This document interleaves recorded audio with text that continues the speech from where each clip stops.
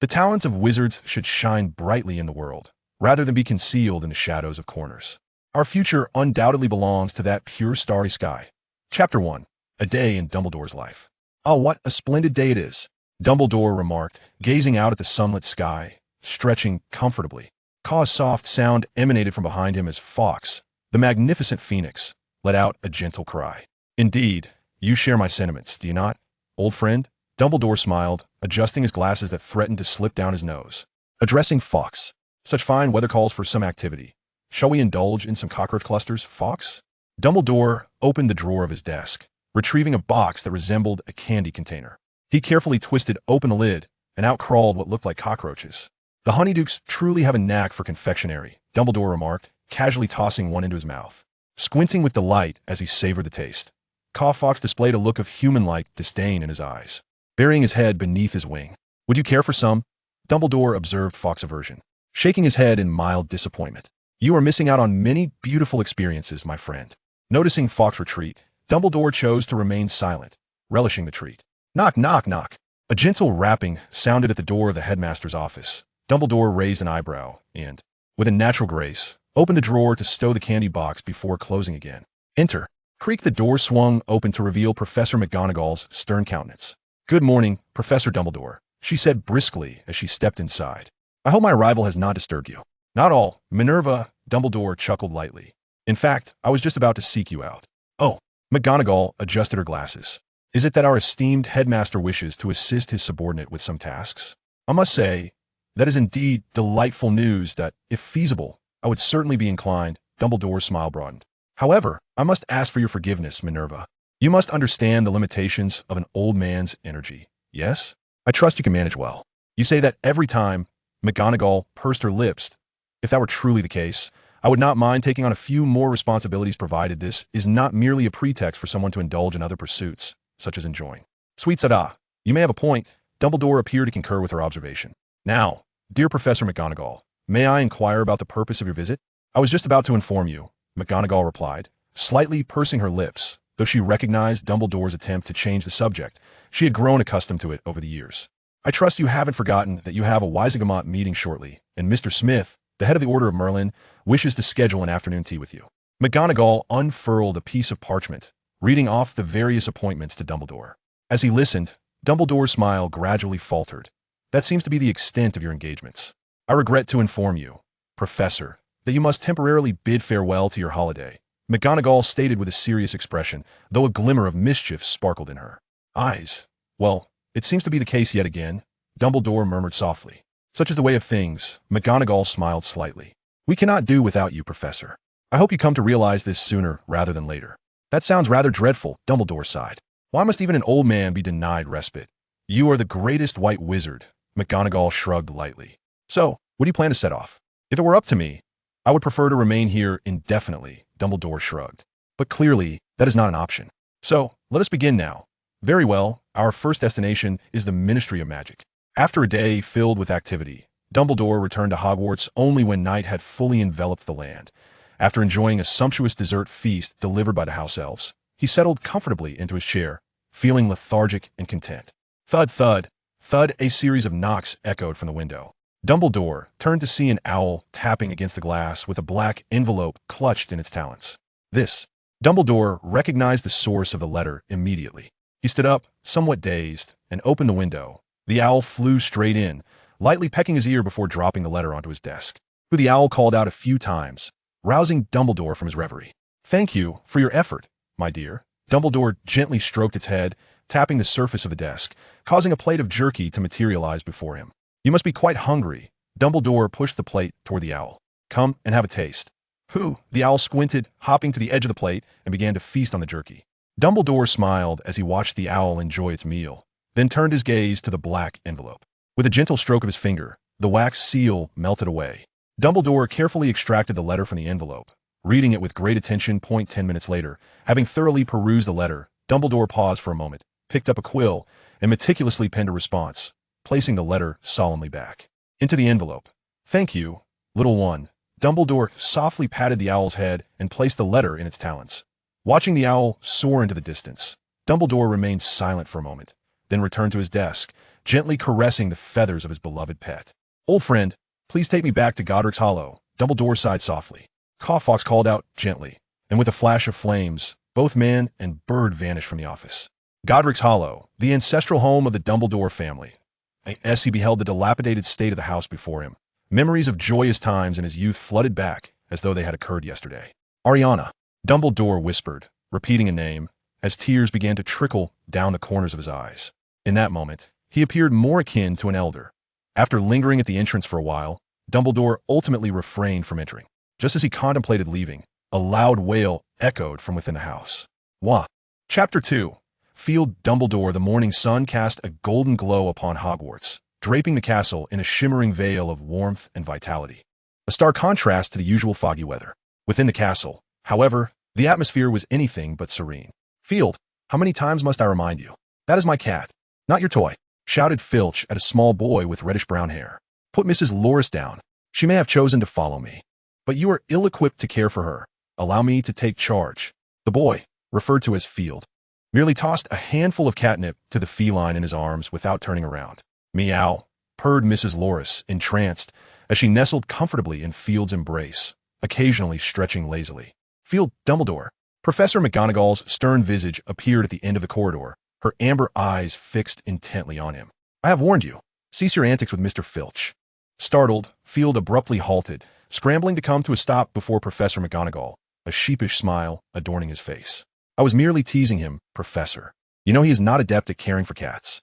"That excuse has already been used, Mr. Dumbledore," Professor McGonagall interrupted coldly, cutting off Field's defense.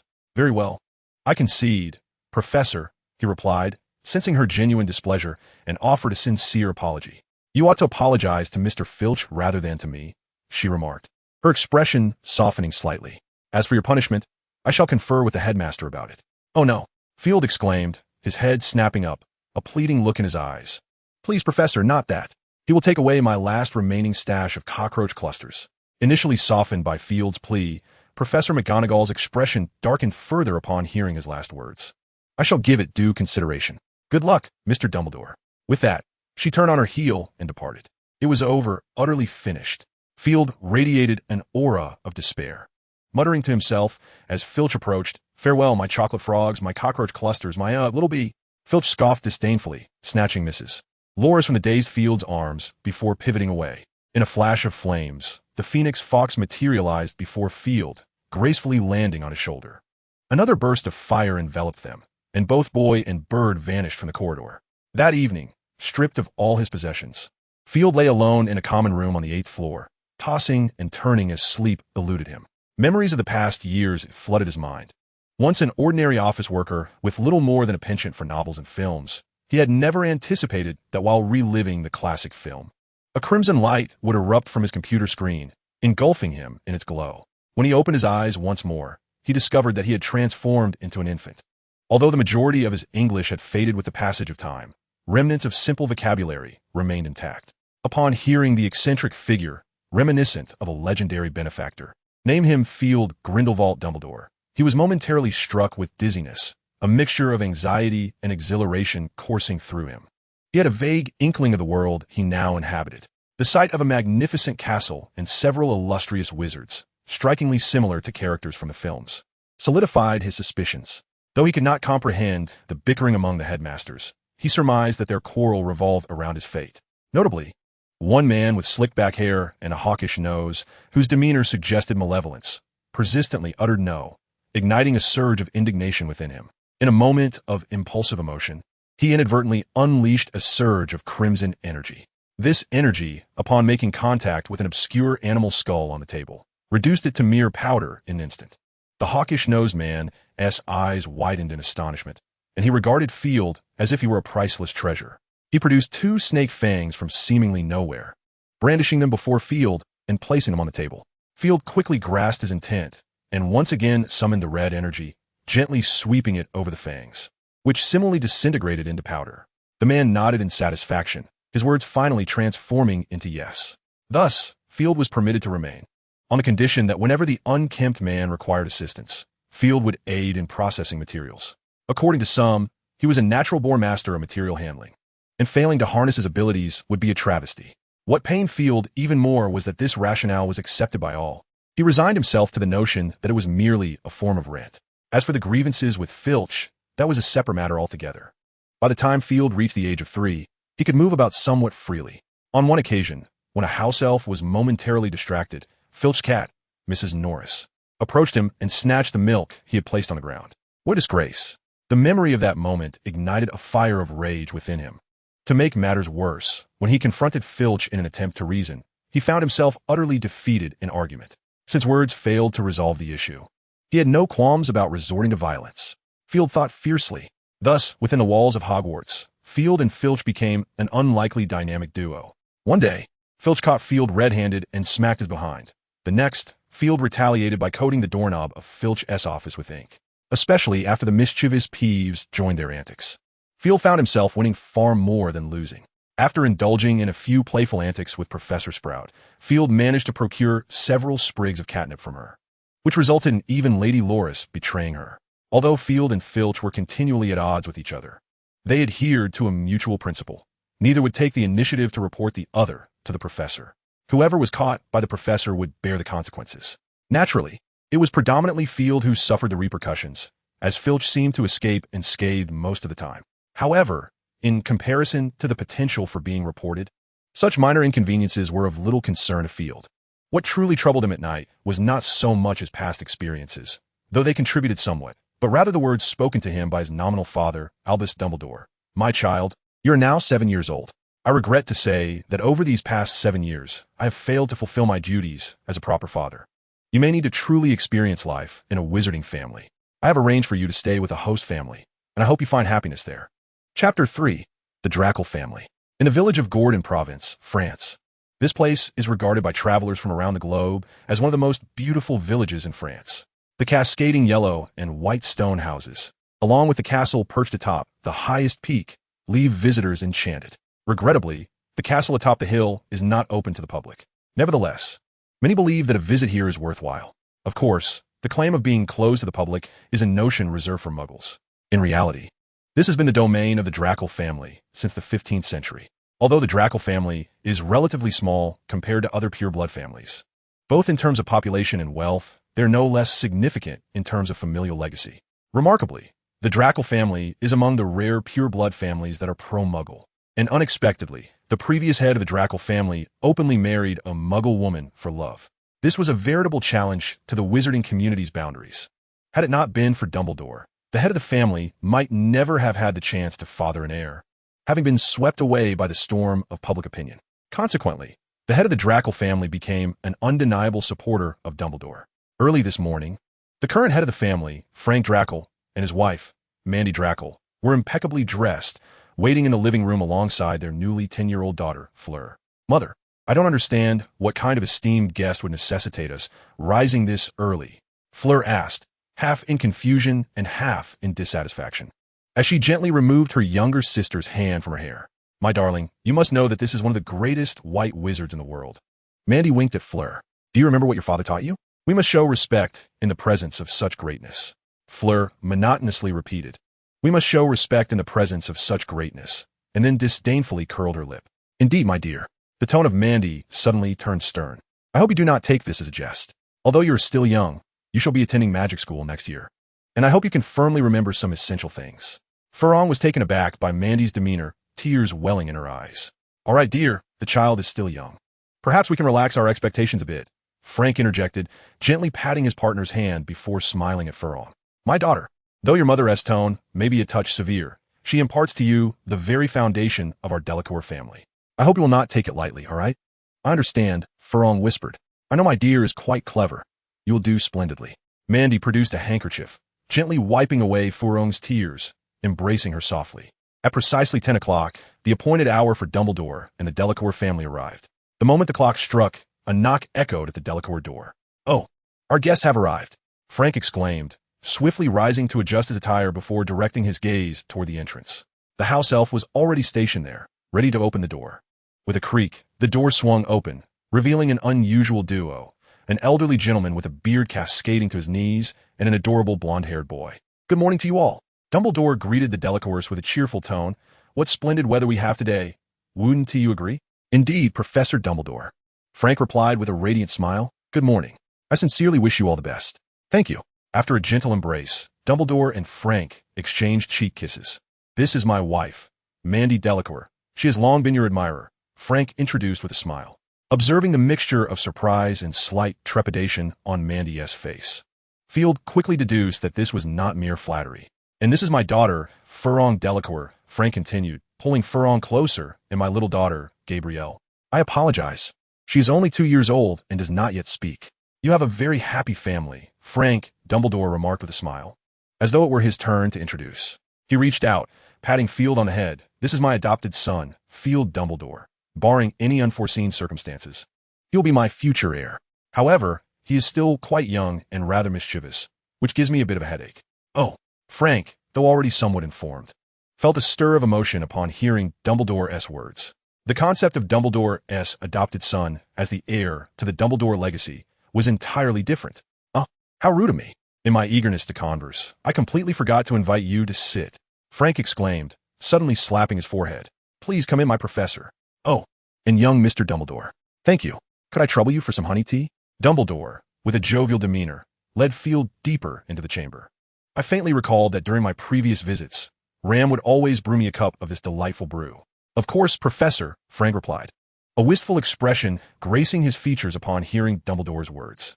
He softly commanded, Baffy. Yes, master.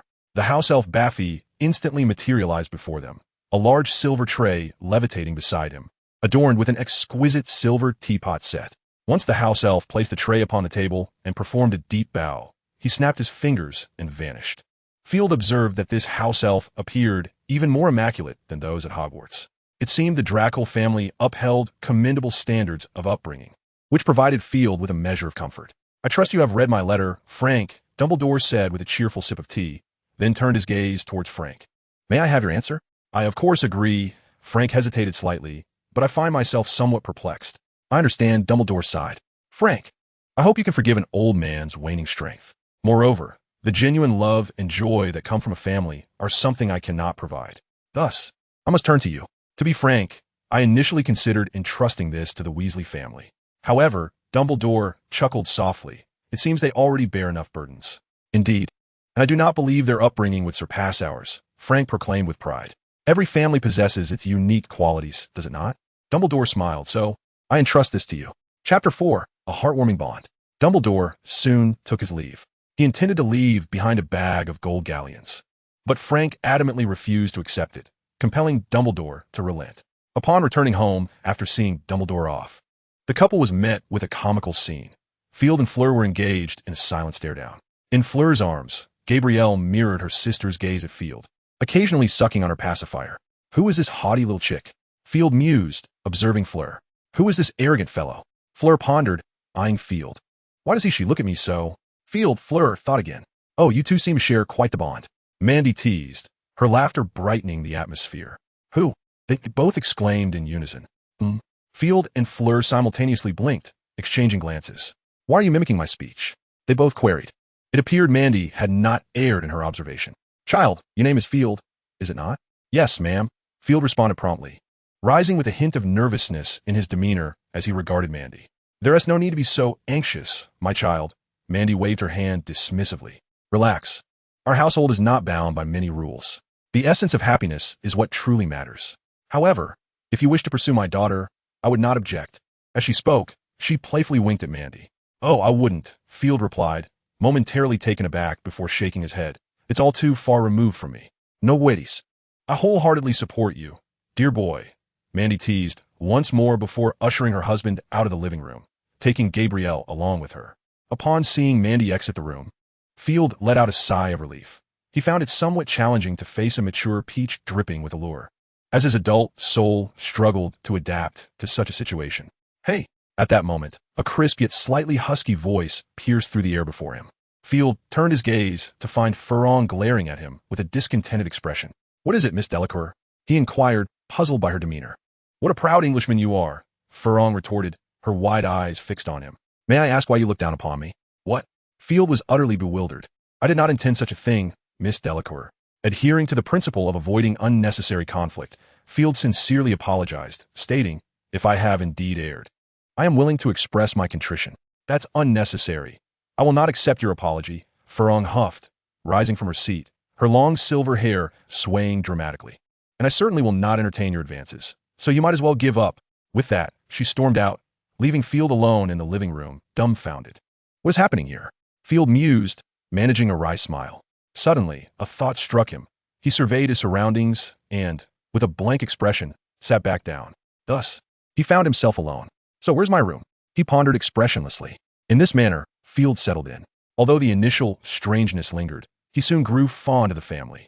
Frank appeared to be a simple, honest wizard, yet he was fervently obsessed with Quidditch.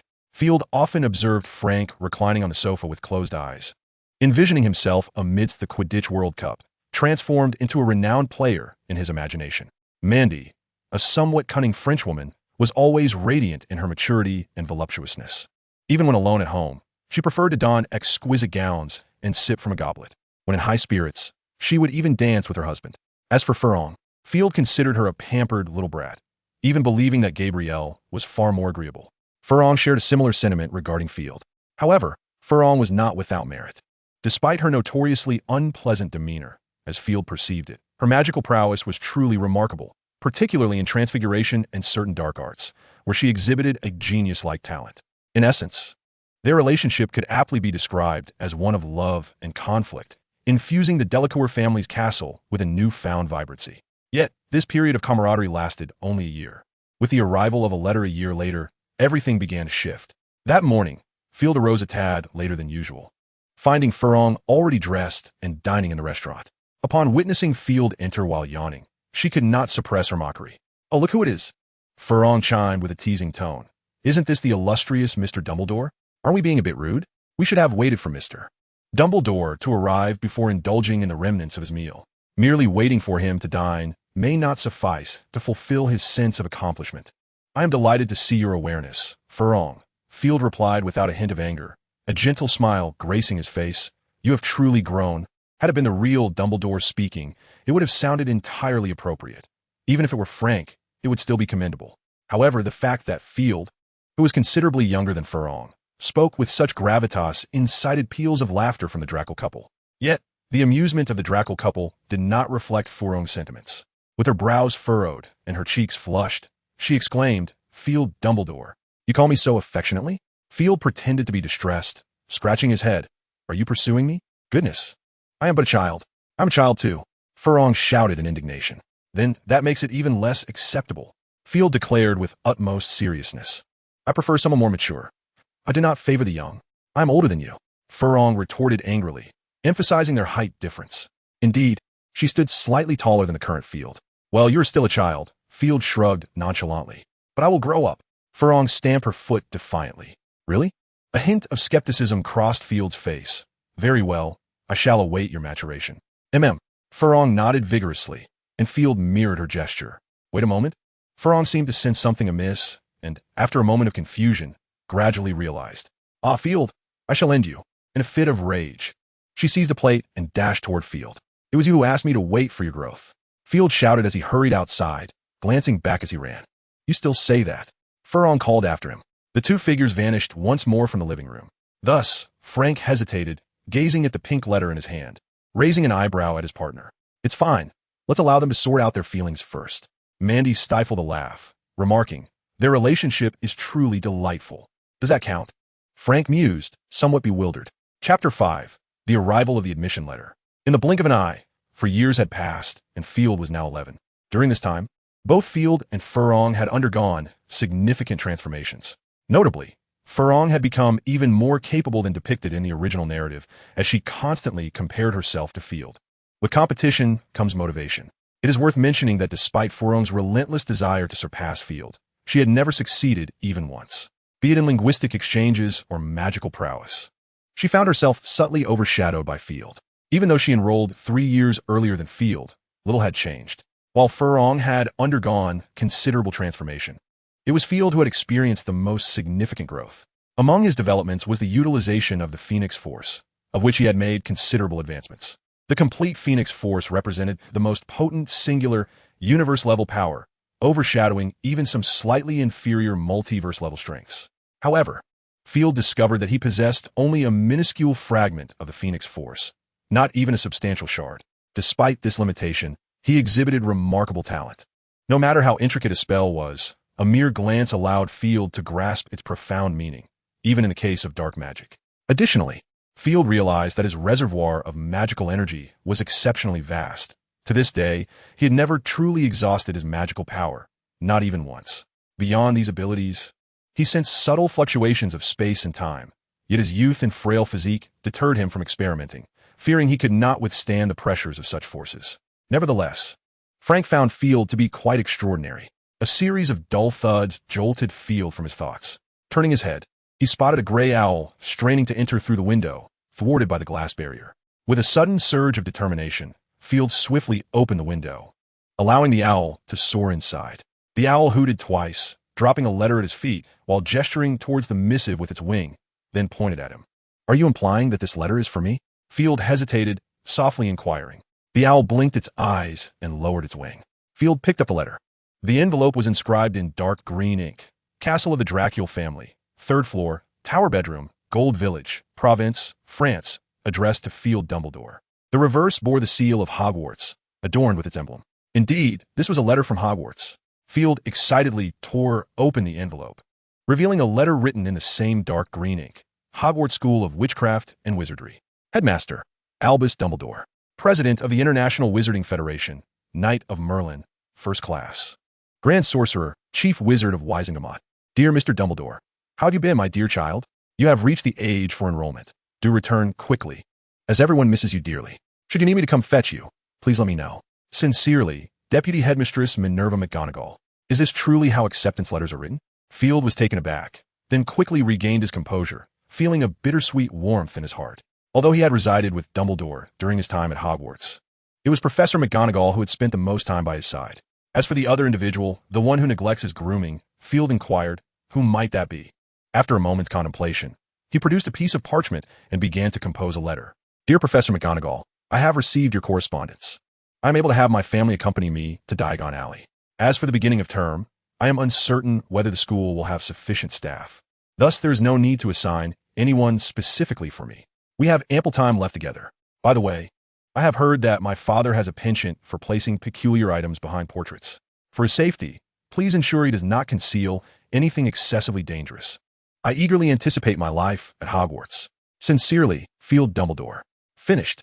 After a brief review, Field entrusted the letter to a small messenger. He then produced a silver sickle to place in the little box by its side. I apologize, dear one, but there is no food left. Allow me to offer you a bit more as recompense, so you may purchase something for yourself on the way, if that is agreeable. Field said apologetically to the owl. The owl tilted its head, blinked its eyes, gently pecked his finger, unfurled its wings, and took flight. After meticulously rereading McGonagall's letter, Field carefully stored it away before opening his small trunk and stepping inside. This trunk had been a 10th birthday gift from Dumbledore, functional much like Newt Scamander's, though significantly smaller in interior space. Inside, Dumbledore had placed a charming 2-story villa along with a small garden, which housed a few tiny fairies. Field rarely resided within, yet he had deposited the majority of his pocket money there. Dumbledore had consistently sent him 10 galleons each month as his allowance, without fail, for 4 years. Except for a portion he had used for gifts, he had not touched the rest. Presently, he had accumulated over 200 galleons. After some deliberation, Field extracted 100 galleons and a handful of change before exiting the trunk. Descending the stairs, it appeared that breakfast had just concluded. Aside from Mandy in the kitchen, the others were lounging in their chairs, engaged in quiet conversation. Good morning, child, Frank greeted as he noticed Field extending his hand in salutation. You seem to have risen late. There should still be some breakfast left. Would you like me to fetch it for you? Before Field could respond, Fleur interjected. I doubt that will be necessary, as Professor Dumbledore has not yet come down. He likely had his fill in his dreams. What could breakfast offer that would surpass the delights of a dream? I'm not hungry just yet, Field replied, shaking his head. It is not due to a delightful dream. I merely wish to go out for a while. Go out? Frank raised an eyebrow, quickly deducing a possibility, a glimmer of delight crossing his face. Have you received your acceptance letter? Indeed, Uncle Drackle, Field nodded with a smile. Is it from Beauxbatons? Frank inquired once more, only to dismiss his own question. No, Boothbatten already sent you an acceptance letter last year, which you declined. So, it is Hogwarts, isn't it? Indeed. Fidel nodded emphatically. Could you accompany me to Diagon Alley in England? I need to procure some items for my enrollment. Diagon Alley? Frank chuckled. We needn't travel that far. Then, where are we headed? Champs-Élysées. Frank offered a mysterious smile. Trust me, you shall find it worthwhile. Chapter 6. A Stroll. An hour later, the Dracul family and Field found themselves at Place de la Concorde, observing the bustling crowd. They could have set off earlier, but upon hearing of the shopping excursion, Mandy was the first to express her desire to join, followed by Ferrand, and eventually, even Gabrielle wished to partake. Upon hearing this, Frank decided that the entire family should embark on this adventure. We shall first proceed in this direction, he said, after a moment of discerning their route, leading Field toward the particular path. At the Arc de Triomphe, we can access the true Champs-Élysées. The true Champs-Élysées? Field queried, puzzled. Are there counterfeit versions of it? Seemingly aware of Field's confusion, Frank laughed heartily. You will understand when we arrive, my child. After a short walk, they reached the Arc de Triomphe. Frank glanced around to confirm no one was watching, then took out his wand and gently tapped the doorframe of the monument. A creaking sound, reminiscent of heavy old wood rotating, echoed in Field's ears. His eyes widened in astonishment as he beheld the ark, which had transformed into a grand doorway, the scent of oak wafting from its panels. What a commotion! Field instinctively looked around, noticing that it seemed no one had observed their presence. Come, we must enter, Frank whispered, striding towards the door, passing through it as if it were non-existent. In that moment, Field realized this was akin to the famed Platform 9 in England. With this thought, he quickened his pace, following Mr. Frank through the door. The instant he crossed the threshold, the cacophony of the marketplace enveloped him, and the sights before him were overwhelming. Dragon liver, just arrived, fresh, 5 silver sickles per ounce. Seeds from the Pyrenees, remarkably resilient. An essential for learning floral arrangement. Travel tents, available for rent at merely 1 gold galleon per day. Purchase 3 tents and receive a travel trunk for free. The sounds of vendors hawking their wares, the bartering of prices, the laughter of children, and the shouts of adults painted a vivid picture of life in this bustling locale. Do you need to withdraw some money, child? Frank asked, draping an arm around Field's shoulder, smiling. Here, you must hold on to me tightly. Otherwise, you might get swept away in the throng. Once separated, it won't be easy to reunite. I understand, Field replied. Field nodded earnestly, stating that he did not require any money as he believed he had sufficient galleons to purchase some school supplies. Ah, I refer to your own pocket money, Frank chuckled, adding, as for the funds for school supplies, allow me, as your uncle, to cover that. Do not refuse. Consider it a gift for your schooling. After a brief hesitation, Field acquiesced. All right, thank you, Uncle Dracul. That's the spirit. Frank patted his shoulder. Dear, where shall we head first? At that moment, Mandy had caught up with Ferrand and Gabrielle. I have enough galleons, so there is no need to visit Gringotts, Frank pondered aloud. How about we start at the bookstore? Afterwards, we can shop for clothes. Splendid, Mandy exclaimed joyfully. However, I have a better suggestion. I will take Ferrand and Gabrielle to the clothing store first, and we can wait for you there while browsing for outfits. What do you think? That sounds perfect. Frank raised an eyebrow, adding, It seems you haven't bought clothes in quite some time, dear. Do make sure to indulge a little. But, Mandy hesitated, wouldn't that be too extravagant? Extravagant? Frank's brow furrowed, his voice rising. How could you think that? My goodness, dear, you must not be so frugal. Look at your wardrobe. It's nearly empty. Really? Mandy beamed at her partner's admonition. Indeed, Frank affirmed emphatically, pausing for a moment before declaring, Here's the deal. Regardless of how many outfits you buy for Ferrand and Gabrielle, you must acquire no fewer than 10 for yourself. It's settled. Listen to me. Dear, that is far too many. Mandy laughed while shaking her head. Then let it be 20. Frank stated with seriousness, for she rarely shopped and ought to purchase more. All right, I'll heed your advice, sweetheart. Mandy nodded vigorously, planting a firm kiss on his cheek. See you in a bit. See you soon. Frank waved with his free hand. Field stared in astonishment at the scene before him, swallowing hard before turning to Frank. Uncle Dracul, are you certain? You mean to buy clothes? Frank raised an eyebrow. Of course I am. But I recall you saying last time that the wardrobe was nearly full. Field inquired hesitantly. Is that so? Frank replied nonchalantly. It's no matter. We can simply acquire a few more wardrobes. Furthermore, didn't Aunt Dracul just return with new clothes 3 days ago? Field pressed on. It's all right. The interval this time has been sufficiently long. Frank shook his head. Remember, Mandy used to visit here twice a day. 3 days apart is ample time. Is that an acceptable justification? Field fell silent, feeling somewhat bewildered. Take notes, lad, Frank smiled, patting his shoulder. Trust me. Had there been a refusal earlier, the circumstances would be quite different now. Besides, A wife who dresses beautifully brings happiness to her husband, does she not? Frank raised his eyebrows and said to him, just think about it. Everyone around is captivated by that dazzling woman, and she happens to be your beloved. The pride and achievement in that is unparalleled. This mindset, this strength, truly reflects your character. Field comprehended and could not help but give him a thumbs up. Frank arched his eyebrows once more, acknowledging his praise. The two exchanged a few more words before swiftly arriving at the bookstore. Fountain Magic Bookstore. This is the place. Frank confirmed after glancing at the shop sign. It is renowned for possessing the most comprehensive collection of books in all of France, even including those for muggles. However, here, one must select their own books rather than having them prepared in advance. By the way, once inside, please try to speak softly. The owner despises loud conversations, claiming it disturbs the spirits within the books. Such a unique character? Field raised an eyebrow. I understand. Very well, let us proceed. Chapter 7. The Gift. Welcome to Fountain Magic Bookstore. As soon as they entered, Field heard a voice as soft as a whisper.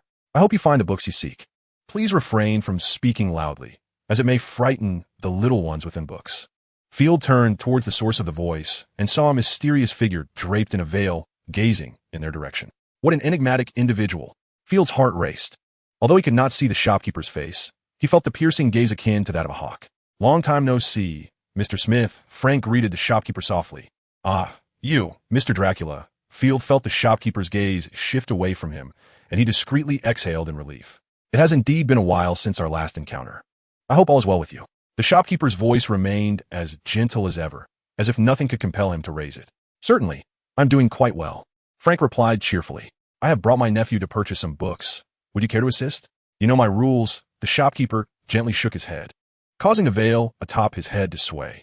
However, since this is your nephew, I can offer him a small gift. That would be splendid. Frank nudged Field gently. Go on, child. Everything here must be accomplished through your own efforts. I shall wait for you here. Very well. Uncle Dracula. Field nodded obediently and ventured further inside.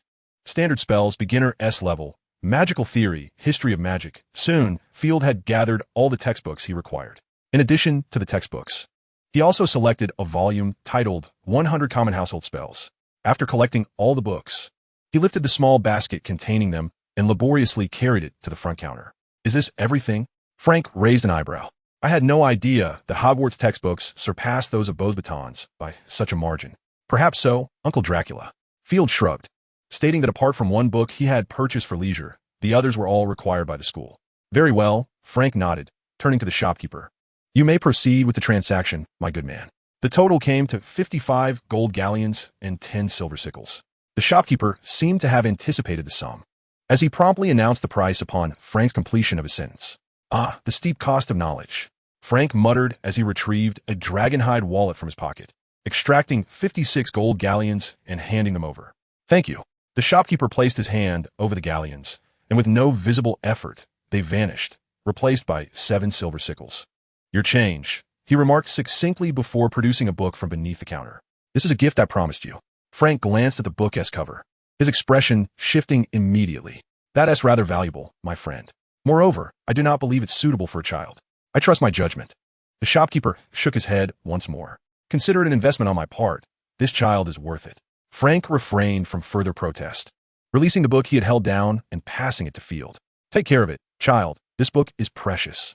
I understand, Field responded, nodding vigorously upon seeing the book's cover. He delicately cradled it, wedging it between 2 textbooks, and only exhaled in relief once he was certain it would not fall.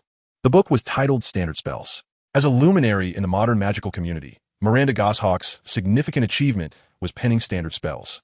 Unlike the abridged versions available on the market, the original Standard Spells was withdrawn within a week of its release. The reason was straightforward. It contained an excessive amount of dark magic. While Miranda approached all spells with an unwavering attitude, the vast majority of wizards believed the book should not include so much dark magic. Moreover, the original Standard Spells even contained the 3 unforgivable curses, which crossed the Ministry of Magic's threshold. Influenced by the former Minister of Magic and Hogwarts headmaster, Dumbledore, Miranda was compelled to rewrite the book with great regret. The original Standard Spells remains in the possession of only a few pureblood families, while the rest have been obliterated. And the first draft in Miranda's possession was sealed away by the Ministry in the Department of Mysteries. As compensation, Miranda received a first-class order of Merlin Medal. Frank, being knowledgeable, upon seeing this book, instinctively sought to preserve it rather than destroy it, which is why he deemed it an exceedingly precious gift. Field, having heard rumors about the book from various notes, also understood its value. As the two exited the bookstore, they exchanged glances, both feeling their journey was worthwhile. Frank even felt a strong urge to conclude their outing immediately, intending to return home and safeguard the book before coming back again. However, Field held the belief that the more they acted in such a manner, the more it would reveal their unease. If they simply adhered to the previously established itinerary and did not pay excessive attention to the book, it would draw less notice from others. Once Frank regained his composure, he too recognized this truth. With an appreciative glance at Field, he rescinded his earlier decision to return home immediately. In the subsequent hours, the two ventured together to procure the necessary herbs and crucibles for their school supplies. Frank had initially intended to gift Field a crystal crucible, but it was declined. At Field's insistence, they ultimately settled on purchasing a tin crucible. However, when it came time to buy the weighing scales, Frank opted for the finest brass model, which Field accepted without objection. After acquiring all the other items, only clothing and wands remained on their shopping list. Shall we first visit the clothing store? Or would you prefer to buy the wand first, Uncle Drackle? Field inquired. Let me see, Frank replied, retrieving an antique pocket watch from his pocket. It is still early. Mandy and the others will not arrive so soon. We can seek them out later, and afterwards, we can enjoy a meal outside. Very well. Field nodded, his expression brimming with eagerness. What are we waiting for? I can hardly contain my excitement. Can you? Frank laughed heartily, playfully patting his shoulder. I believe Grigovich's shop is nearby. Let's search for it. There it is, just ahead. Frank pointed to a shop not far in front of them. Following his gesture, Field's gaze fell upon a storefront adorned with a vibrant sign and a large stone sculpture shaped like a wand positioned at the entrance. Let's go, my friend, Frank urged. Chapter 8. The Wand, Part 1. Across Europe, there are 3 master wand makers of unparalleled skill. Besides the possibly reclusive Beaufils, the other 2 include Ollivander, who operates solely in Britain, and the flamboyant Grigovich. Much like Grigovich's unpredictable personality, the wands he crafts are equally eccentric, varying in materials, sizes, and cores, with combinations so vast that even he cannot keep track. Unlike Ollivander, who patiently waits for wizards to select their wands, Grigovich prefers to create bespoke wands for each individual. Shall we enter? After silently observing the lavishly decorated shop for a moment, Field snapped back to reality when Frank prompted him, and he followed Frank inside. Dinkling. As they crossed the threshold, the bell above the door chimed melodiously, its clear sound resonating throughout the store. Good morning, friends. A resonant voice echoed from deep within the shop, and a rugged wizard with long hair and a beard emerged. He appeared rather ordinary, his attire somewhat disheveled, but the most striking feature was his bright, russet-colored eyes. Good morning, Master Grigovich. Upon encountering the warlock, Frank offered a gentle bow, remarking that it felt as though it were just yesterday since their last meeting, and your charm remains as captivating as ever. Indeed, men are akin to a fine spirit. It is the potent flavor that draws one in, is it not? Grigovich waved his hand dismissively, reminding him that he is a businessman and that reputation does hold some significance for him. You're ever so wise, Frank complimented. I never deny it, Grigovich replied, a hint of narcissism in his tone. His gaze then fell upon Field. Allow me to guess, it is this young lad who wishes to commission a wand, correct? Yes. Uncle Grigovich. Field nodded obediently. Uncle? Grigovich regarded him with a curious glance, noting that only children speak the truth. To be honest, my boy, if it weren't for you, I might have forgotten that I'm no longer youthful. In my own recollections, I still envision myself as that strapping young lad. In truth, you're still quite young. Master, Frank said with a smile. No, my age has indeed caught up with me, Grigovich replied, a glimmer of nostalgia in his eyes, reminiscing about the days spent learning wand-making from his father, as though it were but yesterday. Ah, time, what a wretched fellow, he exclaimed, interjecting a curse. And before Frank could offer another compliment, Grigovich raised his hand to silence him, returning his focus to Field. If I'm not mistaken, you're not French, are you? An Englishman, perhaps? Grigovich inquired. Indeed, I'm English, Field shrugged, and I shall soon return to England to study. A budding wizard about to enroll at Hogwarts? Grigovich exclaimed. Striking his forehead, I should have realized sooner. However, you are rather peculiar. I recall that the English typically flock to that enigmatic fellow, Ollivander. Grigovich stroked his chin thoughtfully, and that old chap has indeed deceived many, claiming that wands choose wizards? What a farce! He scoffed, just a dabbling in divination. Those who purchase wands from him are naught but fools. My boy, Grigovich's gaze suddenly sharpened, his brown eyes fixed intently on Field. "How do you perceive wands?" Frank, eager to interject, was once again cut off by Grigovich. "Think carefully," Grigovich said solemnly. "You have but one chance to respond. Should your answer please me, I shall craft your wand with the utmost skill, free of charge. How does one regard wands?" Field fell into contemplation, and, after a lengthy pause, he softly responded, "To be honest, I am not entirely certain. However, it seems to me that regardless of who wields it, it is the wizard who casts the spell. The wand is merely a tool. If a tool proves unwieldy, one simply replaces it." Upon hearing the initial remarks, Grigovich's face betrayed a hint of disappointment. However, as he listened to the subsequent responses, a smile graced his features, and a look of satisfaction appeared in his eyes. "Well said, young one," Grigovich remarked, clapping his hands together. "A wand is merely a tool, its purpose solely to channel magic, nothing more. I shall not deny that Ollivander is indeed a master wand maker." Grigovich scoffed. Yet, ever since the Ollivander family chose to focus predominantly on a limited selection of materials, their craft has reached its zenith. "Remember this, young one," Grigovich advised Field earnestly. "Whether in the art of wand making or the study of magic, there is no true endpoint. The extent of your achievement is entirely dependent on your heart.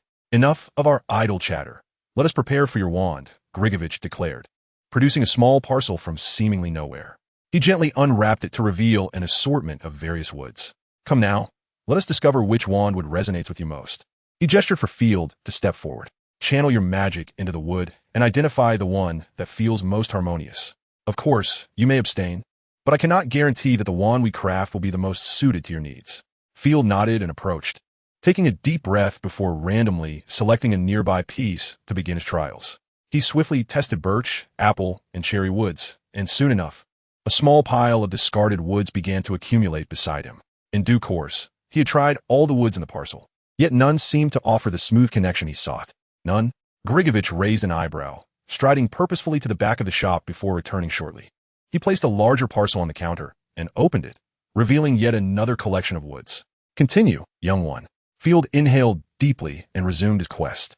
Time passed unnoticed until, nearing the end of the woods in the new parcel, he finally encountered a piece that felt remarkably right: sycamore wood. Grigovich held the wood up to his eyes, easily identifying its material. After a moment of contemplation, he retrieved a smaller parcel, this time with considerably more caution. Chapter 9, The Wand, Part 2. "Now, young one, this time we seek the core." Grigovich gestured with one hand, urging him to find the one that feels most comfortable. This is quite the ordeal, Field thought to himself, yet he diligently continued his search. This time, the process proved remarkably smooth. Within 15 minutes, he had identified the core that Grigovich required. "Phoenix feather?" Grigovich furrowed his brow. "How peculiar. What is it? Is there a problem?" Field inquired, raising an eyebrow. "Indeed." Grigovich furrowed his brow as he spoke, explaining that a conventional wand core could consist of a phoenix feather or the wing feather of a phoenix. However, a phoenix tail feather was absolutely unsuitable for this purpose. He cast a penetrating gaze at Field and began rummaging through a small pouch that had remained at his waist. After an extensive search, he retrieved a diminutive glass vial containing several delicate strands resembling fine hair. "Give us a try, lad," Grigovich said, extending the vial towards him. Field scrutinized him briefly before accepting the vial. Observing the faint golden glow emanating from the slender threads in Field's hand, Grigovich clapped his hands gently, exclaiming, "Indeed. This is it. What is this?" Field inquired with curiosity, gazing at the luminous strands in his grasp. "This is no ordinary substance," Grigovich replied, carefully placing the threads back into the glass vial. "Perhaps within the entire magical realm, I alone possess such a rarity. Young man, I fear I must retract my earlier promise." Grigovich placed the vial on the bar. "I had initially intended to craft a wand for you free of charge. However, given that this is the most suitable core for you, I cannot forego a fee. So what precisely is it?" Frank interjected with interest. "Heartstrings." Grigovich glanced at Frank, speaking with an air of nonchalance from a phoenix. "Phoenix heartstrings?" Frank stared at Grigovich in disbelief, exclaiming, "Such a thing exists?" "Indeed," Grigovich sighed, "though it is exceedingly rare. As you know, a phoenix is an immortal creature. Slaying one is far more challenging than attaining eternal life." Grigovich gestured towards the glass vial, adding, "This particular specimen was fortuitously acquired from a fallen pure-blood family. It is more than merely rare," Grigovich continued. "It may well be that no one will ever possess such a thing again. Are you certain you wish to use this as your wand core? Rare signifies costly. A notion both Field and Frank comprehended. Field contemplated abandoning the idea, but was overwhelmed by a profound sense of reluctance. May I inquire how much I would need to pay for a wand crafted with this material? Field asked cautiously. 1,000 galleons. Grigovich effortlessly declared an exorbitant sum, adding, "Furthermore, you will owe me a favor. Should I ever require assistance, I expect your help. You might as well rob me." Field nearly blurted out. In a magical realm, a typical household of 3 would rarely spend more than 10 galleons a month, and many families hardly possessed 1,000 galleons in savings. Now, a single wand demanded such an amount. Calling it robbery would not be an exaggeration. Moreover, the obligation of a favor only added to the unappealing nature of the deal in Field's view. As Field was about to decline, he heard Frank's voice. "We will take it." Frank gritted his teeth, stating resolutely, "Please, master, proceed. I shall pay you immediately." "Uncle Draco, wait!" Field exclaimed in desperation, eager to refuse. "My dear child, the wand is a wizard's lifelong companion. A well-suited wand will serve as your greatest safeguard in the future. Do not act impulsively." Frank gazed at him with seriousness. "The wealth you can accumulate in your lifetime will certainly exceed this mere 1,000 galleons. Do not allow this object to obstruct your path." However, Field found himself slightly swayed by Frank's words, though he still felt a pang of reluctance at the thought of parting with that 1,000 galleons. "Fear not," Frank reassured, shaking his head. "Your father will understand my reasoning. Unless unforeseen circumstances arise, he should be willing to provide the necessary funds." Very well, Field contemplated. He believed Frank's assertions held merit. If Dumbledore were present, he would undoubtedly concur. Besides, such a substantial sum would not be something Dumbledore would allow Frank to part with without just cause. With this thought, Field felt considerably reassured and ceased to voice any further objections, though a twinge of pain lingered in his heart. "Are you certain?" Grigovich raised an eyebrow. "This is not a trivial expense." "Indeed, master," Frank replied softly. "In comparison to galleons, the future of the child is far more significant." "Excellent perspective," Grigovich commended, recognizing Frank's discernment.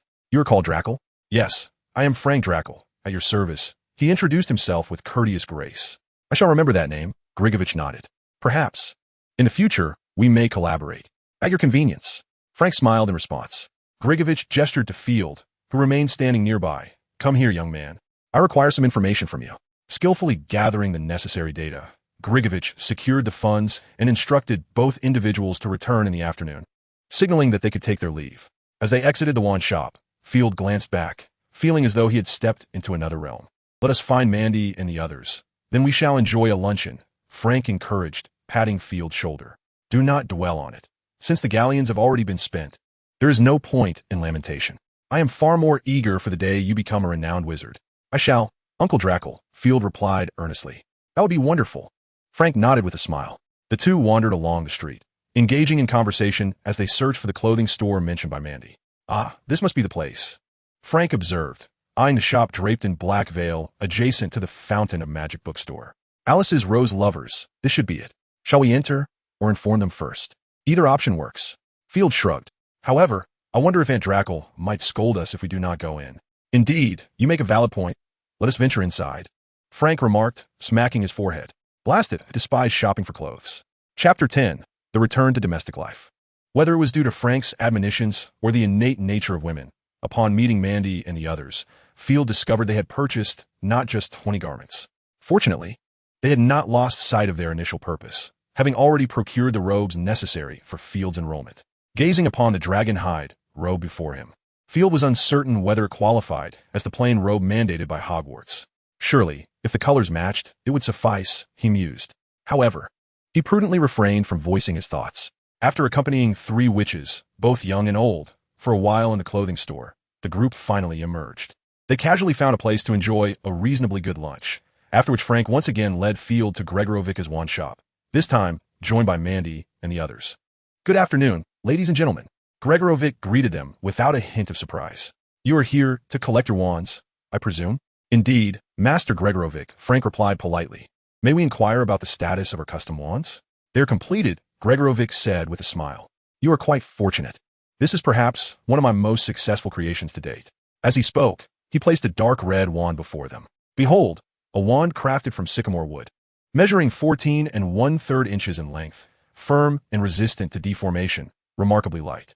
The core is composed of phoenix feather, a wand of immense power and loyalty." Gregorovic excitedly elaborated. To be honest, there's likely only one wand in the entire magical realm that surpasses it. The Elder Wand? Field surmised, knowing well that this was the wand to which Gregorovic referred. However, in comparison to that wand, which could easily change its master and might even bring misfortune, this one undoubtedly appealed to Field far more. Go ahead and give it a try, child, Frank encouraged, turning to Field with a look brimming with support. This will be your companion. It is only fitting that you wield it yourself. All right, Field nodded earnestly, rubbing his hands together in anticipation as he stepped forward to grasp the wand gently. It was indeed remarkably light, almost weightless in his hand. Moreover, the feel of the wand was exquisite. He sensed as though it extended his arm, granting him a peculiar, seamless connection that was entirely novel. Give it a flick, Gregorovic prompted. Field nodded, extending his arm and gently waving the wand. A glimmer of golden light emanated from its tip, enveloping him in warmth. Excellent. It suits you perfectly, Gregorovic remarked, nodding in satisfaction. It is yours. Thank you, Field exclaimed, tightly gripping the wand and nodding gratefully at Gregorovic. Though the man was quite mercenary, his craftsmanship was undeniably impeccable. No need for thanks. Simply remember your promise. Gregorovic waved his hand dismissively. Additionally, here's a wand care set, a gift from me. Treat it well, young one. I will, Field promised earnestly, nodding seriously. Having left Gregorovic's shop, the group purchased some snacks before returning home. Upon arriving, Field could hardly contain his excitement, hastily setting his belongings down to experiment with his new wand. After casting a few minor spells in succession, he found himself utterly delighted with his wand. In comparison to the wand that Frank had once carelessly allowed him to wield, this new wand surpassed its predecessor significantly in both ease of spell casting and magical energy consumption. The more he utilized it, the greater Field's satisfaction grew with the wand in his grasp. At this moment, even the thought of 1,000 galleons felt no longer burdensome. By the following day, after receiving a letter from Dumbledore, Field's sense of relief deepened. In his correspondence, Dumbledore first congratulated Field and then assured him that there was no need to dwell on the matter of the galleons, as he had already repaid Frank the sum. He also expressed his anticipation for Field's return to Hogwarts, eager to witness the changes in him. In essence, it was a letter primarily intended to ease Field's mind. After reading it, Field felt he could finally set his worries aside. How peculiar was that such a remarkable wand belonged to someone as unremarkable as him. When Fleur observed the wand in Field's hand, her tone bore a hint of envy. I truly apologize, but as an unremarkable fellow, you have never bested me. Field replied nonchalantly, acknowledging that even the use of his inherent magical talents would bear no fruit.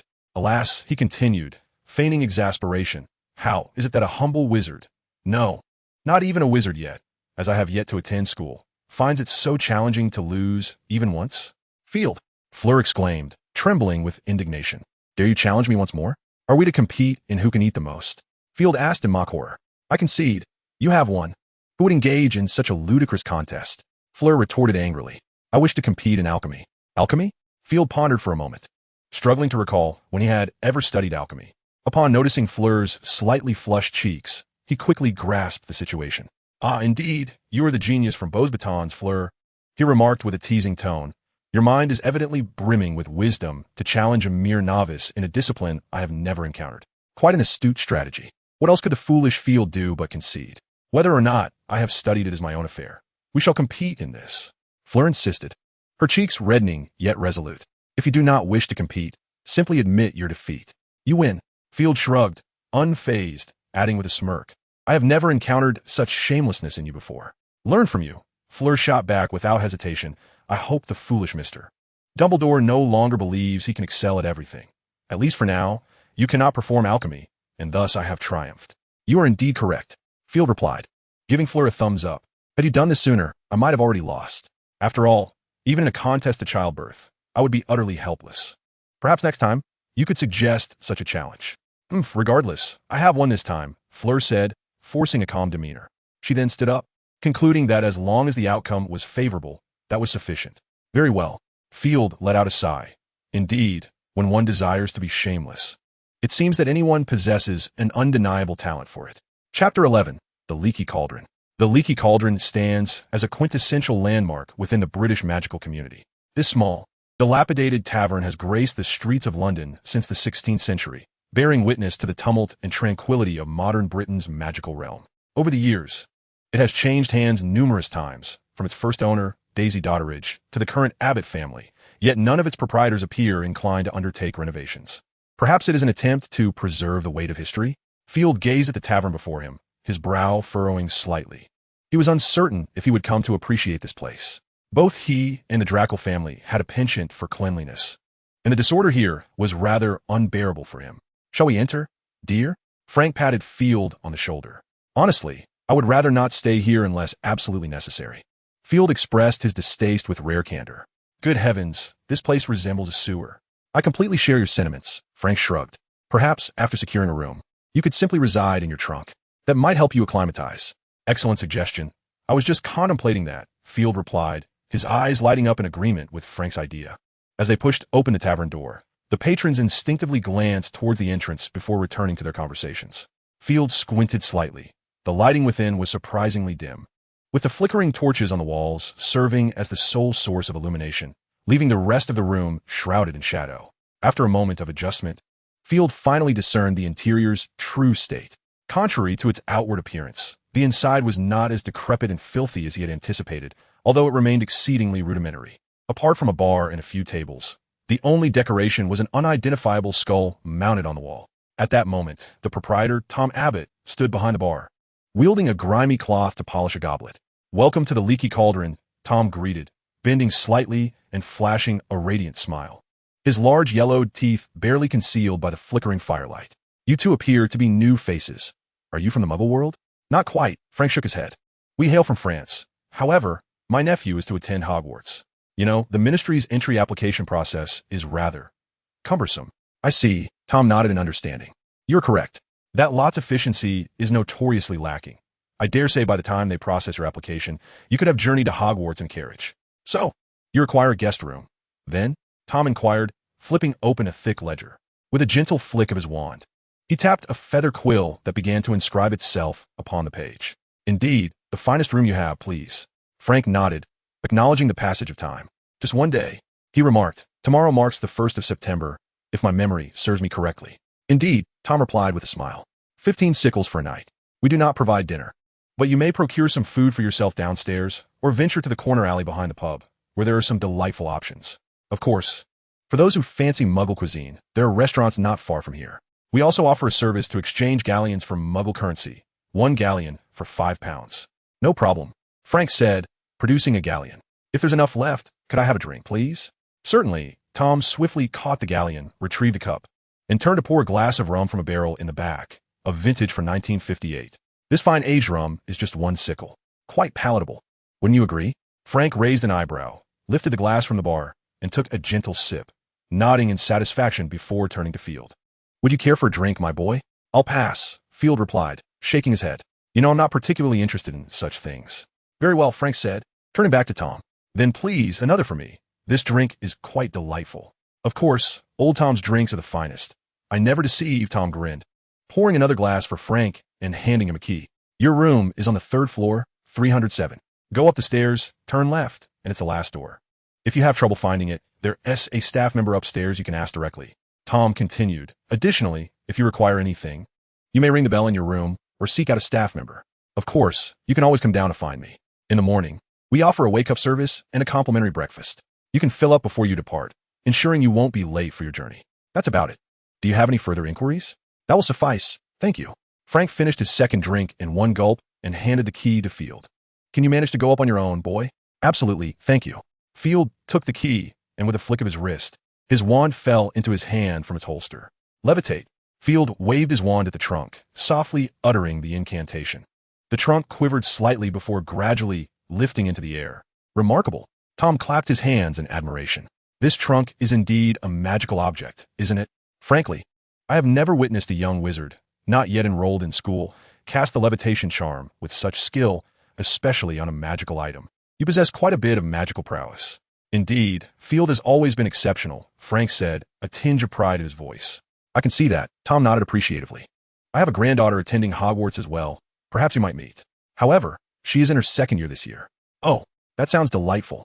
Before Field could inquire further, Frank's interest was piqued. "May I ask her name?" "Of course, her name is Hannah Abbott, a Hufflepuff." A hint of pride appeared on Tom's face, and although her grades did not place her at the forefront, I still considered her commendable. Perhaps you two could forge a friendship, Field. Frank turned to look at Field. If the opportunity arises, I would not decline. Field nodded, but I must ascend now. Best of luck, lad. Frank patted him on the shoulder. And remember to write to us often. I shall. Field embraced him, adding, I am truly grateful for these years. You have been splendid. As long as you do not feel discontent, that suffices. A glimmer of tears shone in Frank's eyes. Hurry along now. If time permits tomorrow, I shall come to see you off. Very well. Field nodded vigorously. Chapter 12. On the Train, Part 1. Although the decor of the Broken Cauldron was rather unimpressive, the guest rooms were quite the opposite. At the very least, Field found himself rather satisfied with the accommodations. The following morning, after indulging in a beef sandwich and milk provided by the pub, Field dragged his suitcase out of the establishment. Upon reaching the street, Field raised his wand. This was a method imparted to him by Old Tom, the pub owner, allowing him to take the night bus directly to platform 9 3/4, thus conserving his energy. Bang! A deafening sound erupted, causing Field to instinctively close his eyes. When he opened them again, an aged-looking bus had materialized before him. Field observed that the bus was parked on the sidewalk, and curiously, the people nearby seemed oblivious to its presence, instinctively veering around it as they passed. With a whoosh, the bus doors swung open. Good morning, dear passenger. Welcome aboard the night bus. A freckled, diminutive figure with yellow skin and a conductor's cap leapt down from the vehicle. As long as you extend your wand, we can transport you to any destination of your choosing, the conductor cheerfully announced. Please step aboard, esteemed passenger. I am the conductor and ticket seller, Stan Shunpike. Thank you, Field replied, dragging his suitcase toward the bus. You appear to require some assistance, Shunpike remarked, extending a hand to help Field lift his suitcase. I apologize, but the Ministry prohibits the use of magic in front of muggles. I can only assist you this way. That is quite sufficient. Thank you, Field graciously responded as he made his way inside. Though it was still early, a few wizards were present on the bus, seemingly asleep. Field noted that their hands and feet appeared to be bound to the seats. Where are you headed, mate? Shunpike inquired from behind him. Platform 9 3/4, Field confirmed, glancing at his ticket. Excellent choice. Shunpike replied casually. The fare is 11 silver sickles. However, if you pay 14, you shall receive a complimentary chocolate, and for 15, an additional hot water bottle and toothbrush with colors of your choosing. What do you say? No need for extras. Just please take me to my destination. Field shook his head and retrieved the dragonhide wallet that Frank had gifted him, meticulously counting out 11 silver sickles. Well then, please sit tight. We shall depart shortly. Sam Park shrugged and stowed the fare in his small waist pouch. Frankly, this journey did not evoke a sense of delight, at least not in Field's eyes. The jarring bumps and the dizzying speed left him feeling profoundly uncomfortable. You might need this, Sam Park offered, handing Field a paper bag. Rest assured, it is complimentary. Thank you. But I shall decline, Field replied, suppressing the churn in his stomach. Could you tell me how much longer until we arrive? Of course, Sam Park glanced out the window. 32. 1. We have arrived. No sooner had Sam Park finished speaking than the bus came to a sudden halt. The doors swung open. You have reached your destination, esteemed passenger. Sam Park tipped his hat in a gesture of courtesy. Field nodded, sitting for a moment to gather his strength before dragging his suitcase off the bus. We welcome you to ride the night bus again. Simply extend your wand, and we shall promptly be at your service, Sam Park called out as he closed the door. The night bus jostled slightly before speeding away, swiftly vanishing from Field's sight. Gazing at the now empty platform, Field exhaled deeply and made his way towards the nearby train. The Hogwarts Express, a magical train that had traversed between Hogwarts and King's Cross Station for many years, stood majestically as the sole enchanted locomotive in the wizarding world. At that moment, the morning sun cast its gentle rays, enveloping the crimson train in a golden veil, imbuing the ancient vehicle with an added air of nobility. After observing the train for a brief moment, Field approached, opened the door, and boarded. Inside the Hogwarts Express, there were numerous compartments, both large and small. Yet at that time, the train was devoid of passengers. All compartments lay empty. Field did not search extensively. He simply chose a compartment that caught his eye and slipped inside. After placing his suitcase on the luggage rack, he took out his textbook and began to read in silence. This was not his first encounter with standard spells, yet every reading offered him new insights and discoveries, invigorating his enthusiasm for the text. As moments ticked away, the number of passengers boarding increased, and the atmosphere grew increasingly lively. Field furrowed his brow and waved his wand at the compartment door, silently casting a silencing charm. The compartment was instantly enveloped in tranquility. Satisfied, he nodded and was just about to resume his reading when the door suddenly swung open. It seems there are no other occupants. May I sit here? A voice, reminiscent of a melodic hymn, inquired.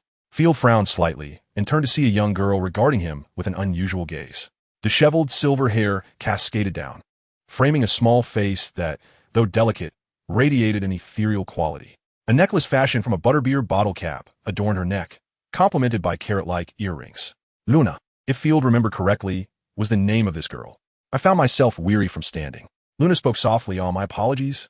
Field snapped back to reality, casting an apologetic glance at Luna. "Would you like to sit here? It's no trouble. There are no others for the moment." "Thank you." The young girl replied politely as she struggled to drag her luggage inside and closed the door behind her. "You might need assistance," Field remarked, his wand directed at her baggage, casting a levitation charm. "Oh." The girl's eyes widened, making them appear even more pronounced. "You can perform magic?" "Well, it's rather evident." Field shrugged. "It's not a grand feat, is it?" "I cannot." She gently shook her head, then fixed her gaze on Field. "There are no pesky creatures around you." "Pesky creatures?" Field raised an eyebrow, intrigued. "What do you mean?" "They are magical beings," she explained earnestly. "My father says they can cause quite a bit of annoyance." "Ah, fascinating creatures," Field mused, pondering. "However, many claim such things are impossible. Perhaps it is merely your father's conjecture." "I do not share that belief," Field continued, shaking his head. "No one can claim to have seen every magical being. Perhaps your father inadvertently stumbled upon a unique species." "I think so too," the girl nodded. "I am Luna Lovegood. You may call me Luna." Chapter 13. The Train, Part 2. After conversing for a while, Field discerned that the girl known as the crazy girl was not without reason. Though not truly mad, her thought process certainly diverged from the ordinary. "Why are there no pesky creatures around you?" Luna slowly chewed on the snack Field had offered, a peculiar look in her eyes. "Perhaps I am not burdened by many worries?" Field raised an eyebrow, smiling as he spoke. "That could be so." Luna nodded in agreement. "Hey, she genuinely believes that." Field chuckled softly. The two continued their light-hearted exchange until the compartment door swung open once more. "Is anyone here?" A spirited young girl burst in, noting that all other seats were occupied, most by boys. Field glanced at Luna and nodded, indicating the empty spot. "There is space here. You're welcome to sit." "Wonderful, thank you." The girl sighed with relief, pulling the compartment door open and struggling to bring her luggage inside. "You appear to need assistance."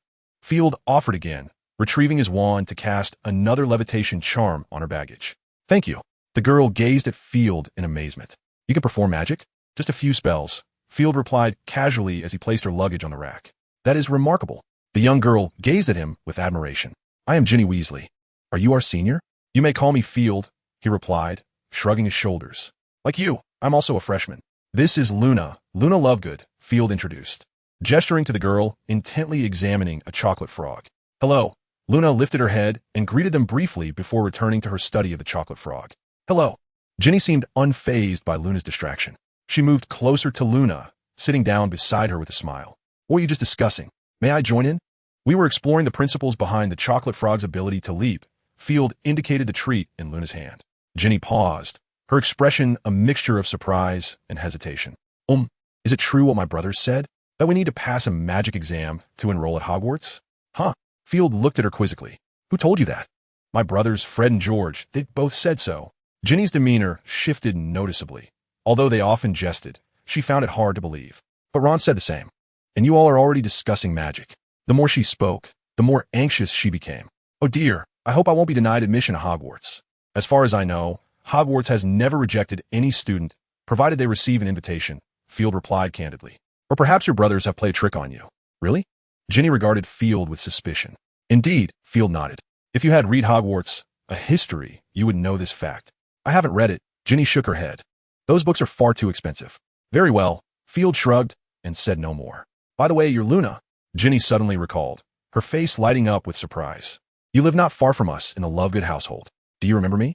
Luna lifted her gaze once more, staring at Ginny for a moment before her expression brightened with recognition. "I remember. My father once took me to visit your home." "Yes." Ginny nodded enthusiastically. "How wonderful that you're also going to Hogwarts." "Yes," Luna affirmed with a nod. "My father mentioned that Hogwarts might have Nargles." "Nargles? What are those?" Ginny inquired, puzzled. "They are magical creatures, initially discovered in Nargle Village," Luna explained softly, producing a magazine. "Perhaps you could read about them in this." The Quibbler. Ginny read the magazine's title softly, murmuring to herself, "I think I've heard that name before." "It's written by my father," Luna stated calmly. "All right, I will take a look." Ginny set the magazine down and turned her attention to Field and then to Luna. Do you have a preferred house? Although uncertain of how the sorting would occur, she expressed, I hope to be placed in Gryffindor. My brothers are all Gryffindors, and both my parents graduated from there as well. I want to go there too. What about you? I am uncertain. Field shrugged and remarked, honestly, it matters little. Gryffindor would be fine, or Slytherin might suffice. Ravenclaw and Hufflepuff are also commendable choices. In essence, wherever I am sorted, I shall go. Slytherin? A flicker of disdain crossed Ginny's eyes. Oh heavens, I hope not. I've heard it's rife with dark wizards. Voldemort himself graduated from there. If I end up in Slytherin, I would rather drop out. It's merely a house, Field countered, shaking his head. I don't believe the house will have much influence. Ultimately, what kind of wizard one becomes depends on oneself. I dare say. There are dark wizards who graduated from Gryffindor as well. They just don't carry the same notoriety as those from Slytherin. Well, perhaps that is true, Ginny replied casually, still seemingly unimpressed by Slytherin. What about you, Luna? Ginny inquired further. Which house do you wish to join? Any would suffice, Luna replied softly. Ravenclaw would be ideal. Both my father and mother graduated from there. Just as Ginny was about to say something else, there was a knock at the compartment door, and a fuzzy head popped in. Sorry to interrupt. The newcomer was an unremarkable girl with slightly prominent front teeth, speaking quickly as if in a rush. Ginny, have you seen Ron? Is that you, Hermione? Ginny exclaimed in surprise. I haven't seen him. What's the matter? Didn't he get on the train? Afraid not, the girl said, tugging at her hair anxiously. I've searched the entire train, and haven't seen him or Harry. Is it possible they went to the restroom? Ginny suggested. Not likely. The girl shook her head. I've already sent Fred and George to check the restrooms, but they haven't seen them either. Perhaps they have embarked on some extraordinary adventure. Field interjected suddenly. What? The girl looked momentarily taken aback. Field pointed out the window, urging her to look. Following his gesture, the girl caught sight of an old Ford car soaring past. Oh my goodness. Chapter 14. Preparing for school. The girl hurriedly departed, and Ginny followed her out, not to return until the train reached its final destination. Field and Luna did not consider searching for them. One had not thought of it, and the other was indifferent. By now, darkness had completely enveloped the sky. Aside from the stars above, the only light was the lantern held high by Hagrid not far away. First year students, gather here. Hagrid raised his old oil lamp high, attempting to guide the newcomers to his location. Be careful. Field grasped Luna's sleeve for the third time. The path here was surprisingly uneven. In this brief stretch, Luna had nearly stumbled 3 times. Thank you, Luna whispered her gratitude. Field pondered for a moment and drew out his wand. Illumination. With the incantation, a glowing orb appeared at the tip of his wand. Wow. A chorus of astonished voices erupted around them as a crowd began to gather around Field. Let us hasten, he urged. Field turned to Luna and called out to her before striding over to Hagrid. Luna tightly grasped Field's sleeve and trotted along behind him. Have all the first-year students arrived?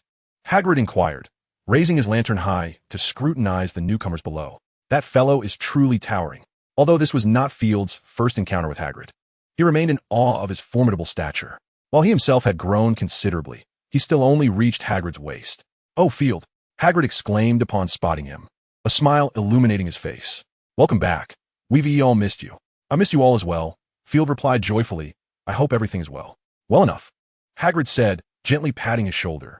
We can chat later. For now, I must escort you to the castle. All right, Field nodded. Do you know him? A student beside him inquired. He turned to see Ginny. I suppose I do, Field replied casually, then subtly shifted the topic. We waited for you in the carriage for quite some time.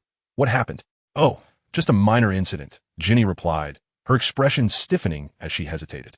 I'm glad to hear it's nothing serious, Field remarked, giving her a meaningful glance. Everyone's here. Now, follow me. Hagrid's voice interrupted their conversation. Let us hurry along, Ginny said, instinctively exhaling in relief as she quickly made her way toward Hagrid.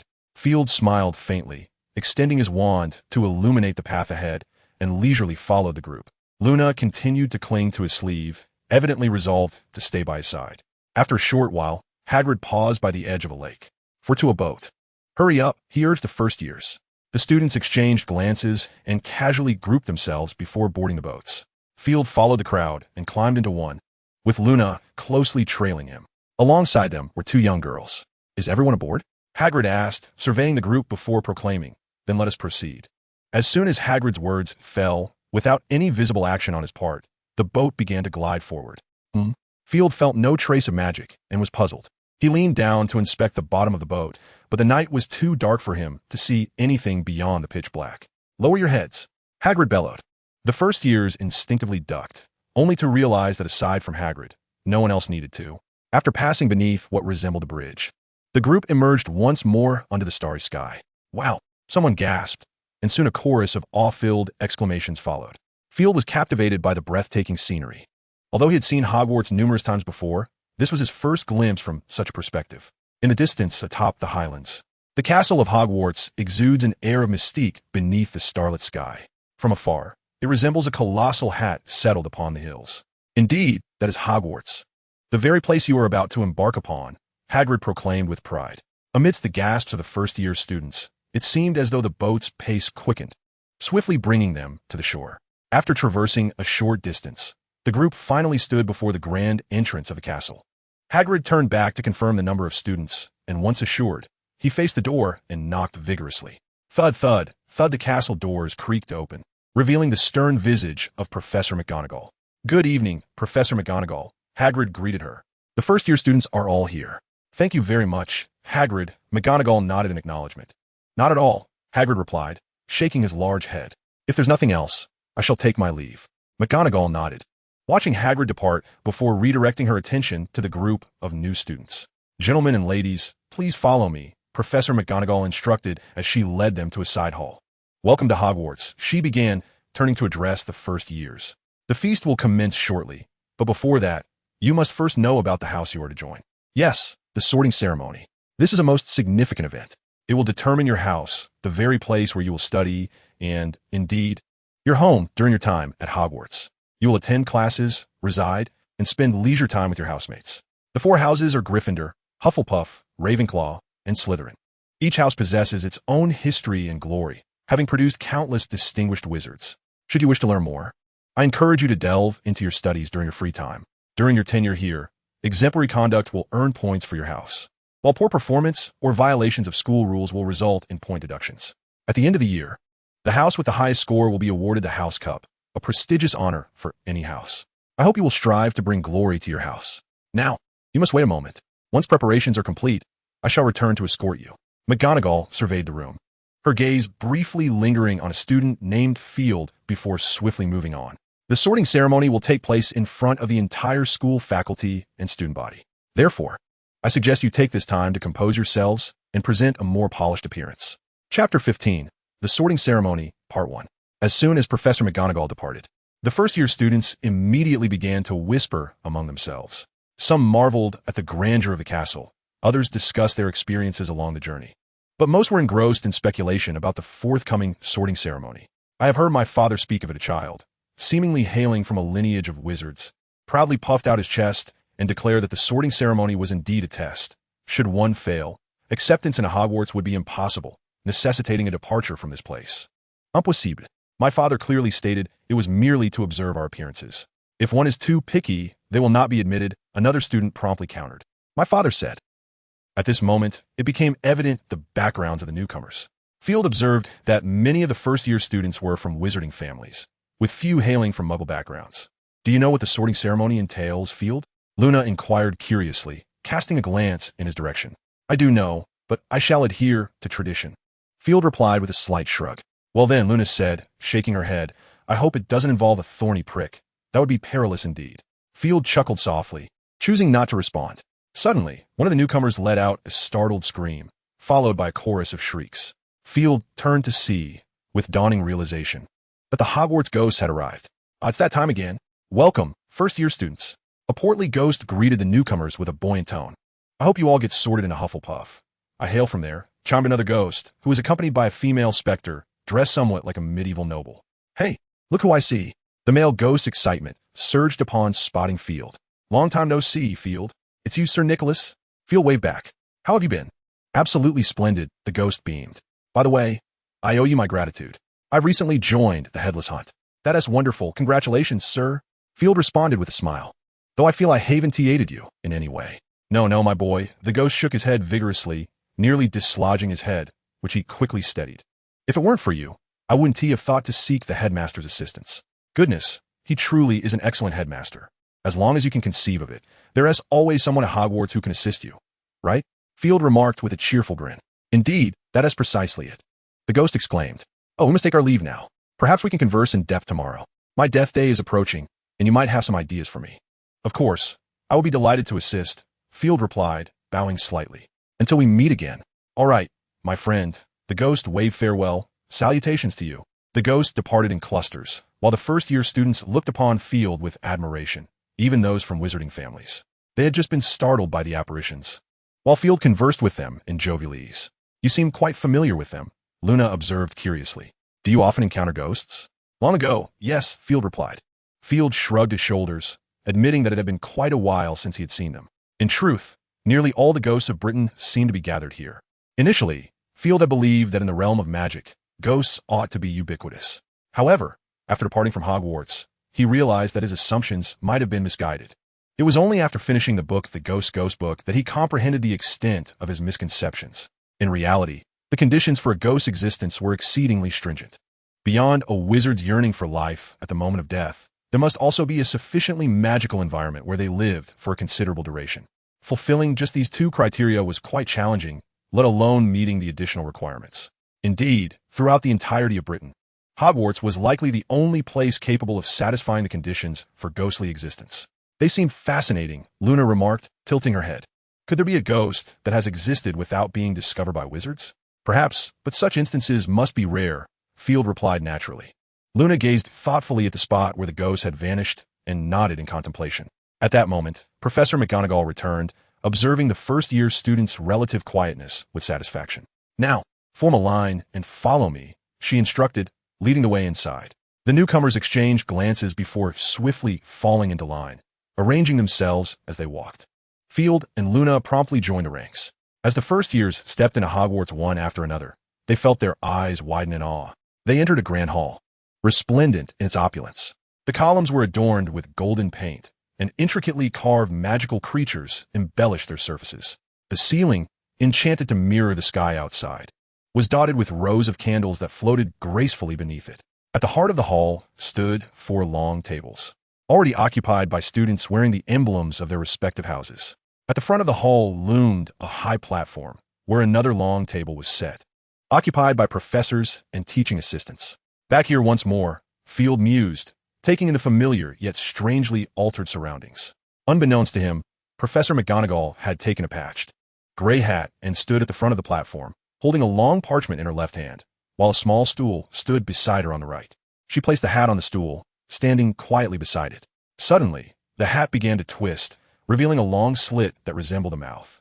After a few rapid openings and closings, a melody emerged. Long ago, I was but a new hat back when Hogwarts was yet to be established. The lyrics shifted once more, and Field was left with a singular thought. One should not expect a hat's aesthetic appreciation to parallel that of humanity. Indeed, it was possible that this peculiar object could never produce a delightful song. Although Field felt he had grown accustomed to it, for the newcomers, it was an experience beyond novelty. A particularly anxious yet curious first-year gazed at the singing hat, his eyes wide with wonder. The hat's melody soon concluded, and Professor McGonagall held up the parchment, adjusting her glasses. Those whose names I call, please come forward and don the sorting hat. Chapter 16. The Sorting Ceremony, Part 2, Michael Amaru. A small boy dashed from the line, racing towards the sorting hat, which he promptly placed upon his head. The hat wriggled its mouth and twisted its body before exclaiming, Gryffindor! Instantly, the long table of Gryffindor erupted with enthusiastic applause and cheers. Young Michael removed the hat and swiftly made his way to the Gryffindor table, taking a seat. Next, Delilah Isabel. Professor McGonagall, after Michael had settled, called out the second name. A dignified girl with brown hair stepped forward, offering a slight bow to Professor McGonagall before taking her seat and donning the sorting hat. After a lengthy pause, the hat finally declared, Slytherin. The students at the Slytherin table were the first to applaud, followed courteously by the other 3 houses. Professor McGonagall then called out 3 consecutive female names, and remarkably, all 3 were sorted into Ravenclaw. After their sorting, she once more glanced at the parchment, hesitating slightly before calling out a name with clarity, Field Dumbledore. What? The students were momentarily stunned, instinctively leaning forward regardless of their house. Eager to catch a glimpse of Field, not only the students, but even the professors were equally captivated. Dumbledore set down his goblet, his gaze fixed intently on Field. Field approached calmly, offering a slight bow to Professor McGonagall. It's been a while, Professor. It's a pleasure to see you again. Likewise, Mr. Dumbledore. McGonagall replied with a gentle smile, quickly composing herself. Please, proceed with the sorting. Of course. Field nodded obediently, stepping up to the sorting hat and gently lifting it onto his head. Ah, young Field, it has been quite some time. The hat greeted him cheerfully as soon as he donned it. Indeed, it has, hat. How have you been? I trust they've kept you clean? Absolutely. Ever since you gave me a few scrubs, Albus has instructed the house elves to ensure I receive a bath at regular intervals. Frankly, it feels rather splendid. That's good to hear. Field nodded silently. After some time, I shall send you a few books on music theory. You might have the house elves read them to you. It would alleviate your boredom. That would be simply delightful. The sorting hat exclaimed with enthusiasm. Oh my, he is a hat embarrassment. While the sorting hat was engaged in a cheerful conversation with Field, a few students below gasped in astonishment. Oh dear, now is not the time for chit-chat. The sorting hat, upon hearing the students' exclamations, hastily declared, Let me see where you truly belong. You certainly possess courage and perseverance, and your thirst for knowledge is undeniable. The unity and steadiness of Hufflepuff would suit you well, as would the cunning of Slytherin. So, where shall I place you? How about Gryffindor? Field recalled his nominal guardian and suggested this to the sorting hat. Gryffindor? The sorting hat hesitated. Perhaps that is indeed a fine choice, though I feel something is amiss. Decided then, young Field. The sorting hat's tone turned serious. You could thrive in any of the other 3 houses as well. However, I believe you require a stage upon which to showcase your talents. Indeed, that is where you belong, Slytherin. A Dumbledore sorted into Slytherin? The students exchanged incredulous glances before erupting into a cacophony that nearly overturned the Great Hall. The Gryffindor students shouted vehemently, some even brandishing their wands at the sorting hat, convinced it must be malfunctioning to make such a ludicrous decision. In stark contrast, the faces of the Slytherin students were alight with joy. Almost all of them stood up, clapping vigorously and smiling at Field. Slytherin? Field was astonished by the sorting hat's verdict, yet he accepted the outcome. If it truly proved unsuitable, he could always transfer. Although, historically at Hogwarts, no student had ever changed houses. However, with his father being the headmaster, he felt somewhat secure. It must be said that Dumbledore excelled at protecting his own. Silence. The noise was overwhelming, prompting Professor McGonagall to cast a sonorous charm, her voice booming. The Gryffindor students anxiously regarded her. Be quiet, Mr. Wood, McGonagall glared at him. I do not wish to deduct points from students on the very first day, especially not from my own house. Reluctantly, the Gryffindor students settled back down. You may go to where you belong, Mr. Dumbledore. McGonagall smiled at Field. Congratulations. Thank you, Professor. Field replied sincerely. Regardless of the house, I'm still your student. Indeed, that is my sentiment as well. McGonagall's smile broadened slightly. Now go and mingle with your fellow classmates. Field nodded, placed the sorting hat on the chair, and strode confidently to the Slytherin table, where a space had already been reserved for him. Welcome to Slytherin, Mr. Dumbledore. A pale-faced boy extended his hand to Field. I am Blaise Zabini from the Zabini family. You may call me Blaise. Pleasure to meet you. Just call me Field. Field gently shook hands with him. Very well, Field. Blaise nodded with a smile. Do you require an introduction to this place? Not necessary, Blaise, Field replied, shaking his head. Do not forget, Blaise, Field bears the surname Dumbledore. He is likely far more familiar with this place than you are. A rather unattractive boy sitting across from Blaise spoke up, resembling a robust gorilla with prominent buck teeth. Am I mistaken, Field? The gorilla-like boy chuckled. I am Marcus Flint, soon to be a graduate. I hope we can enjoy each other's company. Of course. I would be delighted. Field raised his cup toward Marcus, though it contained nothing. Excellent. Marcus nodded in satisfaction. If you need any assistance within the college, feel free to seek me out. Should you be bullied by those foolish lions, simply retaliate. Hey, Marcus, don't speak so carelessly. A girl beside him nudged him with her elbow. Oh, my apologies. Marcus seemed to recall something. Forget I said anything. Chapter 17. The Sorting Ceremony, Part 3. The sorting ceremony concluded swiftly, perhaps due to the delay caused by Field. The subsequent sorting by the sorting hat occurred at a noticeably faster pace than earlier. Luna was sorted into Ravenclaw as she had wished. Ginny also achieved her desire, being placed in Gryffindor. Among them was a small boy who had been animatedly discussing Harry Potter during the queue, who was likewise sorted into Gryffindor. Professor McGonagall removed the sorting hat and stool. Dumbledore rose, arms wide open, beaming as he proclaimed, Welcome, new students of Hogwarts. I would like to say, foolishness, tears, residue, twist. Thank you. As soon as Dumbledore's words fell, the previously empty table was suddenly laden with an array of food. Golden brown fried chicken legs, creamy mashed potatoes, and various fruit pies and pastries.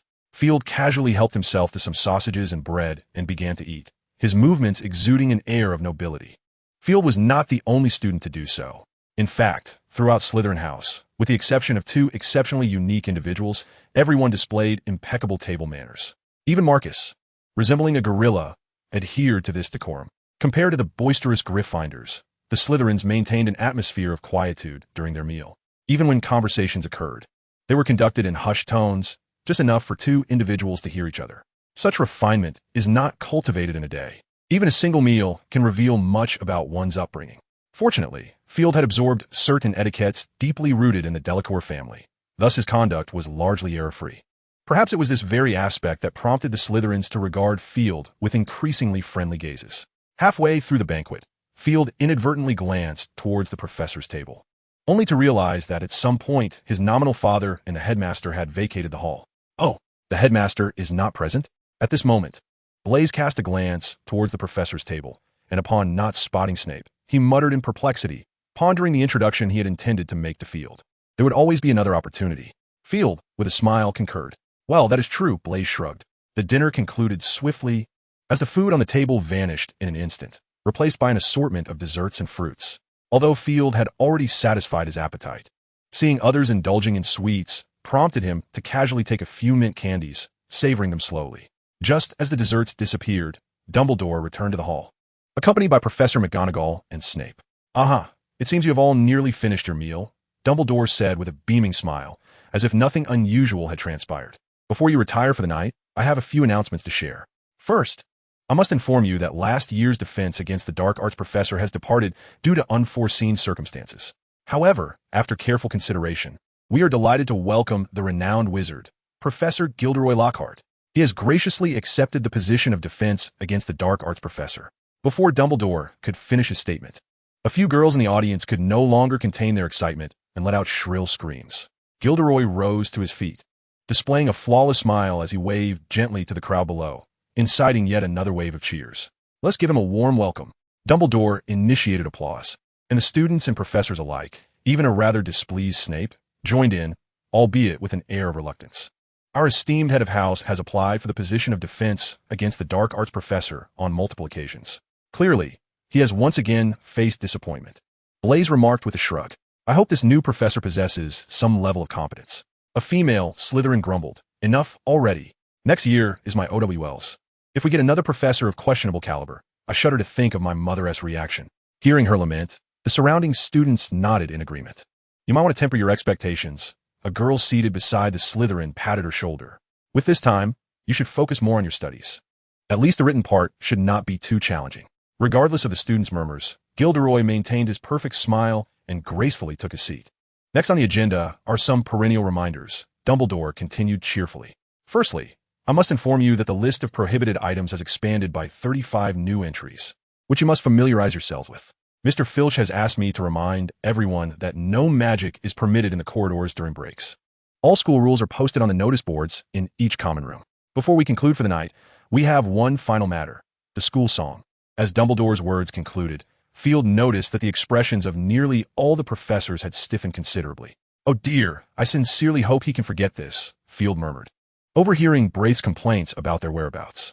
Field understood the sentiment all too well and chuckled ruefully. While Dumbledore exuded reliability in many respects, his taste was certainly not among them. With a single flourish of his hand, a shimmering golden lyric materialized in midair. Choose your preferred melody, prepare, and sing, Dumbledore directed with a smile. Field sighed inwardly, rapidly reading through the lyrics. The Slytherins were similarly subdued, reciting the words in hushed tones.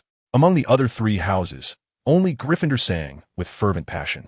As nearly everyone concluded their singing, only the pair of twins from Gryffindor leisurely crooned to the tune of a funeral march, to the astonishment of the first years. Dumbledore cheerfully conducted the final measures with his wand. Ah, music is truly more moving than anything we have ever experienced, Dumbledore exclaimed. You may return to your dormitories now. Heads, please escort your students back. Gryffindors, follow me. Ravenclaws, this way. The great hall quickly descended into a cacophony once more. In stark contrast to the other houses, the Slytherins stood in orderly formation. Let us return as well, the female head girl announced, glancing at Flint before addressing the assembled students. With that, She led the way towards the staircase, the students following closely behind her. Chapter 18. A discourse in the Slytherin Common Room. The entrance to the Slytherin Common Room was nestled in a corner of the dungeons. Upon entering, Field nearly felt as though he had stepped into the ghostly feast of the departed. The surroundings were awash in a dark green hue. Murals depicting the adventures of Slytherins adorned the walls. Perhaps due to the lake's depths, the lighting here appeared dim. However, once accustomed to the ambience, Field found the decor rather charming. Outside the Gothic windows, a large octopus glided gracefully through the water. The exquisite fireplace displayed the skull of an unknown magical creature. "Welcome to Slytherin," the head girl greeted with a dignified smile, addressing the new students. "Our emblem is the serpent, the most cunning of all creatures. Our house colors are emerald green and silver, and the common room is accessed through a concealed entrance within the dungeons. As you can see, its windows overlook the depths of Hogwarts Lake. We often witness the giant squid swimming by, and occasionally observe even more intriguing beings. We believe our common room carries an air of mysterious sunken ships." At this juncture, the head girl paused slightly, noting the smiles that adorned the faces of the new students, and nodded in satisfaction. "Now, there are certain truths about Slytherin you should be aware of, as well as some misconceptions you ought to forget. First, let's dispel a few unfounded rumors. You may have heard various rumors regarding Slytherin, such as our purported affinity for dark magic, or that we only converse with you if your great-grandfather was a renowned wizard. Such nonsensical chatter." At this juncture, the headmistress's countenance assumed a serious demeanor. "One must not believe every tale spun by rival houses. I do not deny that we have indeed produced some dark wizards. However, the other three houses harbor their own, albeit they are reluctant to acknowledge this fact. Furthermore, while it is true that we maintain a tradition of accepting students from wizarding backgrounds, one can now find many students in Slytherin whose parents are muggles. Pure blood lineage may afford you a slight advantage, yet it does not guarantee your future success. I urge you to remember this. There exists a lesser-known truth that the other three houses seldom mention. Merlin himself was a student of Slytherin. Yes, the very Merlin, the most illustrious wizard in history. All that he knew was acquired within this very house. Do you wish to follow in Merlin's footsteps? Or would you prefer to sit at the ancient desk of the former Hufflepuff, the inventor of the automatic dishcloth, Eglantine Puffet? I think not, the headmistress scoffed. Thus, we shall speak no more of the slander against us. Let us now discuss who we truly are. We are the most remarkable and avant-garde house in the school. We are natural-born victors, cherishing honor and the traditions of Slytherin. We have earned the respect of our peers. Indeed, this respect may be tinged with fear, given our notorious reputation. Slytherin has produced the most dark wizards among the four houses, yet has also birthed many proud, ambitious, and cunning leaders. Merlin is particularly renowned among Slytherin alumni. However, did you know that possessing a reputation for audacity can be quite entertaining?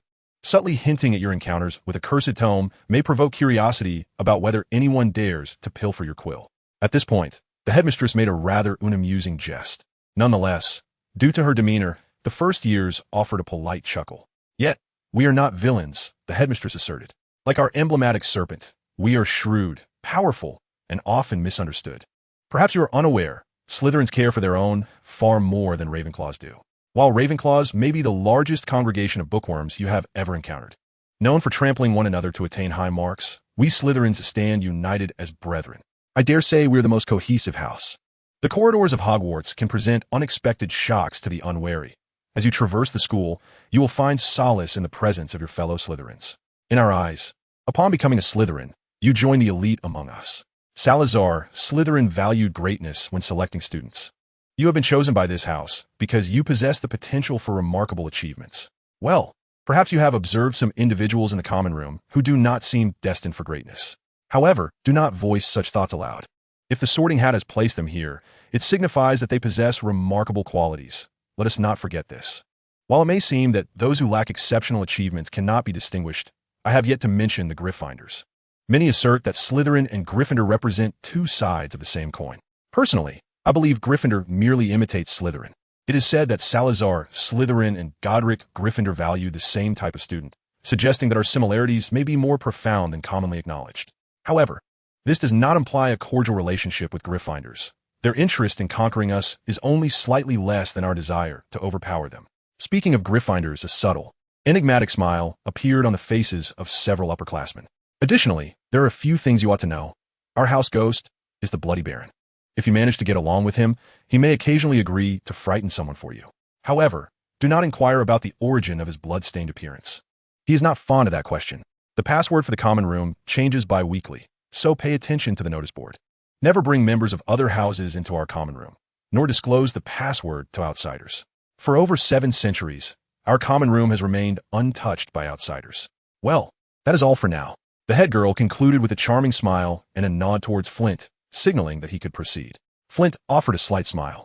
Perhaps he believed his grin to be charming, yet his prominent overbite, combined with that visage, rendered his smile rather sinister.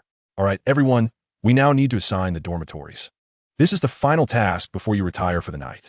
I trust you will find our dormitory to your liking. We sleep in ancient 4-poster beds draped with green silk curtains, adorned with sheets embroidered in silver thread.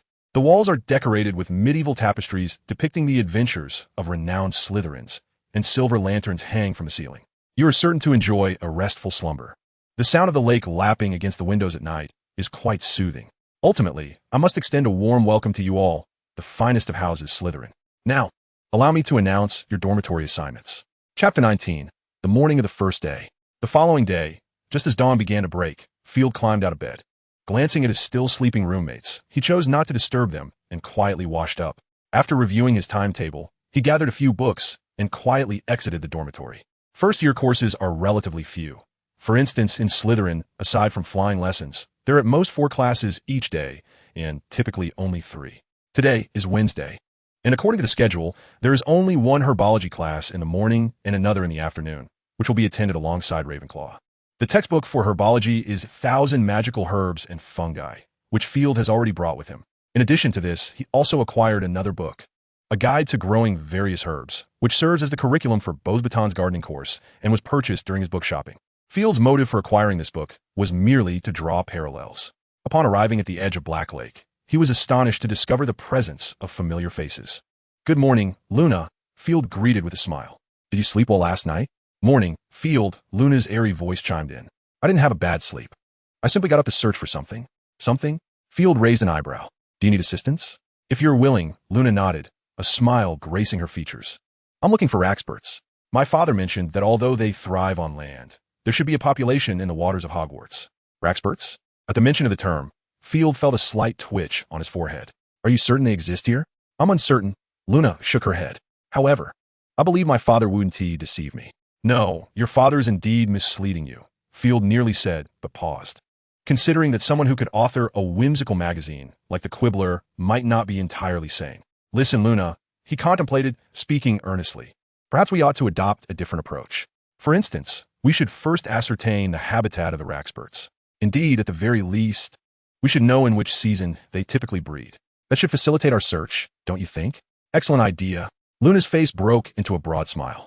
"Thank you for reminding me. I thought you would, like others, dismiss the existence of Raxperts. Who knows?" Field shrugged. "The magical realm is vast. No one can claim to have seen everything, not even Dumbledore." "Thank you, Field," Luna said with another smile, stepping closer to give him a gentle hug before skipping off towards the castle. She was likely going to write to her father. Field watched her graceful figure, reminiscent of a fawn, and felt a smile spread across his face. Both having silver hair, Fleur resembled a thorny rose, while Luna appeared more akin to a fallen fairy. After perusing a book for a while and reciting magical herbs and fungi from memory, Field glanced at the brightening sky, rose from the lakeside, and made his way toward the Great Hall, clutching the book. By this time, the Great Hall was already bustling with students. They sat at their respective house tables, chatting amiably while enjoying breakfast. As he passed the Gryffindor table, Field noticed a red-haired boy animatedly gesticulating, wearing a triumphant grin, his fork nearly jabbing the bespectacled boy with unruly hair sitting beside him. Field's gaze was drawn to the lightning-shaped scar on the forehead of the bespectacled boy, and his attention sharpened on him. Harry Potter, if Field recalled correctly, was the very boy his father had instructed him to keep an eye on, the legendary savior. However, Field saw nothing particularly remarkable about him. Nevertheless, this did not deter his interest in Harry. It merely seemed that the moment was not opportune for him to approach. After a moment's contemplation, Field decided against making his way over. He returned to the Slytherin table, which, despite the presence of students engaged in conversation, was considerably quieter compared to the other houses. Even when voices were raised, they were merely hushed whispers between 2 individuals. "Good morning, Field." A hand clapped him on the back, startling him to the point where he nearly unleashed the phoenix power within him upon the intruder. It was only upon hearing the familiar voice that he realized it was Blaise. "Hey, mate, please refrain from such antics next time," Field remarked, somewhat irked. All right. Blaise chuckled, waving his hand dismissively. "I shall be more cautious next time." "Let us hope so," Field replied with a hint of indifference, before turning his attention elsewhere, casually taking a bowl of oatmeal and beginning to eat it with a piece of toast. "You are rather overly sensitive, Junior," Blaise observed with a grin. "I assure you, I do not behave this way towards others." "Perhaps I should feel honored?" Field retorted sarcastically. "You should be grateful, my friend, that I was not wielding my wand just now. Otherwise, why is that?" Blaise raised an eyebrow. "You might want to abandon that thought. Casting spells on classmates in the Great Hall is hardly advisable, especially considering we are from the same house." "I am well aware," Field waved his hand dismissively. "I will endeavor to restrain myself. However, if you have perused things you must know about dueling, you would understand never to touch a wizard from behind. I mean any part. All right. Perhaps you're right. I owe you an apology." Blaise nodded with a smile, although the noticeable dimming of his expression revealed his discontent. "No need for apologies. I'm not one to nitpick." Field sighed and shook his head. "My friend, we will both grow into adulthood. I would rather not hear of any ill tidings concerning you in the future, nor would I wish to learn that it stemmed merely from a misunderstanding of your affection toward a friend." "Very well. I shall be cautious," Blaise remarked, seemingly enlightened, as he patted Field on the shoulder and nodded earnestly. Just as Field was about to speak, a sudden explosive sound interrupted him. "Stolen car? Is that a howler?" Field exclaimed, gazing in astonishment towards the Gryffindor table, from whence the tremendous noise originated. A red letter floated midair, bombarding Harry Potter and the recently mentioned red-haired boy with a cacophony of reprimands. Field noted the pallor of their faces, stark with fear. "If you do not behave, I shall personally escort you back." Chapter 20, Dumbledore's Gift. With a final explosive yell, the howler ignited and swiftly disintegrated into ash. A chuckle escaped someone, and like a row of dominoes, laughter erupted throughout the great hall among the students. "Huh, Scarhead, let us see how you remain indignant this time." Seated upon a chair, Malfoy was laughing so heartily that he could hardly maintain his posture. "I must thoroughly enjoy this moment at their expense," a fellow student nearby reminded him. "Before you indulge in laughter, let us not forget the task at hand." "The task?" Malfoy furrowed his brow slightly. "Indeed," the student gestured. "Ah, yes. Is it time to proceed?" Malfoy's eyes sparkled with excitement. "Excellent idea." The boy raised an eyebrow, although I believe it would be wise to summon the captain. "Yes, you are quite right."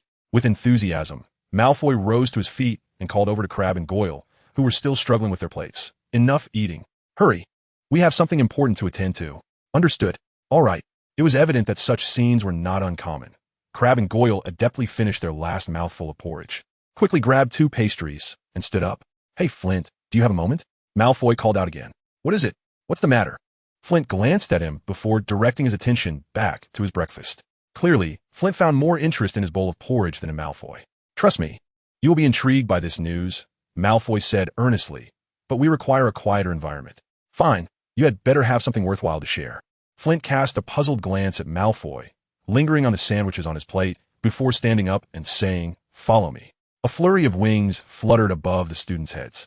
Field looked up to see a flock of owls swiftly approaching. One owl landed directly in front of him, cooing twice and extending a leg, indicating for him to retrieve the note tied there. "Is this for me?" Field inquired, pointing to himself. The owl hooted impatiently twice and flapped its wings repeatedly. "All right." While stroking its small head, Field pondered who might be sending him this message, yet his hands worked quickly to untie the note. He casually offered the owl some breadcrumbs, placing them before it. As the owl indulged in its meal, Field unfolded the note, recognizing the familiar scrawl, and suddenly understood. It was from his rather inexpensive father. "Good morning, my child. How do you find life at the academy? I recall you had no classes this morning, and, if possible, I would like to converse with you. By the way, I fancy some peppermint candies today." Field contemplated for a moment, finishing the last of his porridge before heading upstairs. Hogwarts staircases numbered a staggering 142. Some were wide and grand, others narrow and rickety. Some led to different locations every Friday, and a few would suddenly vanish halfway up, necessitating a leap at the right moment. Moreover, there are numerous doors here. Unless you politely request them to open or precisely prod the right spot, they shall remain shut. Some doors, in fact, are not doors at all, but rather sturdy walls that merely resemble them. Remembering where everything is located proves to be quite a challenge. for everything seems to be in a constant state of flux. Nevertheless, this was of little consequence to Field, who had resided here for quite some time and possessed a considerable familiarity with the castle, if not the utmost knowledge. After traversing 16 staircases and passing through a corridor, Field found himself standing in the hallway of the 8th floor. The headmaster's office was nearby, marked by a stone beast with a dripping snout at the entrance. The password? Mint Gandhi. The beast cast a glance at Field, then leaped aside, as the wall fissured to reveal the stairs behind it. Thank you. Field nodded to the stone creature and stepped forward to ascend the staircase. It quivered slightly before swiftly moving, akin to an escalator, gently elevating Field until he reached the door of the headmaster's office. Knock, knock, knock. Come in. Field gently pushed open the door, and a familiar sight immediately filled his vision. The circular office's walls were adorned with portraits of former headmasters, each resting in their respective frames, some softly snoring. A myriad of peculiar silver artifacts lay upon a long-legged table, emitting a gentle mist. On a shelf behind the desk rested the sorting hat. Perched upon a gilded branch below, the phoenix Fawkes was preening its feathers. As Field entered, Fawkes called out, and with a flash of crimson light, it settled on Field's shoulder, nuzzling his cheek with its small head. Fawkes still adores you, my child, Dumbledore chuckled, placing a small spoon back onto a plate before stepping out from behind the desk to embrace Field. Welcome back, Phil. Dumbledore hugged him tightly, then crouched to meet his gaze. You don't seem to have aged much at all, Father, Field remarked with a smile, returning the embrace. Oh, perhaps it's the effect of Severus's potions, Dumbledore replied with a twinkle in his eye. Who knows? Field shrugged. I do know that his bone regrowth and 2 strengthening potions are quite effective. Your teeth remain as splendid as ever. Indeed. In fact, I have consistently suggested that he invest in the tooth strengthening potion. It might earn him a few more galleons, Dumbledore chuckled. Field yearned to see Dumbledore blush, but alas, he was unsuccessful. By the way, I almost forgot your gift, Dumbledore exclaimed, tapping his forehead before returning to his desk. He retrieved a red egg from beneath the branch where Fawkes stood. What is this? Field inquired with curiosity. A gift from Fawkes and me, Dumbledore replied, presenting the egg to Field. It is quite rare and precious, but perfectly suited for you. Field's curiosity deepened. He took the egg, and a warm sensation radiated from it into the palm of his hand. This was a phoenix egg. Dumbledore smiled and said, although I am curious about where Fawkes found it, he seems unwilling to disclose that information. Now it is yours. I hope you will cherish your future companion, my child. The mention of a phoenix egg left Field utterly speechless. Chapter 21, Herbology Class, Part 1. There's long been a rumor in the magical realm. Whenever the Dumbledore family is in need, they receive assistance from a phoenix. While it is merely a rumor, it holds a kernel of truth. When Field inquired about this matter, Dumbledore suggested that it might be linked to the bloodline of the Dumbledore family. The prevailing belief in the magical community is that a wizard's power derives from magical creatures.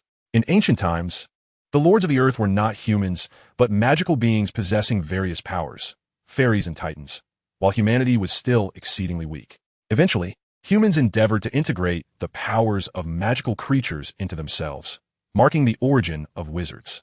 As one of the oldest pure-blood families in the magical world, the Dumbledore lineage is undoubtedly exceptionally pure. According to Dumbledore's own conjecture, the Dumbledore family may be one of those ancient lineages that inherited a portion of the Phoenix's power, which naturally draws them closer to these majestic beings. Though this is merely Dumbledore's hypothesis, Field is inclined to believe it is the truth, particularly due to the influence of the Phoenix's power. Although the 2 phoenixes may not be of the same kind, they share certain resemblances, given that they both bear the name Phoenix. Dumbledore mentioned that on the day Fawkes discovered Field, the Phoenix showed him great affection, which was one of the reasons Dumbledore chose to take him in. As he gazed upon the phoenix egg in his hands, the warmth seemed to permeate his heart. Remembering Dumbledore's sacrifices for him, Field truly felt a sense of warmth within. I adore this gift, Father, Field exclaimed, embracing Dumbledore. This must be the finest testament to my belonging to the Dumbledore family. I believe so, Dumbledore replied with a smile, affectionately ruffling Field's hair. Now, my child, I must inform you of a rather troublesome matter. Is it that you're getting married? Field casually inquired. I'm pleased you would consider that for me. Dumbledore chuckled. I think it would bring me immense joy if you were wed before me. In truth, I wouldn't mind if you married first, Field shrugged. As long as you don't mind, gender and species are of no concern. Well, in fact, I am quite looking forward to my wedding, Dumbledore winked at Field. Should there be any news, I will be sure to inform you. However, the trouble I speak of is not this, but rather. With that, Dumbledore gestured towards the phoenix egg in Field's hand. A phoenix egg? A trouble?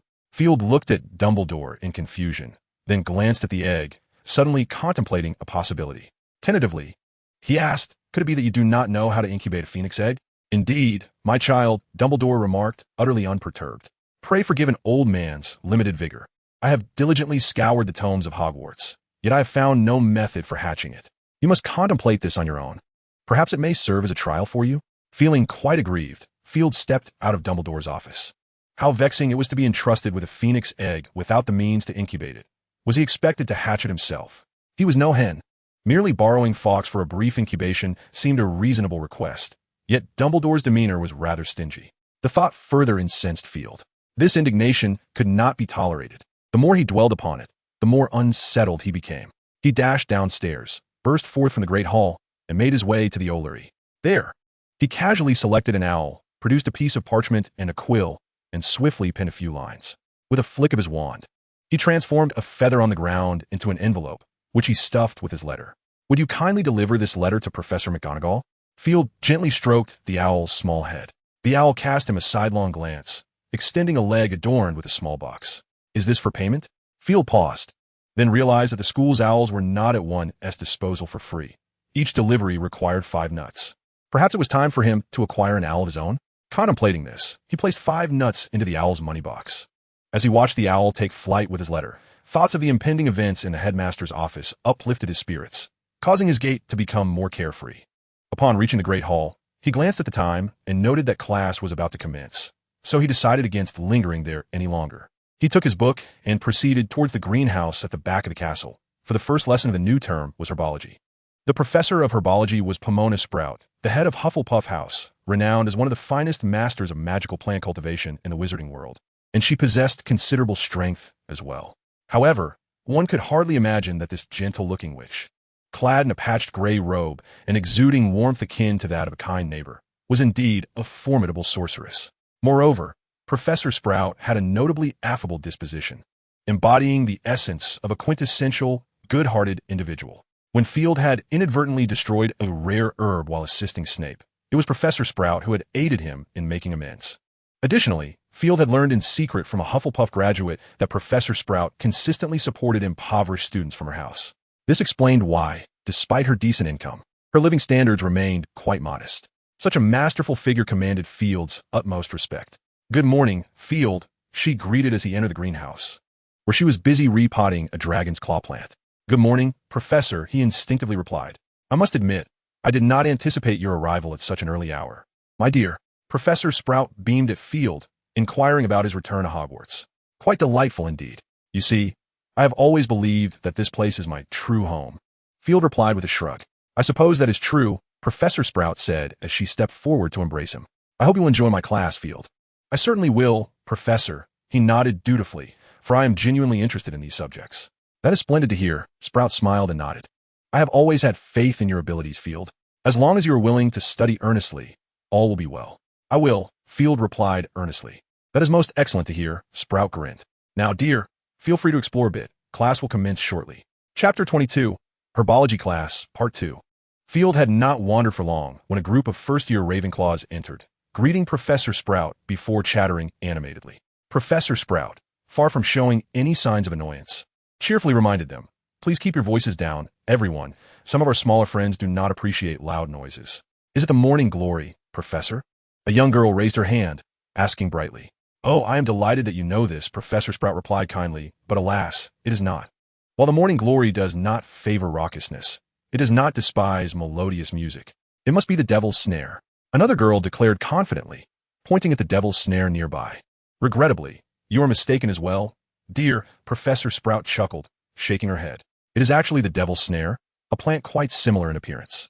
We shall delve into the specifics later. Now, you may prepare yourselves a bit. Class will begin shortly. All right?"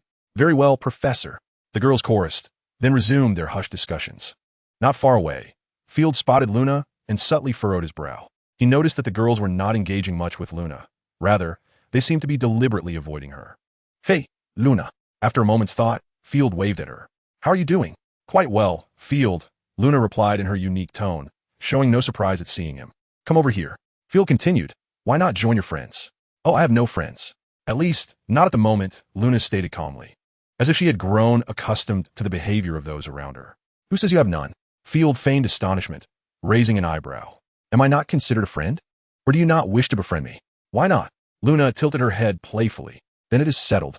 After a brief moment of contemplation, Field quickly regained his composure. If you ever need assistance, do not hesitate to find me in Slytherin. I shall certainly help you. All right? As long as you are willing. Luna gently nodded, gazing intently at Field for a considerable while, before suddenly breaking into a remarkably beautiful smile. Come here, Field invited once more. Perhaps we could become partners. I recall that in herbology class, everyone is required to have a partner. Would you be willing to be mine? Of course, I will be delighted. Luna tilted her head thoughtfully, nodded gently, and stepped closer to Field. My goodness, the crazy girl actually has a boyfriend. A young girl stared at the scene in astonishment, her voice unintentionally rising significantly. Hey, watch it. A companion nudged her ribs with an elbow. She's right here. The girl's face flushed as she cast a wary glance at the unperturbed Luna, then resumed her conversation with her friend in hushed tones, occasionally gesturing towards Luna. Clearly, their gossiping instincts had ignited. It seems you don't mind this, Field remarked, gesturing with his chin towards the gossiping girls, for he doubted that Luna had not overheard them. What? Luna looked at Field, puzzled. Let them say what they wish. It has nothing to do with me. Do you mind? Not all. Field shrugged, then jested. In any case, I have nothing to lose. I have become your rumored boyfriend. Goodness, you are one of the most beautiful girls in Ravenclaw. Thank you. Luna blinked. Her curiosity piqued. I wonder which other girls are beautiful. Field was taken aback. Was this girl always so intriguingly focused on such matters? However, he quickly regained his composure. To be honest, I don't know. Hence, I said one of them. If I had seen all the girls, perhaps that one of would be omitted. All right. Luna studied Field's cheek for a moment before expressing her disappointment. There are no pesky flies around your ears. So you startle me just to check for pesky flies? Field stared at Luna, dumbfounded. Luna blushed slightly, timidly responding, I was simply curious. I've seen many people, and they all have them. Only you are free of any pesky flies. Well then, my observant lady, Field retorted with a hint of annoyance. Aren't you going to open your book? You should probably prepare for class with your little mouse. By now, a number of students had trickled in. Professor Sprout retrieved a large, bronze pocket watch from her robes, glanced at the time, and with a casual wave, the greenhouse doors closed. Field noted that she had not used her wand. Good morning, everyone, Professor Sprout greeted cheerfully. Before we commence, I believe you should get to know me. I am your Pomona Sprout. You may call me Professor Sprout. At Hogwarts, barring any unforeseen circumstances, I will be your herbology instructor, or at least for a portion of you. Until the third-year elective courses, herbology is a compulsory subject, and I hope you will glean the knowledge that you ought to acquire from this class. It is of utmost importance, everyone. Familiarizing oneself with beneficial herbs may very well save your life in the future. It is not an uncommon occurrence. Many adventurers express gratitude for the knowledge of herbalism they acquired in their earlier years. Naturally, one might argue that they will never embark on perilous quests. However, I assure you, even within the confines of your home, such knowledge is invaluable, for instance, in utilizing herbs to fend off bothersome mosquitoes. Before we commence our lesson, I feel it prudent to outline some rules you are expected to adhere to during class.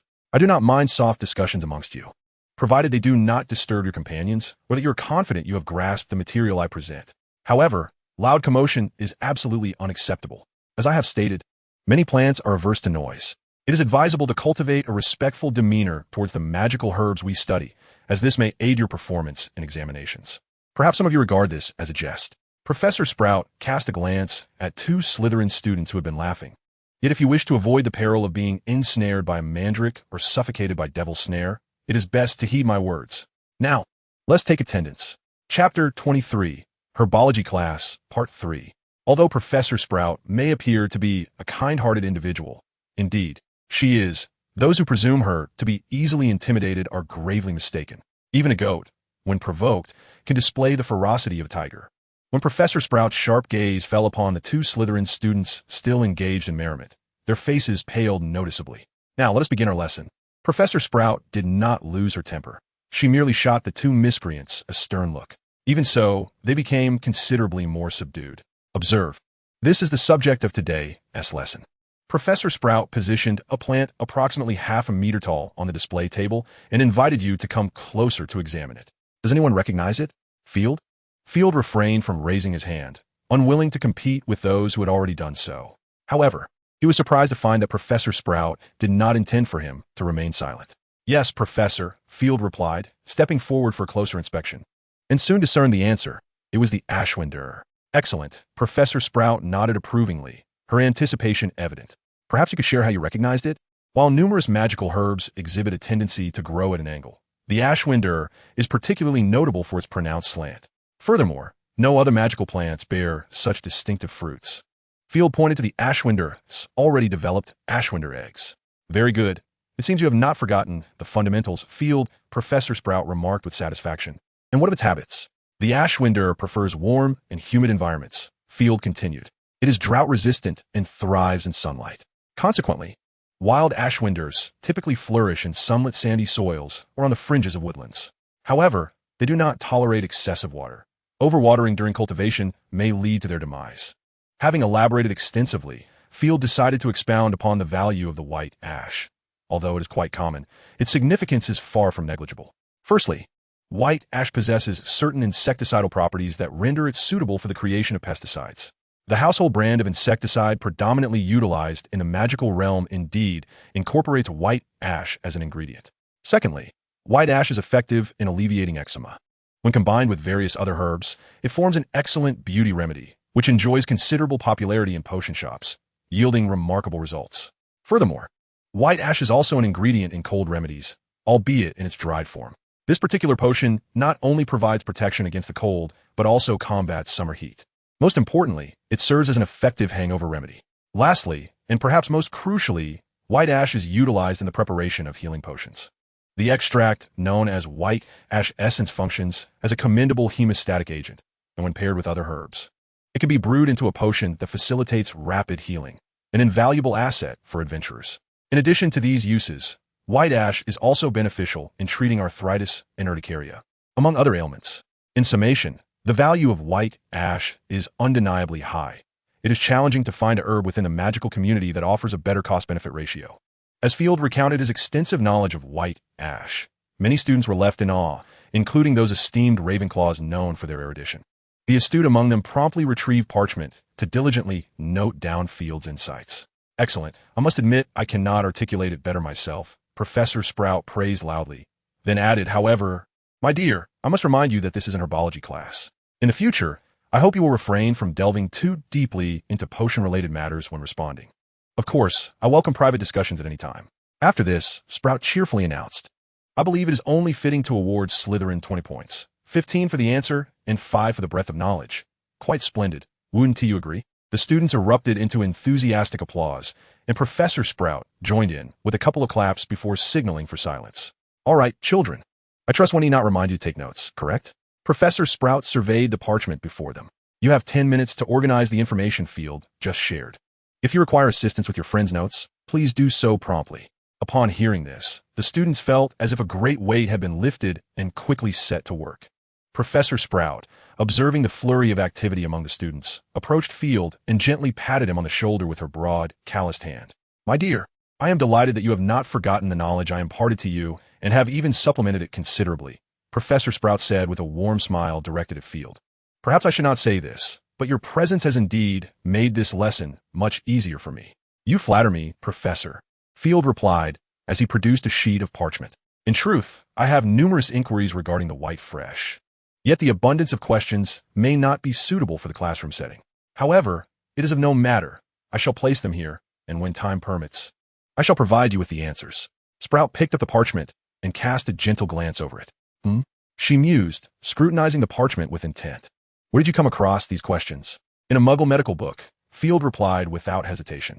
Perhaps you're unaware, but in the Muggle realm, white fresh is also a commonly utilized medicinal herb. It is merely that certain countries do not employ herbal remedies extensively.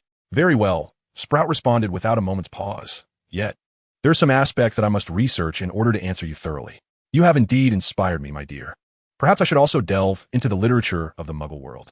The field of herbology in a magical realm has seen little advancement over the years. Slytherin gains 10 points for Field's outstanding contribution, exclaimed Sprout. Another 10 points? The students gazed at Field in astonishment. The Ravenclaws were surprised, while the Slytherins were elated. To have accrued 30 points in the very first lesson of the term bodes well for the House Cup this year. Were Field to know, he would surely cast them a sympathetic glance and inform them of a certain advantage known as the Savior's exclusive perk. All right, Children, time is of the essence. Professor Sprout carefully tucked Field's parchment into her pocket and announced, "Next, we must allow the white fresh to bask in the sunlight. Pair up and move these specimens outside. Remember, do not let them fall. Simply place them on the rack by the door. You may proceed." Chapter 24. The Transformation of the Phoenix Egg. Following the conclusion of herbology class, it was time for lunch. Whether in England or France, it seems that lunch is often undervalued, even at Hogwarts. The midday meal was rather modest, consisting merely of sandwiches, burgers, and some juices. Nevertheless, having grown accustomed to this dining style over the years, Field casually consumed a sandwich before returning to his dormitory alone. His roommate was absent, likely due to the upcoming afternoon herbology class, which Professor Sprout had not assigned any homework for. With time on his hands, Field retrieved the phoenix egg and pondered silently how to incubate it. In a magical realm, when a wizard attempts to hatch a mystical creature's egg, there are typically two methods. One is to replicate the maternal environment of the magical creature through magic or other means to incubate the egg, as Hagrid had done with dragons in the past. The other involves infusing magical energy into the egg to force hatching. Each method possesses its own merits and drawbacks. The first method generally ensures a high hatching rate, but the downside is that the resulting creature will retain a significant degree of wildness, posing a risk of failed taming. The second method depends on the type of creature's egg being hatched. If it is a fairy's egg, success is virtually guaranteed. However, for a dragon's egg, the likelihood of failure is considerably high. Certainly, the advantages of this incubation process are exceedingly apparent. Firstly, the extraordinary creatures that emerge require no taming to recognize their master. If the magical affinity between the creature and its owner is particularly harmonious, there exists a certain probability of a reversion phenomenon. It is noteworthy that, although magical beings within the realm of sorcery continuously evolve in response to their environment, their power diminishes gradually with each generation. Some speculate that this decline is attributable to changes in the external environment, yet such claims remain unsubstantiated. Returning to the subject, the phoenix is a creature renowned alongside the fire dragon, perhaps even surpassing it in mystique. Even the esteemed Dumbledore would not dare to guarantee success in employing the magical incubation method to hatch a phoenix egg. At present, it seems there are no alternative methods available. As Field pondered this, a sense of melancholy enveloped him. Since its inception in the magical realm, the phoenix has epitomized rarity. Even the most celebrated experts in magical creatures would hesitate to claim comprehensive knowledge of the phoenix. It can be asserted that most records concerning the phoenix owe their existence to the Dumbledore lineage. Consequently, the original ecological environment of the phoenix or the conditions for hatching its eggs remain shrouded in mystery. Must he truly gamble on this? Field gazed at the phoenix egg in his hand, hesitating. Should he succeed in hatching it, all would be well. However, failure would yield no second chance, potentially costing him his very life. Should he take the risk?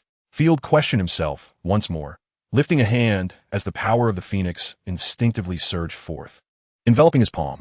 Suddenly, the phoenix egg, which had lain still in his other hand, sprang to life and landed directly in his palm, now suffused with the essence of the phoenix. A sharp intake of breath escaped Field. He could no longer feel his hand, as if something were enveloping his entire arm.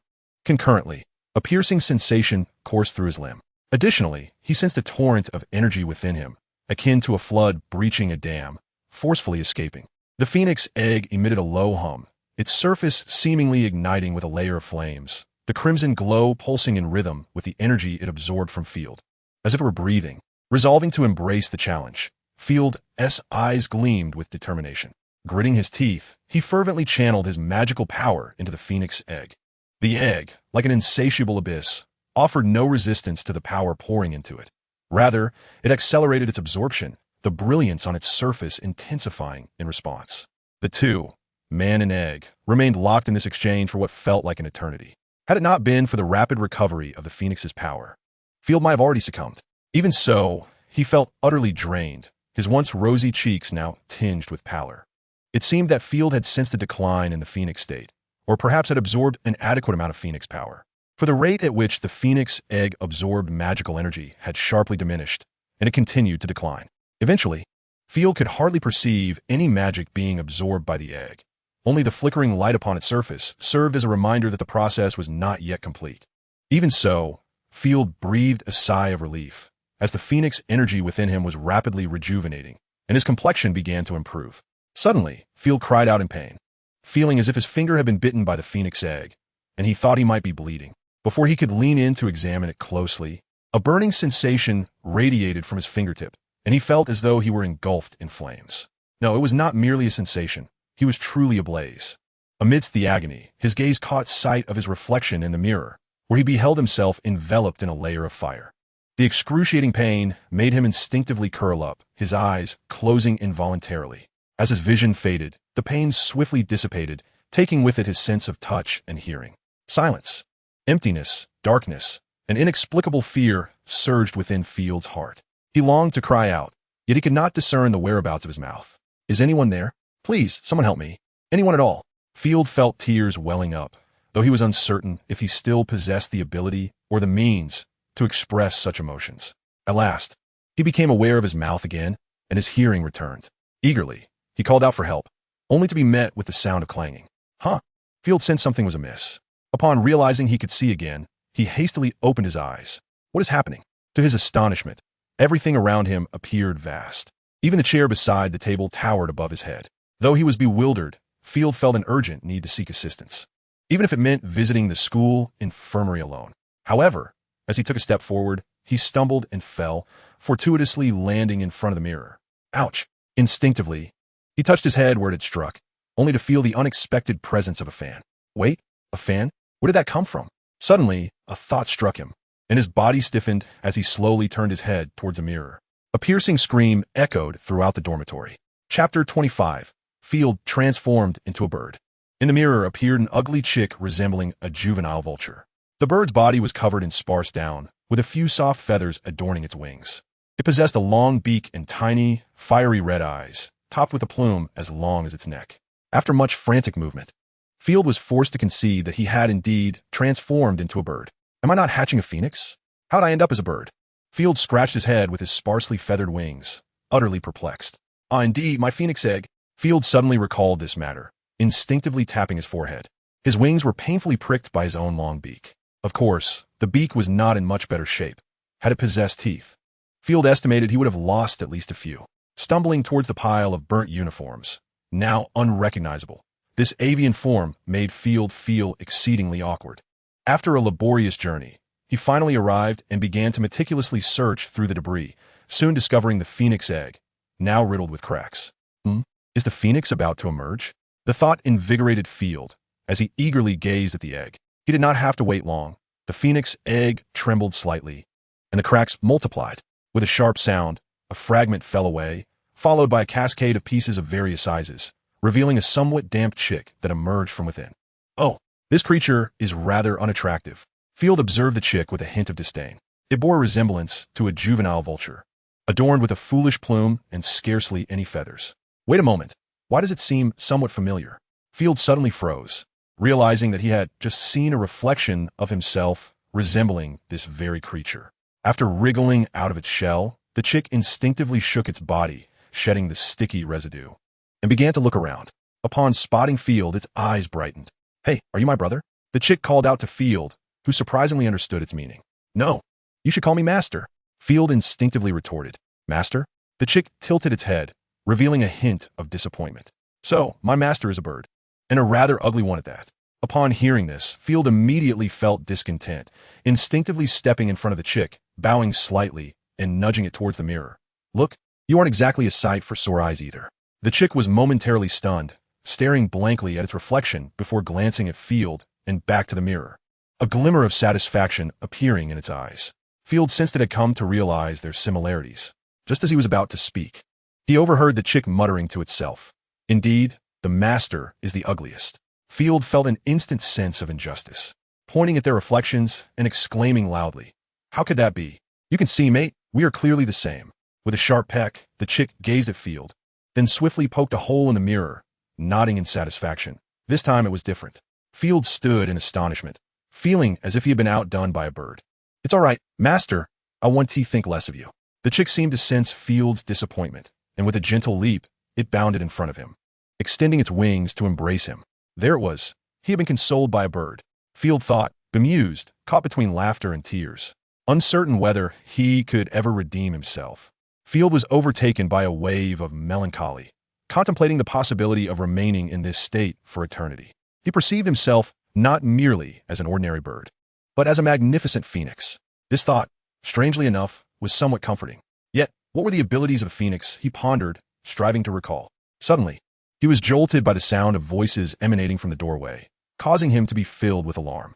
The phoenix is an exceedingly rare and wondrous creature. Should his roommate catch sight of him, he would undoubtedly be captured. It was one thing to be a wizard, but to end up as a pet? Absolutely not. The very notion of being manhandled by several burly men was utterly repugnant to Field. Instinctively, he sought refuge with the hatchling. His first thought for hiding was Dumbledore's office. Just as this idea crossed his mind, he felt a faint drain of his phoenix powers, followed by a shift in his surroundings. The semicircular walls were adorned with portraits of former headmasters, all appearing to doze, while Dumbledore sat behind his desk, quill in hand, composing a letter. Fawkes was the first to sense something amiss. Upon seeing Field and the hatchling, he called out to Dumbledore. Field felt a surge of embarrassment as he comprehended Fawkes' message. Dumbledore, your bird son has arrived. How dare you call me a bird son? Field thought, ready to retort before abandoning the idea. Though something felt slightly off, Fawkes was indeed correct. What is it, Fawkes?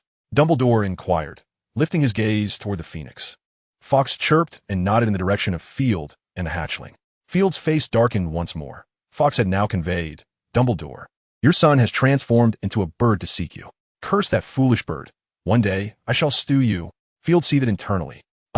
So you mean that although Dumbledore may not understand phoenixes, having coexisted with Fawkes for nearly a century, he could still grasp the essence of what his old companion was communicating. Field? Dumbledore adjusted his glasses, observing the now transformed hatchling with cautious curiosity. Field nodded in acknowledgement, confirming Dumbledore's deduction. Oh, magic is truly marvelous, is it not? Dumbledore said, gently cradling Field and the hatchling in his hands before placing them on his desk. I must say, you're truly beautiful. While Field had long wished to critique Dumbledore's unique taste, this time, he found the sentiment quite delightful. Indeed, well said, old man. The hatchling softly chirped. Dumbledore, clearly oblivious to the hatchling's words, nevertheless sensed its joy, gently stroking the little creature's head with his thumb. After a moment of contemplation, he suddenly addressed Field. By the way, would you care for some insects to eat, Field? I recall the pair of twins from the Weasley family capturing a jar of cockroaches. Would you care to sample that flavor? Cockroaches? Can one actually consume such a thing? Field instinctively shuddered, vehemently shaking his head. Very well. A hint of regret laced Dumbledore's tone as he remarked, I was rather curious about the taste of that peculiar item. By the way, are you certain you do not wish to try some? One must experience everything at least once in life. Absolutely not. Field resolutely shook his head. Chapter 26. Restoration of Humanity. Though Dumbledore found great pleasure in Field's new appearance, it did not imply he could comprehend Field's avian language, even with the esteemed Fawkes serving as a royal translator. Ultimately, Field devised a solution. He picked up a quill and gestured for Dumbledore to cast a spell upon it, thus enabling him to manipulate the quill to write upon the parchment. The principle was akin to that of a shorthand quill, despite the effort required to decipher Field's meaning. Dumbledore felt a sense of satisfaction upon understanding the reason behind Field's actions. He then posed a question. My dear son, is this your newly acquired daughter-in-law? Dumbledore once again affectionately stroked the little chick's head. Field froze, staring blankly at Dumbledore, his beak opening and closing, momentarily rendered speechless. The little chick let out a soft chirp, imbued with a touch of joy and shyness, two blushes appearing upon its avian visage, rendering it unexpectedly adorable. Field shook his head vigorously, startled by his own reaction. It was indeed a sign of spending too much time as a bird, to find even an unattractive creature somewhat charming. No, a large, emphatic word was inscribed heavily upon the parchment. Very well, Dumbledore murmured in disappointment. I was considering summoning Newman. He could certainly document your reproductive process. Documenting further? Field gazed at Dumbledore incredulously. Was he suggesting that he contribute to future generations? Dear fellow, Albus's suggestion seems rather splendid. Fawkes remarked to Field, especially since the Phoenix lineage is dwindling. You could certainly produce more offspring. Forget it. I believe being a wizard is far more preferable. Field shook his head vigorously. It seemed the little chick felt slighted by its master, emitting a few soft calls filled with dismay. Field was at a loss for how to console it, ultimately feigning ignorance. All right, my child. Dumbledore resumed his seat behind the desk, his azure eyes gazing gently at Field. Now, might you share with me how you accomplished this transformation? What? Field momentarily failed to grasp Dumbledore's intention. I believe you must understand, my child. Dumbledore smiled. Throughout the magical realm, There have been instances of wizards transforming into magical creatures. Yet, invariably, they either perished or lost their intellect, reduced to mere instinct. How did you manage it? In truth, I am unsure. Field pondered, inscribing upon the parchment. I merely incubated that phoenix egg, and the result was... Oh. Dumbledore's curiosity piqued. He inquired, "Might you indulge an elderly man's inquisitive nature by recounting the process to me?" To which Field, after a brief moment of reflection, meticulously transcribed the recent events onto the parchment. As he concluded his detailed account, Dumbledore attentively perused the contents. "If my deductions are correct," Dumbledore mused, "perhaps your phoenix has aided you in some manner." "Phoenix?" Field glanced at the little chick struggling with a piece of parchment.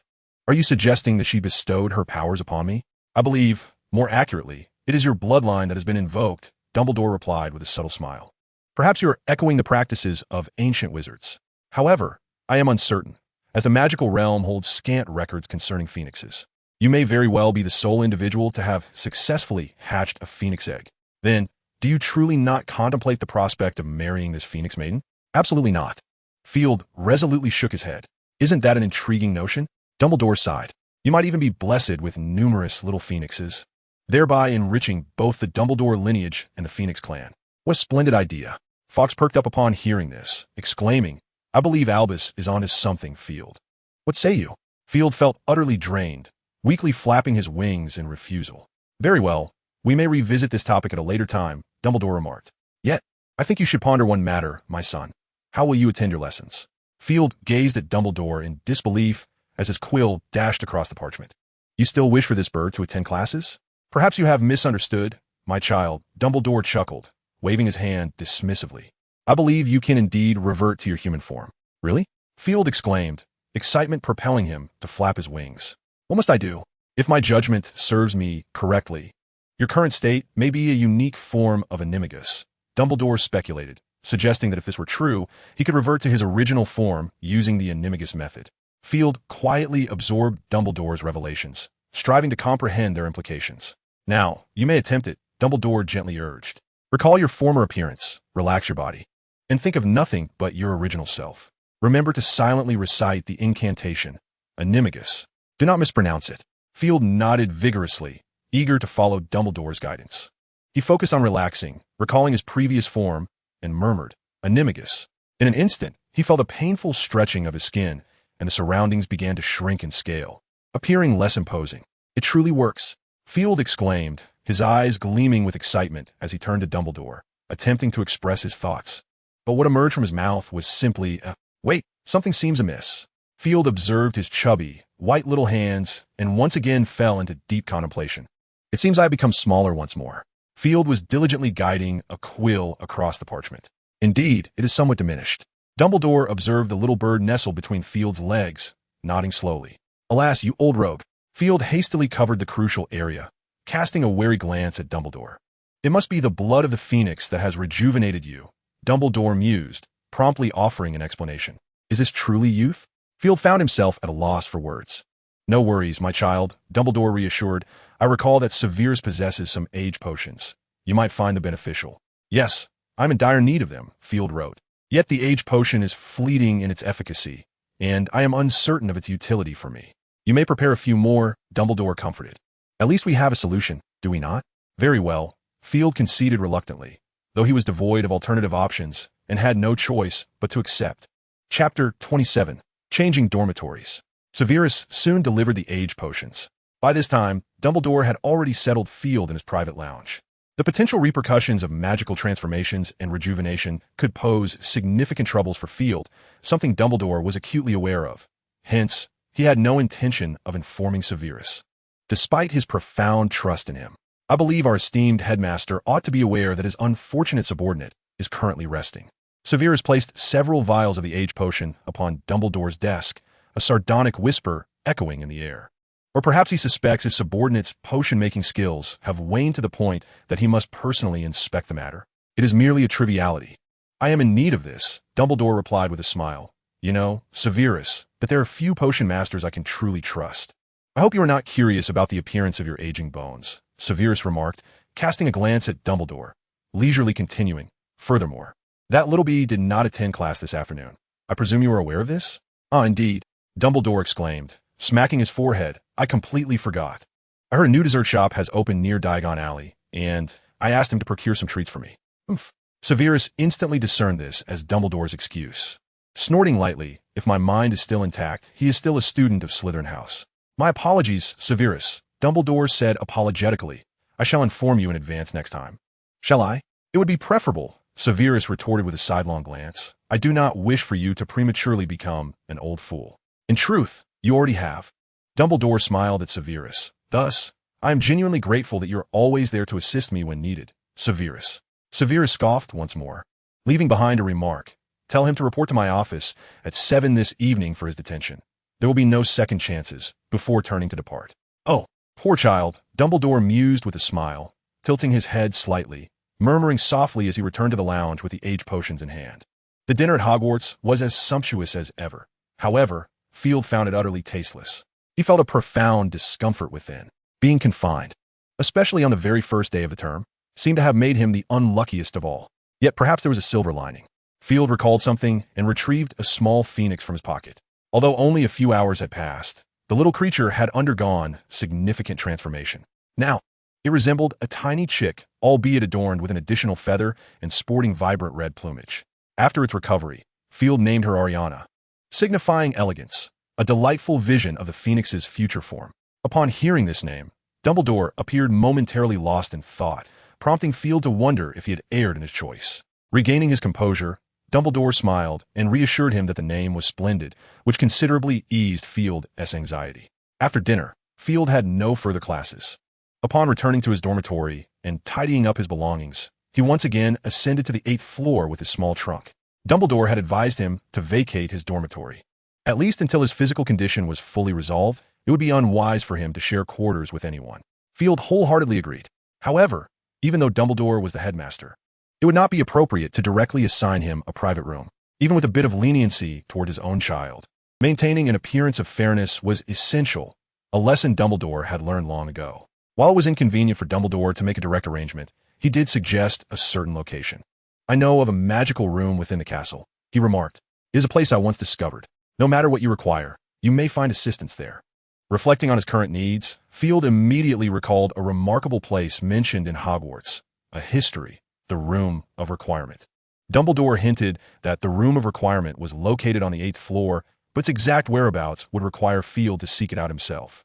Where could it possibly be? Field mused silently, observing every nook and cranny of the 8th floor until he soon noticed something amiss. The corridors of Hogwarts were typically adorned with an array of decorations, predominantly murals and tapestries. However, on the 8th floor, one side of the wall was festooned with portraits and tapestries, while the opposite side was starkly devoid of embellishment. This must be the place, Field speculated. According to the texts, the method to enter the Room of Requirement involved pacing back and forth while silently expressing one's need. Field set his trunk aside and approached the blank wall, repeating to himself, I need a single dormitory. I need a single dormitory as he walked back and forth. After a considerable period, the wall remained entirely unresponsive. Could he have been mistaken? Field pondered, a mixture of reluctance and confusion washing over him. If this was not the location, then where else could it be? Once more, he scrutinized his surroundings, and soon his gaze fell upon another peculiar area. This is a tapestry, embroidered with the image of a sorcerer pleading for mercy before a mountain troll wielding a club. There are two peculiar aspects to this scene. Firstly, the sorcerer, despite being deceased, embodies an air of supreme arrogance, reminiscent of the ghosts within Hogwarts, who, even in death, retain a profound sense of pride. Yet, this tapestry depicts the sorcerer beseeching a magical creature, specifically a mountain troll of limited intellect, which is indeed an astonishing portrayal.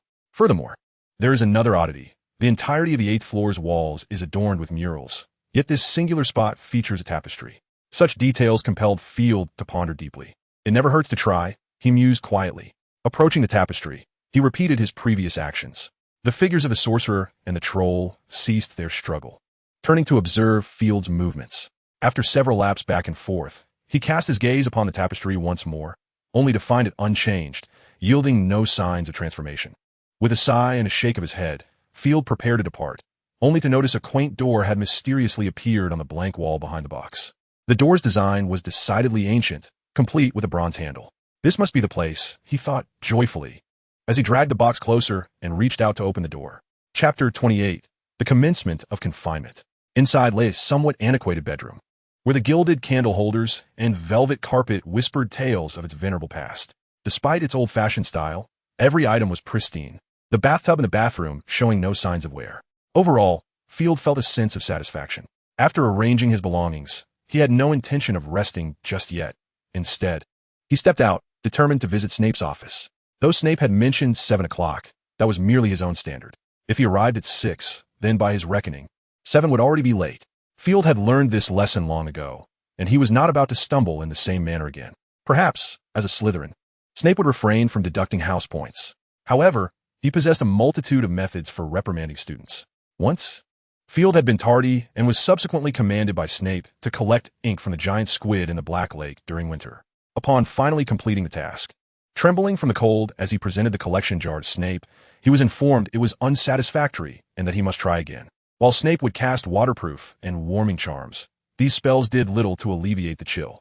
That experience left an indelible lesson on Field, one he has not forgotten and likely never will. It was through this incident that he grasped a vital truth. Never attempt to reason with Snape, for in the end, he would invariably emerge victorious. Snape's office is adjacent to the potions classroom, a space repurposed from the dungeons. Originally, it served as the office for the head of Slytherin House, while the potions professor's office was situated on the 4th floor. After Snape's appointment at Hogwarts, the two offices were amalgamated into one. Frankly, Field found it difficult to comprehend why Snape would opt for such a cramped and dimly lit chamber. Yet he never dared to inquire. Who knows what tasks that old Bat might assign him if he did? Knock, knock, knock. Enter. A cold voice emanated from behind the office door. Without hesitation, Field pushed the door open and stepped inside.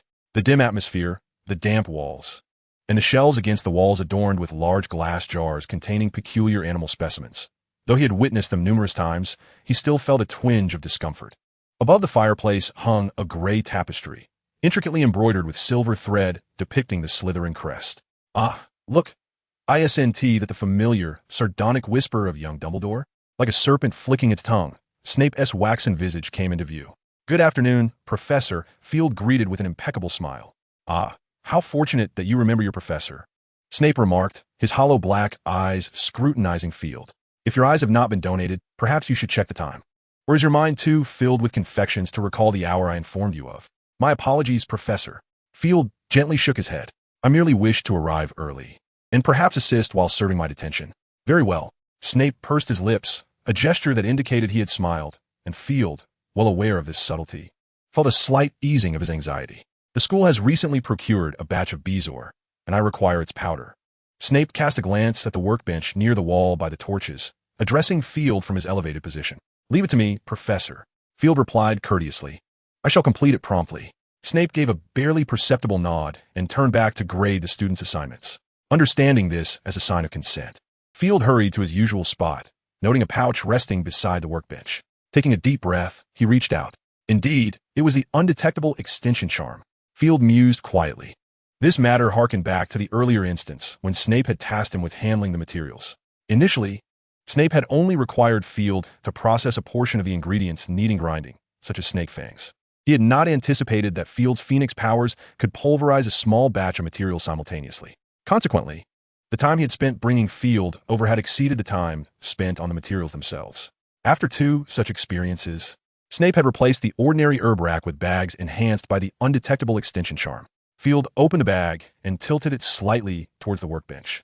With a clattering sound, the table soon became heaped with the bezoar to be processed. He placed the bag aside, took a deep breath, and with a flash of red light from his hands, the power of the phoenix emerged. Field extended his hands above the workbench, hovering about 2 centimeters above the bezoar, and directed the phoenix power to spread over the materials on the table. After a series of soft sounds, the bezoar transformed into heaps of powder. Skillfully, he picked up a potion bottle from the side and carefully used a silver spatula to scoop the powder into the vial, filling it before swiftly switching to another bottle.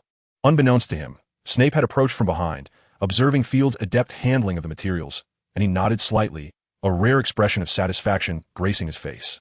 After bottling all the powdered bezoar, Field poured out another batch, this time working even more swiftly. Although Field had been conscripted into this task, he did not feel aggrieved. In fact, this work significantly honed his control over the phoenix power. In previous instances, he had often shattered the materials along with the workbench, and during those times, Snape had refrained from mockery, silently increasing Field's workload. Eventually, Field learned to manage the extent of his Phoenix power, gradually becoming a true asset to Snape. He quickly processed the entire bag of Bezoar, and just as he turned to inquire if Snape needed anything else, he was startled by Snape's presence behind him. "Careless," Snape remarked, casually retrieving his wand, and with a flick, summoned several potion ingredients to float before Field on the workbench. "Fetch a cauldron from the shelf," Snape instructed softly. "You know what I expect of you." There is no need for a second reminder. "Yes, Professor," Field replied, his expression brightening as he hurried to retrieve a cauldron. The potion-making class was officially in session. Chapter 29, Before the Transfiguration Class. After brewing a potion that earned a barely passing grade, Field was dismissed from Snape's office with a parting remark, "Come back tomorrow." This was already one of Snape's gentler attitudes, and Field naturally chose not to dwell on it. Moreover, he knew that students seldom received praise from Snape, especially regarding the quality of their potions. As one of the most distinguished potion masters in the magical world and the youngest to hold such a title, Snape certainly had the merit to make such evaluations. As for the small classroom session on processing ingredients, this was not the first time. As a professor, Snape was not one to easily owe favors to students, particularly when it came to Field. This individual has essentially never owed anyone anything throughout his life, even when Field accomplished a minor task. It was insufficient to warrant any exceptions. Consequently, Snape dedicated himself to instructing Field in the art of potion brewing once Field was truly capable of handling the materials. Although his words could be quite acerbic, the fact that Field's potion-making proficiency far surpassed that of his peers attests to the substance of Snape's teaching. In truth, many Hogwarts graduates, even those who had never attended Snape's advanced potion classes, possessed a commendable foundational understanding of potions. However, their evaluations of Snape were seldom positive. Snape, indifferent to such opinions, hardly felt the need to elucidate his methods. This could be considered a unique facet of his pride. Upon returning to the room of requirement, Field reflected on the day's accomplishments before drifting off into a contented slumber. Once he succumbed to sleep, his phoenix, Ariana, emerged from his pocket. Cautiously surveying Field and confirming his deep slumber, the small phoenix fluttered its tiny wings and alighted next to Field's pillow, curling up beside his cheek and soon emitting gentle snores. The following morning, Field awoke to find himself reverted to infancy once again. This time, however, he did not panic. Having experienced this transformation before, he carefully climbed to the bedside table, reaching for a vial of age potion that had been prepared in advance, and took a small sip. Frankly, the taste was rather unpleasant. Suppressing the urge to retch, he patiently awaited its effects. After a few breaths, he felt his body stretching. Eventually, the sensation subsided, and Field gracefully leaped from the bed, making his way to the mirror. As he gazed into the reflection that revealed his original form, he nodded in satisfaction and proceeded to the washroom. After Field departed, the little phoenix peeked out from the blankets, surveying the surroundings before vanishing in a flash of fire back into the pocket of the robe hanging on the coat rack. Once Field had finished grooming and glanced at his schedule, he donned his clothing and patted the pocket containing the small phoenix, nodding in contentment as he exited the room of requirement. Upon arriving in the Great Hall, he noticed the sparse number of students. Field paid this little mind, as he currently harbored little desire for friendships, rendering him indifferent to the situation. After taking a couple of bites of his hot dog, he noticed a familiar face seated beside him just as he reached for a cup of milk. "Good morning, Luna," he greeted her in a leisurely manner, swallowing his food before continuing. "Did you sleep well last night?" "Good morning, Field," Luna replied with a nod. "Quite well, thank you." "And you?" "Very comfortably." Field reflected on the large bed in the room of requirement, nodding gently. "You weren't in class yesterday afternoon?" Luna inquired, spreading jam on her toast. "Was something amiss?" "Just a minor issue," Field replied nonchalantly. Though it was somewhat troublesome, it was resolved swiftly. Luna glanced at Field and nodded. "There are no bothersome flies near your ears." Indeed, there was little left to attend to. Field took a hearty gulp of milk and let out a small burp. "I believe you might need this." Luna turned around and extracted a piece of parchment from her book, the delightful assignment left by Professor Sprout yesterday, due for submission in the next herbology class. "Oh, thank you," Field said with a smile. "I truly needed this. In fact, I was just about to find a moment to ask Professor Sprout myself." "You've been a tremendous help, Luna." "It's no trouble at all," she replied, bringing over another serving of vegetable salad. "When do you plan to tackle it?" "The assignment?" Field raised an eyebrow, pondering for a moment. "How about noon? We could finish it in the library. I have a few classes in the morning, so I can complete everything at once." "Sounds like a splendid idea," Luna said cheerfully. "Once we finish the assignment, we can peruse some books. I wish to find a book about the leaping toad. Perhaps it might yield some answers. Who knows? Field shrugged. It would certainly be best if we could find something. However, you ought not to harbor too much hope. After all, many of those books are in the restricted section and require a professor's note. Luna nodded gently. That's all right. I've already prepared myself for failure. That's good. Field suddenly recalled something. Do you have class this morning? I believe I saw that we share a class together. Perhaps we could continue to be partners. Defense against the dark arts. Luna confirmed with a nod. I would be delighted. Then let us each head to our first class. Field smiled. See you in defense against the dark arts? See you soon. Luna waved at Field before returning to the Ravenclaw table with a cup of pumpkin juice. After watching her depart, Field took his book and ascended the stairs. The first class was Transfiguration, held on the first floor of Hogwarts. Although Field had never been there, he casually asked the ghost for directions and soon arrived at the Transfiguration classroom door. After thanking the ghost, Field pushed open the door and entered. Perhaps due to his early arrival, the classroom was devoid of any students, and certainly there were no cats. Field paid it no mind and chose a quiet spot to immerse himself in his book. The book bore no title and was a gift from Professor McGonagall. Field had always believed it to be penned by McGonagall herself, only to later learn that it was authored by his father, though it had never been published in the magical world. As a former head of the Transfiguration Department, Professor McGonagall's teacher, Dumbledore's prowess in Transfiguration was beyond doubt. While Dumbledore possessed many magical talents, Transfiguration remained his forte. Field had once beseeched him to broaden his horizons. He had witnessed Dumbledore transform a teacup into an owl, and remarkably, he did so without the use of a wand. As for incantations, Transfiguration was inherently a branch of magic devoid of spells. Having attained the pinnacle of Transfiguration, known as a Animagus, which no one has ever accomplished with such magical creatures, could it be that my own skills in Transfiguration have also risen? With this thought, Field found himself restless, eagerly yearning to test his abilities. He retrieved his wand and, after a moment of contemplation, aimed it at the quill resting upon the table. Chapter 30. Professor McGonagall's Guidance. Focusing intently, he envisioned a clear image in his mind, and, with a decisive flick of his wand, a beam of crimson light surged forth, striking the quill. The quill twisted momentarily before gradually transforming into the tail of a serpent. Observing the undulating serpent tail before him, while the quill remained unchanged, he fell into deep contemplation. Returning to its original form, Field cast the restoration charm upon the creature he had conjured. A flash of red light ensued, and the peculiar entity reverted to the quill. Determined, he thought to try once more, sweeping his wand towards the quill again. With emerald eyes, a sharp serpent-esque snout, and an occasional flicker of its tongue, the transformation appeared promising. Yet, the segment that should have represented the serpent's tail remained the pointed quill tip. Once again restoring the quill, Field sank into profound thought. Where could the issue lie? As he perused Dumbledore's book, lost in contemplation, a stern voice interrupted his thoughts. Your magical output is insufficient, young Mr. Dumbledore. He glanced up to find Professor McGonagall standing before him, her gaze fixed upon his. Good morning, Professor, he stammered, springing to his feet, a sheepish smile gracing his lips. I apologize, I was merely curious. I do not fault you, young Mr. Dumbledore, McGonagall replied with a gentle smile. However, it would be prudent to practice Transfiguration under the supervision of a professor in the future. Of course, Professor, I will remember that, Field said, running a hand through his hair, feeling somewhat embarrassed. Do not be concerned. You have already surpassed many of your peers, young Mr. Dumbledore, McGonagall remarked with a light chuckle. Alas, this is not a classroom setting, so I cannot award you any points. Nevertheless, I can offer you guidance, should you require it. Certainly, Professor, Field exclaimed, his face lighting up as he nodded vigorously. I've been stuck here for quite some time. Although I have perused numerous texts, the information therein is exceedingly vague. This is not uncommon, McGonagall shook her head. Transfiguration inherently relies on conceptual understanding.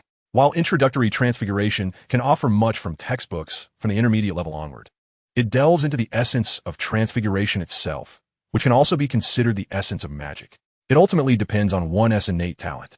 I have encountered many students who find spells and other subjects quite manageable, yet Transfiguration demands a considerable investment of their time. It is a branch of magic that truly tests one's aptitude. Field nodded silently in agreement. Dumbledore also noted this in his writings. If one lacks an innate talent for Transfiguration, it is best not to squander too much time on this form of magic. That said, Professor McGonagall adjusted her glasses and, with a serious demeanor, inquired, before I formally mentor you, I need to ask you some fundamental questions. I hope you will respond truthfully. Of course, Professor, Field replied, nodding obediently. What do you perceive transfiguration to be? McGonagall fixed her gaze upon Field's eyes as she posed her question. It is creation, Field answered without hesitation. Upon hearing his response, McGonagall raised an eyebrow. In the process of casting transfiguration, first, one must identify the object to be transformed and the item to be transfigured. Second, one rewrites the item into the target form through magical power. Finally, one maintains the appearance of the transformed object through magic. Field pondered briefly before confidently summarizing. I would categorize it as meditation, rewriting, and shaping. Well, I believe I understand your misconception, Professor McGonagall nodded. Regrettably, I must inform you, young Mr. Dumbledore, that your understanding of transfiguration is likely incorrect. Oh, Field arched an eyebrow. Why is that? Based on your description, essentially, what you are performing is not transfiguration, but rather alchemy grounded in magical power, McGonagall asserted with great certainty. Though the results may appear remarkably similar, they are fundamentally different. Field swiftly extracted a piece of parchment and dipped his quill into ink, promptly beginning to record Professor McGonagall's words. Noticing this, McGonagall nodded slightly, her eyes reflecting a measure of satisfaction. She always appreciated diligent students. In fact, the essence of alchemy is creation, McGonagall continued. This transformation is permanent. It does not require you to expend magical energy to sustain it. For instance, if you were to transform a matchstick into a needle through alchemy, it essentially becomes a needle. In contrast, transfiguration, strictly speaking, involves a conceptual change. McGonagall paused, contemplating before continuing. You might understand it as a form of deception. Deception? Field raised an eyebrow. Why do you say that? Perhaps I should not delve into this. McGonagall appeared hesitant, as this touched upon the more profound aspects of advanced transfiguration. I would not wish to burden you, Professor, Field sighed. However, I fear I shall not find rest without grasping this concept. It is not so grave, young Mr. Dumbledore. McGonagall chuckled at Field's earnestness. Very well. In that case, I believe you may be ready to learn a bit more. Thank you, Professor. Field promptly expressed his gratitude. His quill poised for action once more. In truth, transfiguration itself is a form of deception, McGonagall stated without hesitation, continuing her explanation.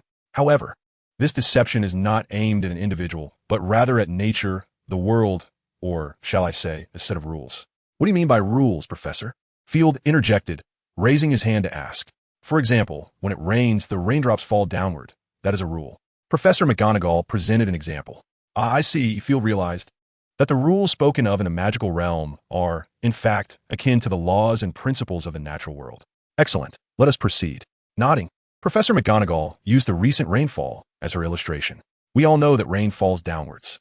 However, could rain ever ascend? Field remained silent, understanding that this was not the moment for him to interject. Indeed, Professor McGonagall answered her own query. Without any external interference, it would be impossible. Yet we are wizards, and magic serves as the most effective means of interference. Through our magical abilities, we can momentarily alter this rule. This is the essence of transfiguration. In other words, the nature of transfiguration lies in altering the rules through magical prowess. Field raised an eyebrow. Or perhaps substituting the rules, Professor McGonagall nodded, noting that a change in rules essentially allows us to deceive the world using magic. I believe you should now comprehend, young Mr. Dumbledore. Chapter 31. The Gamp's Law of Elemental Transfiguration and its 5 exceptions.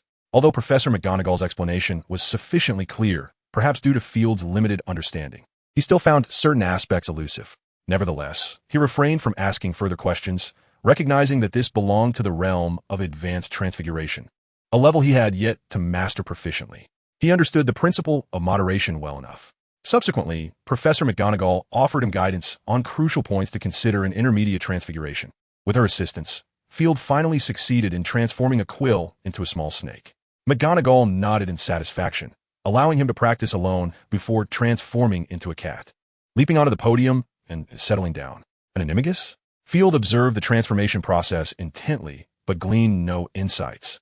He mused darkly, hoping that the students arriving afterward would behave more honestly. As time passed, students gradually began to fill the classroom. Initially, a few Slytherin students appeared sporadically, sitting apart and engaging in hushed conversations. After a while, a large group of students entered, all from Hufflepuff, led by an upperclassman. Field noted that despite the Slytherin prefect's claims of unity, he was beginning to doubt their veracity. As the last student entered the classroom, the bell for class rang out.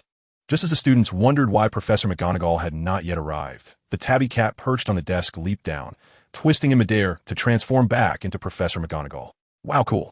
A spark of excitement ignited among the students, and someone initiated a round of enthusiastic applause that resonated throughout the room. Thank you. Professor McGonagall smiled gently, raising a hand to quell the noise, and the classroom gradually fell silent. Transfiguration is the most complex and perilous spell you will encounter during your studies at Hogwarts. Should anyone behave mischievously in my class, I shall kindly request their departure, ensuring they are never permitted to return. I have issued my warning. After Professor McGonagall's stern admonition, she commenced taking attendance, mirroring the procedure of her fellow professors. Not a single student was absent, nor was there any tardiness, prompting a satisfied nod from Professor McGonagall. Welcome to the classroom of Transfiguration. Her serious demeanor left one uncertain regarding the sincerity of her welcome. This is an exceedingly significant discipline, one that you will encounter both in the confines of the school and in the broader tapestry of life. It is precisely for this reason that Transfiguration stands as the sole mandatory subject at Hogwarts, spanning from 1st to 7th year. I implore you to engrave this in your memory and not to forget it. After surveying the room, Professor McGonagall continued, stating that some assert Transfiguration serves as the foundation for the nonverbal spells in the realm of charms. While I do not wish to dispute this, as they are inherently distinct, mastering Transfiguration indeed facilitates the swift acquisition of nonverbal incantations. Observe, with a flick of her wand, Professor McGonagall transformed the desk into a diminutive pink pig, which emitted a couple of delightful oinks towards the students. The pupils widened their eyes in astonishment, captivated by the spectacle. A barely perceptible smile graced Professor McGonagall's lips, albeit quickly concealed, though the twinkle of mirth in her eyes lingered. You shall certainly master this. However, prior to that, a solid foundation is essential.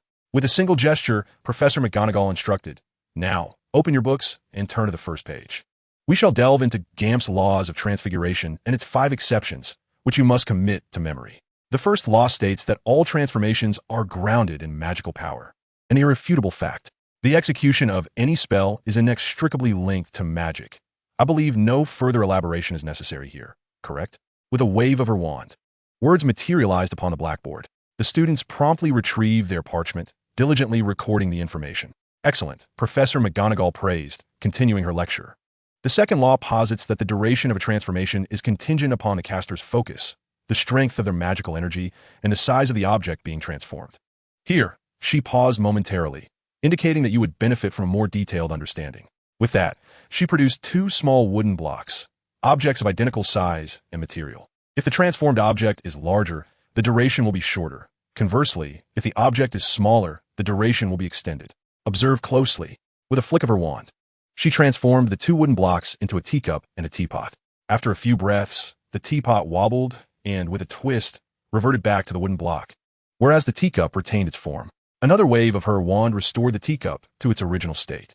Furthermore, when transforming the same object, the resultant forms can differ, leading to varying durations of transformation. It is crucial to note that the duration of a transformation into a living creature must always be shorter than that of an inanimate object, regardless of size. The third and final law of Gamp's laws of transfiguration asserts that the essence of the transformed object will never change. Just like the pig I recently transfigured, its essence remains that of a table. Even if it were to be slain, it would merely result in the destruction of a piece of furniture. This is a point you must remember. Professor McGonagall observed that the students had taken note and nodded slightly, stating that these are the foundational principles of transfiguration as posited by Master Gamp. Subsequently, Master Gamp provided some additional insights, which encompassed the 5 major exceptions to Gamp's fundamental laws of transfiguration. Firstly, wizards cannot conjure exquisite food and drink from thin air, nor can they transform objects into sustenance. Even if one were to transfigure a table into a cake and consume it, nourishment could not be derived, for it remains merely a collection of wood. Secondly, living beings and inanimate objects cannot undergo permanent transformation. If I were to turn a lectern into a pig, once my magical influence dissipates, it would revert to being a lectern. Furthermore, should you cast a blasting curse on the pig, the outcome would be a heap of wooden fragments rather than the remains of a pig. Thirdly, transfiguration cannot produce magical items, such as flying broomsticks. You may have heard that during the Quidditch World Cup, some nations delight in showering gold galleons upon the spectators. In reality, these are merely ordinary coins transfigured, destined to vanish over time, a practice expressly forbidden by many magical governments. Fourthly, transfiguration cannot alter quantity, A single matchstick can only become one needle. Perhaps you will later learn a spell known as the duplication charm, but even that is not permanent. It is merely temporary. Some may argue they have witnessed food multiply from thin air and indeed consumed it. This phenomenon is, in fact, a branch of transfiguration known as conjuration, which you will study in your 5th year, so there is no need to rush. Fifthly, transfiguration does not create something from nothing, which overlaps somewhat with the first point, but is of utmost importance. These constitute the 5 major exceptions to Gamp's fundamental laws of transfiguration. They form the bedrock of transfiguration and are essential components of the examination. I require you to commit them to memory, for they must never be forgotten. In Chapter 32, during the defense against the dark arts lesson, Professor McGonagall did not require the students to perform any spells. Instead, she thoroughly elucidated the foundational requirements of transfiguration along with Gamp's laws and their 5 exceptions. While Field found this information exceedingly valuable, it did not resonate with all. Many students, particularly those from Hufflepuff, left the class with disappointment etched on their faces, as such sentiments were predominantly held by those from Muggle families. The second class of the morning was Defense Against the Dark Arts, held on the 3rd floor of Hogwarts. With only 30 minutes between classes, Field was brimming with questions for Professor McGonagall. However, time was not on his side, and he reluctantly set aside this enticing notion. He hurried to the classroom, pausing briefly to catch his breath before entering. By that time, several students had already gathered, and upon glancing at their house insignias, he noted they were predominantly from Ravenclaw. "Hey, over here," a melodious voice rang out within the classroom. Field turned his gaze towards the source of the sound and saw Luna waving at him. Without hesitation, he strolled over to her and casually seated himself beside her. "You arrived quite early," he remarked as he took out a book. "The last class was our dean's, and the classroom is quite close to here." Luna briefly explained and then curiously glanced at Field's book. "Is this your reading material? How could it be?" Field was about to clarify that it was a textbook when he suddenly realized that his material seemed indeed to differ from that of others. "Dark Magic, A Guide to Self-Defense." Luna softly read aloud the title of Field's book. "I've seen this before. It was among the books left by my mother. It seems like it was an old textbook. My admission notice appears to be flawed." Field furrowed his brows as he looked at the book in Luna's hands. "Adventures with Ghouls. So this is the actual textbook, isn't it? Damn my father. Can't he be reliable just once?" Field silently cursed. "And these?"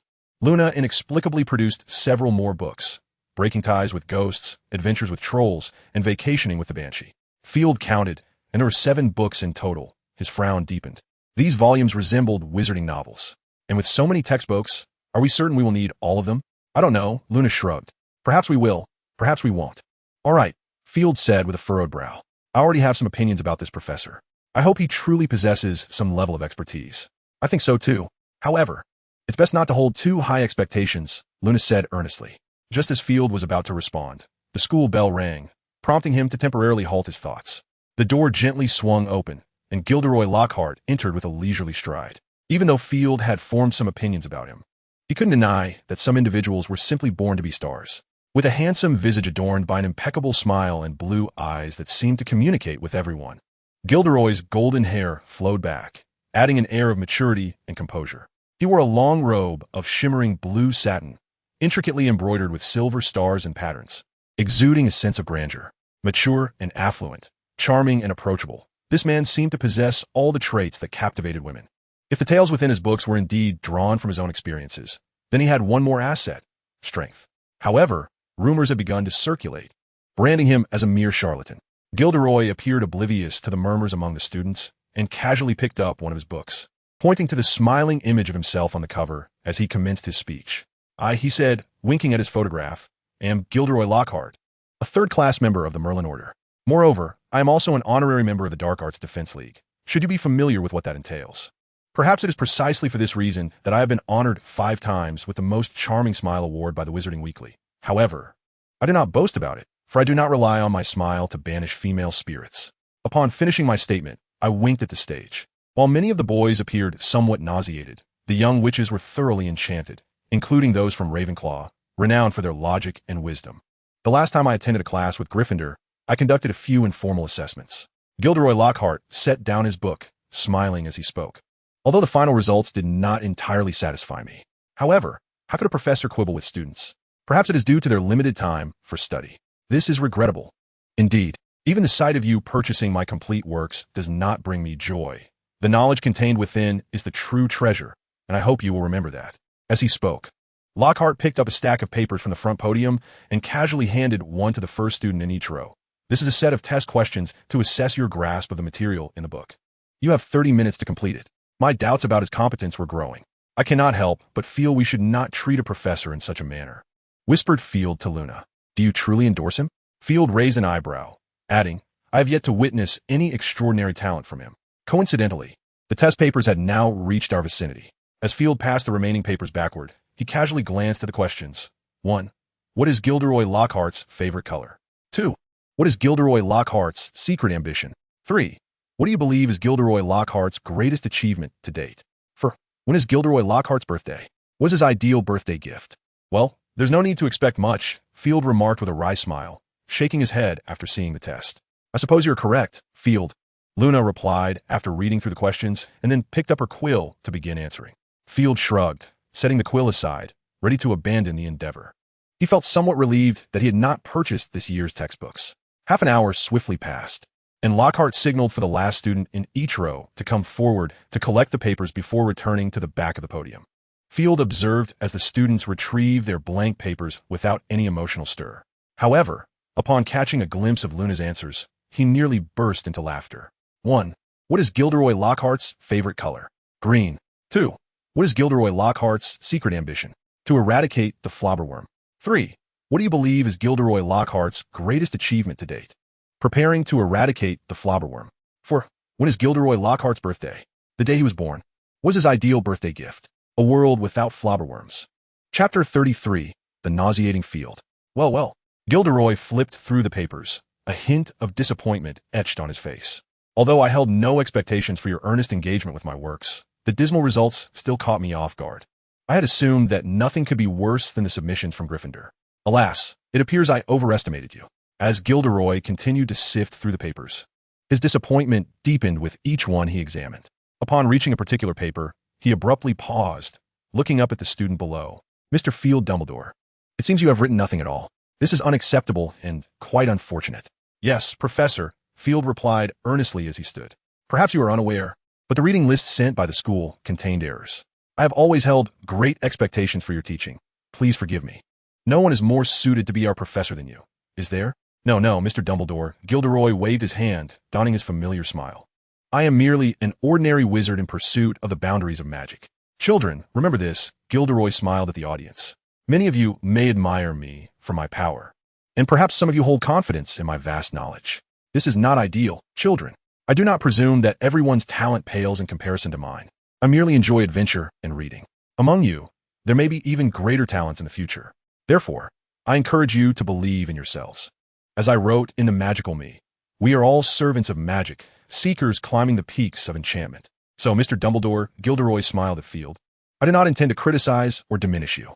I merely hope that you do not idolize me too much, as it may impose significant constraints on your future pursuits. I understand, Professor Lockhart, Field said, his face alight with excitement. You truly are a person of great wisdom. If I can be of assistance, that will be splendid. Gilderoy nodded with a smile. You may take your seat now, Mr. Dumbledore. You are quite the commendable young man. As Field settled back down, Gilderoy's eyes sparkled with delight. Though it was the school's mistake, I do not wish for such matters to impact your studies. Therefore, I shall grant you 2 small rewards, Mr. Dumbledore. Yes, Professor. Field immediately stood again. Oh, no need to be so eager, child. Simply sit down. Gilderoy gracefully gestured for him to take a seat. A keen learner deserves encouragement. At the end of class, you may accompany me to my office, where I will gift you my complete works. Professor. Field raised his hand. Is there a problem, Mr. Dumbledore? Gilderoy inquired, puzzled. If possible, could I also receive your autograph? Field scratched his nose, looking rather bashful. Haha, of course, consider it a token of encouragement. Gilderoy laughed heartily. Thank you, Professor. Field appeared exceedingly thrilled. It matters not, for I am indeed your professor. Gideon flashed a toothy smile at him. And I have a small reward to bestow upon our young Mr. Dumbledore as well. Your honesty is commendable, a rare virtue indeed. Therefore, to honor your noble qualities, Slytherin shall receive 10 points. I believe all of you should take note of this. It is a most precious trait. Now, let us commence our lesson. Gideon surveyed the students before him, a mysterious smile playing upon his lips as he declared the need for too little assistance. While the students clamored to volunteer, Field took the opportunity to smooth his chest, feeling slightly nauseated by his earlier performance. However, earning those 10 points was certainly worth the effort. Through this experience, Field became increasingly convinced that this was merely a facade hiding a rather superficial intellect. Noticing Field's lack of raised hands, Gideon felt a twinge of disappointment. Yet, upon seeing him intently studying the book he had borrowed from his deskmate, Gideon's smile returned. He randomly selected 2 students and began his performance. Indeed, it was a performance. For the remainder of the class, the students sat in rapt attention, witnessing Gideon's impromptu theatrical display. The 2 chosen students played supporting roles from his book while he portrayed himself.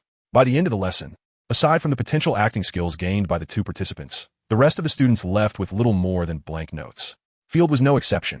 As the bell rang, signaling the end of class, Gideon concluded his thoroughly enjoyable performance, awarded the 2 Ravenclaw students their well-deserved 10 points, and announced the dismissal.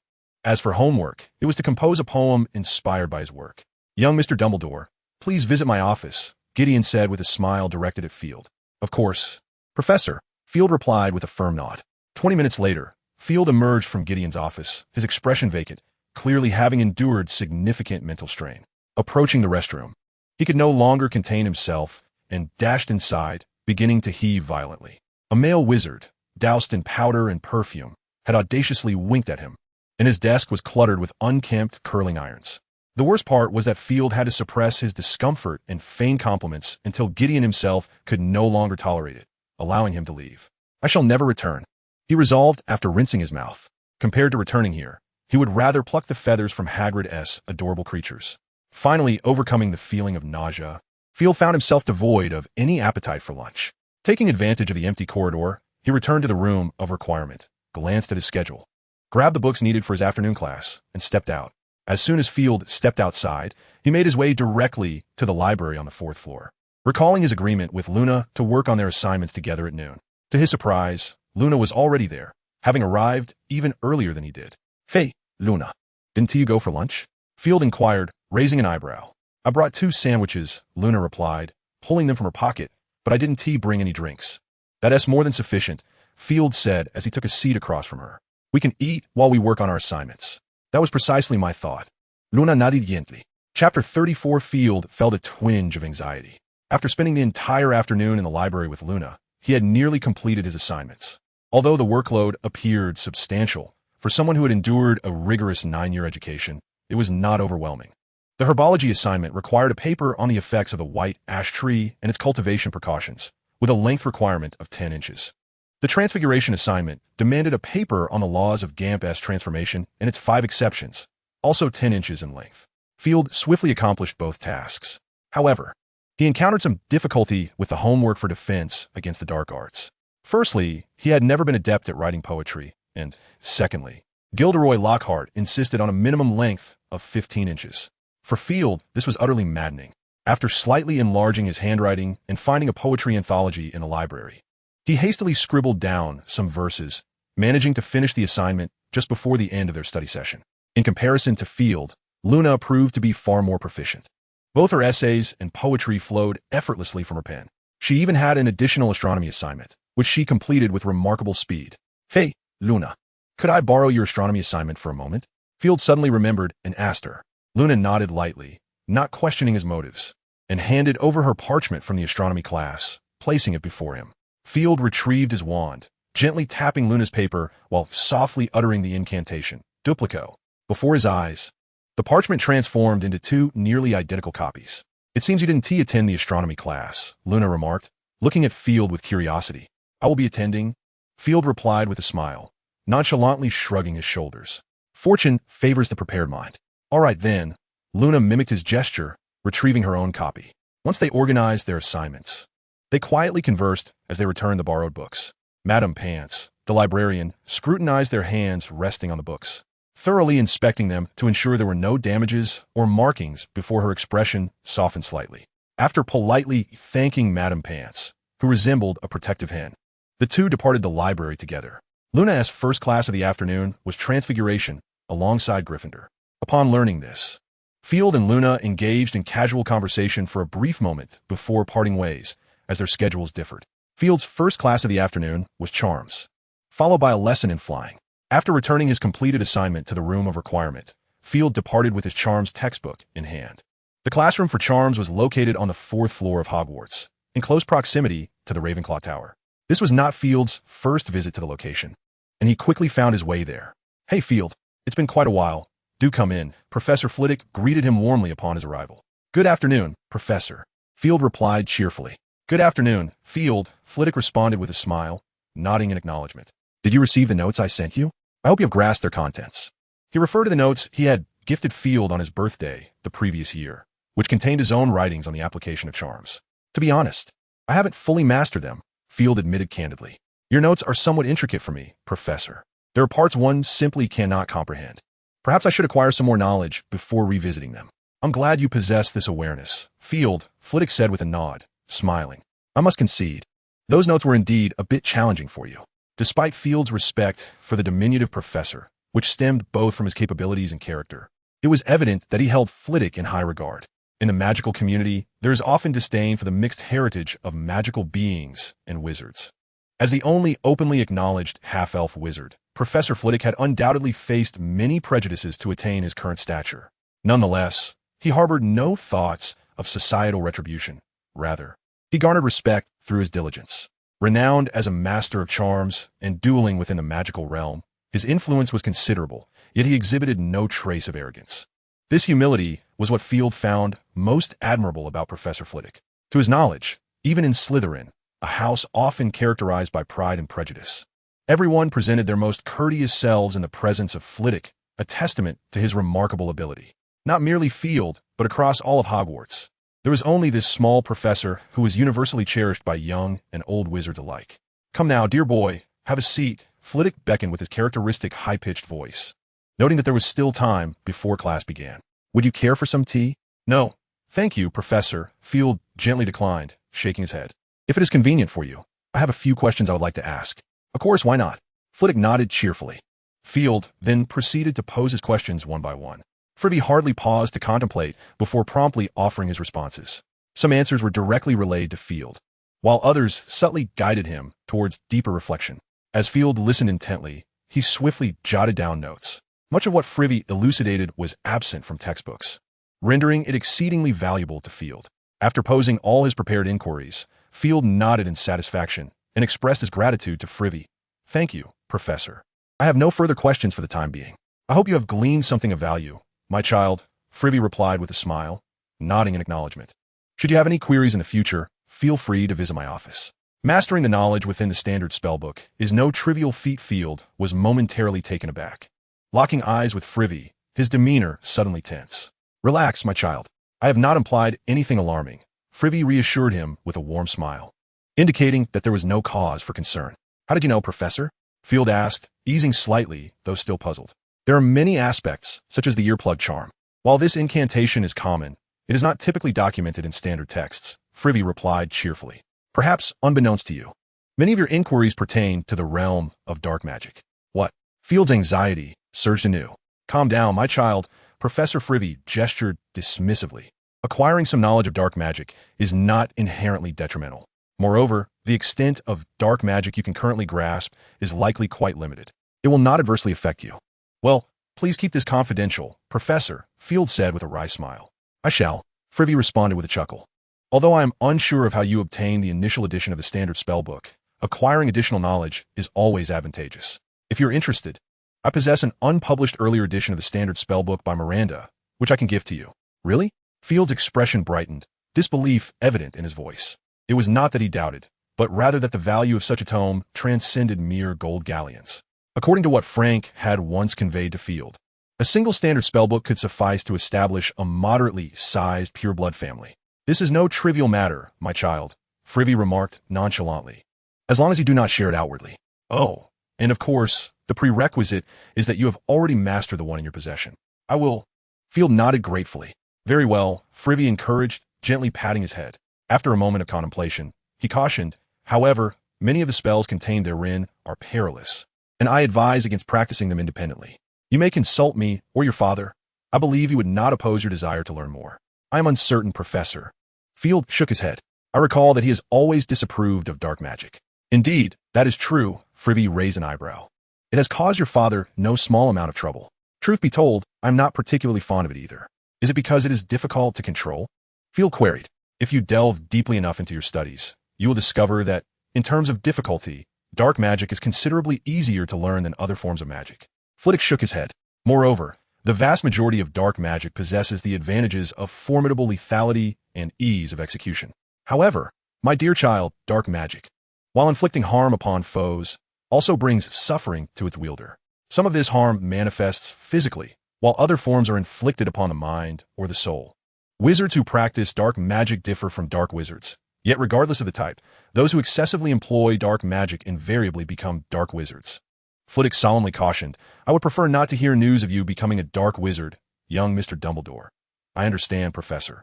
I will be cautious, Field replied, nodding earnestly. That is reassuring, Flitwick remarked, observing Field for a moment before smiling warmly. Welcome to the Charms class, children. I am your Professor Flitwick. After taking attendance, Flitwick introduced the class in a high-pitched voice, his face aglow with joy. Perhaps some of you have encountered charms before, while others have not. He continued now. Can anyone tell me what charm is? Several students raised their hands. Let me see, Flitwick said, glancing at the roster. Mr. Bones? Yes, Professor, a Slytherin student stood. A charm is a type of spell that influences reality through incantations, gestures, and magical power. An excellent answer, Mr. Bones, Flitwick replied kindly. I believe Slytherin deserves 3 points for that. Does anyone wish to add to this? This time, no hands were raised. After scanning the room, Flitwick's gaze settled on Field. Young Mr. Dumbledore? Yes, Professor. Field, meeting Flitwick's expectant eyes, smiled wryly and rose. To be honest, I don't know much more, Professor. That's quite all right. Feel free to share your thoughts, Flitwick encouraged, unfazed. Well, Field pondered, in my view, apart from transfiguration, most other forms of magic fall under the category of charms. Of course, excluding alchemy and potions. Ah, quite true, Flitwick nodded with a smile. However, that's not sufficient for me to award you any points, young Mr. Dumbledore. That's fine, Field thought to himself, intending to express indifference about the points, but refraining upon seeing Flitwick's cheerful demeanor. Please, continue, Flitwick prompted. It seemed that merely skimming the surface would not suffice. Field sighed internally and began to answer earnestly. In the realm of magic, the essence of charms is subject to each individual's interpretation. Be they masters well-versed in charms or novice witches just beginning their journey. There exists no definitive definition nor precise explanation. What can be assured is that any magic that can be directly cast through your wand, aside from transfiguration or certain aspects of alchemy, qualifies as a charm. From the most primitive runic spells to the instinctive wielding of raw magical power by wizards, the emergence of war magic, and the evolution into contemporary magic, all of these constitute charms. Thus, my understanding of charms is that, apart from transfiguration, any magic that enables your magical energy to truly manifest is a charm. Master Miranda Goshawk once stated in the Standard Book of Spells that all magic originates from incantations. While I cannot assert that my understanding surpasses that of my predecessors, the Master of Spells must possess some profound insight to have made such a declaration. Thus, perhaps this definition holds merit. What about the classification of incantations? Flitwick inquired further. According to international standards, incantations are categorized into white magic and black magic. White magic generally encompasses 3 types: household magic, war magic, and life magic. In contrast, black magic has a broader spectrum, divided into curses, hexes, jinxes, and soul-related magic, among others. Field swiftly provided the answer, noting that while memory-related magic does not harm the caster, it is nonetheless classified as black magic. Clap, clap, clap. Flitwick joyfully applauded, exclaiming, even I could not have answered better. Truly deserving of a perfect score. Thank you, Professor, Field replied with polite gratitude. No, it is you who deserves this. Flitwick raised an eyebrow at Field, then turned his gaze to the rest of the class. Mr. Dumbledore's introduction was quite splendid, so why not take some notes? The students suddenly realized, hastily retrieving parchment and quills to jot down Field's words, while some exchanged whispers for clarification on points they had missed. In truth, Mr. Dumbledore's explanations, while foundational, were not something I expect you all to memorize. After all, that material belongs to the second year. Our primary focus should be on mastering more fundamental concepts. Now, please open your books. We shall delve into some theory. Chapter 36, The Useless Flying Lesson. Once again, we are to study theory. While some students had anticipated this, many still sighed audibly when Professor Flitwick made the announcement.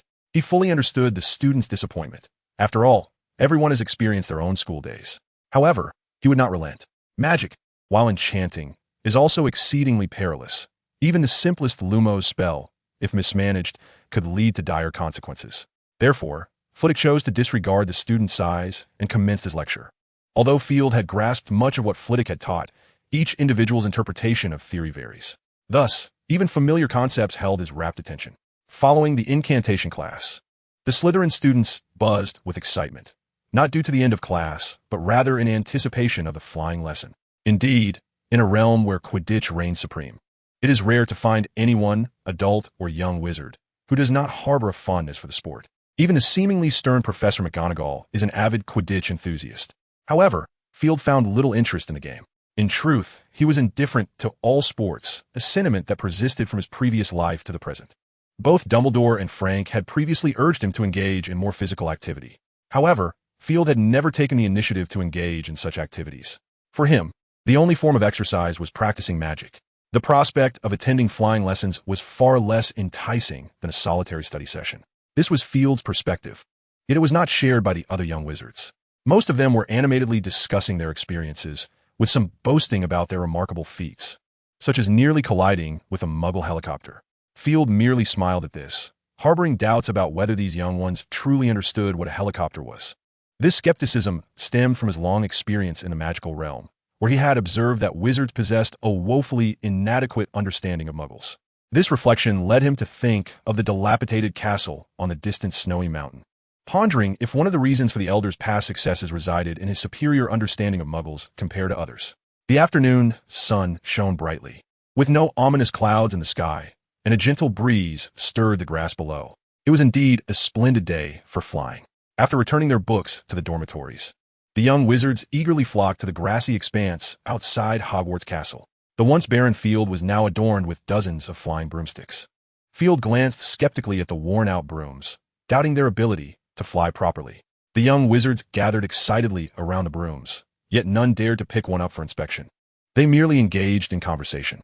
As the bell for class rang, Madame Hooch arrived on the field. She appeared quite formidable, her eagle-like yellow eyes scrutinizing each student with precision, and her short gray hair only added to her stern demeanor. Field had learned that although Madame Hooch was merely a first-year instructor at Hogwarts, she was well known in the magical community. Besides being one of the few international Quidditch referees, she had also coached a team in the Quidditch World Cup. In terms of flying prowess, Madame Hooch was undoubtedly the preeminent figure at Hogwarts. However, this only pertained to her broom-handling abilities. Her magical skills were rather average, and even fifth-year students with slightly better talent would surpass her. Despite this, Field held no disdain for her. Every diligent individual deserves respect. What are you waiting for? Stand by a broom, everyone. One for each of you, quickly. Madame Hooch's commanding voice matched her imposing presence. Upon hearing her directive, the students sprang into action. Field casually approached a broom and took his position, facing Ginny Weasley, who had sat in the same compartment with him earlier. "Hello, it's been a while." Field greeted her with a smile. "Indeed, it has," Ginny replied with a grin. "I remember you. You're Field Dumbledore, right?" "Yes, that is correct," Field nodded. "How have you been lately?" "Quite well." Ginny shrugged her shoulders, remarking that it would be better if Ron were not so embarrassing. "Ron?" Field tapped his forehead, pondering. "I seem to recall you mentioning he is my brother." "Indeed," Ginny replied with a smile. "He takes good care of me and treats me well. Of course, I have to overlook his boastful tendencies." "You possess an enviable home, Ginny," Field said with a grin. Suddenly struck by a thought, he added apologetically, "May I call you Ginny?" "Certainly, my friends all call me that." Ginny appeared quite indifferent, adding, "And I wouldn't want to keep addressing you as Mr. Dumbledore." "Just call me Field," he chuckled. Thereafter, the two fell into silence as the students settled into their positions, ready to heed Madame Hooch's instructions. "Now, speak to your brooms with a touch of feeling," Madame Hooch continued. Up, up. The students complied, showcasing their talents. Some merely had to call once for their brooms to leap into their hands, while others required numerous attempts. Then there was Field, who, despite his fervent calls, found his broom stubbornly rooted to the ground, unresponsive. "Don't be anxious, child. You may try again." Madame Hooch noticed Field's struggle and approached him, her tone gentle. Field nodded and attempted once more, yet regrettably, there was no change. Madame Hooch regarded him quizzically, placing her hand above the broom, and gently commanded up. The broom instantly obeyed, landing deftly in Madame Hooch's grasp. "Listen to me, child," she said, looking at Field with a hint of hesitation before continuing.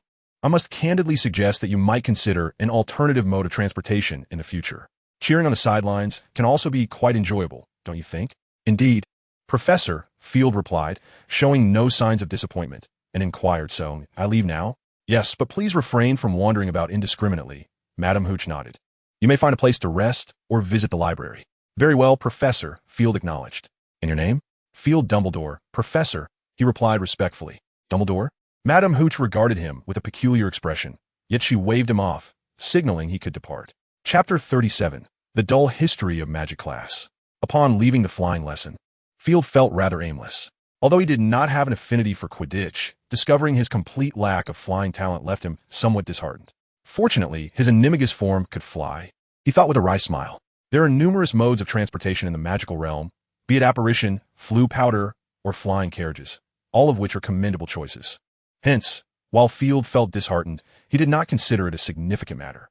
With nothing pressing to occupy him, Field pondered and decided to visit the elderly in need of companionship.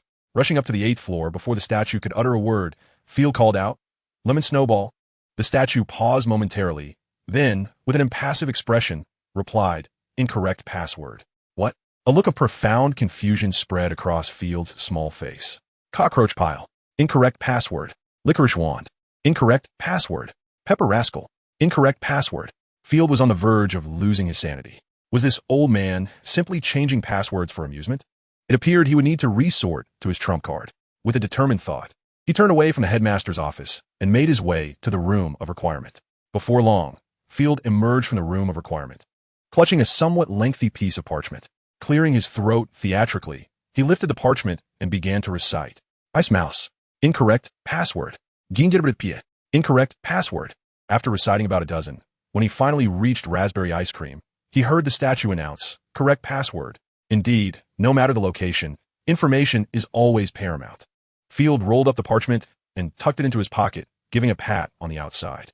He mused to himself that he mustn't lose the Duke of Honey's flyer, as he still needed to order candies. Upon entering the headmaster's office, he wondered aloud, Is no one here? After searching the room, he found no sign of Dumbledore. Perhaps he was out surveying the school? Field pondered. As the headmaster, it was not unusual for Dumbledore to be patrolling the grounds. However, where could he possibly be now? Field felt rather bored contemplating this. He casually approached Dumbledore's desk and sat down, inadvertently opening a drawer. Instantly, a box of dark objects caught his eye. Cockroach pile? Field suddenly recalled something, a smile gradually transforming his expression. The bell signaling the end of class rang, and a refreshed Field, tinged with anticipation, exited the headmaster's office. Unexpectedly smiling at the statue by the door, leaving it utterly bewildered, he promptly returned to the room of requirement. Later that evening, he attended History of Magic class alone, ready to retrieve his textbook. After dinner, Field found himself in the History of Magic classroom once again. As he opened his book and delved into its pages, he was not particularly fond of history. Rather, he found it quite enjoyable to read, as if it were a novel. For exams, it sufficed to memorize the dates. As for paying attention in class, Field believed that the ghost lessons were not suited for the average individual, even if the ghost was exceptionally knowledgeable. He didn't linger long, as Luna soon entered. Upon seeing Field quietly engrossed in his book, she contemplated for a moment before choosing not to interrupt, instead sitting beside him and also beginning to read History of Magic. The two of them sat together under the dim glow of the firelight, immersed in their books. Enveloped in an indescribable tranquility, time passed, and the students gradually made their way inside. Perhaps it was due to the influence of Field and Luna, or maybe Slytherin and Ravenclaw were inherently less boisterous. In any case, everyone quietly settled into their seats. The bell signaling the start of class rang, and suddenly, a blue glow emanated from the blackboard, through which Professor Binns' ancient figure emerged. Good evening, everyone. Professor Binns addressed the young wizards below him with a calm demeanor. I am your History of Magic professor. You may refer to me as Professor Binns. Now, let us commence the lesson. Unlike other professors, Binns neither took attendance nor introduced the course. He merely uttered a casual remark before diving into his lecture. Rumors had long circulated at Hogwarts that no one could endure an entire session of Professor Binns' class. His droning voice and monotonous tone rendered even Field, who was merely observing, somewhat drowsy. Was it possible that the very language of ghosts possessed a hypnotic quality? Field pondered. By the time he regained his focus, most of the young witches and wizards in the classroom had succumbed to slumber, with only a few Ravenclaw students still holding on, albeit precariously. Luna had already dozed off, her cheek resting on the desk, a glimmer of drool trickling onto the parchment. Professor Binns appeared entirely unfazed by the scene, continuing his lecture at a leisurely pace. Field managed to stay awake for a brief spell, but ultimately succumbed to fatigue, resting his head on the desk. "Hey, Field, wake up." In the midst of his slumber, Field felt someone nudging him. He lifted his head to find it was Luna. "What is it, Luna?" he asked, squinting at her. "Class is over.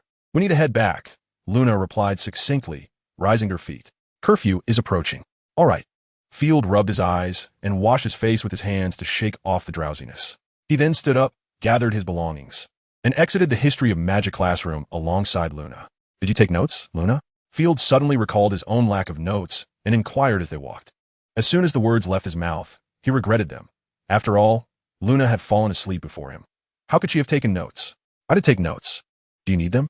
Luna casually produced a piece of parchment and tilted her head at Field. "What?" Field stared at her in disbelief. "How did you manage that?" "What?" Luna raised the parchment in her hand. "Are you referring to this?" "It's quite simple. I have an enchanted quill that automatically records what I need. I can do whatever I wish, and it assists me in taking notes." "Remarkable." Field, reminded by Luna, realized the practicality of such a device and gave her a thumbs up. "It seems I ought to acquire one as well." "You can purchase one at Zonko's joke shop in Hogsmeade for just a silver sickle," Luna replied nonchalantly. "And by the way, I'm not receiving any advertisement fees from them." "You know what I was about to say?" Field raised an eyebrow. "Just a guess," she replied with a smile. Luna tilted her head slightly. Was it that simple? Perhaps. Field remained silent, suddenly pondering whether the pesky creatures Luna often mentioned were indeed real. Could it be that this young girl possessed an innate ability to perceive the unseen? With this thought, Field's gaze towards Luna shifted subtly. Chapter 38, The House Elf. Ultimately, he refrained from voicing his question, convinced she was unaware of it herself. After History of Magic class, all lessons for the day had concluded. Field did not linger outside, making his way directly back to the room of requirement. As soon as he settled down, a wave of hunger surged from his stomach. Glancing at the clock on the wall, he noted that curfew had already passed. After a moment's contemplation, he resolved to indulge in a late-night snack. For the experience of sleeping on an empty stomach was far from pleasant. A soft chirp echoed from the corner, and Field turned to see the little phoenix, Ariana, gazing at him with an expression of distress. "Are you hungry too, Ariana?" Field inquired softly, raising an eyebrow. "Chirp." Ariana nodded eagerly, flapping her wings before perching on Field's shoulder. "Shall we head to the kitchen together?" he suggested, gently stroking her small face. Ariana bobbed her head repeatedly, her eyes shimmering with anticipation. With a smile, Field shrugged his shoulders slightly, signaling for Ariana to hop down. He then contorted his form, transforming into a magnificent phoenix. "Follow me, Ariana," he beckoned softly. In a flash of flames, they vanished from the room of requirement, Ariana darting into the fire alongside him. Upon reappearing, they found themselves in the corridor of the basement, with the little phoenix standing beside him. Field turned, reverting back to his original form, and approached the grandest mural, gently scratching the largest pear depicted on it. The pear chuckled, and a vintage, ornate brass doorknob materialized. "Shall we enter, Ariana?" Field addressed the little phoenix, then pushed the door open. As it swung ajar, the lively atmosphere within poured forth. Although the hour was late for the little creatures in the kitchen, it was the perfect time to work. In fact, they were perpetually busy every minute of the day. "Good evening, everyone," Field greeted, noting the startled expressions of the little beings who stared at him. "My goodness, it's Mr. Little Dumbledore," one house elf shrieked, triggering a domino effect as all the house elves rushed towards him. "Stop, please don't do that," Field raised a hand, calling out. The house elves froze in place as if a pause button had been pressed, their large, watery eyes fixed on him. "I recall mentioning that you need not be so enthusiastic." Field chuckled wryly. "I'm merely a bit hungry and thought I'd decome for a late-night snack." Mr. Little Dumbledore, a house elf, murmured softly. "Do you wish for a midnight snack?" Another house elf chimed in beside him. After exchanging a few glances, they swiftly darted towards the workbench, soon returning in a flurry, each chattering animatedly about the items they had brought. Field could only discern a cacophony of voices, the specifics of their chatter eluding him, as an array of items was stuffed into his embrace. "Enough, enough, that is quite sufficient." His hands, overwhelmed, prompted him to request, "Please procure some food that a phoenix would enjoy. My Ariana has yet to eat." "Certainly, Mr. Little Dumbledore," a house elf squeaked, hastily fetching some provisions. Without glancing, Field placed everything into his enchanted bag, subsequently expressing his gratitude to the house elves. "Mr. Little Dumbledore actually said thank you." Tears welled up in the eyes of one house elf. I knew he was as remarkable as Professor Dumbledore. Field found himself unable to endure this, muttering, "I must return now," and promptly exited the kitchen at the swiftest pace. Setting the enchanted bag at his feet, Field transformed once more into a phoenix, clutching the bag and the little phoenix, and with a flash of fire, he returned to the room of requirement. "Let us dig in, Ariana." Field laid all the food upon the table, addressing the little phoenix before devouring the feast with gusto. As he ate, he reflected upon the recent events in the kitchen, feeling a lingering sense of unease. This was not the first time he had experienced such feelings. Previously, during his time at Hogwarts, he had visited this place, guided there by Snape's directions. Although Snape's words had lacked elegance, they had indeed led him to his destination. On his inaugural visit to the kitchen, the house elves had behaved even more dramatically. Any hint of emotion other than joy from Field would send them into a frenzy of self-punishment. Yet, it was during that time that Field began to grasp the formidable abilities of the house elves. After researching further, he came to realize that these little beings were far from ordinary. Though referred to as elves, they are, in fact, a subspecies of fairies, having served the goblin lineage for generations in ancient times. Following the disappearance of the goblins, they attended to their fairy descendants. During the human-fairy wars, house elves caused considerable turmoil for humanity. They appeared and vanished without a trace, their displacement magic eluding any form of magical barrier, and their self-healing capabilities were notably robust. Moreover, the magic of house elves is inherited through their bloodline, requiring no formal training, a stark contrast to human wizards. In truth, they possess an advantage over human sorcerers. Each house elf reaches maturity in a mere 3 months, and once grown, their power vastly surpasses that of an ordinary human wizard. In those times of war, house elves were equipped with gear provided by the fairies. The equipment forged by the fairies remains exquisite even in today's magical realm, with few human wizards capable of crafting anything comparable. Thus, although house elves were ultimately subjugated by humans, the sacrifices made by humanity during that period were indeed immense. The true extent of these sacrifices is known only to the departed ancestors. It is for this reason that Field, while harboring goodwill towards the house elves, does not feel pity for them. The achievements of the ancestors should not be tarnished by their descendants. After finishing his late-night meal, Field cast these thoughts aside, focusing instead on completing his notes on magical history and finishing his assignments. A vague sensation of having forgotten something lingered in his mind, but after pondering for a while without recalling, he chose to abandon the thought. In the office of the Slytherin head, Snape glowered at the silent door, glancing at the magical clock hanging on the wall, his expression darkening further. Chapter 39. The Potions class begins. The following morning, after completing his morning routine, Field retrieved his schedule. Upon glancing at it, his body stiffened abruptly. He remembered what he had forgotten. He hoped that his house head would not be too upset. Field felt a wave of unease wash over him, contemplating whether to ask his father for a leave of absence from Potions class. After all, one could evade Halloween, but not Christmas. After some reflection, he ultimately dismissed that enticing thought, emerging from the room of requirement with a somber expression. Upon entering the Great Hall, Field deviated from his usual meticulous dining habits, casually selecting a few items of food and devouring them heartily. "Are you starving, Field?" Blaise raised an eyebrow upon noticing. "No, I'm merely concerned that this may be my last meal at Hogwarts," Field replied, swallowing his food with difficulty before shoving more into his mouth. "Why?" Blaise inquired, puzzled. "You are a Dumbledore and a Slytherin. Who would dare to harm you?" "That person could definitely do so," Field retorted with indignation. "I forgot about last night's detention." "Detention?" Blaise's interest was piqued. "Dude, you've only been here a few days, and you've already landed in detention." "Which professor?" "Professor Snape," Field answered, "our esteemed house head." Blaise's expression turned serious as he sighed, patting Field on the shoulder. "Do not worry, Field. Is there any way out of this?" Field looked at him hopefully. "I'll think of a fitting epitaph for you," Blaise continued. "Huh." Field shot him a glare, unwilling to engage further. "Just a joke," Blaise chuckled. "Rest assured, our house head is quite fair to us. He should not do anything too severe." "Let us hope," Field murmured, downing a cup of pumpkin juice.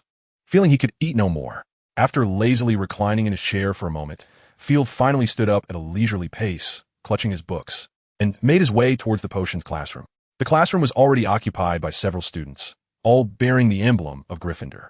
When Field entered, he chose not to join them, instead opting for a solitary seat against the wall, where he opened a book and immersed himself in its contents. "What are you reading?" A familiar, melodious voice broke the silence beside him. Field turned to see Ginny curiously gazing in his direction. This. He raised the book in his hand. The book of potions penned by the brilliant yet eccentric Sigmund Barclay, which contained many audacious and practical potion recipes. I haven't heard of this book, Ginny replied, lightly biting her lip and shaking her head. May I join you in reading it? I wouldn't mind, Field gestured, but this book is typically recommended in the 5th year. If you don't mind that, of course you may. Perhaps not. Ginny decisively dismissed her own suggestion. I lack any foundational knowledge in potions. This book might be a bit too advanced for me. That may be true, Field acknowledged with a nod. However, if you are genuinely interested in potions, you might consider Magical Drafts and Potions by Professor Shenwick, which is a fundamental text with a manageable level of difficulty. If I remember correctly, isn't that our textbook? Ginny raised an eyebrow, regarding Field with a hint of peculiarity. Oh, is it? Field replied with an awkward smile. I seem to have gotten my wires crossed. No witties. It is indeed a foundational text in potions, and I appreciate your suggestion, Ginny said with a slight smile. Just as Field was about to say something further, the bell rang, and the classroom door burst open with a loud crash. Snape strode swiftly to the podium, his black cloak billowing behind him like the wings of a great bat. Return to your seats, Miss Weasley, he coldly instructed. Gryffindor loses a point. Ginny's face paled as she hastily returned to her original seat. Now, I shall take attendance, Snape announced, unfurling a sheet of parchment and beginning to call names. Upon reaching Field's name, Snape paused momentarily, his lips moving silently before he resumed calling the roll. Once finished, he set the parchment aside, his deep, hollow black eyes surveying the students, instilling a chill of trepidation. You are here to study the intricate science and rigorous art of potion making, he intoned, his voice a whisper slightly elevated, reminiscent of a serpent hissing. Snape possessed an effortless authority that maintained order within the classroom, exuding both majesty and an underlying sense of danger. Since there will be no foolish waving of wands, many of you might not believe this is magic, he remarked, a flicker of fervor crossing his countenance. I do not expect you to truly comprehend the exquisite allure of the cauldron simmering gently, exuding fragrant wisps of steam. Just imagine that liquid coursing through the veins of humanity, possessing an enchanting power that stirs the soul and renders the will adrift. These subtleties will remain beyond your grasp. I can impart to you the art of enhancing your prestige, brewing glory, and even averting death. But there is one stipulation. You must not be the foolish simpletons I often encounter. The words, sharp yet alluring, elicited eager expressions from several young wizards. Field, Dumbledore. Snape suddenly called out Field's name. Yes, Professor, Field responded promptly, rising with utmost respect. Tell me, what must one be cautious of when handling Abyssinian fig? Snape inquired coldly. It requires peeling, Professor, Field replied without hesitation. Excellent. Let us try again. What must one heed when harvesting the flowing grass? Snape continued his questioning. It must be harvested at full moon, and only when there is no dew present. Additionally, dragonhide gloves are necessary. That's all, Professor. And the function of the gillyweed? It can be used to concoct a potion for underwater breathing, Field answered confidently after a brief pause. Consuming it directly yields the same effect, albeit for only a third of the duration, or even less. Quite clever, Snape remarked with a slight grunt, his expression softening somewhat. He then turned his gaze to the other students. Have none of you brought your ears? Or do you all possess knowledge akin to young Dumbledore? Why do you not jot this down at once? The students instinctively shuddered, hastily scrambling to take notes. Sit down, Mr. Dumbledore, Snape said, pressing his lips together. I trust you require no invitation. Ah, yes, thank you, Professor, Field replied gratefully before taking his seat. Snape nodded slightly. A commendable amount of knowledge. If any of you could match Mr. Dumbledore, it would indeed be a cause for celebration. Slytherin gains 10 points. Points still awarded by you, my esteemed head of house. Field mused inwardly. Yet, why must you also cultivate animosity towards me?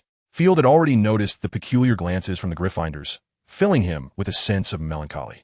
Chapter 41, Field's Potions. Take the items you require. I do not wish to repeat myself. What are you waiting for?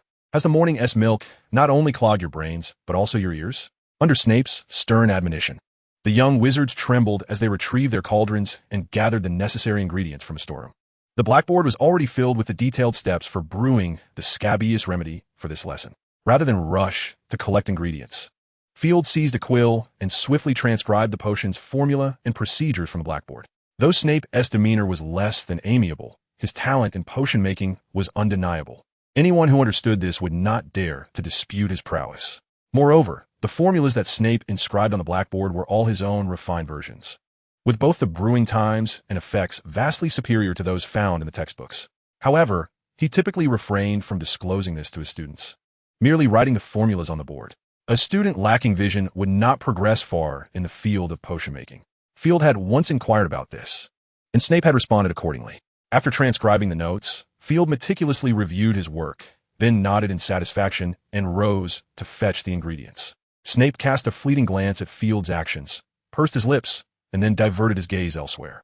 Once he had gathered the ingredients, Field produced his wand and tapped the cauldron beneath, whereupon blue flames surged forth instantly. The clear water bubbled forth like a spring.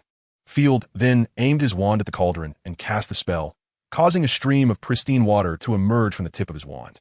Observing that the cauldron was now half filled, he seized his magical supply and pocketed his wand. Although the classroom was equipped with prepared distilled water, Field distinctly remembered Snape's words. The finest water for brewing potions was that summoned by magic. After adding the water, Field retrieved a small steamer and placed it atop the cauldron, then set 2 horned slugs upon the steamer. "Hey, that seems a bit off, Mr. Dumbledore," a nearby Slytherin whispered, immediately alerting him. Field raised an eyebrow, scrutinizing the potion formula he had copied, then glanced at the blackboard, looking at him in confusion, as if there were no errors to be found. The textbook stated that horned slugs should be boiled for over 10 minutes. The Slytherin brought over his book and pointed out the passage to Field. Field chuckled and patted his shoulder. "What is your name?" "Riley Bach." The Slytherin replied with a smile. "You can call me Riley." "Very well, Riley." Field nodded with a smile. "I suspect you haven't looked at the blackboard, have you?" "No." "Is there a difference?" Bach asked, his face reflecting curiosity as he turned to the blackboard, momentarily at a loss. "Trust me, my friend." Field reassured him with another pat on the shoulder. "Our esteemed headmaster is no ordinary master of potions. He does not engage in frivolous endeavors." "All right, you might be right." Bach swallowed nervously, a wry smile crossing his face. "I almost made an error." "No, the book is correct as well." Field shook his head. "However, this textbook is rather outdated. While I wouldn't dare suggest it has become obsolete, compared to our headmaster, I believe his potion-making prowess surpasses that of the book." "Gossiping behind someone's back is not a commendable habit, Mr. Dumbledore," Snape's voice suddenly echoed from behind them. In contrast to the pale-faced Bach, Field remained notably composed. Turning to face Snape and sincerely apologizing. "My apologies, Professor. I shall be more attentive next time." Snape let out a derisive snort and, with deliberate slowness, remarked, "If memory serves me correctly, young Mr. Dumbledore, I did advise you to focus on your potion, lest you wish for your concoction to fail, or, worse yet, to claim your life." "My apologies, Professor," Field responded with a slight bow. "I shall rectify my mistakes forthwith."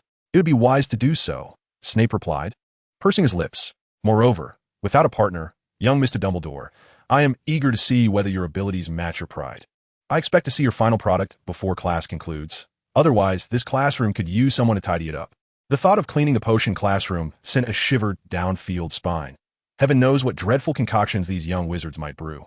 While he was confident he wouldn't lose his life, a trip to the infirmary was all but assured. With that thought, Field quickly redirected his focus to his cauldron.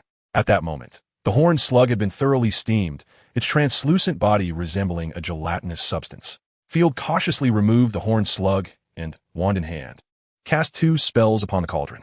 Clean as a whistle, fresh water as a spring.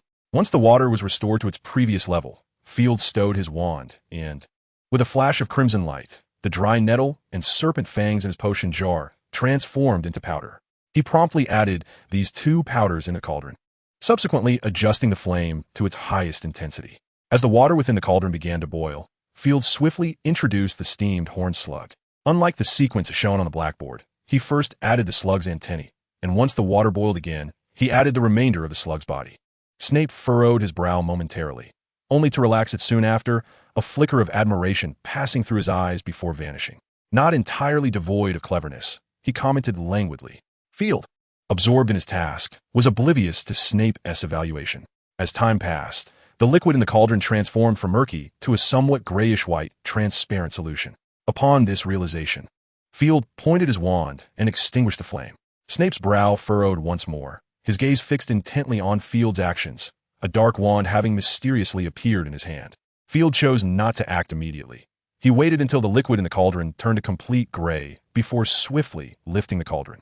With a flash of crimson light, the quills of a porcupine turned to powder and fell into the cauldron. After stirring it a few times, he brandished his wand and waved it over the cauldron, unleashing a plume of pink smoke that erupted instantaneously, accompanied by an extraordinarily foul odor. Several students nearby, upon catching a whiff of the stench, immediately began to retch. Silence. Snape barked, and the students promptly sealed their lips. Oomph. Snape squinted, surveying the disruption, 5 points deducted from Gryffindor. The professor's students, filled with urgency, hastened to provide explanations. I trust one need not remind you that this is potions class, Snape stated coldly. Have you completed your potions? Nearby, a few students gently tugged at their sleeves, their faces reflecting indignation as the Gryffindors fell silent. Oomph. After surveying the room, Snape's gaze settled upon Field. At that moment, Field was engaged in bottling his potion, which resembled exquisite transparent blue crystals, radiating beauty. I have completed it, Professor, Field said sweetly as he finished preparing the potion. Snape took one of the bottles, scrutinizing it closely, and a hint of satisfaction finally graced his face. Quite commendable. If only you all could emulate Mr. Dumbledore here, I might save myself considerable effort. Slytherin earned 10 points for Mr. Dumbledore being the first to finish the potion. Moreover, the efficacy of his concoction was exceptional, setting a splendid example. Slytherin earned an additional 20 points. Indeed, it seems the points are awarded based on you, my esteemed head of house, Field thought, momentarily dazed. Chapter 42, The Irate Professor Sprout. The morning was filled with 2 potions classes. However, after the first session, Snape dismissed Field, declaring that such trivial potions did not require him to showcase his skills. Nevertheless, Snape assigned him work in advance. While the others were tasked with a 15-inch essay on the potion for treating scabies, Field was burdened with a daunting 30-inch paper. Unable to protest, Field found himself ejected. The door shut firmly behind him. He stomped his feet in frustration outside the potions classroom, ultimately deciding to depart. Fine, I shan't hold it against you, Field thought with a hint of resignation. It wasn't that he lacked the desire for retribution. Rather, he simply could not conceive any method of revenge against Snape beyond sending him shampoo. Perhaps he could seek out Hagrid for some insights? The thought of the tight-lipped half-giant crossed his mind. Their relationship was amicable enough, and he might uncover some means of retaliation. With this notion, Field felt a surge of excitement. Ensuring no one was around, he transformed once more into a phoenix, a flash of flame heralding his return to the room of requirement. Upon his arrival, the petite phoenix, Ariana, greeted him with a soft call, flapping her wings before perching on his shoulder. Ah, you're awake, little one? Field extended his hand to tease her. You seem to have grown a bit, Ariana. The petite phoenix gently pecked his finger and nodded in agreement. Compared to her newly hatched state, Ariana had indeed matured significantly. She once resembled a small sparrow, but now her size was at least comparable to that of a dove. Dumbledore had previously informed Field that a phoenix could reach its youth stage within a month, followed by a prolonged period of growth before finally attaining adulthood. The phoenix, when not subjected to fatal harm, undergoes a process of rebirth approximately every 500 years. Upon rising from the ashes, it embarks upon yet another cycle. As Professor Dumbledore has mentioned, Fawkes is nearing the time of his rebirth. If Field is interested, he might wish to witness this phenomenon. It could serve as a curious glimpse into how one might meet their own demise. Half in jest and half earnestly, Field contemplated this notion. I am heading to Hagrid's. Would you care to join me, my dear? He gently inquired, stroking the little creature's head. The small phoenix nodded, tightening its grip on his shoulder slightly. Very well. Let us proceed together. Field affectionately patted her head once more before stepping out of the room of requirement. Upon exiting the castle, Field noticed that the day was overcast. With a considerable number of clouds gathering ominously overhead, rain seemed imminent. We must make haste, he urged the little phoenix, for the chill is most unpleasant. With that, he quickened his pace towards the Forbidden Forest. Adjacent to the forest lies a quaint wooden cabin, its origins a mystery, seemingly established since the founding of Hogwarts. The keepers of the Hogwarts grounds have always resided there, as the castle offers no accommodation for them. Hagrid, as the groundskeeper and keeper of keys, had a considerable array of responsibilities. Each day, he was tasked with patrolling the Forbidden Forest, as well as tending to the kitchen gardens in his spare moments. Moreover, various errands fell to him, and many vital keys, including that of the castle's main entrance, were entrusted to his care. Additionally, he was responsible for the well-being of several magical creatures, such as the Thestrals. Field recalled Dumbledore's words, noting that Hagrid was one of his most trusted individuals. Perhaps this was why he spent much of his free time in Hogwarts in Hagrid's company.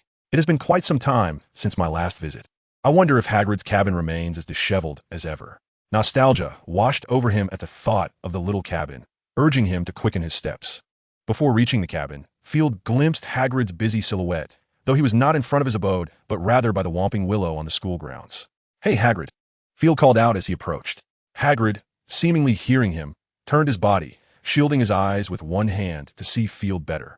He then raised an arm, waving him over. "Come here, Field." Field jogged over to Hagrid and was delighted to find not only Hagrid, but also an old acquaintance present. "Good morning, Professor Sprout," he greeted the industrious herbology professor. "Good morning, dear," she replied with a gentle smile before returning to her tasks. "I apologize, Field." Hagrid's beetle-like black eyes were filled with remorse. "I'm rather busy at the moment, so I'm afraid I cannot entertain you. You may sit at my cottage if you wish. I shall return shortly."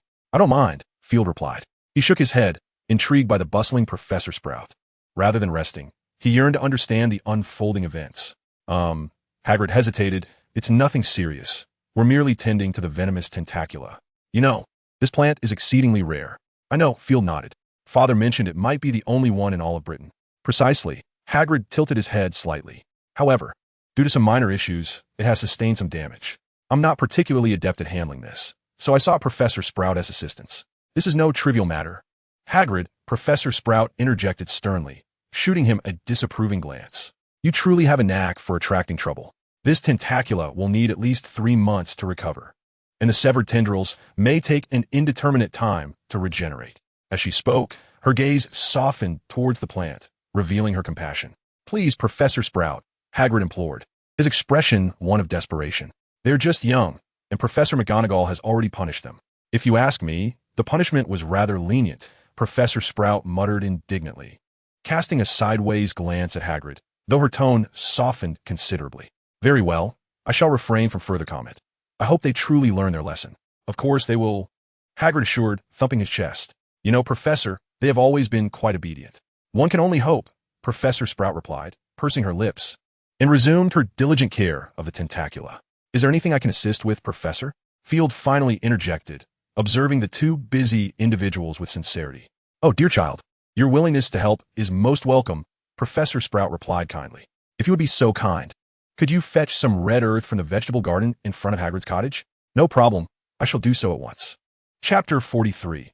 At Hagrid's cottage, the trio toiled together for a considerable time, finally tending to the tentacula. After declining Hagrid's invitation for lunch and praising Field once more, Professor Sprout took her leave. Hagrid smiled awkwardly at Field. "So, would you care to join me for lunch, Field?" "Certainly, why not?" Field replied, playfully patting his stomach. "I am indeed a bit hungry. Let us proceed to my abode." Hagrid said cheerfully, "By the way, I have nearly mastered that stew recipe you taught me." "Oh," Field's interest piqued. "Do you enjoy it?" "To be honest, it's tolerable on occasion, but I couldn't endure it daily." Hagrid lifted Field by his collar and hoisted him onto his shoulder. "Settle in, little one." Hagrid delighted in having Field perched upon his shoulder, as it spared him the discomfort of bending down while they conversed. Field greatly enjoyed perching upon Hagrid's shoulder, relishing the panoramic views from such heights. He mused that it would be even better if there were an alternative means for him to ascend. However, he refrained from voicing this thought. Despite his imposing stature, this half-giant possessed a delicate heart, particularly when it came to his friends. Even the slightest hint of disdain could leave him despondent for an extended period. Undoubtedly, Field regarded Hagrid as a true friend. Upon arriving at Hagrid's quaint hut, Hagrid gently set Field down and retrieved a pot from the stove. "Honestly, I had no idea that potatoes and cabbage could be so fragrant when simmered together," Hagrid remarked as he ladled a generous bowl for Field. "It would taste even better with rice." Field savored a spoonful of the broth, nodding in approval. It was quite palatable, although he mused that it might not pair well with bread. "I didn't make any rice," Hagrid said, slapping his forehead. "I remember you mentioning it, but I must have forgotten." "No matter. The flavor is already delightful," Field replied, producing his wand and transforming a spoon at the table into a pair of chopsticks. Observing Field's contentment while eating with chopsticks, Hagrid raised an eyebrow. "I still cannot fathom why you prefer to eat with 2 sticks." "It's merely a habit," Field replied succinctly. "Well, I truly wonder what thoughts occupy your mind, always brimming with such whimsical ideas," Hagrid mused as he served himself a bowl, taking a seat opposite Field. "Before this, I had no idea potatoes could be enjoyed in this manner. There are countless delicious ways to prepare food. This is merely one of them," Field remarked with ease. "Perhaps so," Hagrid replied, devouring half of his bowl in one go. "The last time that little rascal from the Weasley family dined here, he also relished this flavor. However, I believe he was more enamored with the meat within. Who? Field inquired, raising an eyebrow. Ron Weasley, your senior, second year from Gryffindor, Hagrid answered, finishing the remaining half of his bowl. He is a friend of Harry's, along with another little one. They share a close bond. Harry? Field furrowed his brow. Harry Potter? Indeed, you ought to be familiar with him, Hagrid chuckled, considering your fondness for reading. Although I haven't perused too many, I'm certain numerous books recount his exploits. I know. My father greatly admires him, Field nodded while speaking. However, I have always harbored questions about the tales. How did he truly vanquish that Voldemort? Oh, Hagrid shuddered, please. Do not utter that name. Ah, my apologies. I had forgotten, Field responded, casting an apologetic glance at Hagrid. It's quite all right. You exhibit considerable courage. Hagrid said with a wry smile.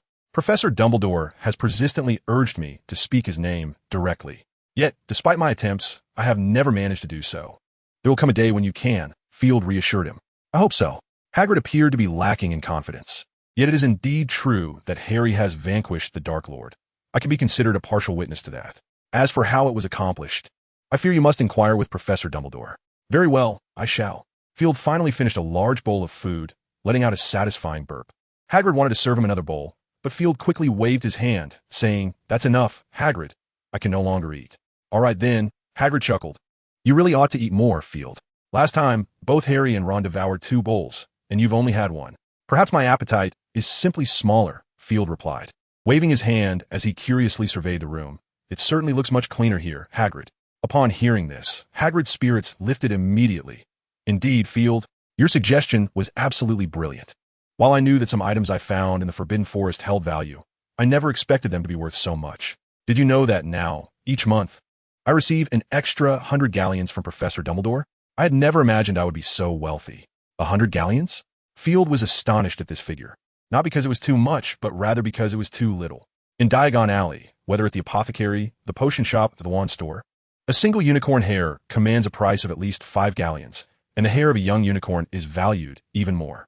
Field had previously observed that Hagrid had an abundance of unicorn hair, enough to weave ropes. In fact, Hagrid had already done so. This was merely one type of material from the Forbidden Forest. Other items, such as the tail feathers of a thestral, various magical creature eggshells, and certain herbs, are all exceedingly valuable. Hagrid, do you truly believe 100 galleons is a substantial amount? Field tentatively inquired. I understand your point, Field. Hagrid waved his hand dismissively. I know those items are worth far more than 100 galleons. However, for me, no amount of galleons holds significance. Were it not for Professor Dumbledore insisting that I take it, I would have little desire for it. I admire your attitude of regarding money as worthless. Field couldn't help but give Hagrid a thumbs up. By the way, Hagrid, have you ever considered marriage? Field seemed to casually bring it up. I recall that Madame Maxime, the headmistress of Beauxbatons, is a half-giant. What do you think of a cross-cultural romance? Marriage? Upon hearing this word, Hagrid paused for a moment, his face suddenly flushed crimson, and he became quite bashful. Well, I truly haven't thought about it. Are you certain she is indeed a half-giant? I'm quite certain, Field nodded emphatically. However, raising children seems to be quite an expensive endeavor. You see, the Weasley family is notoriously poor in the wizarding world. It does seem that way, Hagrid pondered. Indeed, Field struck his thigh in realization, pondering how, were it not for the multitude of children he had raised, the household could not possibly be so impoverished given Mr. Weasley S.'s esteemed position. Hagrid hesitated momentarily, rubbing his hands together. Do you think, if I were to approach Professor Dumbledore, he might grant me a few extra galleons each month? Chapter 44. The Meeting with the Trio. Field did not respond to Hagrid's inquiry, merely suggesting he give it a try. Yet, Hagrid appeared somewhat reluctant, and Field chose not to press the matter further. After all, this was a family enterprise, and reminding him once could be deemed ungrateful. After their meal, just as Field intended to depart, a knock echoed at the cabin door. It must be Harry and the others, Hagrid exclaimed, smacking his forehead. Then I shall take my leave, Field said, rising. No, stay a while, Hagrid replied with a smile. I have long wished to introduce you to Harry. I believe you would become friends. Is that so? Field responded with a slight smile, remaining noncommittal. Yet he was pleased to indulge Hagrid, alleviating his persistent thoughts on the matter. Knock, knock, knock. The cabin door was rapped upon once more. The VE arrived. Hagrid called out, nodding at Field before striding to the door to open it. Oh, I knew it was you three. Come in. I was just about to introduce someone to you. As he spoke, he stepped aside to allow entry. 3 small figures dashed in past him, disheveled hair, oversized glasses, and somewhat petite frames. Field regarded the renowned savior of the wizarding world with keen interest. "Who are you?" the red-haired boy queried sharply, noticing the Slytherin crest upon Field's chest. His tone laced with suspicion. Field shifted his gaze towards him. The boy had fiery hair, a slightly plump physique, and an unremarkable appearance, with the only notable feature being his lively eyes, though not particularly large. "Oh," the brown-haired girl beside him, resembling a beaver, exclaimed in surprise. "You're the boy from the train." "Delighted to see you again, Miss Granger," Field replied courteously, a flawless smile gracing his face. "This should be our first proper introduction. Harry Potter." Field inclined his head towards Harry, the gesture not for him, but in honor of his late mother, Lily Potter, or rather, Lily Evans. Perhaps one of the finest graduates of Hogwarts in recent years. Though her life was tragically cut short, her contributions were undeniably significant, regardless of her initial intentions. "You're a Slytherin?" Harry's face bore a serious expression, his gaze fixed intently on Field. "Indeed, I am," Field affirmed succinctly. "It seems you harbor some grievances against Slytherin?" "Naturally, there isn't a decent person among them," Ron interjected impatiently before Harry could respond, his tone rife with disdain. "If I am not mistaken, you must be Ginny's brother, Ron Weasley," said Field, his smile unwavering as he looked at Ron. "That's me. What's the matter?" Ron's aggressive demeanor was so palpable that even Hermione beside him felt compelled to intervene, gently tugging at his sleeve, only to be shrugged off. "Making enemies is hardly a wise habit, Mr. Weasley." Field narrowed his eyes. "I believe it is imperative to offer you a piece of advice. Consider it a gift from one who nearly became your brother." Ron's face registered confusion, unsure of Field's intent. Field, however, chose not to elaborate, continuing, "Regardless of your animosity towards anyone, you ought to retain some fundamental decency before any confrontation arises, such as courtesy. I wonder if Mr. Weasley would be disheartened by your behavior. At the very least, he certainly would not be pleased. What do you think?" Ron seemed to ponder this, swallowing hard. "What business is it of yours?" Though his tone remained confrontational, it now bore a hint of insecurity. "Well, it appears we have reached an impasse," Field shrugged. Then turned to Harry. "And you, Mr. Potter, are you in agreement? What are you trying to say?" Harry, while less abrasive than Ron, exhibited a similar disfavor towards Field. "Well, I suppose I have overreached." Field maintained his smile, yet a flicker of impatience stirred within him. "Hagrid had always believed we would become friends, but it seemed he might be disappointed." Field glanced at Hagrid, who stood awkwardly to the side, and approached him, offering a gentle embrace. "Do not worry, Hagrid. This will not affect our friendship." "I'm sorry, Field," Hagrid said, visibly embarrassed. "I didn't expect it to be like this. It's not your fault." Field shook his head. "Let us not forget, the Gryffindor tradition has always been one of recklessness and arrogance, including my father. Otherwise, he would be plagued by such guilt. I think it's best I take my leave now. I will visit you again when I have the time, all right?" Field released Hagrid and looked him in the eyes. "Oh, of course. You are always welcome whenever you wish." Hagrid hesitated before saying this. Field smiled slightly at him, then turned his attention back to the trio. "The instinct of living beings is to exclude all others of the same sex once they have found a partner." Field remarked with a smile. "I hope you and Harry find lasting happiness, Mr. Weasley. I shall take my leave now. Enjoy yourselves, all three of you." With that, Field departed Hagrid's hut, a mischievous glint in his eye. "What did he mean by that?" Ron asked, belatedly catching on.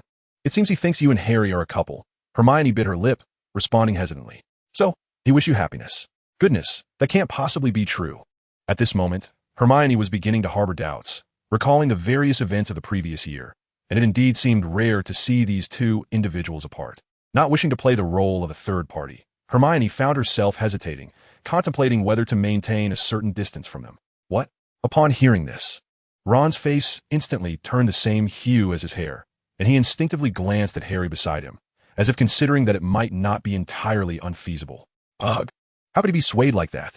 Ron fervently shook his head, attempting to dispel that fleeting thought from his mind. Harry, too, felt somewhat uneasy, although he was not currently infatuated with any girl and held no prejudice against same-sex relationships. The idea of seeking out a boyfriend for himself was still something he found hard to accept. "Who was that boy just now, Hagrid?" Harry suddenly realized he was unaware of that person's identity, and so he looked up at Hagrid and inquired.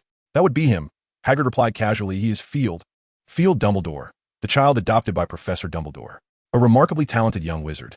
Hagrid continued to speak, but Harry had ceased to pay attention, fixating instead on the surname Dumbledore. Considering their previous demeanor towards Field, Harry felt an unsettling sensation wash over him. Chapter 45, Another Herbology Lesson. Is this the so-called savior? On his way back, Field pondered. He felt a tinge of disappointment. Although he had never believed the tale surrounding this so-called savior would hold any extraordinary truth, he had not anticipated that he would encounter such a boy devoid of personal conviction. Perhaps he had harbored some expectations after all. Field shook his head. After all, Dumbledore had incessantly murmured about this child in his ear, making it impossible for him to remain entirely indifferent. Indeed, the reality often fell short of the reputation. Reflecting on the rumors regarding this savior circulating within Slytherin, Field suddenly felt that sometimes rumors are rooted in truth. Never mind, perhaps this encounter would suffice. He dismissed the matter from his mind and quickened his pace. There was still an afternoon herbology class, and he could not afford to be late. Hogwarts headmaster's office. They had convened. Snape stood before Dumbledore's desk, his expression inscrutable as he regarded him. "You will be disappointed, my dear headmaster. It is evident that young Mr. Dumbledore cannot tolerate their arrogance and hubris." "It appears so," Dumbledore replied, waving his hand to disperse the smoke hovering over the empty desk. After a moment of contemplation, he smiled and added, "However, who knows what the future may hold?" Observing Dumbledore's benevolent demeanor, Snape furrowed his brow. "I hope you still remember our agreement, Dumbledore." "Of course." Dumbledore nodded with a smile. "Though I must ask you for a favor, Severus. Who are you plotting against this time?" Snape's eyes narrowed, fixed intently on Dumbledore. "One cannot always dwell in schemes, dear one," Dumbledore replied cheerfully. "We must always do something for the children, mustn't we?" "Humph," Snape coldly retorted. "Your nauseating expression has betrayed you." "Ah, thank you for the reminder, Severus." Dumbledore smiled warmly at him. "You see, you always assist me, do you not? I have always recognized your efforts." Dumbledore spoke sincerely. "I merely wish for him to have more friends." "They will not become friends," Snape said after a long silence. "Perhaps." Dumbledore nodded, sighing softly. "I have grown old, Severus. I cannot discern which will embrace me first, tomorrow or death. The future of the magical world must rest upon them. How much longer can I aid them? I truly need you." Dumbledore looked at Snape, a hint of pleading in his gaze. Observing Dumbledore's wrinkled face and increasingly murky eyes, Snape fell silent for a moment. "There will be no next time." "Oh, of course. Thank you," Dumbledore replied with a smile. As he watched Snape leave his office, a gentle smile crept upon Dumbledore's face, filled with gratitude. His fingers delicately tapped the silver object emitting smoke on his desk, and the smoke began to coalesce in the air. Dumbledore gently swept his hand across the surface of the smoke, revealing a scene unfolding in herbology class. Seeing the earnest expression on Field's face, Dumbledore smiled once more, pride and joy shining in his eyes. After a while, he retrieved a piece of parchment, casually drew out a quill, dipped it in ink, and began to write in his characteristic looping script. Once finished, Dumbledore carefully placed it in an envelope and, with a flick of his hand, summoned Fawkes the Phoenix to his side. "Could you deliver this for me, Fawkes?" Dumbledore softly said, stroking its back. Fawkes let out a soft call, lacking its usual bright clarity, sounding somewhat weary. "Once you deliver this letter, you may rest for a while, old friend." Dumbledore gently patted him before withdrawing his hand. With a nod, Fawkes ignited in a flash of fire, vanishing from the office. Watching the busy figure of Field amidst the smoke, Dumbledore smiled as he opened a drawer and retrieved a box. When one is joyful, indulging in sweets prolongs that happiness. Dumbledore had always believed. As he lifted the lid, a pile of candy shaped like cockroaches crawled onto his hand. "The Honeyduck's confections have become increasingly exquisite," Dumbledore mused, his spirits lifting at the sight of the lifelike candies. Without hesitation, he opened his mouth and popped the cockroach into it, but his expression shifted the next moment. "Hogwarts Herbology Greenhouse. You must be cautious. While the sunlit orchids adore sunlight, they cannot withstand excessive heat. If the temperature rises too high, they will ignite themselves." Professor Sprout spoke, her hands moving swiftly. "Therefore, when repotting the sunlit orchids, be sure to add some water to the soil." Some students mimicked Professor Sprout's actions, while others hurriedly took notes. "All right, here are 50 pots of sun orchids. We must repot them all," Professor Sprout declared loudly. "The first to finish will receive an additional 5 points." Upon hearing this, the students hastened their movements significantly. Earlier in class, Field had merely assisted Professor Sprout in relocating a few flower pots, earning him 20 points, which left his peers envious. "We must hurry," Field remarked to Luna beside him. Indeed, Luna nodded in agreement. Their group was the only one not taking notes. Since the beginning of the lesson, the two had been listening intently while emulating Professor Sprout. Curiosity piqued, Field asked if we achieve first place. How will the professor reward us with points? He placed a repotted sun orchid on the shelf and turned to Luna. Perhaps we each receive half, Luna suggested casually as she positioned her own pot. I have no idea. Hogwarts might award half a point, Field shrugged, or perhaps 3 points each. In that case, we would have gained an additional point. Well then, for the sake of that point, Luna said, wrinkling her nose. You must work a bit faster. I've already repotted 2. Field, glancing at the mere 2 sun orchids remaining on the shelf, found himself momentarily speechless. Who taught you this? He wondered, perplexed, for he remembered Luna as quite innocent. As he observed Luna diligently at work, he quickly dismissed the thought, focusing instead on the task at hand. In the end, the 2 indeed secured first place, just as Field had surmised. Professor Sprout generously awarded 3 points each to Ravenclaw and Slytherin. Chapter 46, Quidditch. After Friday, Field welcomed his first weekend since returning to school. As Saturday dawned, a languid atmosphere enveloped the entire school. Apart from the 5th and 7th year students, the majority of pupils from other grades were indulging in relaxation. The most leisurely pursuit within the school was, perhaps, playing Quidditch. Perhaps for this reason, the Quidditch pitch was perpetually filled that day. Field had intended to spend the entire day in the library, yet ultimately, he was coaxed by Blaze to the pitch. Hogwarts Quidditch Field lies on the western side of the castle. The grounds are a standard Quidditch match arena, a circular expanse surrounded by stands. Each end of the field boasts 3 50-foot-tall golden poles, each crowned with a hoop. In a magical realm, competitive sports have always been immensely popular, as wizards generally view participation in such activities as a demonstration of bravery. Prior to Quidditch, the magical community had many competitive sports, though most were exceedingly perilous, such as cauldron catching, wherein wizards rode broomsticks, balancing cauldrons atop their heads, attempting to catch boulders plummeting from a height of 100 meters. The one catching the heaviest stone declared the victor. Due to the frequent accidents these sports caused, the advent of Quidditch led wizards to gradually abandon these hazardous endeavors. Aside from Quidditch, the wizarding world also features games such as Gobstone. Yet these pastimes lack the intense competitiveness and excitement that Quidditch possesses, rendering them quite niche. Quidditch first emerged in a marshland in England, colloquially known as the Quidmarsh. In truth, the origins of Quidditch may trace back even further, although its nomenclature undoubtedly stems from this locale. The earliest documentation of Quidditch dates back to the 11th century, when a witch named Gertie Kettler, residing near the Quid Marsh, lamented in her diary about this sport, as the raucous participants severely disrupted her rest. Over time, the venues for Quidditch matches gradually transitioned from marshy terrains to open fields commonplace in various locales, and the rules of the game became increasingly refined. Subsequently, with the Ministry of Magic's more detailed structuring of the sport, Quidditch officially gained widespread popularity. When discussing Quidditch, one must inevitably mention a certain individual, Barbatus-Blagg. In its early days, Quidditch was rather rudimentary, consisting of merely 6 players. Apart from a few formal matches that employed 2 balls, the bludger and the quaffle. Most of the time, the game was played with 1 enchanted ball and a swarm of magical stones. In 1269, during a match in Kent, the then chairman of the Wizarding Council, Barbatus-Blagg, introduced the golden snitch into the game. While observing a Quidditch match, he had brought along a small bird known as the golden snitch. After watching the game for a while, he had a whimsical idea to incorporate his golden bird into the match. Thus, he proposed his notion and commanded the Quidditch teams to capture the snitch, promising a reward of 150 galleons to the player who succeeded. Even by today's standards, this constitutes a considerable bounty. This marked the inaugural appearance of the golden snitch in a match. In contemporary times, Quidditch has evolved into a contest between 2 teams of 7 players, 1 keeper, 3 chasers, 2 beaters, and 1 seeker. Modern Quidditch matches require the simultaneous use of 3 distinct types of balls. The quaffle, resembling a soccer ball yet akin to a standard ball, is red and is passed among the chasers, who strive to score by getting it through the opposing team's hoops, earning 10 points each time, while the keeper guards their own hoops. The 2 slightly smaller, aggressive black balls, known as bludgers, fly about on their own, attempting to knock players off their brooms, with the beaters tasked with protecting their teammates from the bludgers while directing them towards opposing players. The golden snitch, roughly the size of a walnut and adorned with silver wings, darts about at lightning speed, and the seeker's role is to capture it. When the golden snitch is seized, the capturing team is awarded 150 points, signaling the conclusion of the Quidditch match.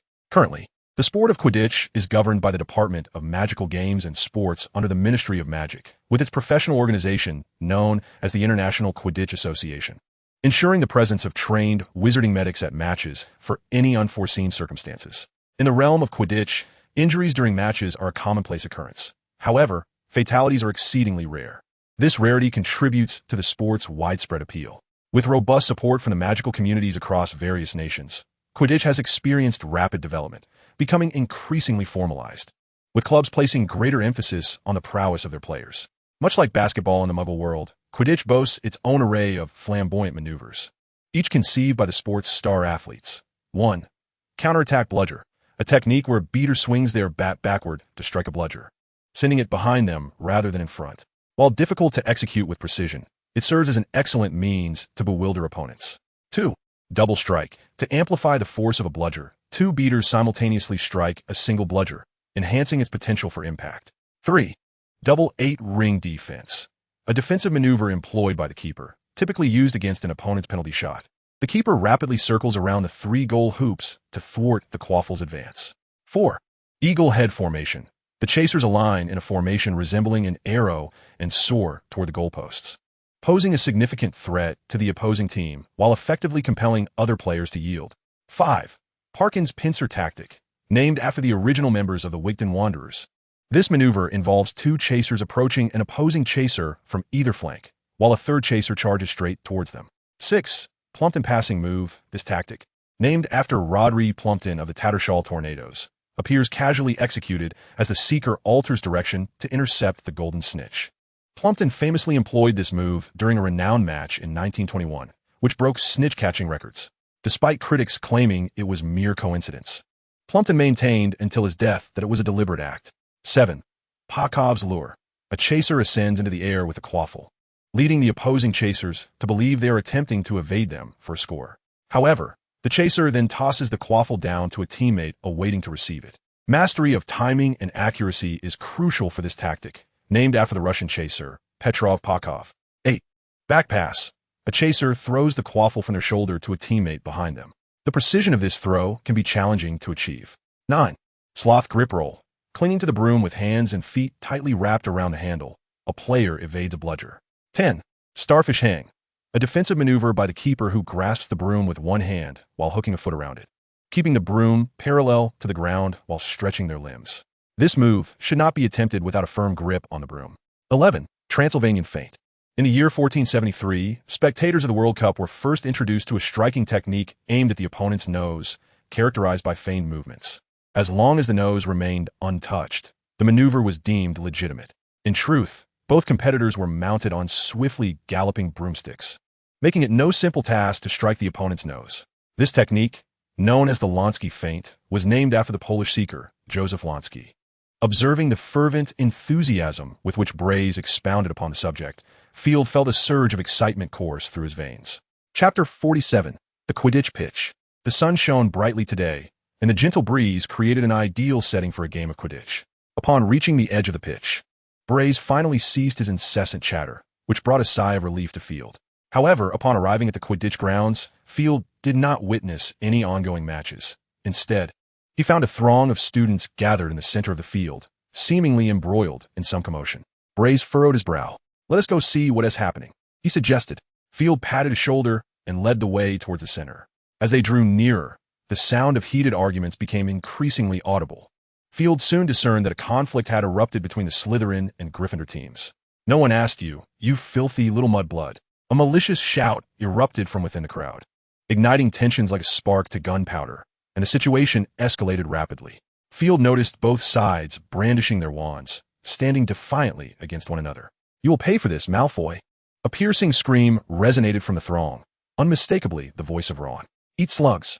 With the incantation, a surge of gray light shot towards Gryffindor, and, subsequently, a figure was propelled out from the crowd. Field focused intently, recognizing the disheveled figure as Ron, who was now kneeling on the grass, desperately retching as a stream of translucent slugs emerged from his mouth. "Are you all right, Ron?" Hermione rushed to his side, her expression fraught with concern. Ron waved a hand dismissively, only to expel yet another slug. "We should leave," Harry suggested, assisting Hermione in guiding Ron towards the forbidden forest where Hagrid's hut awaited. The Slytherins, witnessing the spectacle unfold, were nearly doubled over with laughter, and Malfoy collapsed to the ground in fits of mirth. Gryffindors exhibited a mix of worry for Harry and their departing friends, alongside a few who joined in the laughter. Field's impression of Gryffindor students diminished further. He held little regard for those who engaged in infighting. It seemed that today's Quidditch match would be beyond reach. Braze sighed, predicting that a professor would arrive shortly. I beg to differ, Braze. Field shook his head with a smile, allowing his spell to strike himself, a rather embarrassing predicament. Even the most foolish Gryffindor would likely refrain from informing the professor. I doubt they would be inclined to seek the professor's assistance on behalf of any student. As for our house, Field paused momentarily before continuing. I believe you have just heard Mr. Malfoy's remark. Let's not forget the taboos of our esteemed headmaster. It suddenly dawned on Blaze that their headmaster was particularly intolerant of that specific word. Once, a Slytherin upperclassman uttered it in the headmaster's presence, and for the entire semester. He had endured no respite. The mere thought of this filled Blaze with a sense of pity as he glanced at the still laughing Malfoy. What do you think will happen if the headmaster finds out? Blaze suddenly inquired. In that case, we can only pray for Mr. Malfoy, Field replied with a slight shrug. Perhaps you could bring him something during his confinement. Better not. Blaze shivered at the thought. The headmaster would surely have me killed. He won tea, Field assured him. He would merely assign you some tasks, like collecting frog spawn. Blaze shook his head, apprehensively. Oh, spare me the details. Blaze's complexion paled, hoping they would not be so foolish. He truly lacks intelligence, Field remarked with a slight smile, choosing not to elaborate further. Ultimately, the Gryffindor team departed, leaving only the Slytherin players on the field. Ladies and gentlemen, let us express our gratitude for Mr. Malfoy's generosity, Flint proclaimed, raising his right hand to address the team. Train diligently. Victory shall be ours. Young Malfoy. He turned abruptly to face Malfoy. You have already made such significant contributions for us. I hope you will not become our weakness. You understand what I mean, don't you? Malfoy's complexion turned pale as he nodded vigorously. Of course, I will train hard. I'll show that scar-headed fool. Flint chuckled, patting him on the shoulder before turning to shout. Let us move, lads, for Mr. Malfoy, for Slytherin. Yes, Captain. The team responded in unison. Whoosh, whoosh. A flurry of whooshing sounds erupted as the 7 official players and 7 substitutes mounted the latest Nimbus 2001 brooms, propelling themselves into the sky with a vigorous thrust. Real combat serves as the finest training, a true embodiment of Slytherin's ethos. Although Flint may not be particularly handsome, his capability to lead the Slytherin team speaks volumes of his merit. He bellowed commands from above, and the players executed their responses with precision. Among them, Malfoy was the youngest, yet his flying prowess was remarkable. In both speed and technique, he matched and even surpassed his peers. Young Malfoy, fly even faster, Flint shouted, urging him to accelerate. Think of that scar-headed boy. I will undoubtedly surpass him. Malfoy tightened his grip on the broom, lowering his body slightly as he increased his speed. Indeed, the fervor was palpable. Field observed the confrontation above, his blood stirred with excitement. As if he had heard Field's unspoken thoughts, Blaze remarked beside him. This is merely the warm-up. We have yet to see the captain truly shine. Oh, Field raised an eyebrow, intrigued. How do you know? My friend, Blaze chuckled. Since my arrival at Hogwarts, I have witnessed every Quidditch match. Apart from Harry Potter, who just joined last year, and the newly inducted Mr. Malfoy, I am well acquainted with the other players. Surely they don't mind your presence? Field inquired with curiosity, for he believed that a team's training sessions should be highly confidential. Observing their practice would reveal their strategies. Not at all, Blaze shrugged. For what I gather, a Gryffindor student once suggested that no one should enter the pitch during practices, but who pays heed? After that, it was smooth sailing. Just keep your mouth shut and refrain from unnecessary chatter. Very well, Field nodded, his focus returning to the match. Look, it's beginning. Captain Flint is about to unleash his prowess, Blaze exclaimed, pointing excitedly at Flint's animated movements. Chapter 48, Animagus. The Slytherin practice match concluded by noon, leaving Field thoroughly entertained, though he still felt a lingering disinterest in the sport. After lunch, he declined Blaze's invitation for leisure and ventured alone to the library. There they were again. Field noticed the trio, seated by the window, pausing momentarily before dismissing them and selecting a few books. He settled into a random seat, determined to complete his potions assignment. First, he transcribed the potion recipes from a book, followed by Snape's formulations, then analyzed the distinctions between the two, and finally documented his own modifications along with their rationale. Done. With the assignment swiftly completed, Field pondered what to do next and suddenly felt at a loss. After some reflection, he resolved to remain in the library, finding other books to peruse. Having made his decision, Field rose and strode deeper into the library, soon approaching the restricted section. Madame Pants watched as he crossed into the forbidden area, her eyes flickering momentarily, yet she made no move to stop him. Was today a day of open access to the restricted section? Several students, noticing Field's actions and seeing Madame Pants in action, also began to approach the forbidden area. "Stop right there, all of you." Madame Pants advanced decisively, halting the students in their tracks. "Madam, we merely wish to take a look inside," one boy protested. "I am aware," Madame Pants replied, her expression devoid of warmth. "Do you possess a professor's note?" "No." The students collectively shook their heads. "Without a note, entry to the restricted section is prohibited." Madame Pants' demeanor shifted dramatically, akin to an irate hen, as she admonished them sternly. However, another lady pointed to the spot where Field had vanished, and it seemed that the student had not received a pass either. "That is young Mr. Dumbledore," Madame Pants said nonchalantly. "If you share the Dumbledore surname, I could permit you entry." Several students, who had failed to leverage their familial connections, despondently abandoned their aspiration of entering the restricted section, unable to even remain in the library. After returning the borrowed books, they departed from the library. Unbeknownst to Field, an incident had transpired shortly after his departure. At this moment, his attention was entirely captivated by a tome titled Advanced Transfiguration, a comprehensive study of animagy. The book appeared exceedingly intriguing. Field took it down and returned to his seat. Once seated, he composed himself and commenced his reading. Animagus is a form of magic that has been passed down since ancient times, belonging to the category of Advanced Transfiguration. It possesses the ability to unlock and refine a wizard's fundamental powers. It can be asserted that a wizard who masters Animagus will undoubtedly surpass their former self. After years of studying Animagus magic, I have discerned that it is inextricably linked to the wizard's bloodline. For instance, all animagy of the Black family transform into canines. In the 12th century in Germany, an event transpired involving a rabbit Animagus who, during an adventure, was attacked by a vampire and subsequently turned. Ultimately, not only did his magical abilities undergo a transformation, but his Animagus form also morphed into that of a bat.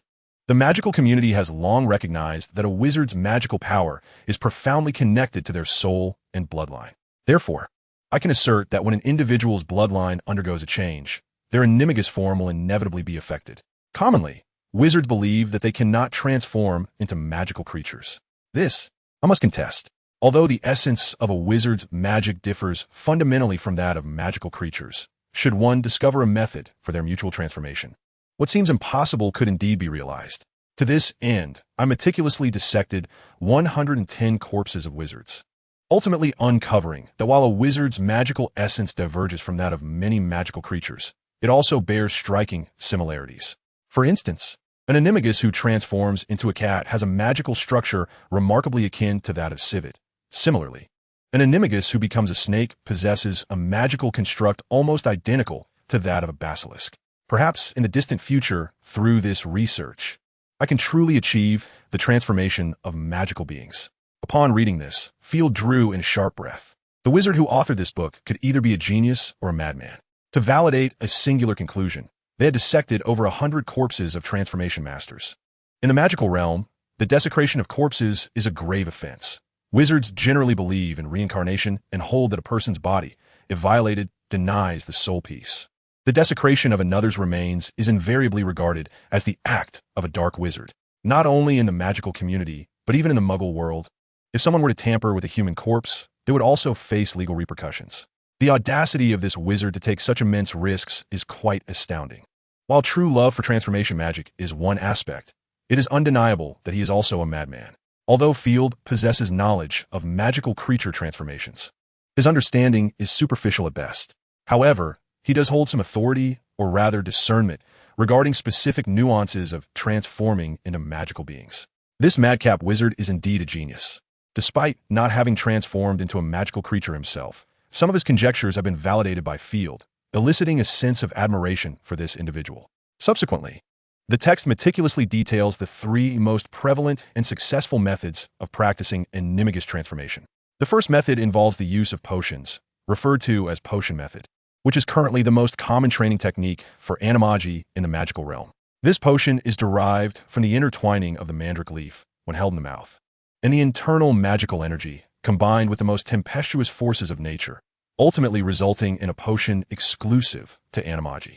This method is also regarded as the safest means of practicing Animagus transformation in the contemporary magical community.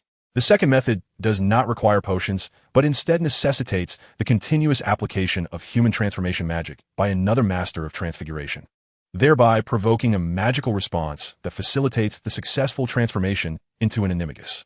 This method is documented as the interference method.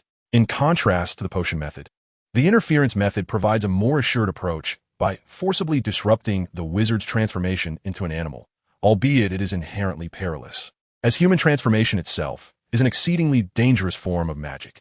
The third method of animagus training is the most ancient, known as the orthodoxy of animagus, or the old way. This method is said to have been passed down from ancient wizards. In those primordial times, humans were not the sole sovereigns of the earth. Rather, more powerful beings, the long-lived species, were the actual rulers of the land, such as elves and titans, while humans merely existed as vassals to these beings. It was during this epoch that animagus was conceived. In the minds of ancient wizards, the purpose of animagus was never to merely transform into animals. Its true aim was to harness the power of transformation to awaken the bloodline potential, allowing wizards to evolve into humanoid, long-lived beings. The specific methodology involved the active intersection of magical energy with the wizard's bloodline, ultimately leading to the fusion of both, resulting in a genuine long-lived being capable of shifting between humanoid and other forms. Though the conception is admirable, its realization is nearly impossible. Neither the canonical history of wizardry nor any apocryphal records indicate that any wizard has truly achieved this envisioned magic. Later wizards discovered that by merging their magical energy solely with the bloodline from which that energy was derived, those who completed this process could transform into beasts. Sometimes one type, other times multiple. This marks the origin of modern animagus magic. The ancient method of animagus transformation, as understood in contemporary times, involves a gradual fusion of one's internal magical power with the bloodline of its source. Upon achieving complete integration, one can instinctively transform. At this juncture, Field was beset by a question. Does his ability to transform into a phoenix signify the consummation of the most authentic form of animagus? Or has he merely accomplished a fraction of it? If it is but a partial achievement, what might his strength entail upon completing the entirety of the process? The thought ignited a spark of excitement within him. He retrieved a piece of parchment and swiftly jotted down his musings. Subsequently, clinging to a collection of belongings, including the tome A Comprehensive Guide to Advanced Animagus Transformation, he made his way towards the exit. Ah, young Mr. Dumbledore. Just as he reached the doorway, he was intercepted by Madame Pants. What is it, madam? Field inquired, perplexed. If it's not urgent, might we postpone it until our next meeting? I am in a hurry. My apologies, dear. I did not mean to cause you any distress. Madame Pants managed a somewhat rigid smile. However, the book you borrowed requires registration. Oh, I nearly forgot, Field exclaimed, realizing his oversight. He produced the book from his arms and placed it before Madame Pants. She glanced at the title, visibly surprised by Field's selection. She had not anticipated that this boy, who had grown up in this very environment, could comprehend such a complex text. Yet, she harbored no doubts about his ability to understand it. In fact, she had been observing him closely. Although she was unaware that he was reading this particular book, his intense focus was unmistakable. He was genuinely grasping something profound. Books from the restricted section necessitate weekly registration. Madame Pants completed the process swiftly and, with a cordial demeanor, handed the book back to Field. I trust one need not remind you to handle it with care? Of course, Field nodded vigorously. May I leave now? Certainly, Madame Pants replied with a smile. Should you glean any insights, I will be delighted if you chose to share them with me, if you don't mind. I will, Field affirmed, nodding once more before hastily ascending to the 8th floor, arriving at the door of the headmaster's office. Password, raspberry ice cream. Field recited the previous password without hesitation. Incorrect password, the statue responded, devoid of expression. Has it changed again? Field's impatience began to surface. He extracted the flyer from his pocket and tossed it towards the statue. Find it yourself. If it's not on there, I have another. The statue paused, bewildered, staring at Field. Please hurry, I'm pressed for time, Field urged, his tone growing sharper. The statue glanced at him, then lowered its gaze to search again, eventually discovering the correct password. After a moment of contemplation, it stepped aside to grant passage. Thank you, Field muttered as he dashed up the staircase. As the silhouette of Field vanished behind the wall, the statue pondered for a moment, extending a claw to tread upon the parchment left by Field, before returning to its original position to continue fulfilling its duties. Father, look what I have discovered, Field exclaimed exuberantly as he burst into Dumbledore's office. Upon entering, He halted abruptly, staring wide-eyed at the four esteemed heads and Dumbledore himself, swallowing hard. I seem to have entered the wrong room. Come here, young Mr. Dumbledore. Professor McGonagall beckoned with a smile. It's perfectly fine. You need not leave. We have nearly concluded our discussion. Really? Field cautiously cast a glance at McGonagall, then at the other heads. Indeed, young Mr. Dumbledore, Professor Flitwick chirped, his face adorned with a cheerful smile. If you don't mind, I am quite curious about what you have discovered. Would you care to share? Well, there is not much to say, Field replied, somewhat bashfully. If young Mr. Dumbledore has ample time, perhaps you should contemplate whether you have overlooked something important, Snape remarked with a composed expression, his voice barely above a whisper, such as detention. I just remembered what I wanted to say. Field suddenly slapped his forehead, as if recalling his purpose. Father, I have some thoughts on Animagus. I hope you can assist me. Oh, before Dumbledore could respond, Professor McGonagall interjected in astonishment. I recall, you have yet to master advanced transfiguration, young Mr. Dumbledore? Indeed. Field nodded obediently, not daring to be too audacious in front of Professor McGonagall and his own head. Aim too high is not a good habit. McGonagall's expression turned grave. I believe I have cautioned you more than once, young Mr. Dumbledore. Transfiguration is a perilous form of magic. Yes, Professor, I understand, Field nodded quickly. However, my pursuit of Animagus has been sanctioned by Father, correct, Father? McGonagall furrowed her brow, her sharp gaze instantly shifting to Dumbledore's face. Ah, yes. I did consent to this matter. Minerva, Dumbledore seemed to recall suddenly, striking his forehead. I forgot to inform you. How could you? McGonagall's expression turned serious, her eyes widening. You must understand, he is still just a child, a first year. You need to be aware of what you are doing, Dumbledore. Oh, certainly. Dumbledore replied with a comforting smile. Trust me, I do have my moments of confusion, but in this matter, I am quite lucid. Very well, you are always right. McGonagall sighed, casting Dumbledore a sardonic glance before turning her attention back to Field, her expression softening for a fleeting moment before returning to seriousness. Young Mr. Dumbledore. McGonagall took a deep breath, striving to soften her tone. I believe you should be aware of the dangers inherent in transfiguration. Advanced transfiguration is far from a mere triviality. Even the slightest miscalculation could result in the loss of life, which is but a relatively minor consequence. You would not wish to witness such a day, would you? Indeed. Professor, Field replied obediently, I shall not see it. Snape scoffed, coolly interjecting, perhaps your recent camaraderie with Gryffindor has dulled your senses, young Mr. Dumbledore.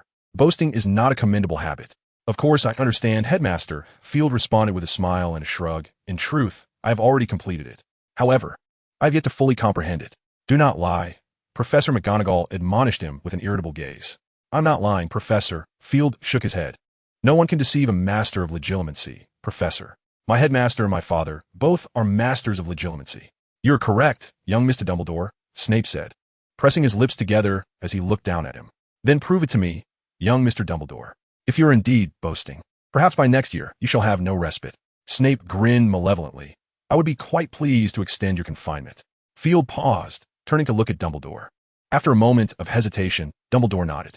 Very well, Headmaster. Field turned back to Snape, but I hope you can keep this confidential. You may speak of it once you have accomplished it, Snape replied with a snort. Field glanced at the 5 pairs of eyes fixed upon him. Suddenly struck by an idea, he drew his wand and waved it at the wall, transforming a small ornament into a heavy curtain. Field glanced at Dumbledore, then at the portraits on the wall.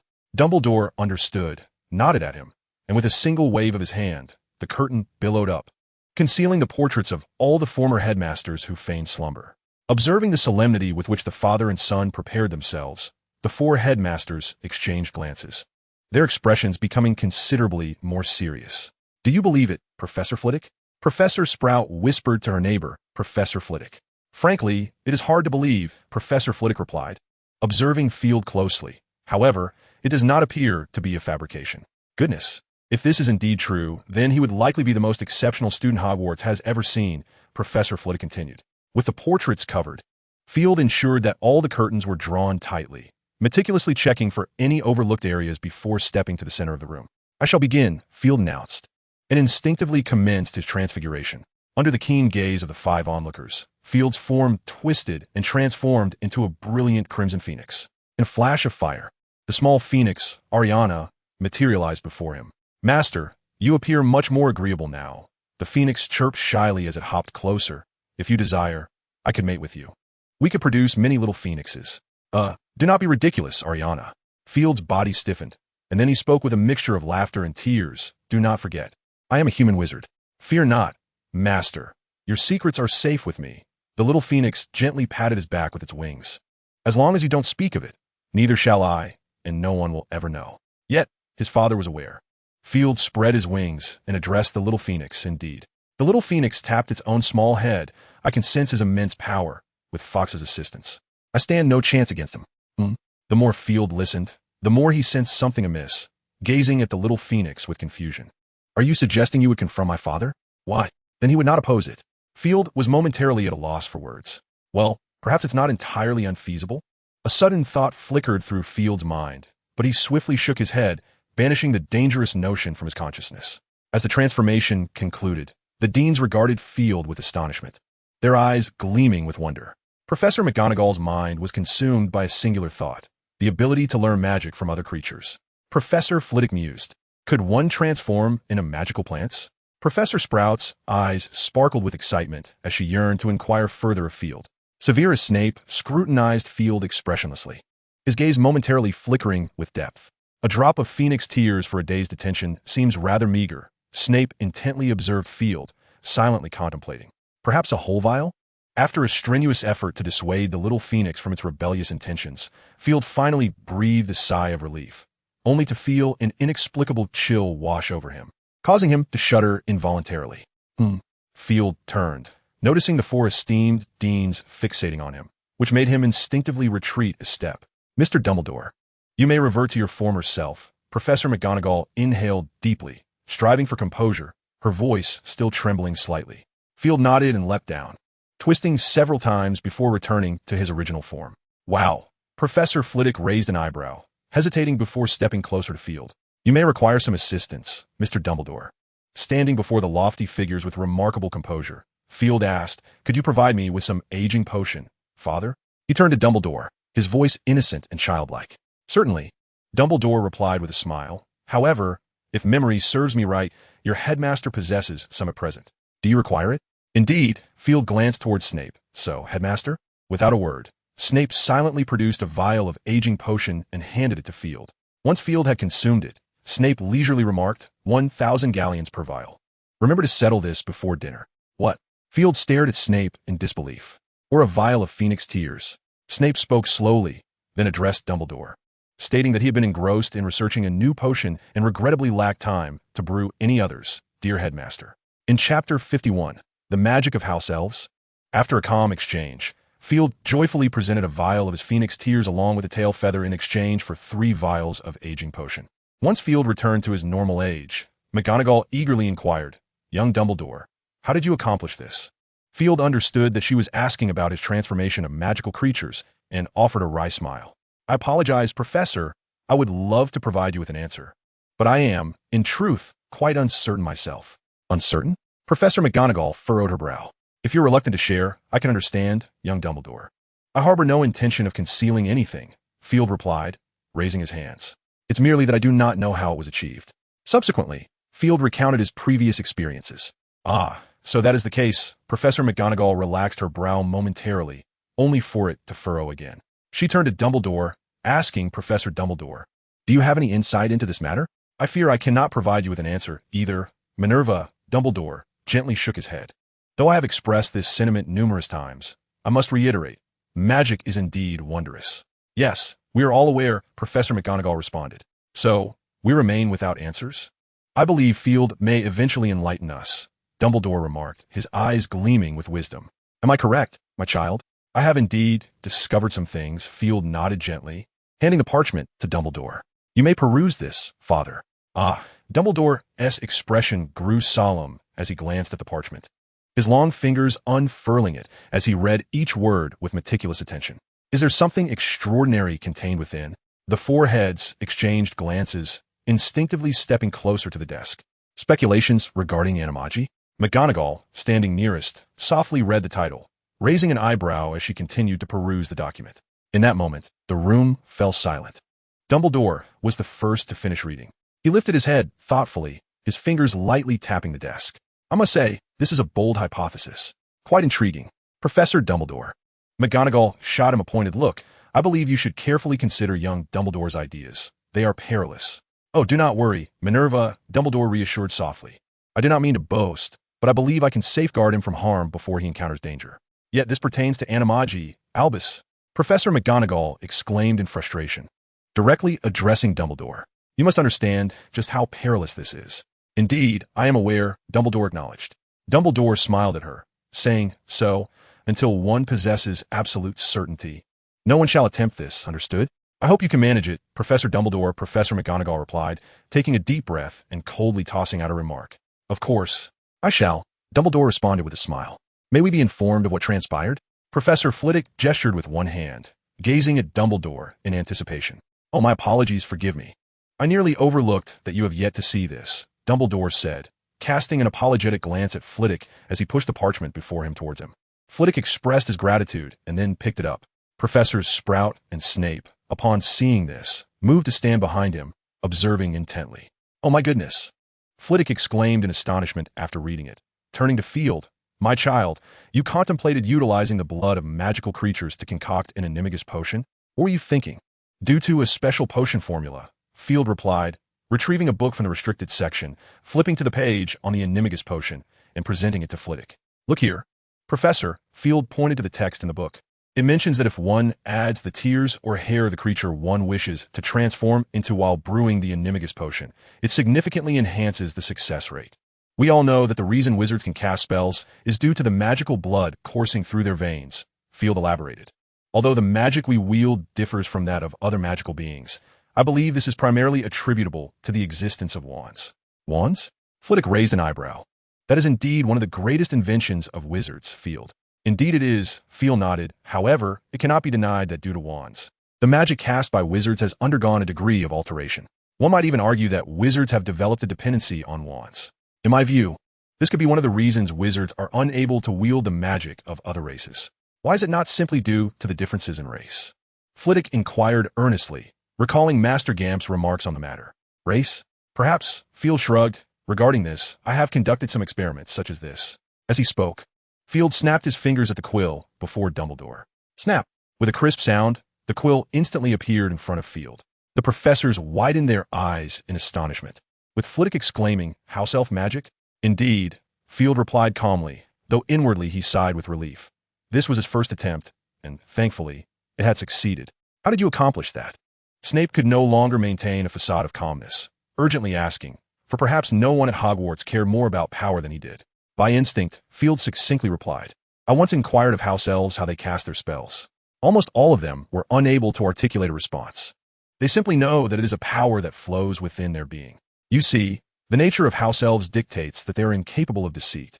Therefore, do you truly believe that wizards might be inferior to a house elf when it comes to the wielding of magic? Severus Snape narrowed his eyes and inquired softly. Field, who was already quite familiar with him, recognized that Snape was exceedingly displeased. It was not only Snape. The expressions of the other three heads of houses were also rather grim, although their treatment of house elves was relatively benevolent compared to other wizards. The inherent pride characteristic of wizards remained intact. I did not imply such a thing, Headmaster, Field replied, shaking his head. Undoubtedly, in terms of magical application, wizards undeniably lead all magical beings, be it through the diversity of spells or the development of incantations. You ought to clarify your meaning, Snape retorted with a cold scoff, though his demeanor appeared somewhat softened. Chapter 52, Field's Thoughts. Why refer to as instinct, Field asserted confidently. I dare say that the vast majority of wizards have forgotten the application of this most primal form of magic. If you were to part with your wand, could you still conjure magic, my dear headmaster? Field smiled as he gazed at Snape. If that is all you mean, Snape sneered, are you insulting your headmaster? What if we consider silent casting without the wand? Field continued to probe. What exactly are you trying to convey? Snape furrowed his brow, clearly growing impatient. Dumbledore regarded Field with a contemplative expression, yet he refrained from interrupting, choosing instead to listen intently. My point is quite simple, Field said, extending a hand. Without any visible gesture, a sphere of light, roughly the size of a fist, suddenly materialized in his palm. Like this, he stated, as the orb gently floated upwards. Pausing midair, do you understand? Field gazed at the luminous sphere, murmuring, I did not utter any incantation. It appeared simply because I desired such a light orb. Magic without incantations? Snape was momentarily taken aback, staring at Field, his lips moving soundlessly. The other three heads of houses exchanged astonished glances, clearly taken aback by Field's revelation. Indeed, it was as such. A glimmer of understanding shone in Dumbledore's eyes. In advanced spell theory, there exists a notion that if emotional energy is infused into a spell, its potency is significantly enhanced. Field clenched his hand, causing the orb to vanish into the thin air, continuing, whether it be the Patronus charm or other advanced spells. Even the three unforgivable curses, they all seem to follow this principle. I apologize, Father, for contravening your wishes. I have delved into certain aspects of dark magic. Field cast an apologetic glance at Dumbledore. It is of no consequence, my child, Dumbledore replied, smiling warmly at him. As long as you are certain of your intentions. Acquiring knowledge is never folly. I assure you. Field nodded affirmatively. If you wish to communicate your feelings, might we reschedule? Snape murmured softly. Oh, certainly. Dumbledore replied with a smile. You may proceed, Field. Very well, Father, Field nodded obediently. I could perhaps provide an example. The Patronus charm is indeed a most luminous form of white magic, is it not? Of course. Is there any doubt, young Mr. Dumbledore? Professor Flitwick inquired with curiosity. Is it truly so? Field replied with a mysterious smile, drawing his wand and directing it at the wall, casting the spell, Expecto Patronum. A silver phoenix erupted from the tip of his wand, screeching before darting towards the wall. A tremendous crash echoed as a large hole was created in the wall. How did you accomplish that? Professor Flitwick exclaimed, his eyes wide with astonishment. The Patronus charm is indeed a sophisticated spell. That much is certain, Field stated softly. The essence of casting this spell lies in maintaining a protective emotion. But what if I were to use the emotion of slaughter instead? Impossible. Professor Flitwick immediately refuted. If that were the case, you would suffer the backlash of the spell instantaneously. Yet I just cast it, Field shrugged nonchalantly. Flitwick was momentarily at a loss for words, glancing towards Dumbledore as if seeking assistance. Dumbledore pondered for a moment before slowly articulating, I believe I may understand. If the essence of slaughter is to protect, it should be feasible. Am I correct? Indeed, Father, Field nodded promptly, marveling, truly you are my father, arriving at this conclusion so swiftly. Rather than being modest about his child's praise, Dumbledore displayed a hint of pride. And what does this signify, young Mr. Dumbledore? Professor McGonagall interjected at that moment. My meaning is quite simple, Professor, Field replied softly. In order for a spell to amplify its potency, or to take effect, it is not the power of emotion that is utilized, but rather the strength of the mind. In essence, the core of magic is the power of the mind. As stated in the Muggle Bible, God said, let there be light, and there was light, just as this Patronus charm, which can be wielded for slaughter. I can employ slaughter as a means of protection, thereby unleashing the effects of dark magic through this white magic. Snape scoffed will put. But this is merely your exploration of dark magic. I must admit, you possess quite the talent for it. That is not the case, Professor. Field shook his head, turning to Dumbledore. I require a mouse, Father. This is easily arranged, Dumbledore replied, tapping his desk, and a bound mouse appeared atop it. Watch closely, Professor. Field remarked to Snape, then aimed his wand at the mouse, declaring, Sectum Sempra. An invisible blade seemed to slice through the air, leaving a grievous wound on the mouse's body. Squeak!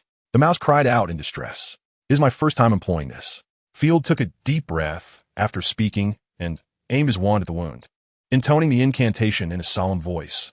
Avada Kedavra! To their astonishment, Professors McGonagall and Sprout instinctively covered their mouths, while Professor Flitwick nearly leapt from his seat. Snape observed with an impassive expression, his concealed hands clenching involuntarily. Dumbledore's gaze grew solemn as well. Then, a scene more shocking than they had anticipated unfolded before them. A ghastly green light enveloped the mouse, and when the glow faded, remarkably, the creature was still alive. What was more astonishing was that the wound it had just sustained had vanished. Look, the killing curse can also be used for healing, Field proclaimed with a smile. I merely had to believe that I could eradicate the wound, and thus it was obliterated, hence the mouse bears no injury. The little mouse continued to squeak on the table, struggling to free itself from the ropes. To the Deans, this seemingly inconspicuous mouse held more value than many treasures. What an extraordinary discovery, wouldn't you agree? Dumbledore's eyes sparkled with delight. You are exceptional, my child. You have indeed demonstrated to us that what wizards have held true for centuries may be erroneous. Dumbledore beamed at Field. I'm proud of you, my child. I believe you deserve this. Slytherin gains 200 points, and we can introduce a special contribution award as well. I wholeheartedly concur, Headmaster, Snape remarked calmly, stepping behind Field. This decision is most fitting. As the head of Slytherin, I shall also award young Mr. Dumbledore 50 points. However, the detention must continue. Snape smirked. I trust one need not request your compliance, do I, young Mr. Dumbledore? Field wanted to protest, but upon seeing the warning glint in Snape's eyes, he relented. Very well, Professor. Excellent. Snape nodded in approval, gripping the nape of his neck and leading him out of the headmaster's office. As the door clicked shut, the three deans exchanged glances. Did young Mr. Dumbledore not finish his thought? Flitwick raised an eyebrow. It seems so. Sprout nodded in agreement. So Professor Snape intends to keep it to himself? McGonagall suddenly realized, her brows knitting together. That is unacceptable. Ah, it seems I've neglected to visit Severus for quite some time, Dumbledore remarked, tapping his forehead. The Duke of Honey has produced some delightful desserts lately. Let's go together, Headmaster.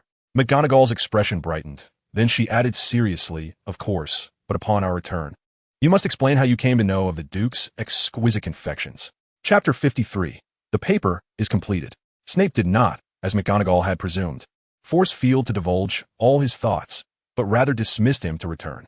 However, he also instructed that Field must expeditiously compile his discoveries and hypotheses into a paper for submission. On this matter, Field harbored no objections. Although the perspective was indeed his own revelation, he did not consider himself the most superior among his peers. A significant part of Field's ability to contemplate such ideas stemmed from the fact that he was not constrained by the so-called common sense that bound many native wizards of the magical realm.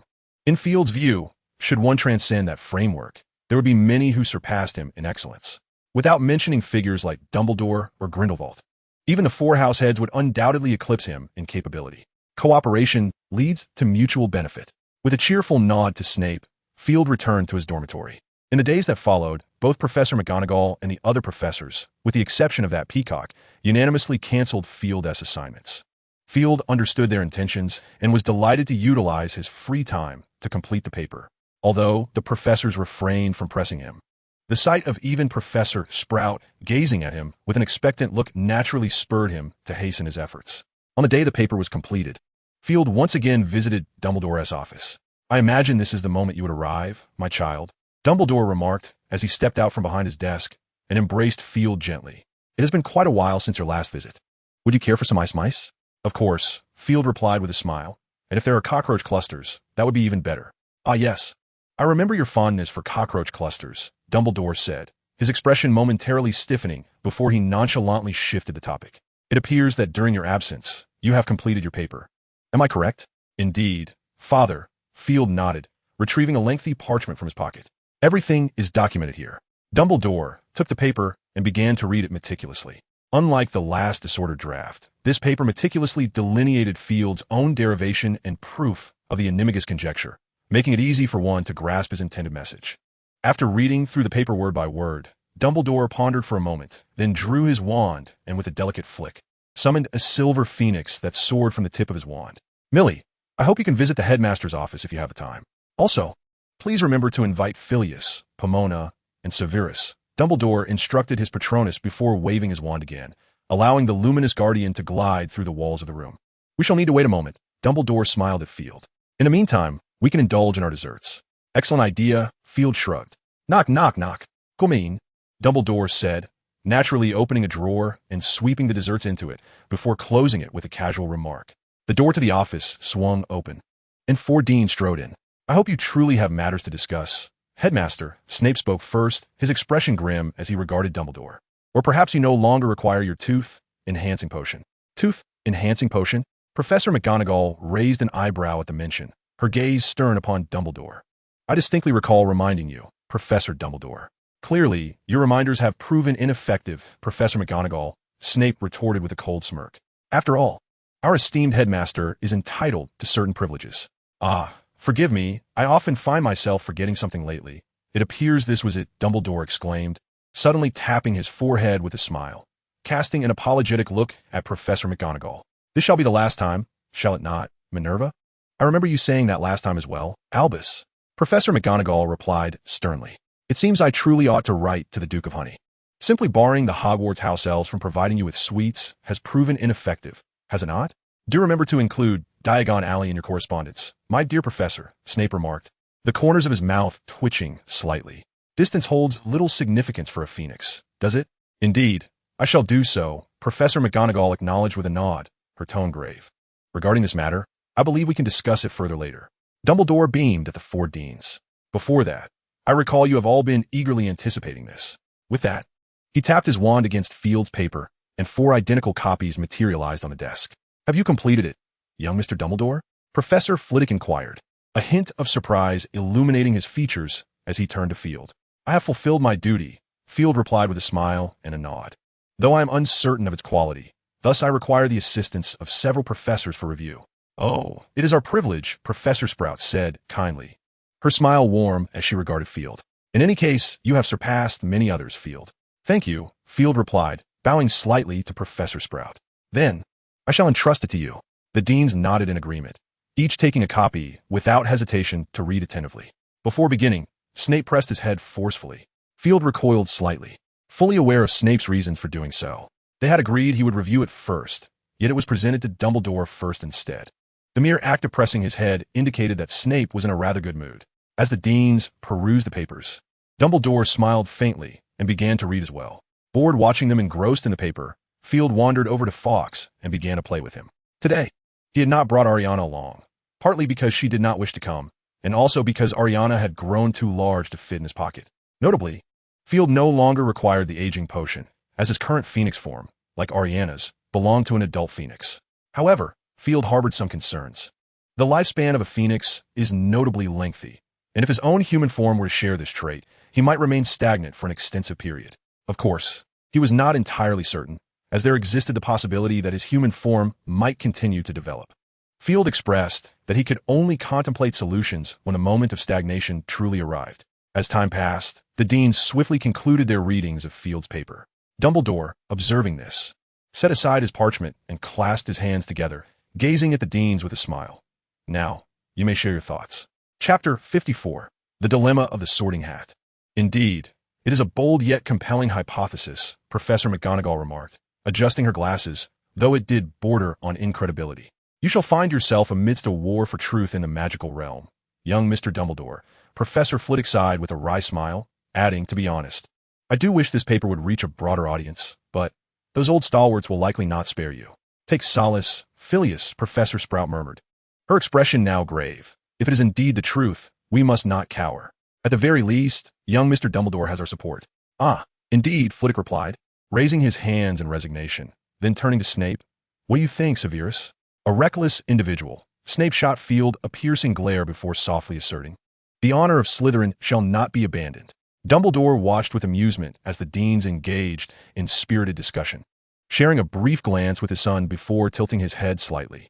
It appears promising, does it not? Dumbledore whispered to Field. Absolutely, Field replied, pleased by the scene unfolding before him. Ultimately, the 4 deans resolved to disseminate Field's paper and would leverage their networks to safeguard him. All that remained for Field was to prepare for a series of interviews. Oh, by the way, I almost forgot, Professor Flitwick seemed to recall something suddenly, smiling at Field. I hear your closest friend is in Ravenclaw. Is that correct? Are you referring to Luna? Field inquired, puzzled, glancing at Professor Flitwick. Indeed, that Esser, a splendid girl. Flitwick chuckled. It appears you are not particularly content in Slytherin, are you? Not particularly, Field shook his head. I am merely studying magic.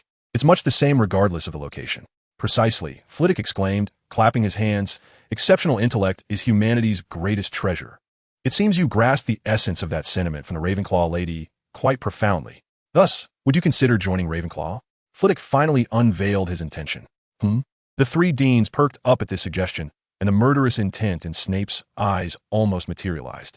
I seem to recall that there has never been a case of sorting error in the history of Hogwarts. Before Field could respond, Snape interjected coolly.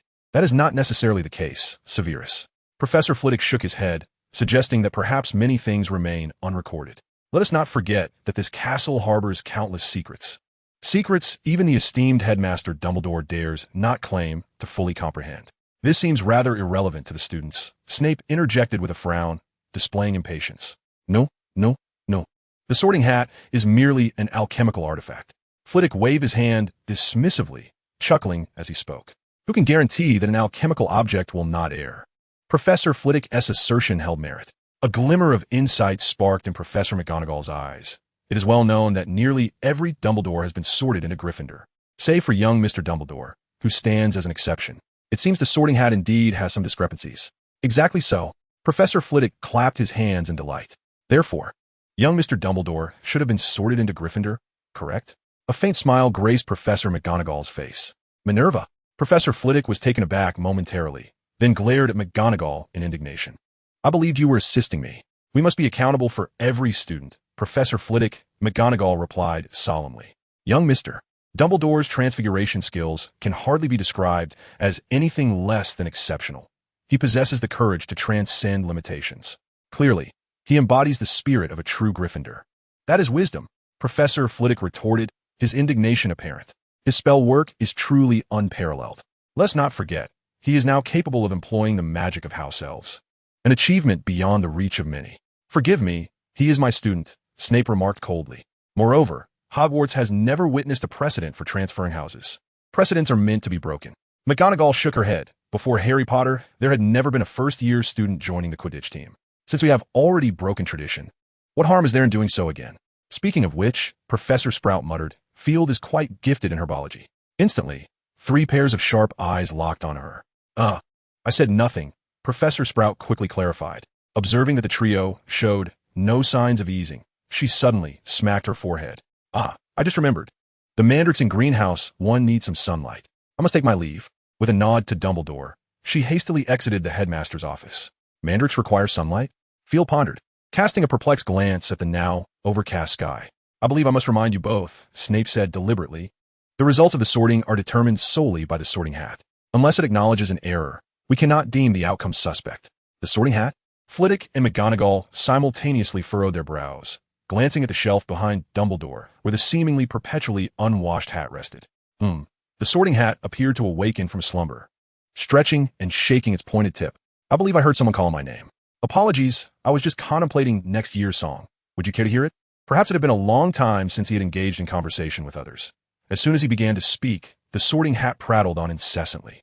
Forgive me for interrupting you, Mr. Sorting Hat, Professor McGonagall impatiently interjected, but if I may, I would like to pose a question. Oh, the sorting hat ceased its rambling. Of course, I will be delighted to hear your inquiry. I merely wish to ask if you have ever made an error in your sorting, Professor McGonagall inquired straightforwardly. Error? Impossible. The sorting hat vehemently denied, as if sensing an affront. I am a hat that never errs. A rather obvious answer, wouldn't you say? Snape scoffed now. I believe I should escort my students back. No, wizards do make mistakes at times, especially when it involves an alchemical object, Professor McGonagall retorted swiftly, her wand having been drawn at some point, her gaze fixed intently upon the sorting hat. You might want to contemplate this carefully, Mr. Sorting Hat. Professor Flitwick also produced his wand, absent-mindedly toying with it. The sorting hat stiffened, glancing at McGonagall's wand, which was subtly aimed at it, then at Flitwick's openly displayed wand tip, and shuddered involuntarily. Could it be that I have erred as well? The sorting hat cautiously ventured. Both McGonagall and Flitwick were satisfied with this admission, while Snape's expression darkened. I advise you to think carefully, Mr. Hat, Snape said slowly, with a glint of menace in his eyes. The sorting hat stiffened again, shaking its head in confusion, uncertain of how to proceed. Chapter 55, The Assault? Ultimately, it was Dumbledore who spoke, bringing this farce to a temporary halt. Although Professor Flitwick was somewhat reluctant, Dumbledore, being the headmaster and Field's father, held authority, and Flitwick could not force Field to transfer without Dumbledore's consent. Before departing from the headmaster's office, Field was sentenced to detention, which would consume all of his free time. Snape generously stated that he would allow Field to forego all his assignments, assuring that he would inform the other professors of the situation. No potion master would permit a young wizard with such a high aptitude for potion making to squander his time, Snape declared emphatically. This marked Snape's first overt acknowledgement of Field's abilities. However, such validation did little to lift Field's spirits. After much negotiation, Snape eventually revealed a sliver of leniency. As long as Field could satisfy him, he might be permitted some respite, though the term appropriate was rather nebulous. It at least suggested a glimmer of opportunity. Field hesitated briefly before acquiescing, concerned that further disputes might jeopardize even this chance.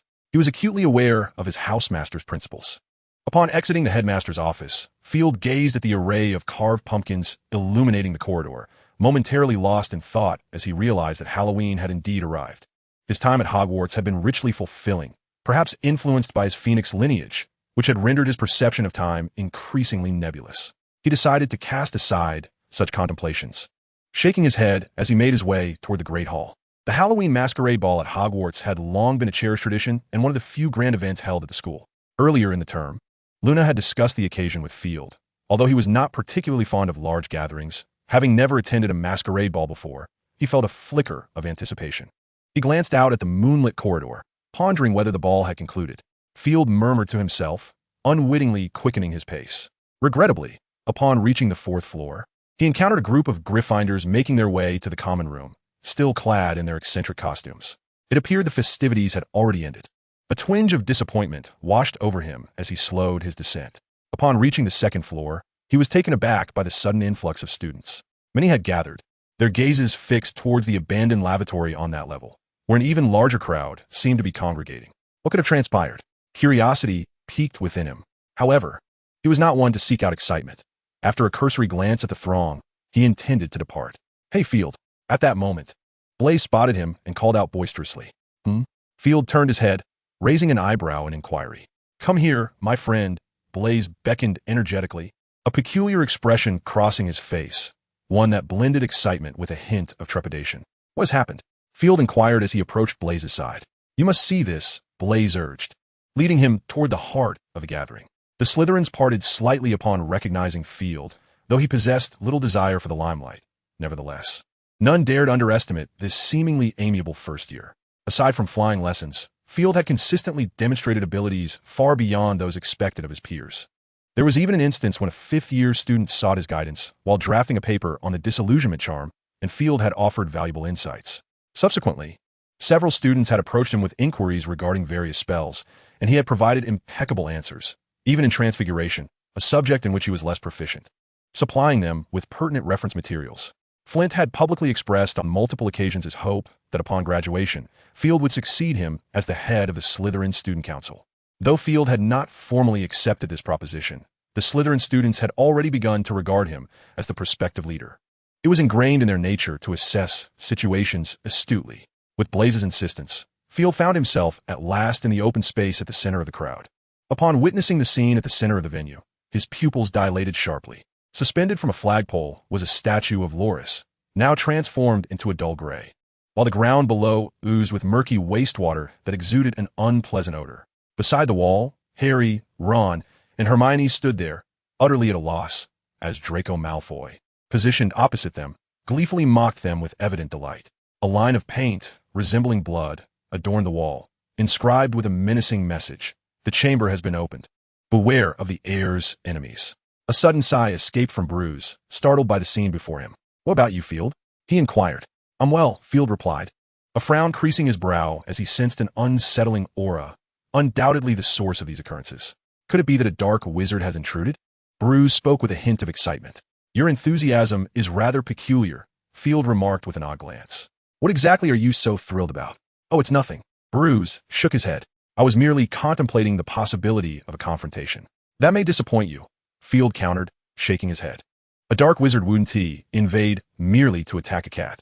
Well, Bruce's spirits sank, and he asked with reluctance, "Is it not possible that the cat stumbled upon something, prompting him to use magic?" "Certainly," Field nodded.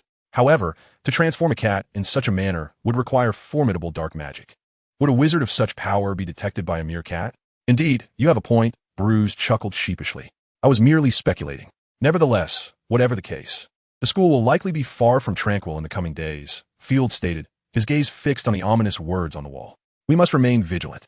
Bruce surveyed the scene, reminiscent of a horror film, and found himself in agreement with Field's assessment. "Hey kids, what are you all doing gathered here?" A magnetic baritone resonated from the back of the crowd. Field raised an eyebrow, recognizing that unmistakable voice belonging to the peacock-like professor. "Oh my goodness." As Gidro approached, his eyes widened in astonishment, quickly morphing into excitement. "An attack?" "Yes, it must be." A heart-wrenching wail abruptly interrupted Gidro's exclamation, revealing Filch's distraught visage. Chapter 56. Discussions in the Common Room. Though Filch appeared utterly devastated, the students clearly could not empathize with his distress. Field even noted a glimmer of schadenfreude on some students' faces. "That old toad truly lacks popularity," Field mused silently. Indeed, Filch was uniquely despised among all the students in the school. To achieve such a feat was a rarity, for even Snape had his share of admirers. The mute, undoubtedly, constitutes a pitiable group. However, transforming this discontent into jealousy, ultimately directed towards the students, is something Field finds reprehensible. Yet, one cannot counsel others towards virtue without experiencing their suffering. Field refrains from mocking or pitying Filch. He merely observes with equanimity. Look at that old fellow. Blaise, lacking Field's benevolent disposition, wears a sardonic smile and quietly remarks to Field, "Goodness, he appears as if he has lost his wife." Indeed, has he not lost her? Field sighs softly and states, "Mr. Filch seems quite sorrowful. I do not believe exacerbating another's wounds is a commendable act." Very well. Blaise shrugs nonchalantly, choosing not to utter any further inappropriate remarks. At this moment, Filch's gaze is turned towards the trio of saviors. It is you," Filch cries out, his face a grotesque mask of grief intermingled with rage, tears, and mucus, making him appear both wretched and pitiable. "This has nothing to do with us. We have only just arrived." Ron vehemently denies Filch's accusations. "We merely came here." Before Filch could respond, the crowd surged once more as Dumbledore approached, accompanied by the four house heads. "My goodness," Professor McGonagall gasps, covering her mouth in shock. "This does not appear to be a prank." Clearly it is not. Dumbledore remains silent, while Snape, with unfiltered directness, fixes his gaze upon Harry's trio, a smirk of mockery gracing his features. "It seems our esteemed saviors have stirred up some trouble. Such a feat could hardly be accomplished by a mere handful of second-year students," Professor Flitwick interjects fairly. Snape refrains from retorting, yet the disdain in his eyes intensifies. "Forgive me, Argus," Dumbledore gently inquires of Filch. "Might you share what transpired?" "It was them," Filch snarls, pointing accusingly at Harry and his friends. "They attacked my cat." "It wasn't us," Harry interjects. "We had just arrived when we found her like this." "Liar," Filch bellows. "I knew they would harbor resentment towards me. It must have been them. They know I am a mute." Although Filch's status as a mute is a well-known open secret within the school, he has never openly acknowledged it until now, thus serving as undeniable proof. "I believe this is not an appropriate venue for discussion," Dumbledore observes after surveying the gathering. "Ah, my office is nearby. Perhaps we could proceed there," Gilderoy suggests cheerfully, his perfect smile still gracing his face. "Thank you, Professor Lockhart. We truly require this," Dumbledore replies with a smile and a nod. "Not all. It is my duty," Lockhart responds. Dumbledore then scans the audience once more. "You all should return to your beds. Dear prefects, kindly fulfill your responsibilities. Professors, please follow me." And additionally, Dumbledore turned to Harry and the others, calmly stating, "And you few as well." Gilderoy led the way ahead, exuding confidence, while Dumbledore escorted the others toward his office. It appears that there is little excitement to be witnessed. Blaise shrugged, suggesting it would be prudent to return early. Mr. Filch is likely in a foul mood today, being caught would spell trouble. Indeed, another Slytherin smirked maliciously. After all, that cat was his faithful companion. Recklessness is not befitting a Slytherin. The Slytherins exchanged playful banter as they made their way to the common room. Given the throngs of students, Fee felt it unwise to seek the room of requirement directly and opted to return to the common room with them. "Well, it's quite a rarity to see you back, Fee," Blaise remarked with surprise. "I'm nearly moved to tears. You actually remember the way back." "Not everyone possesses a brain as vast as yours," Fee retorted sharply. Blaise paused, nearly unable to suppress a thumbs up for Fee. Truly, this was the favored student of the headmaster. The tone, the inflection, it was strikingly similar. Despite returning to the common room, the recent incident had clearly left students with no intention of sleeping immediately. Instead, they congregated to discuss the occurrence. Some speculated it was a form of dark magic. Others suggested it was a curse, while some posited an attack by dark wizards. The subjects of discussion were diverse, yet none could reach a consensus. "Hey, I just recalled a legend," suddenly interjected a Slytherin girl. "Daphne?" Blaise raised an eyebrow at her. "I was unaware you had a penchant for reading." "As if you know me well," Daphne scoffed, casting him a disdainful glance. Blaise awkwardly rubbed his nose and said, "Perhaps you should share your theory." "TCH." Daphne rolled her eyes at him and then, in a conspiratorial whisper, said, "Are you all familiar with the Chamber of Secrets? Is that what you're referring to?" Blaise shook his head in disappointment. "That's merely a legend." "A legend?" Daphne's expression turned scornful. "Don't tell me you're unaware. The chamber was confirmed to have been opened 50 years ago." "Really?" Blaise stared at Daphne, taken aback. "Well, it seems you're rather well informed," Daphne sighed, her gaze toward Blaise shifting to one of pity, as if viewing a fool. "Didn't your elders ever tell you?" "Not at all." Blaise shook his head. "I've heard a bit," another girl interjected.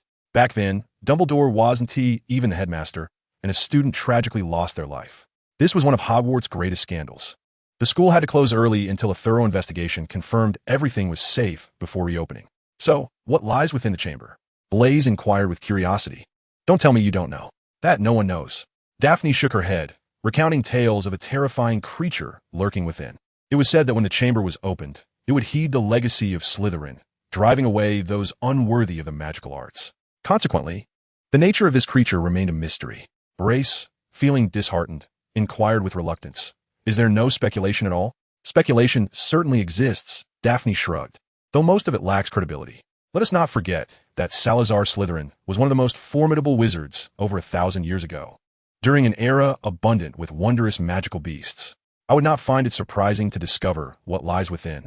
What could possibly be inside? Blaise murmured, his gaze drifting to Field, who was lost in thought. His eyes lit up. Field, what do you think? Field snapped back to reality, regarding Blaise with curiosity. The monster in the chamber, what do you reckon it is? Blaise posed the question patiently, accustomed to Field's contemplative nature. The chamber? Field clarified. Are you referring to Slytherin's chamber? Indeed, Blaise replied, patting him on the shoulder. You are undoubtedly the smartest among us, so you must have some insight. Feeling the weight of Blaise's eager gaze, Field rubbed his temples. Apologies, but I failed to see the utility in guessing. Utility? Certainly, Daphne interjected, her eyes blazing as she fixed her gaze on Field. You must realize that if that creature were to emerge from the chamber, we must be prepared. I cannot entrust my life to mere rumors. Quite right, another girl with curly hair nodded in agreement. I too would not dare to believe that a beast would show mercy to humans.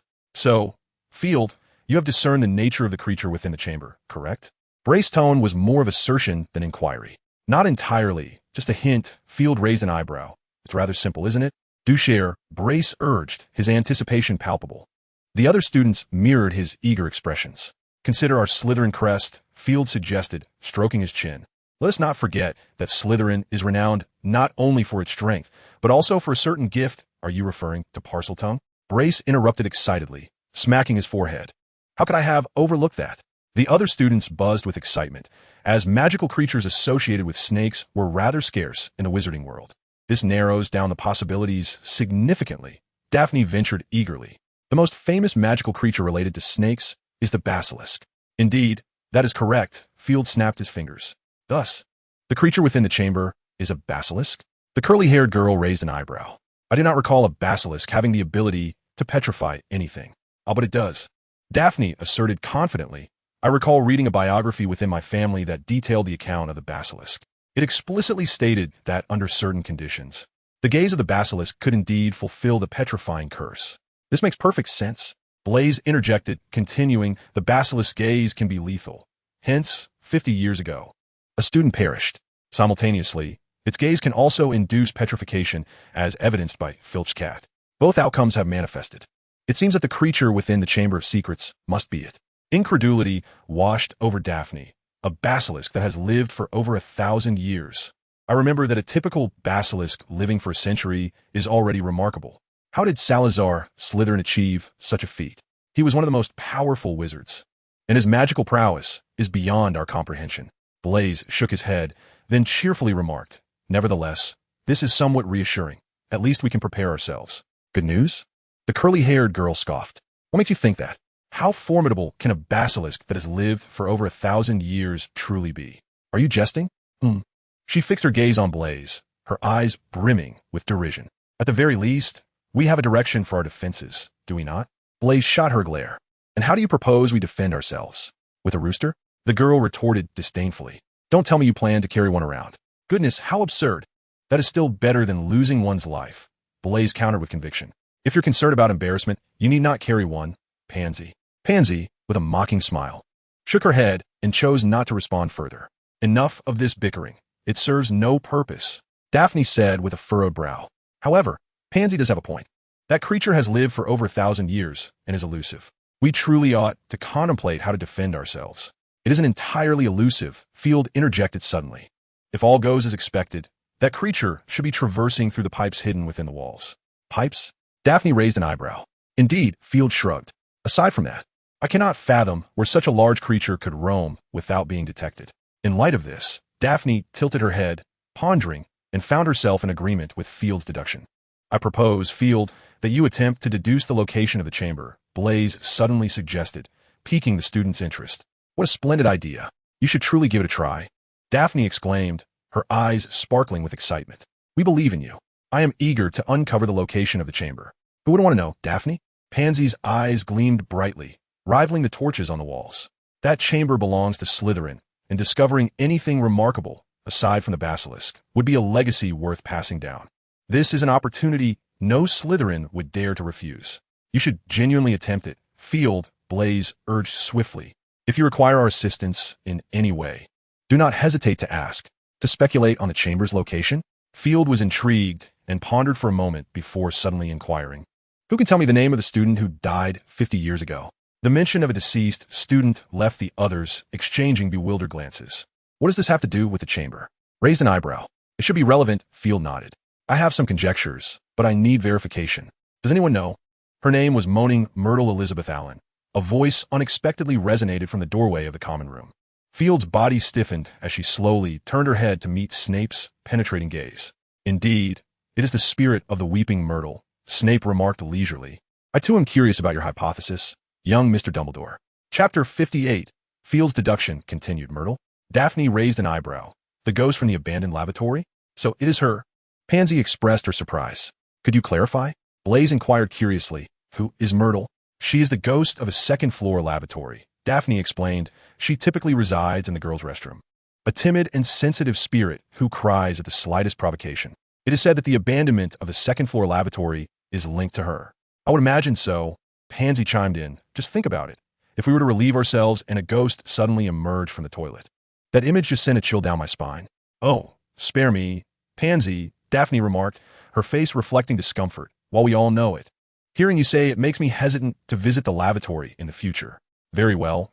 Pansy noted several Slytherins casting her disapproving looks and realized she had stirred discontent. She offered a sheepish smile and fell silent. "A ghost who enjoys emerging from toilets," Blaise mused, stroking his chin with a smile. "Sounds quite amusing. Hey, Field, what have you deduced?" All eyes were riveted on Field. Even Snape's gaze was fixed upon him.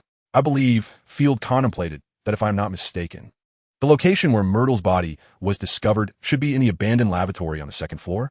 Snape nodded, indicating his affirmation. "Then this simplifies matters," Field snapped his fingers. "If my supposition holds true, the abandoned lavatory on the second floor may very well be an entrance to the chamber."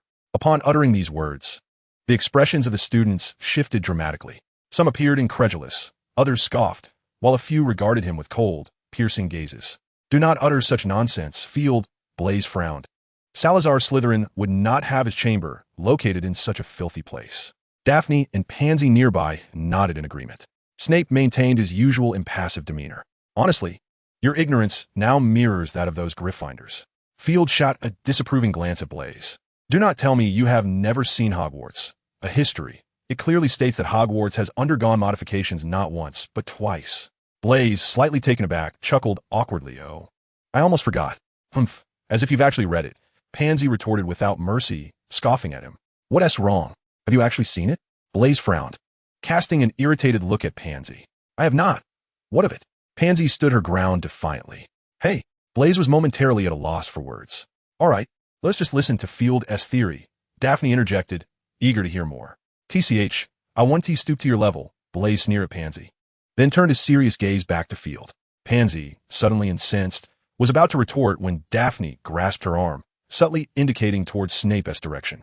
Upon noticing the expressionless headmaster, Pansy's lips moved slightly, and she quieted down. When Hogwarts, a history was mentioned, the expressions of the Slytherins visibly softened. Those who had not read it leaned in to inquire from their neighbors. "Please continue, young Mr. Dumbledore," Snape coldly urged. "Of course, Headmaster," Field nodded. "It is quite simple. To silently take the life of a wizard within Hogwarts, even a minor one, is no easy feat, not even for Merlin. Furthermore, the headmaster of that time has confirmed that the unfortunate girl must have perished due to the basilisk's gaze." Field paused for a moment, observing the students nodding in agreement before proceeding. The basilisk had no inclination to spy on the girl's lavatory. Well, it could not distinguish between the male and female facilities. At this, laughter erupted among the students, with Blaise's mirth being particularly exaggerated as he guffawed and pounded the armrest of the sofa. "You truly have a way with words, my friend." Blaise gave Field a thumbs up. It is merely a fact, Field shrugged. Given we can arrive at such a conclusion, we can easily deduce another. The only two places where Moaning Myrtle could have seen the basilisk's gaze are limited. As he spoke, Field retrieved his wand and gestured in the air, conjuring a rudimentary map. Here is the entrance to the lavatory. He indicated a specific point on the map, and this is the corridor leading to it. If the basilisk approached this way, then the victim must not have been Myrtle alone. Consequently, the basilisk must have emerged from another direction. He pointed to a different area. That is a sink, with no passageway in sight. Daphne interjected. Several faucets there have been dry for ages. I wonder what that's about. It is quite simple. That must be the entrance to the Chamber of Secrets, Field remarked, spreading his hands. Aside from this explanation, I cannot fathom why a basilisk would venture into the lavatory. The students were plunged into contemplation. You say this is the entrance to the Chamber of Secrets. A Slytherin student raised their hand, signaling a question. Why has no one ever discovered it? Furthermore, apart from Moaning Myrtle, no one else has perished. To address your first inquiry, I can elucidate that matter presently. Field raised a finger, reminding us not to forget the renowned talent of Slytherin. Parseltongue is indeed a rare gift. Ah, so that is the case. The crowd suddenly grasped the concept.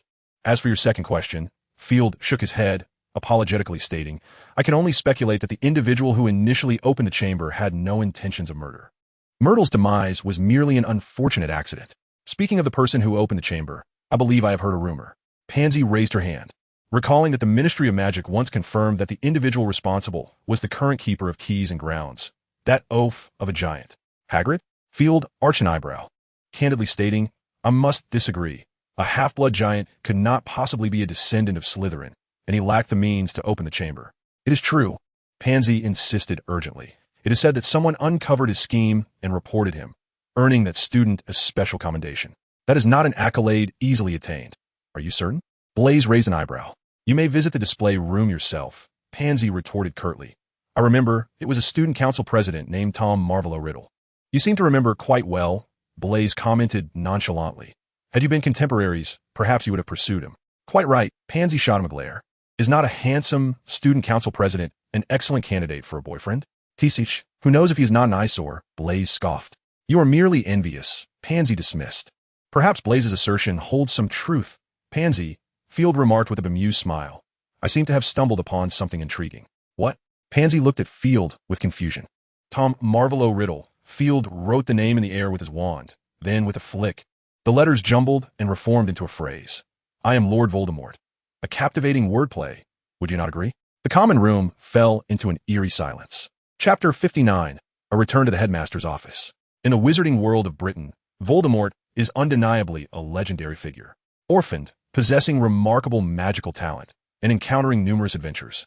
One could say he embodies the archetype of a protagonist in a web novel. Had Voldemort not resorted to coercive measures, but rather employed diplomacy, he might have truly ascended to the throne of the British magical community. It is precisely due to his terror and the enchantment he placed upon his name that Voldemort has become synonymous with dread within the wizarding world. It has also evolved into a taboo. Upon discerning Voldemort's true identity, an overwhelming wave of panic engulfed the entire Slytherin common room. Not a single Slytherin was unaware of what this truly signified. The mere mention of the basilisk instilled a sense of dread in the young wizards, yet did not plunge them into a state of utter panic. All magical creatures pale in comparison to the might of a wizardess wand. This pride is ingrained in their very essence. However, if the basilisk were unleashed by Voldemort, its implications would be entirely different. Are you certain you are not jesting? Blaise's lips twitched as he managed a strained smile. After all, he had perished over a decade ago. Are you quite sure? Field inquired, a sardonic smile playing on his lips. Let us not forget that he is among the most fearsome figures in contemporary wizardry. No one knows the extent of his mastery over dark magic. How can you be so convinced he is truly dead? Blaise fell silent, beads of cold sweat trickling down his forehead. The other students were no better off than he. Their expressions were painted with palpable terror. The most formidable dark wizard of modern times could not have succumbed so easily. Could he? Field scoffed. This is likely more unbelievable than the notion of our esteemed headmaster washing his hair. Snape's eyes narrowed momentarily, though he chose to remain silent, merely observing the student's discourse. Good heavens, this is hardly encouraging news, Daphne murmured, patting her face in an attempt to regain her composure. I must write to my father. I shall join you. Pansy abruptly stood, exclaiming, Blast it, my father will go mad. The two girls hastily departed the common room, prompting the other students to fidget restlessly, gradually returning to their dormitories. I too must take my leave. Blaise nodded at Field, adding, "This matter requires discussion with my family. Frankly, it is difficult to fathom. Yet I trust your deduction." "I sincerely hope my assessment is erroneous," Field replied calmly. "Indeed, I share that sentiment," Blaise remarked with a wry smile before rising to depart. Field surveyed the now nearly vacant common room, shaking his head as he prepared to leave. "I believe you seem to have neglected to elucidate something for me, young Mr. Dumbledore." Snape's voice suddenly pierced the air. "Oh dear, I had forgotten Snape was still present." Field's body stiffened momentarily as he forced a smile, turning slowly to face the impassive Snape. "Good evening, Professor. The moonlight is rather lovely tonight. Wouldn't you agree?" "Perhaps," Snape replied, casting a glance at Field. "Without your presence, I dare say my mood might have been considerably brighter." "Indeed, Professor, I concur," Field nodded earnestly. "Thus, I believe it is time for me to take my leave." "Leave?" Snape scoffed. "Oh yes, I'm certain you are quite eager to depart." The poor Mr. Snape, burdened not only with the antics of your ilk, but also with the musings of his own students. TSK, TSK, TSK. Upon hearing this, Field felt a sense of foreboding. If it were merely a jest, it would fall within Snape's usual demeanor. However, should it take on a more biting tone, it would indicate genuine annoyance. "I beg your pardon, Professor," Field conceded with a semblance of humility. "I am prepared to accept any punishment." Severus Snape let out a disdainful huff, casting a fleeting glance at him before abruptly inquiring, "What confidence do you hold in your recent deduction?" Field was momentarily taken aback, but soon regained his composure and pondered for a moment before estimating, approximately 80%. "Follow me." Without hesitation, Snape uttered these words and turned towards the door. Field, though bewildered, quickened his pace to keep up with him. Exiting the lounge, the two ascended the stairs. Observing this, Field began to suspect the destination they were headed to. As expected, Snape led him directly to the entrance of the headmaster's office on the 8th floor. "Oh, no need." The stone gargoyle was about to inquire for the password, but, upon seeing Field, immediately altered its approach and leapt aside. Snape glanced at Field with a curious expression.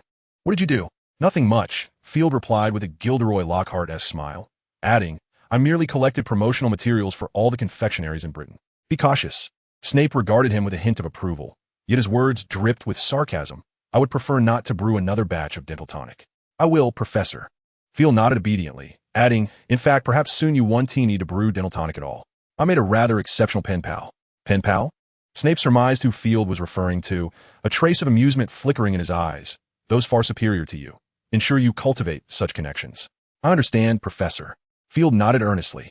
"Excellent. Now, let's proceed inside." "Good evening, Severus." "Ah, and my dear." Dumbledore greeted as Snape and Field entered, his face alight with cheer. "The moonlight is quite splendid this evening, is it not?" Observing Dumbledore's tea, which had begun to steep, Snape's lips twitched slightly, but he nodded ever so slightly. "Good evening, Father." Field chimed in merrily. "If I recall correctly, this should be your bedtime." Dumbledore took a generous sip of his tea, savoring it before nodding in satisfaction. "Or perhaps you are reluctant to part with this beautiful moonlight. I hope you retain the inclination for such musings shortly." "My dear headmaster," Snape remarked coldly, arms crossed. "Dear, you're always so serious." Dumbledore adjusted his glasses. "Both sweets and splendid scenery are not to be overlooked." "Perhaps," Snape conceded with a nod. "Young Mr. Dumbledore has deduced some matters. I believe you ought to listen." "Oh." Dumbledore raised an eyebrow, clearly intrigued. "It seems you have uncovered something remarkable, my child. Pray tell." "I'm all ears." Chapter 60. Ancient Magical Scripts. Under Dumbledore's watchful gaze, Field recounted his deduction once more.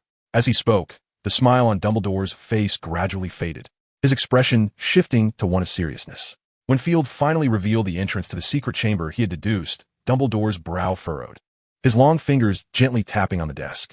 After Field concluded his discourse, he obediently stepped aside. I surmised that young Mr. Dumbledore had articulated his thoughts with sufficient clarity. Snape inquired softly, "And now, what do you intend to do?" After a moment of silence, Dumbledore slowly began to speak. "I must admit, you have indeed clarified one of my uncertainties." Dumbledore smiled at Field. "I'm proud of you, my dear." "Thank you."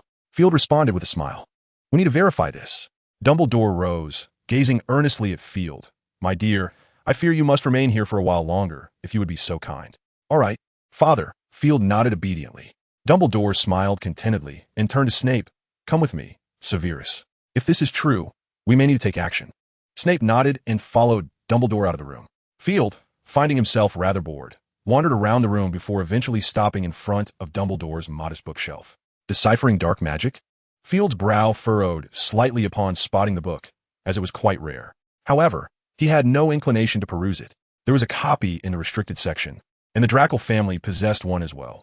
He had already read them both. Frankly, the book's value was not particularly high, although it contained a plethora of dark spells. Most were exceedingly difficult to cast. Furthermore, many of the dark arts had significant effects on one's mindset. While Field was not overly concerned about this, it remained somewhat unsettling. Let us see what else there is. Field continued to browse. The Book of Hieroglyphs, which pertained to alchemy, advanced theories of spells, which dealt with incantations. The Magic of Language, which was about animal communication. Finally, Field's gaze fell upon analysis of ancient runes. The magic of wizards derives from runes.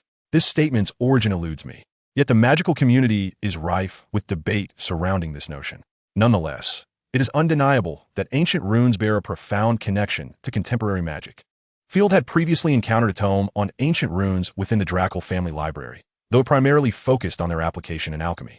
Field held a degree of interest in alchemy, yet he found himself more captivated by spells. Some assert that ancient runes are synonymous with runic script. Field once entertained this notion. However, upon further investigation, he came to realize just how misguided that belief was.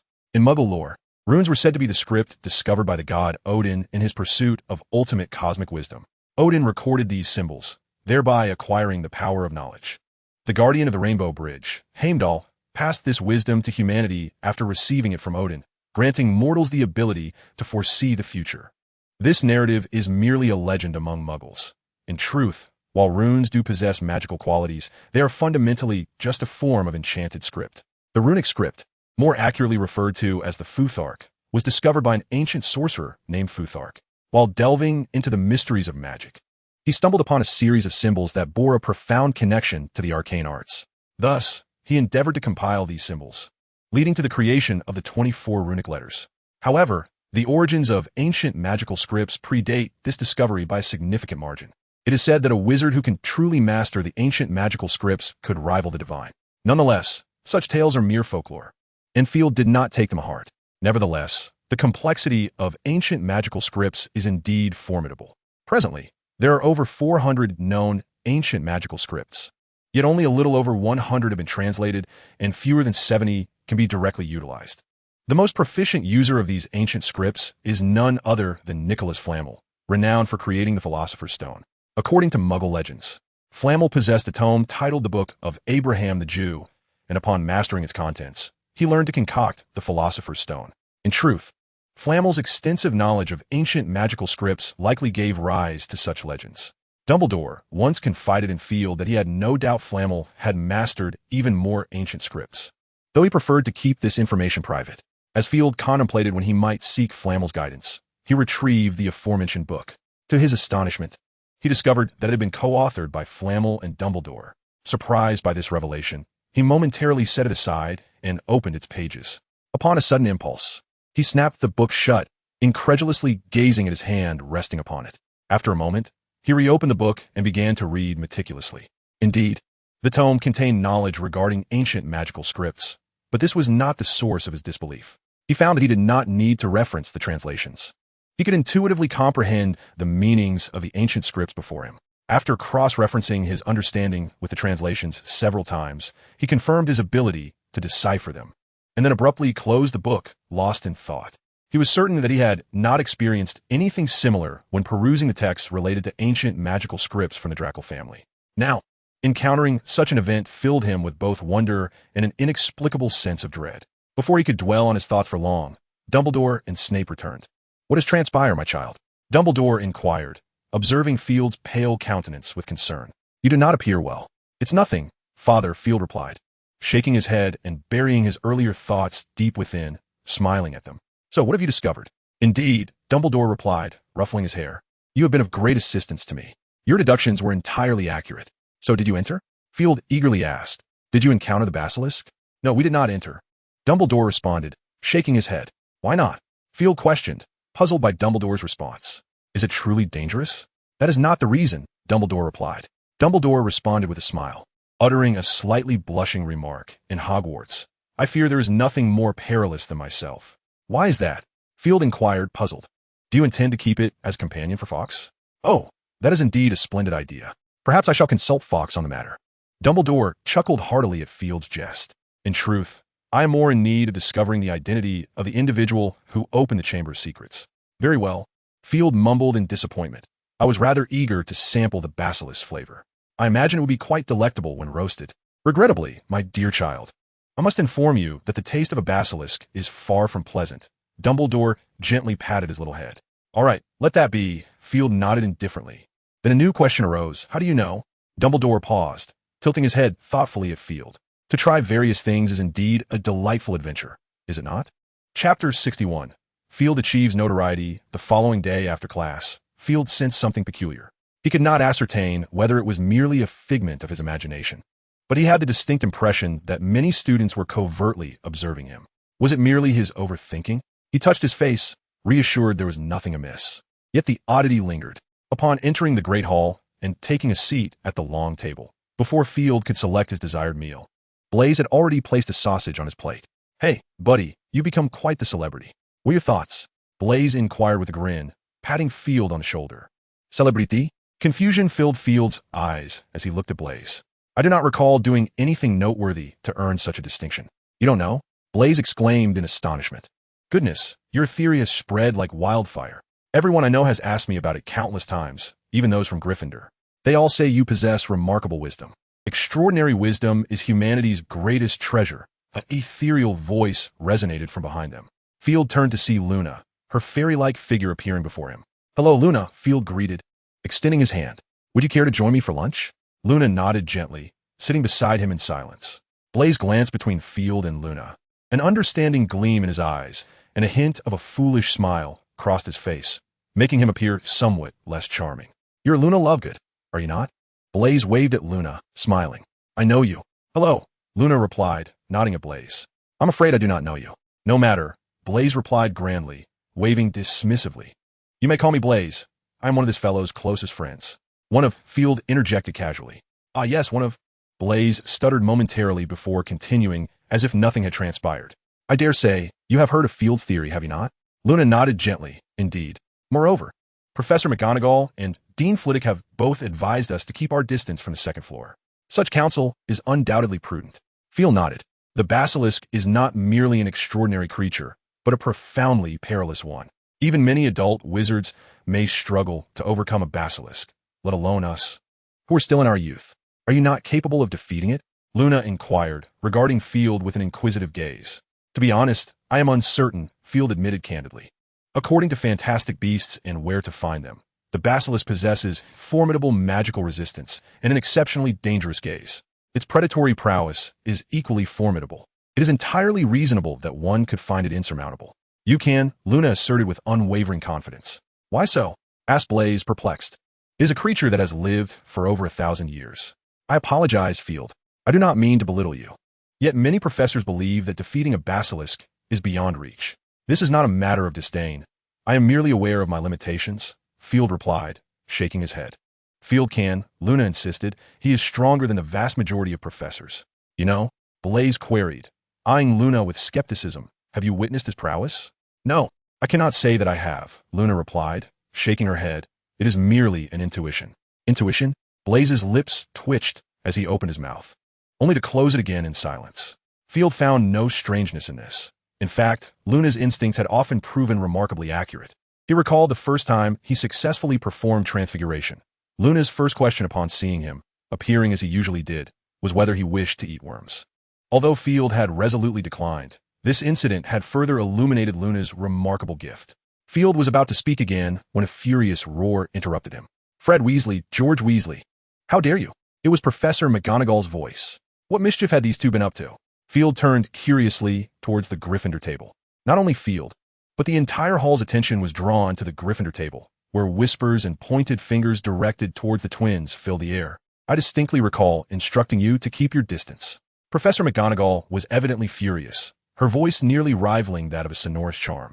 You were planning to sneak over there. Had Percy not informed me, I would have been prepared to attend your funeral. Professor McGonagall thundered, her body trembling with indignation.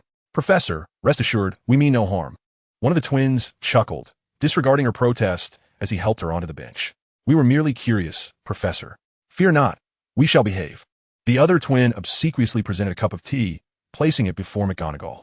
Their antics had evidently yielded some effect, for the anger on McGonagall's face had lessened considerably, though she still issued them a stern warning.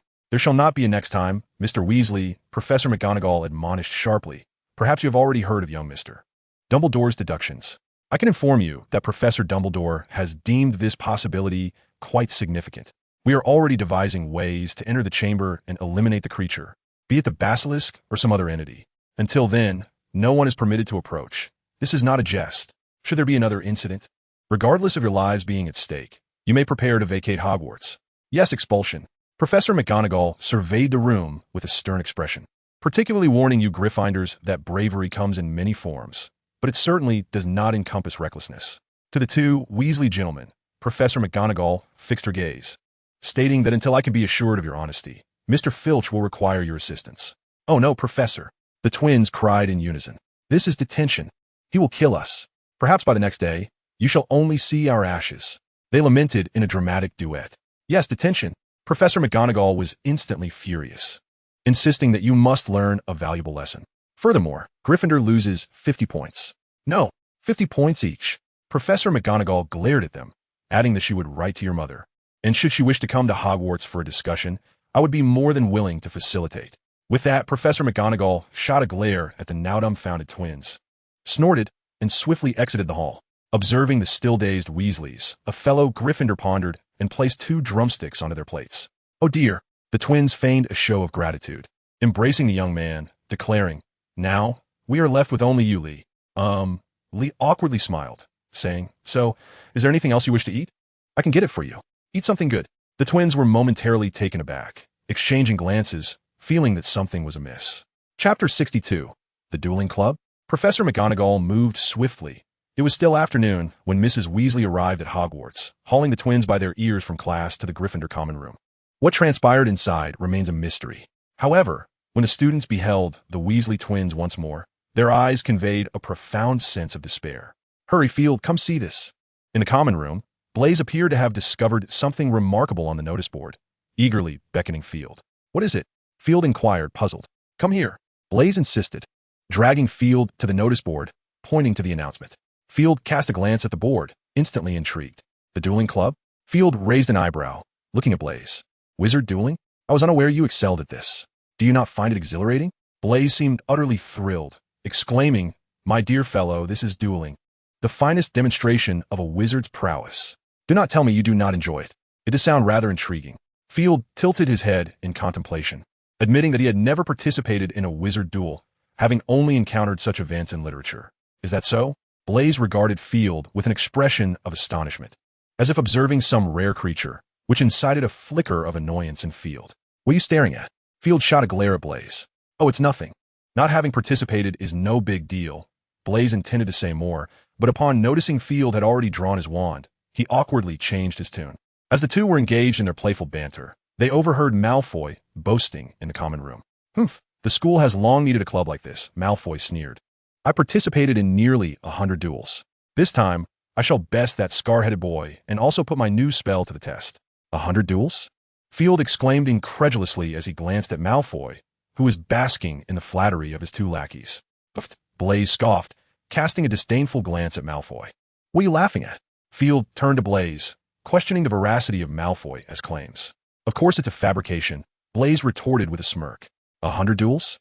Even my father wouldn't dare claim to have participated in such a multitude. At Hogwarts, aside from Headmaster Dumbledore and Professor Flitwick, not even our housemaster would boast such numbers. I suspect young Malfoy is counting those childish dueling games from his youth. Dueling games? Merely 2 children wielding sticks. Blaise shrugged. You cannot expect 2 kids, who might not even have magic, to perform any legitimate spells. Well, perhaps I was overthinking it. Field chuckled softly, shaking his head. Magic is precious and perilous, Blaise stated earnestly. Otherwise, with the resources of the sacred 28 families, how could they not allow their children to encounter magic at an early age? The reality is evident. Although some hail from magical families, upon enrollment, we are nearly on par with those from Muggle families. The only difference lies in our exposure, nothing more. I never knew you could be so insightful, Field remarked, casting a curious glance at Blaise. After all, I'm also of the Sacred 28, Blaise replied, rolling his eyes. But enough of that. Are you going to join this dueling club? Certainly, Field responded with a smile. It's perfect, as I too wish to gauge my current abilities. Many students at Hogwarts found themselves in circumstances akin to Field and Blaise, as nearly all were filled with enthusiasm and longing for the dueling club. Perhaps for this reason, students' attitudes towards studying became significantly more earnest during this period, each hoping to enhance their skills before the club's official activities commenced. Professor McGonagall had always opposed students engaging in such perilous pursuits. However, upon observing the students' dedication to their studies, she deemed the club a worthwhile endeavor. Many students also sought out Professor Flitwick. In his youth, he was a renowned master of dueling, having secured the championship in the youth category at an international duel competition. Students were abuzz with speculation regarding the identity of the creator of the dueling club. Some suggested it might be Professor Dumbledore, while others speculated it could be Professor Flitwick. However, despite the students' persistent inquiries, the professors merely smiled faintly, revealing no inclination to divulge any secrets. Left without answers, the students reluctantly abandoned their quest for information. Yet their intrigue regarding the impending dueling club only grew. Field, however, found this matter uninteresting. His mind was preoccupied with another issue. In the Hogwarts headmaster's office, Dumbledore greeted Field with a warm smile, remarking on his infrequent visits of late. I hear you have joined the dueling club? He inquired. Indeed. I possess a modicum of interest in wizard dueling, Field replied with a nod. I have a question for you, Father. Are you willing to answer me? Of course. Dumbledore responded, his interest piqued. As long as I am aware, I would be delighted to oblige. Field approached Dumbledore's desk and took a seat. Regarding Professor McGonagall's actions. That was your doing, was it not? Which action? Dumbledore inquired with a smile. That incident in the Great Hall, Field reminded him. I had nearly forgotten about that. Dumbledore chuckled. And I must thank you for it, dear boy. Field furrowed his brow in confusion. Your deduction regarding the location of the Chamber of Secrets, Dumbledore elucidated. Otherwise, I might not have been able to draw out the one lurking in the shadows. You mean Voldemort? Field surmised, realizing he had not been mistaken. So now we have a suspect? It seems we can ascertain that much, Dumbledore replied calmly. Then why not apprehend him? What are you waiting for? Field raised an eyebrow. Simply an answer, Dumbledore murmured. We do not yet understand how Voldemort accomplished this, nor do we know if he has other accomplices. Given the stakes concerning the students' fates, I must proceed with caution. Very well, Field conceded, acknowledging Dumbledore's prudence. He then curiously asked, Can you reveal to me who your suspect is? Chapter 63, The Wrong Blaze. In the Hogwarts headmaster's office, Dumbledore responded, Ginny Weasley? That little Gryffindor girl? Field raised an eyebrow. So, Voldemort has taken control of her, has he? I suspect that to be the case, Dumbledore nodded. However, as far as I know, he should still be in the Dark Forest of Albania, one of the most enigmatic places in the magical realm. I find it difficult to fathom how he could achieve this from such a distance. It is not an easy feat, Field acknowledged with a nod. Indeed, it is evident, Dumbledore remarked, rubbing his temples. I have indeed contemplated whether to bring Ginny here directly. Doing so might prevent further danger for the students to come. However, should he manage to escape, it is certain that his future actions will be executed with far greater caution. Dumbledore's thoughts mirrored those of Field, who also contemplated not only the student's predicament, but also the nature of the adversary's tactics. It would be less concerning if only the students of Hogwarts were under his control. However, if it were Professor McGonagall or others who have earned Dumbledore's trust, the possibility sent a shiver down Field's spine, causing him to furrow his brow even tighter. Very well, my child, Dumbledore remarked, noticing the distress on Field's young face. He smiled and gently ruffled the boy's hair. These are matters for adults to ponder. It may be too premature for you to dwell on such thoughts just yet. Is that understood? All right, Field conceded, after much contemplation without yielding any conclusions. He reluctantly set aside his concerns. Splendid, my child, Dumbledore said with a smile as he handed Field a box of ice mice. A few sweet treats might elevate your spirits. You may share them with your friends. Of course, I hope you can also forge a friendship with Harry. That young lad has been rather unfortunate of late. Speaking of which, Gilderoy's charms remain as lackluster as ever. After listening to Dumbledore's ramblings for nearly half an hour, Field finally exited the headmaster's office. Wiping away non-existent sweat, he let out a long sigh. Although he found comfort in Dumbledore's presence, he often felt his ears were subjected to considerable strain. Fortunately, such instances were rare. As he descended the stairs, Field once again spotted Filch scrubbing the walls with a potent cleaning solution. Since the incident involving Madame Loris, Filch had practically taken residence in the castle. his shadow seen both day and night. Field recalled a time in his youth when he and Filch shared a relatively amicable relationship, until one day a Slytherin student called him an old squib, which transformed Filch into a more stringent figure. Although the initial provocation was not Filch's fault, Field could not abide such misplaced ire and gradually distanced himself. Observing the thin, somewhat pitiable figure, Field hesitated but ultimately chose not to intrude, quietly slipping away on his own. Amid the students' anticipation, December 17, 1992, arrived as scheduled. The announcement stated the event would commence at 8 o'clock in the evening, yet students had begun gathering by 7. The Great Hall now featured a long platform position beneath the head table. "Hey, Blaze," Daphne nudged her companion with her elbow. "Do you think that professor will come?" "I am uncertain," Blaze shrugged. "Any professor's presence would be rather normal. Let's not forget, the majority of them wield considerable power. I will not be surprised by whoever arrives." "Is that so?" Daphne scrunched her nose playfully, a mischievous grin spreading across her face. "What if it were Madame Pants?" Blaze suddenly stiffened, offering a sheepish smile. "That should be improbable. I am not aware of Madame Pants possessing any teaching capabilities." With a sudden burst of laughter, Daphne seemed to have recalled something amusing. It appeared that an amusing incident had transpired, of which I was unaware. Field, intrigued by this, inquired if he could share the details. "Oh, it's nothing much. Which professor do you suppose it could be, Field?" Bryce hastily diverted the conversation. "As you said, I believe it could be any professor." Field shrugged, adding, "Mrs. Pants is also quite formidable." At the mere mention of Mrs. Pants, Daphne erupted into fits of laughter once more, unable to contain herself. Field, observing Daphne nearly doubled over with laughter, felt his curiosity peak to its zenith. "You have no idea," Daphne exclaimed, clutching her stomach in mirth. "That fellow Bryce, for some reason, has decided to pursue Mrs. Pants and even confessed his feelings to her." This revelation sent Daphne into another round of uncontrollable laughter. "Oh," Field remarked, glancing at the now forlorn-looking Bryce. He placed a reassuring hand on Bryce's shoulder. "It's all right, my friend. Truth be told, Mrs. Pants is quite beautiful. However, I find it hard to fathom how you are still here in one piece, given her notorious temperament." "Indeed," Daphne interjected before Bryce could respond.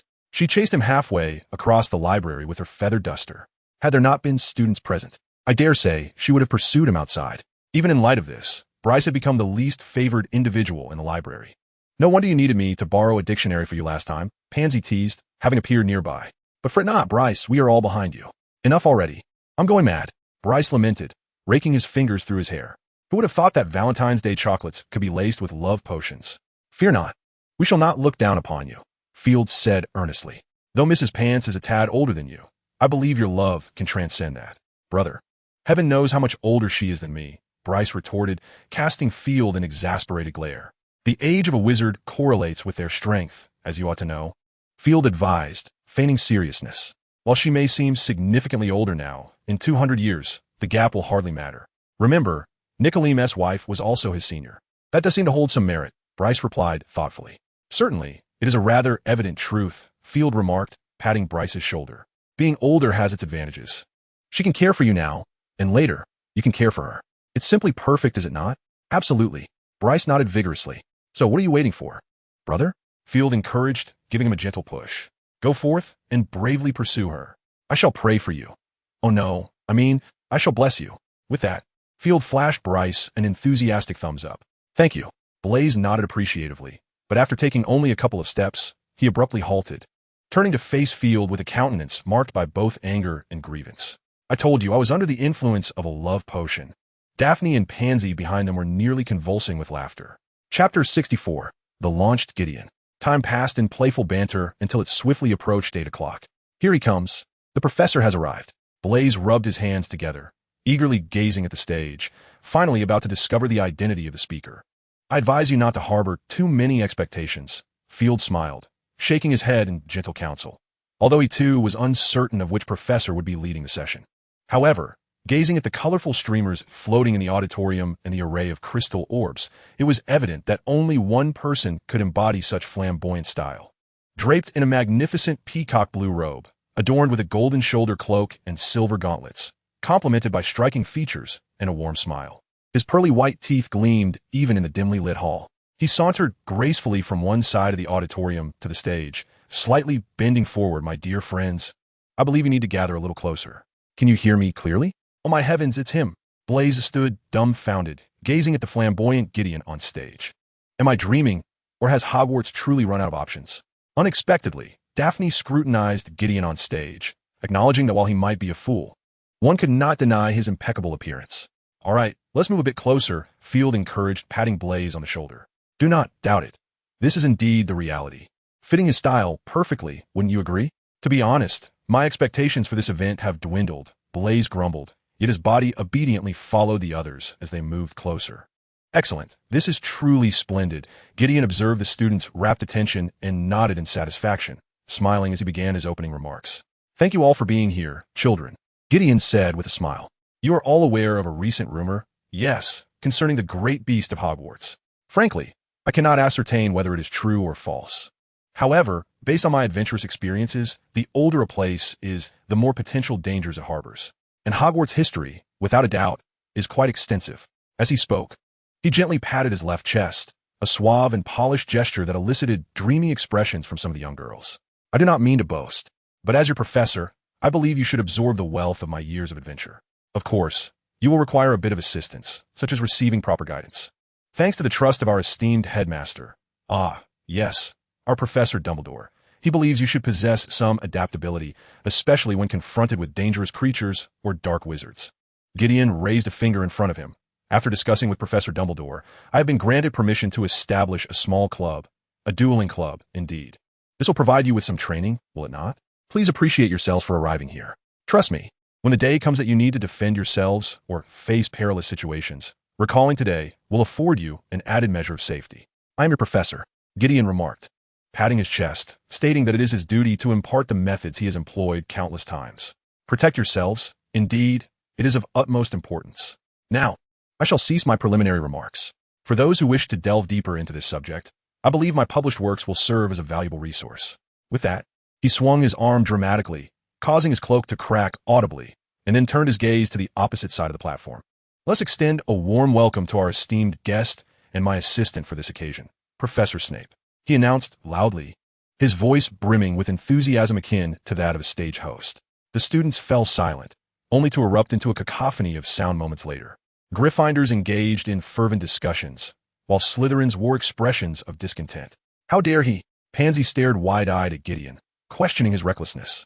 Perhaps he considers everyone a fool like himself, or a mere monkey in a circus? Blaise scoffed. Perhaps we should contemplate how to deliver a eulogy at Mr.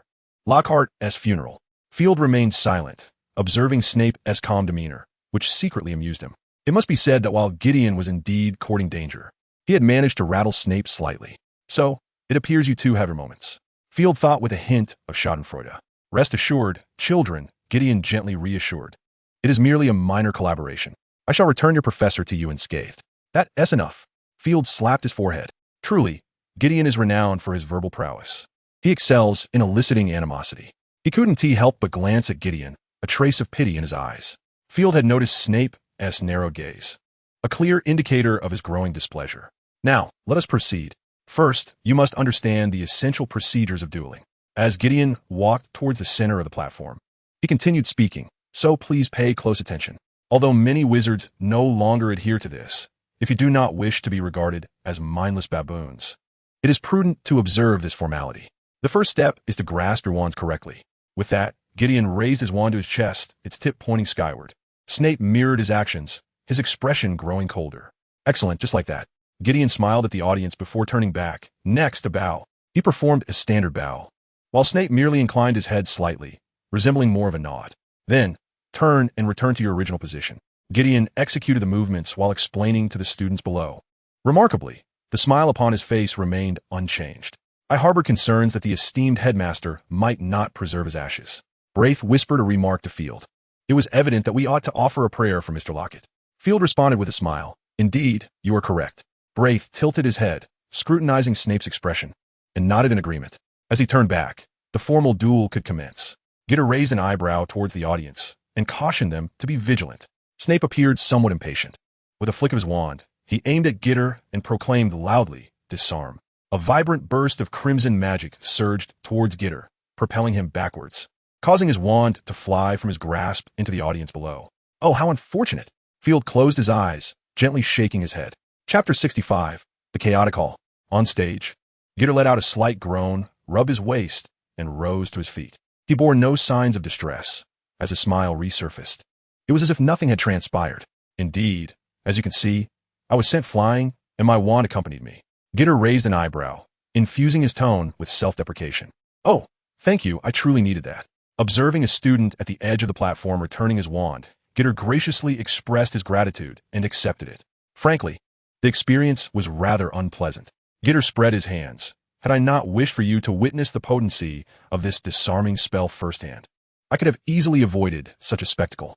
However, there are benefits to this approach, are there not? Gitter caught sight of the awe on some young witches' faces, and his smile became more genuine. Gaining a tangible understanding of the power of magic will aid in your studies. Of course, I do not require your gratitude. Merely remembering this would suffice as the greatest reward for me, Gitter remarked. Even though I could effortlessly vanquish your instructor, it would hold no significance, would it? As Gitter continued to boast, Field noted that Snape's expression had grown increasingly somber, his eyes narrowing further. Very well, words alone pale in comparison to action. Gitter waved a hand. Children, my demonstration has concluded. Why not attempt it yourselves? You may now form pairs, quickly. At Gitter's command, the students erupted into a flurry of activity. The scene became quite chaotic as everyone rushed to find partner. A silver-haired girl darted through the crowd and swiftly reached Field's side. Oh dear, I suppose I should step aside. Braith raised an eyebrow, grinning mischievously. Youth is indeed a blessing, is it not? If your mouth serves no purpose beyond casting spells, I might assist in sealing it shut. No need to thank me. Daphne's expression turned frosty as she glared at Braith. Braith stiffened, forced a sheepish grin, and quickly stepped aside. Oof. Daphne let out a cold snort. Her gaze fixed intently on the girl standing beside Field, her teeth grinding audibly. Hey, girl, be careful not to ruin your robe, Pansy reminded her. It seems you've already divided into groups. Quite commendable, Gidro declared from the stage, wand in hand, pointing towards the sky. Now, on my count, 3, 2, 1. With a thunderous bang, an unknown student's spell misfired, unleashing a plume of vibrant green smoke that swiftly engulfed the entire hall. Soon, the air above the auditorium was saturated with this eerie green mist. Stop, cease immediately, Gidro shouted urgently. However, it appeared to have little effect. Every spell must cease. A somewhat juvenile voice resonated through the hall, followed by a golden curtain of light sweeping from one side of the auditorium to the other. The young wizards were astonished to find that their spells had abruptly fizzled out. The great hall fell silent in an instant. A remarkably effective counterspell, Snape remarked lazily, glancing at Field, who was now stowing away his wand, before turning his attention back to Gidro. Mr. Dumbledore's spell was quite timely. Wouldn't you agree, Professor Lockhart? Quite so, Gidro nodded in agreement. Therefore, Slytherin earns 50 points. How does that sound? Excellent, Snape replied, surveying the audience. It seems we should regroup them. Good idea. Gidro smiled in assent. Yet, Snape ignored him, his focus now on Harry Potter, a hint of mockery in his eyes. Let me consider. It's time to separate the dream team. Let us see how our superstar fares amongst others. Mr. Longbottom, you'll be paired with Mr. Potter. Mr. Simo, fine Mr. Weasley. Miss Millicent, our know-it-all needs you.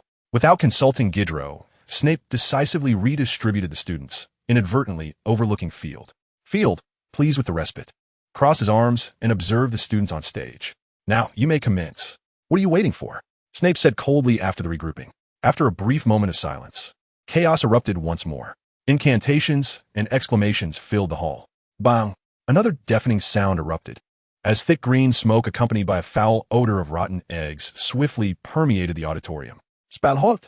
Snape furrowed his brow and flicked his wand sharply, sending a silver magical barrier sweeping across the room, once again halting the students' attempts at spellcasting. Field glanced at the scene unfolding, nearly bursting into laughter.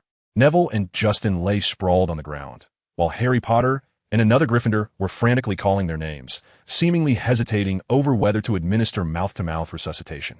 Ron and Seamus were not faring much better. Ron clutched his broken wand, which was still emitting hissing green smoke, while his other hand gripped the sleeve of the pallid Seamus, softly murmuring something, his face etched with desperation. Hermione and Millicent were embroiled in a scuffle reminiscent of children at play. Millicent had ensnared Hermione's head with her thick legs, while Hermione fiercely bit Millicent's leg with her prominent front teeth, both arms wrapped tightly around her adversary. Snape shook his head lightly, a look of disdain upon his face. Look what I have discovered. Hogwarts has merely taught you this. What use is that wand? It is less valuable than a mere matchstick. And some dare to unleash lethal force on their classmates. It appears they harbor the potential of dark wizards. Snape cast a sidelong glance at Harry Potter, who knelt beside Neville, and Ron, who was tugging at Seamus. You lot, take those who have not risen to the hospital wing. He barked at several Slytherin students. And you over there, if you do not wish to collect their remains, let go. The students hastily transported the fallen to the infirmary, while Justin, having recovered somewhat, stood rooted in place. I seem to have overestimated you, Snape scoffed. Step forward, Mr. Potter. I ought to find you a worthy opponent. An opponent? Harry instinctively glanced around, eventually resting his gaze upon Field. I had thought that, although your intellect is hardly greater than that of a troll, you at least possess some self-awareness, Snape sneered. Come here, Mr. Potter. With a mocking smile, Snape continued, Mr. Dumbledore's prowess far surpasses yours. I fear you would not even manage to assemble your remains in a duel with him. At this, even though Harry was accustomed to Snape's taunts, his face flushed crimson. Field, however, remained unperturbed, having grown accustomed to interpreting Snape's words through a filter. For example, your troll-like brain should be filled with more substance. You ought to learn a variety of things, which would aid you. A rather mediocre level. Your toes could perform better. Your potion quality is commendable, surpassing many, though not the masters. And Snape's recent words transformed into Mr. Dumbledore's abilities far exceed yours. He is unsuitable as your opponent. Perhaps choose someone more beneficial. Indeed, Snape was quite the competent professor, Field mused. At that moment, Harry had ascended to the platform, looking somewhat anxious. Mr. Malfoy, Snape called softly as Malfoy strode over with his meticulously styled hair, swaggering beside Snape. Do remember to hold back, Mr. Malfoy, Snape said with a sinister smile. There are not many of the Potter family left. I will, Professor, Malfoy replied. Malfoy smirked with a hint of wicked charm. So, it's you then. At this moment, Gilderoy stepped beside Harry, reassuringly saying, Don't be nervous, Harry. Perhaps you could benefit from my assistance. Watch closely, just as I do. Gilderoy added, flicking his wrist to perform a flourish with his wand, followed by an extravagant display of wand movements, prompting Harry to adjust his glasses. In a moment of distraction, Gilderoy's wand slipped from his grasp once more. Ah, my apologies, my wand seems rather overzealous, he chuckled, patting Harry on the shoulder as he retrieved the wand handed to him by a student. Now, go ahead, Harry. I'm sorry, Professor, Harry replied, glancing at the eager Malfoy before tentatively asking, Could you do that again? I didn't quite catch it. Enough dawdling, Gilderoy said silently, but Snape's impatience was palpable. Now, on my count, 3, 2. Before Snape could finish his countdown, Malfoy was quick to cast Tarantaligra. This was a jinx discussed in defense against the dark arts, specifically designed to counter magical creatures with numerous legs. The victim would be compelled to dance incessantly, potentially until exhaustion claimed them, making it one of the most common jinxes. Caught off guard, Harry fell victim to the spell, his legs involuntarily beginning to move rhythmically. Witnessing Harry's plight, Malfoy erupted into laughter. Struggling to regain control, Harry seized a moment to retaliate with a jinx of his own. This spell, also a topic of their defense against the dark arts class, would cause the victim to laugh uncontrollably. Without a countercharm, they could ultimately laugh themselves to death, typically employed against creatures that cast spells through their mouths.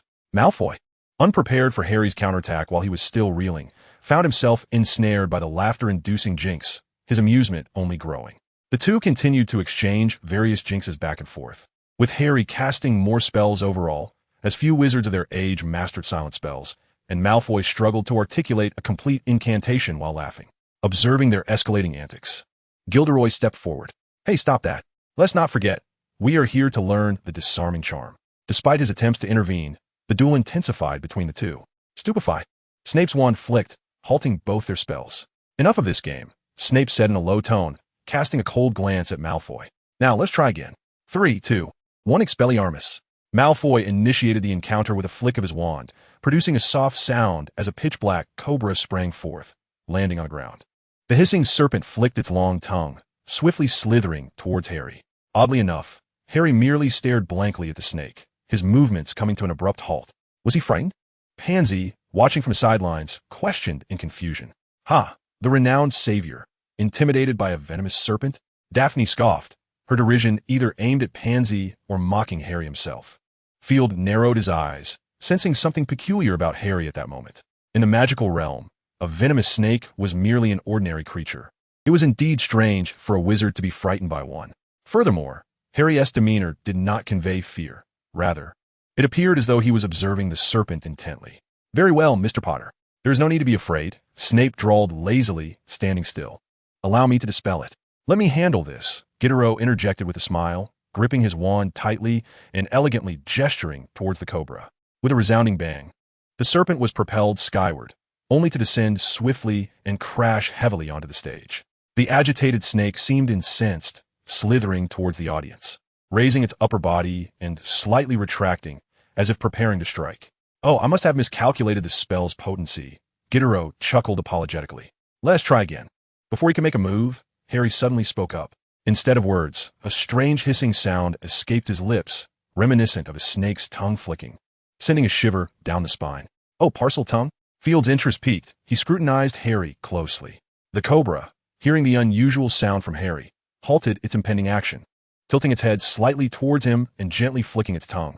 Snape waved his wand, nullifying Malfoy's enchantment, casting a meaningful glance at Harry. What kind of trickery is this? Justin suddenly shouted, bolting out before Harry could respond.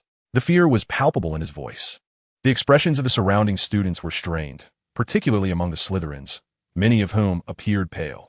Let us retreat for now, Field, Blaise murmured beside him, his voice lacking energy. Good heavens, this is indeed unsettling news. Thus, the first event of the dueling club concluded rather anticlimactically. In comparison to Harry Potter's Parseltongue, Gittero's revealed ineptitude seemed far less remarkable. The Slytherin students, upon returning to their common room, discussed the events for an extended period, yet arrived at no conclusions, only deepening their discontent. A Gryffindor possessing the coveted talent that Slytherin had longed for was truly disheartening news. Though Field found the matter trivial, he refrained from provoking anyone's displeasure at that moment. After the gathering in the lounge dispersed, he quietly returned to the room of requirement. The following day, news that Harry Potter might be the heir of Slytherin spread like wildfire throughout Hogwarts. While this revelation displeased many Slytherins, the majority of students seemed to accept it as truth. Even some Slytherins tacitly acknowledged this perspective, although a few remained skeptical. They could not present any evidence to support their claims and ultimately resorted to stubbornly denying the possibility. For the Slytherins, being the heir of Slytherin might be regarded as a tremendous honor, yet for Harry himself, the sentiment appeared quite different. Students from Gryffindor and other houses instinctively distanced themselves from him. Aside from his two steadfast friends, no one dared to approach him. Field observed the scene, but had little inclination to intervene. At that moment, he was being led by Luna to a breeding ground on the outskirts of the Forbidden Forest. Do you enjoy coming here? Field asked, somewhat taken aback by the presence of the ethereal girl beside him. I thought girls preferred fragrant places. Natural scents are the finest. Luna corrected him, gazing at the empty expanse of grass, as if something were hidden there. All right, Field shrugged, but it seems there's nothing here. No, you simply cannot see it, Luna replied, extending her hand to reveal a nut resting in her palm. Field's eyes widened in astonishment. It was not Luna's hand that captivated him, though it was indeed quite lovely.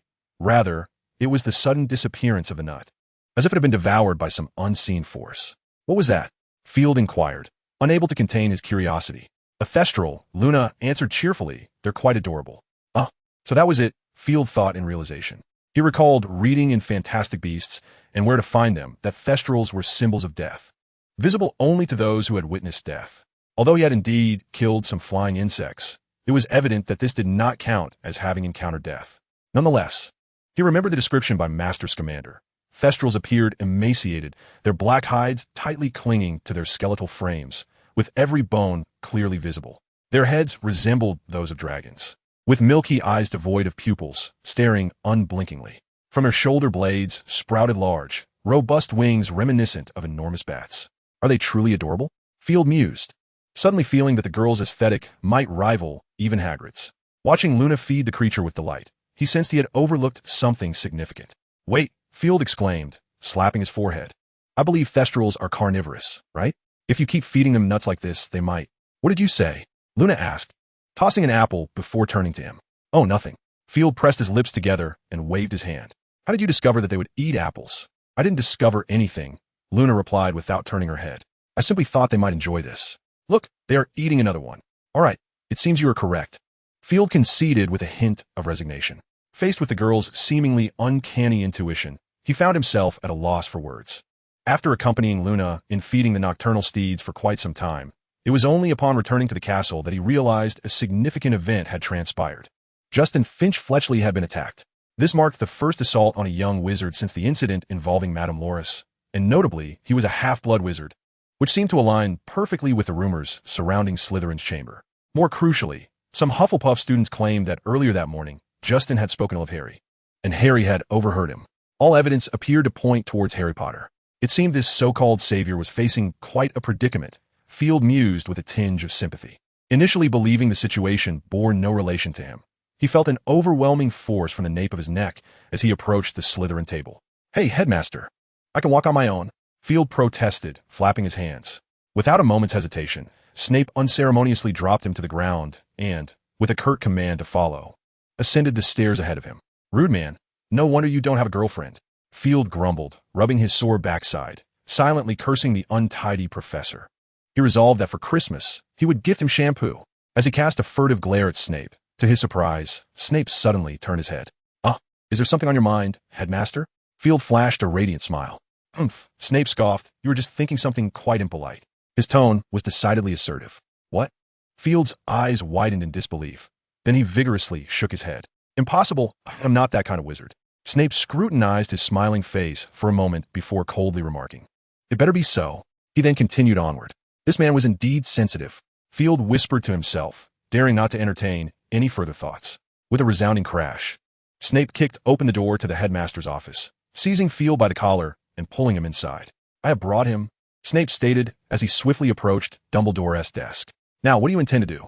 "Do not rush, Severus. You might need to calm down a bit," Dumbledore replied with a reassuring smile. "Calm down?" Snape sneered. "Do not tell me you are unaware, my dear headmaster, that a student has already been attacked, and the prime suspect is your beloved arrogant savior. Indeed, I believe you have a point. We should take a moment to compose ourselves. Perhaps even enjoy a cup of coffee," Snape said, narrowing his eyes. "Look at how diligent our headmaster is." "Well, hearing you say that, I can't help but feel somewhat embarrassed, my child." Dumbledore appeared to be oblivious to Snape's sardonic remarks, maintaining his characteristic smile. Snape let out a cold huff, falling silent. "My dear," Dumbledore said, gazing at Field, "I trust you had the opportunity to observe those nocturnal creatures?" "Indeed, Father," Field replied, shrugging, "but I couldn't see them." "You shall, in due time," Dumbledore responded cheerfully. "Before that, perhaps you might explore something else?" Chapter 68. Entering the chamber. As Field stood before the enormous serpent's shed skin, he fell into a contemplative silence. Just moments prior, he had been in the headmaster's office at Hogwarts. "Perhaps you might explore something else?" Dumbledore reiterated, his eyes twinkling with mirth. "I have a splendid idea."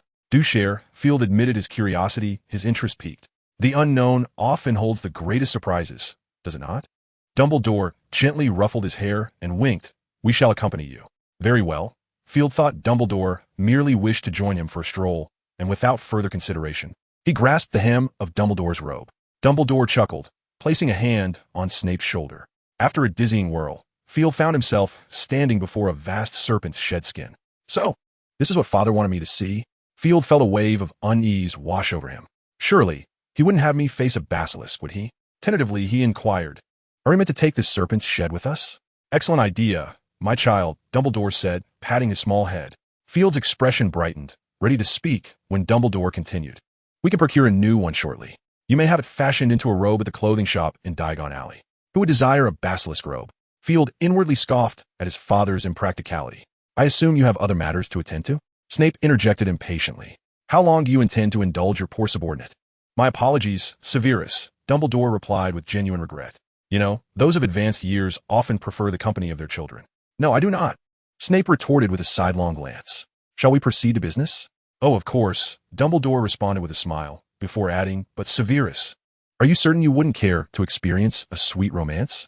"I have. You know mine," Snape interrupted, waving a hand dismissively. "Well, you ought to try a different way of life, Severus," Dumbledore noted, a hint of wistfulness gracing his features. Snape seemed to disregard this, his expression remaining unchanged. The three continued deeper into the chamber, and after traversing the lengthy serpent's shed, they entered a pitch-black corridor. With a flick of his wrist, Dumbledore conjured a small orb of light, illuminating their surroundings. Field took a moment to survey the area. It appears that this modest corridor is constructed from bluestone, and perhaps due to the passage of time, a thick layer of dust has settled upon the ground. Furthermore, some unknown source of water has transformed the dust into mud. Truly repulsive. Field grimaced, his face etched with disdain. Obsession with cleanliness is not an admirable trait, my child, Dumbledore remarked with a smile, glancing at Field before waving his hand once more, causing the floor to become significantly cleaner. A touch of cleanliness certainly enhances the aesthetics, does it not? Absolutely correct, Field replied, stepping onto the pristine surface with a sense of satisfaction. As they reached the end of the corridor, a stone door came into view. This door appeared taller than a standard entrance and was approximately twice as wide.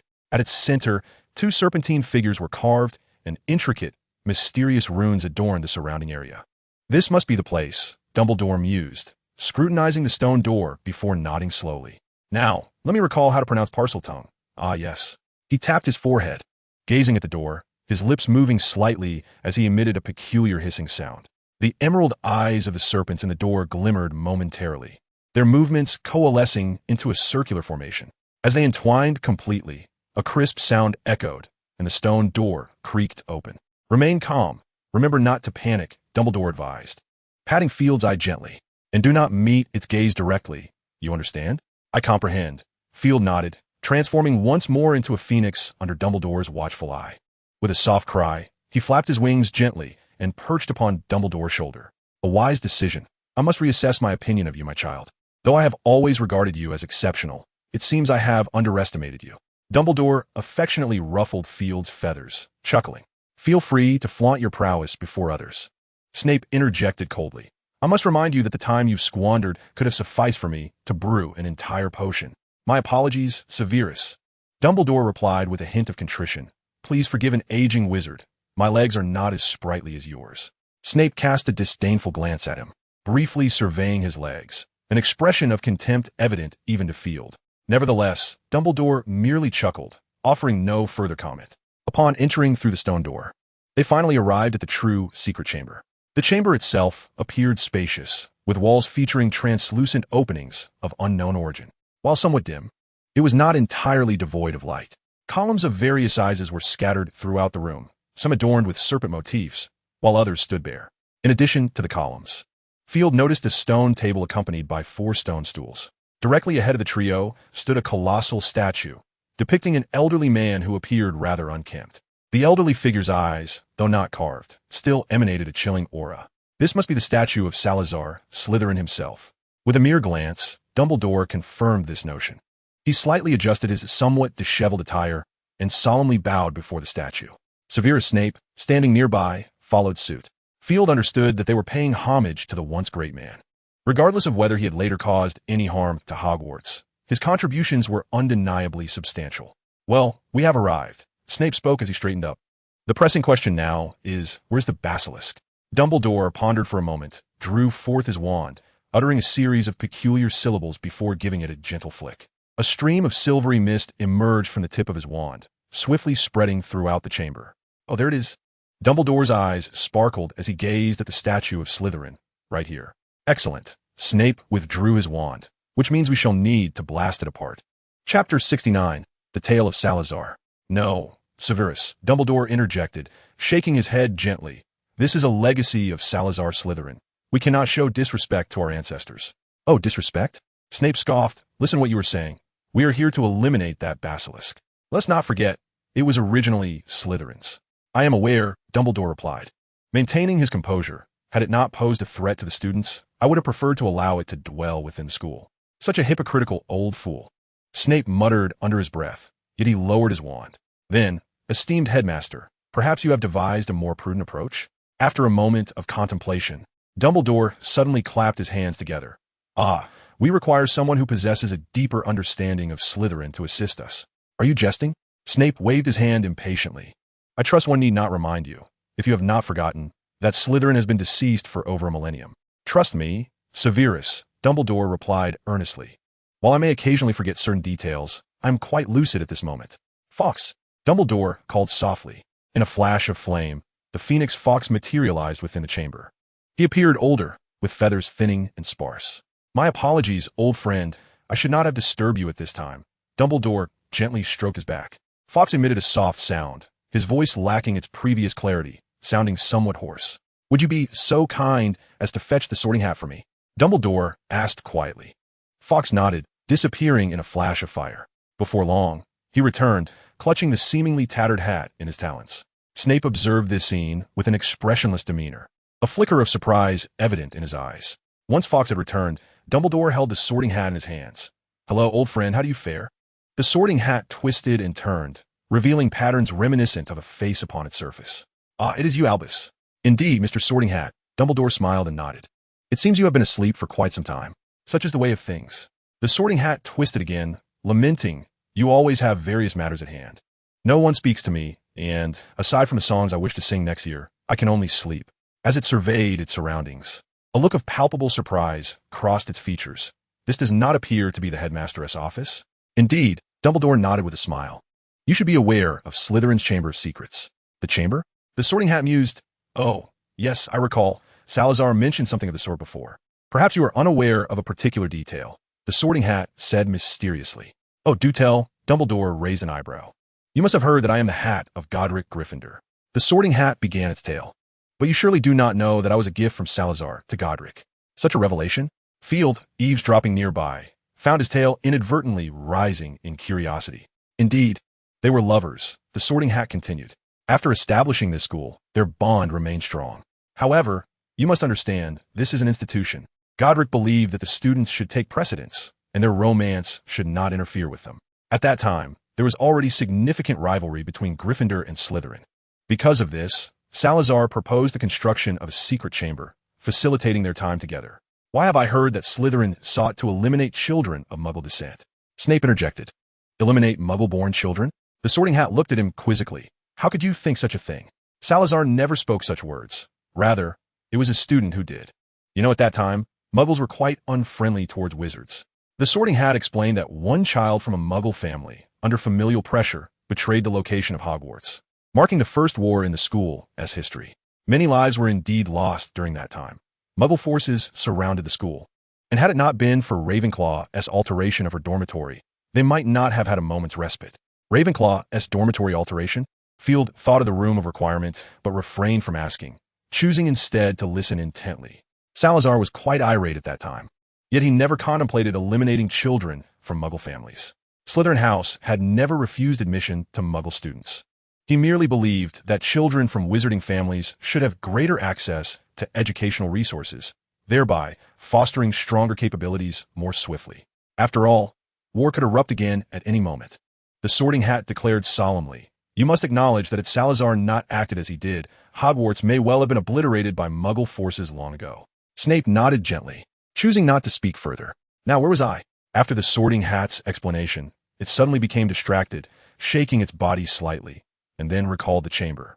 Following the war, Salazar became even more resolute in his beliefs. He concluded that constructing a chamber would not only allow him to be closer to Godric, but perhaps it could also preserve a legacy for Hogwarts.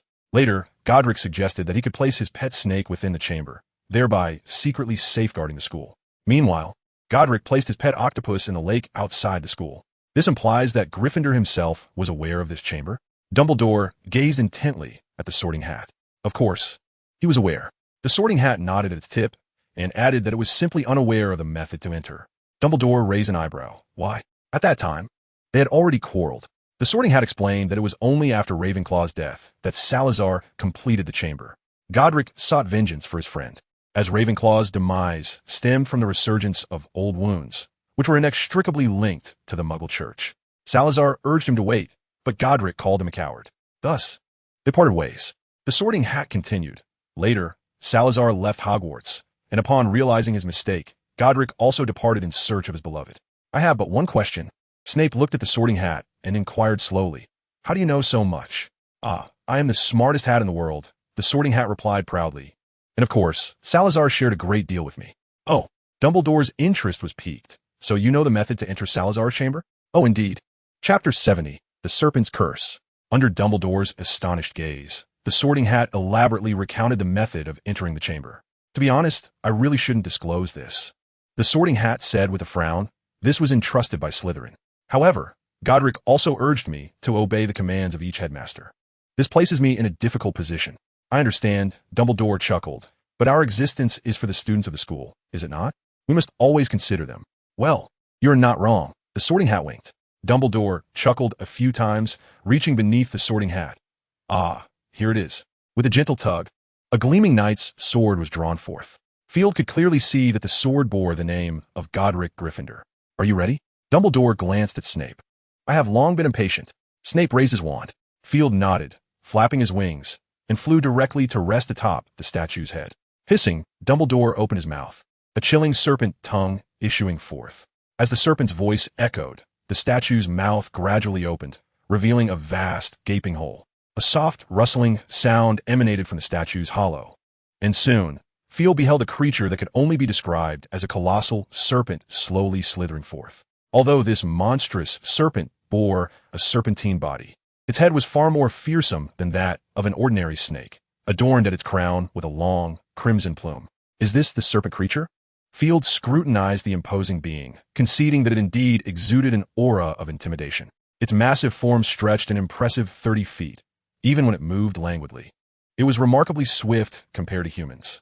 Its large, orange-yellow eyes meticulously surveyed the surroundings of the chamber, and as its long tongue flicked in and out, a foul stench began to permeate the air. Dumbledore and Snape had long since closed their eyes. The means by which wizards perceive the outside world are manifold, and they possess their own methods.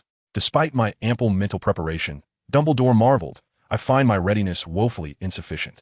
One must admit, such a gigantic serpent creature is undoubtedly a marvel of magic. You may continue to be astonished. Snape replied impassively. Fear not, I shall collect your remains. Oh, you remain as charming as ever, Severus, Dumbledore jested. Save your charm for that little wretch of yours, Snape retorted, as he flicked his cloak and instantly appeared atop the serpent's head. Stupefy. Two invisible blades of magic shot forth in response to Snape's swift wand movement, striking the creature's massive body. A clear, resonant clang accompanied by sparks erupted as the serpent let out a piercing roar, twisting its form. Its lengthy tail thrashing in the air, producing a low, ominous sound. This creature's hide is truly resilient, Field observed, noting that the serpent's skin bore not even a white mark, and he could not help but silently lament. Seeing his attack yield no effect, Snape furrowed his brow slightly, flipped his cloak, and reappeared on the opposite side. With a resounding thud, the serpent recoiled from the shattered column, searching for the man who had just vanished. Avada Kedavra! Snape's eyes narrowed as he flicked his wrist, unleashing the most unforgivable curse. A ghastly green light flashed, striking the serpent's head directly. The creature emitted a dreadful scream, writhing in agony upon the ground. During its contortions, Field observed that one of its eyes had lost its luster, turning a dull gray. Dumbledore, how long do you intend to watch this spectacle? Sensing that his killing curse seemed ineffective, Snape shifted his position again, calling out to Dumbledore. I thought you no longer required my assistance. It appears I was mistaken, Dumbledore quipped as he flicked his wrist to reveal a rather peculiar wand. Gently, he tapped the ground before him, and two scarcely visible beams of light struck two stones on the floor. Instantly, the stones swelled, contorting into the forms of two stone giants. With a deft flick of Dumbledore's wand, two stone giants lumbered forward, inching closer to the writhing basilisk on the ground. A glimmer flickered in one giant's eye as it opened its palm, roughly the size of a dustbin lid, and grasped the basilisk's body. The other giant seized the creature by its tail. Each stone giant held a part of the basilisk, then took several purposeful steps in opposite directions, disregarding the creature's struggles, and shook their arms vigorously. The basilisk let out a pained roar, its remaining eye flashing with fury as it sank its fangs into the giant's hand. Dark venom oozing from its teeth and sizzling against the stone. With a dull crack, the giant's hand was bitten off. The basilisk fell to the ground and, with a powerful thrust, coiled around the other giant, tightening its grip until the giant was brutally torn in two. Such a ferocious beast. Field marveled at the basilisk's display of might. Dumbledore, sensing that his conjured giants had been vanquished, flicked his wand repeatedly, summoning thick chains that emerged from the air. Once more, he waved his wand, and the chains slithered across the ground like serpents, swiftly ascending to ensnare the basilisk. The creature writhed, attempting to shake off the chains, but they only tightened further. At that moment, Snape's incantation arrived. Avada Kedavra! A flash of sickly green light illuminated the scene, and the basilisk's other eye turned to a dull gray. With a flick of his wand, Dumbledore produced a rope that coiled around the basilisk's mouth, binding it shut. Field, having descended from the air, twisted slightly before returning to human form. Father, and the headmaster, Field reminded, its eyes are blind now. You may open yours. Oh, Dumbledore, trusting Field implicitly, opened his eyes without hesitation, immediately scanning the basilisk. Indeed, the creature's eyes had lost their malevolent power. Did you do this? Dumbledore inquired curiously. No, it was the headmaster. Field shook his head. Although the two killing curses had not claimed the basilisk's life, it was certainly not unscathed. Very well. A flicker of disappointment crossed Dumbledore's face, quickly replaced by a smile as he turned to Snape. Perhaps our potions master may provide an answer? Regrettably, I fear I cannot. Snape replied, shaking his head at Dumbledore's suggestion. Alchemy is not my forte. Then it must be a gift for an old friend, Dumbledore decided. He would surely appreciate such a unique present. Chapter 71, The Harvest. All right, almost forgot this, Dumbledore exclaimed, tapping his forehead before pointing his wand at the sword in his hand. The sword shot forth like an arrow from Dumbledore's grasp. With a soft hiss, it pierced not a mere sheet of paper, but the very head of the basilisk. The serpent creature suddenly stiffened, its writhing form coming to a halt. Ah, you have accomplished it, the Sorting Hat proclaimed loudly. I shall compose a song for you. No, thank you, Snape said with a disdainful glance at the Sorting Hat. You would do well to keep your mouth in check. Very well, what a dreadfully dull man, the Sorting Hat muttered. I find a Sorting Hat suggestion rather appealing, Severus. Perhaps you should consider it, Dumbledore remarked with a smile directed at Snape. As a headmaster, one ought not to be so shy. If you wish to be immortalized in song, I believe the Sorting Hat would be quite willing to assist you. Snape shot a glance at Dumbledore. Remember to use the amplification charm. Should you forget, I would be more than happy to assist. Forget it, Dumbledore shrugged. An elderly man ought not to seek such fame. Heaven knows it would lead to more troubles, and it would tire Minerva. You could manage it yourself, Field interjected. Oh, that would not do, my child. Dumbledore shook his head, smiling as he imparted wisdom. Do not cling too tightly to power, lest you miss the many sights along the way. You must learn to trust others, my dear. So, is this your intention to tire Professor McGonagall? Field was left speechless. Very well, let us attend to another matter. With a wave of his wand, Dumbledore summoned Gryffindor's sword, which soared from the serpent creature and landed back in his hand. Divvying up the spoils? Field's eyes sparkled as he closely followed Dumbledore toward the serpent creature. 5 minutes later, Field walked slowly along the serpent creature's body, his expression blank, with Snape following closely beside him. I must remind you to be swift. You do not wish to be poisoned by your custom-made attire, Snape warned, frowning as he observed him. If too much time elapsed, the serpent's venom would seep into his skin. I am aware, Field replied without turning back, the crimson hue on his fingertips darkening as he gently sliced through the serpent's skin. Do we not agree to share the spoils? Why must I do the labor? Field pondered this discrepancy while hastening his actions. I just recalled something. Dumbledore suddenly spoke. If Madame Malkin cannot adequately slice the serpent's skin, you may need to lend a hand, dear. Oh, what splendid news, Field sniffled, maintaining an impassive demeanor. Under Snape's urging, Field swiftly skinned the serpent and even assisted in pulverizing the collected venomous fangs. Dumbledore only took the 2 blind eyes of the serpent, while Field prepared to receive his new garments. However, Snape's haul was the most substantial. Fangs, venom, the serpent's heart, skin, shed skin, and bones. Everything detachable from the serpent had been meticulously removed by him. For the first time, Field witnessed Snape's excitement and could not shake the feeling that somehow they were both working for Snape. Shaking his head to dispel the absurd thought, Field turned his gaze towards Dumbledore, who was deep in contemplation, staring at the remaining pile of basilisk meat. What occupies your mind, Father? He inquired. Dumbledore, as if roused from a dream, glanced at Field and pondered aloud. My dear, what do you suppose the flavor of this substance might be? What? Field's expression stiffened as he looked incredulously at Dumbledore. You must seize the opportunity to explore while you are young, Dumbledore chuckled. Is that so? Field felt an unsettling disquiet. Yet, it does seem that basilisk meat might indeed be quite palatable. He began to reflect. He dismissed any concerns about food poisoning, for the house elves possessed the innate ability to render any consumable item harmless. Wait, that's not right, Field suddenly realized, glaring indignantly at the merrily smiling Dumbledore. What is it, my child? Dumbledore teased, a hint of mischief on his face. You deceived me, Field exclaimed in frustration. You clearly stated before that basilisk meat was not tasty. Oh, did I? Dumbledore replied nonchalantly. I merely wished to convey that one often feels a tinge of regret for not having tried something. Is that so? Field looked at Dumbledore with confusion. Dumbledore smiled as he affectionately ruffled Field's hair.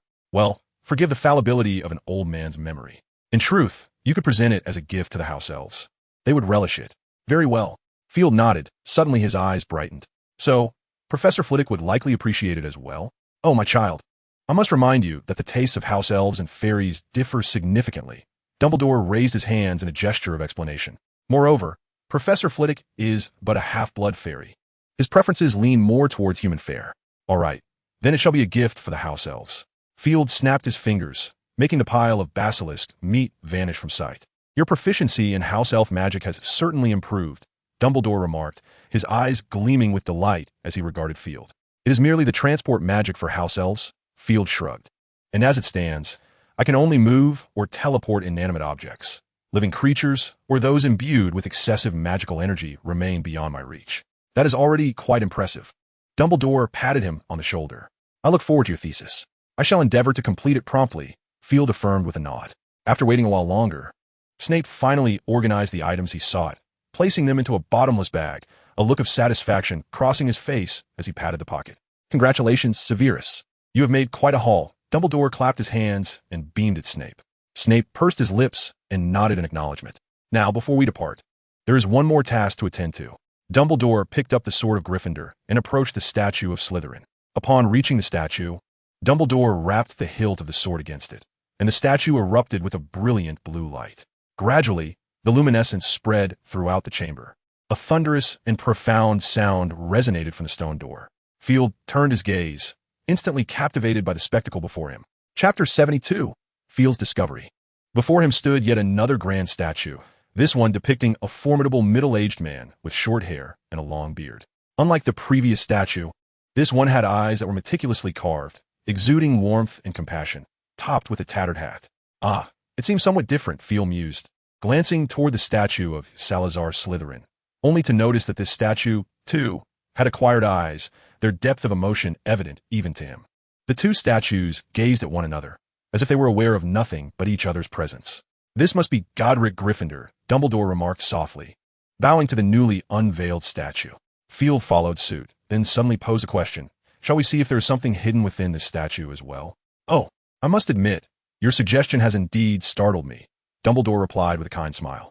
If there truly is a basilisk, I am uncertain whether to deem that as good news. You might as well try, Dumbledore, Snape interjected, his eyes gleaming with seriousness. At the very least, this could eliminate some danger for the students. Very well, you are correct, Dumbledore nodded in agreement. He turned his attention back to the Gryffindor statue and uttered Parseltongue once more. After a moment of silence, nothing transpired. It appears there is nothing, Dumbledore said with a smile. A flicker of disappointment crossed Snape's eyes as he questioned, Are you certain your Parseltongue was accurate? Indeed, Dumbledore responded with a cheerful chuckle. I am not quite senile yet. No, there must be an error, Field interjected, challenging Dumbledore. Do not forget, this is Gryffindor.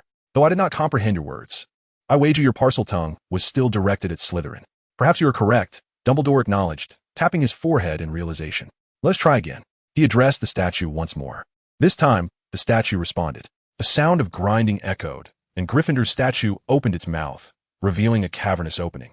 Upon witnessing this, Field transformed into a phoenix without hesitation and soared upward. Dumbledore and Snape promptly closed their eyes. After a considerable wait, no sounds emerged. Field contemplated his next bold move. With a flap of his wings, he ventured into the mouth of Gryffindor's opening. Oh dear, Dumbledore's voice called from behind, urging him to exercise caution. Field, however, remained silent. To his astonishment, he discovered another room within. He paused, refraining from rushing in, and instead gently pushed the door open with his talon, swiftly darting aside. After a moment of stillness, and sensing no immediate threat, Field cautiously entered the room. The room was modest in size, furnished simply with a table and 2 chairs, while a bed rested against the wall. Field noticed something peculiar on the bed. As he approached stealthily, he was astonished to discover a long-deceased skeleton. Sensing no immediate threat, Field transformed back into his human form and approached the bed slowly for a closer examination. The skeleton was draped in a robe that appeared quite ancient, faint magical energies emanating from it, indicating it was indeed a magical garment. The elongated, bony hands were crossed over the chest, one adorned with a serpent-like ring, set with an oddly shaped stone. Beneath the skeletal hand lay a piece of parchment. After contemplating briefly, Field decided against disturbing it for the moment. He then moved to the table, where another parchment rested, accompanied by a dried ink bottle, its quill long since rendered unusable. After scrutinizing the rest of the room without making any further discoveries, he transformed into a phoenix once more, a flash of fire illuminating the space as he returned outside the statue. Snape appeared to be growing impatient, and had it not been for Dumbledore holding his arm, he likely would have rushed in. Field spun around, reverting to his human form, and without waiting for either of them to speak, recounted all his findings. Snape maintained a stoic demeanor, while Dumbledore wore a contemplative expression. "I believe we should investigate further," Dumbledore stated gravely. "Field, lead us there." "Certainly." Field nodded and made his way toward the cave entrance. Navigating the familiar path to the chamber, he pointed out his discoveries to the two men. Upon seeing the ring on the skeleton's finger, a glimmer of insight sparked in Dumbledore's eyes. "Is something the matter?" Field inquired, puzzled. "Nothing of concern," Dumbledore replied, suppressing his excitement. "Let us examine your findings first. I have already surmised the identity of this individual. It couldn't be a Gryffindor, could it?"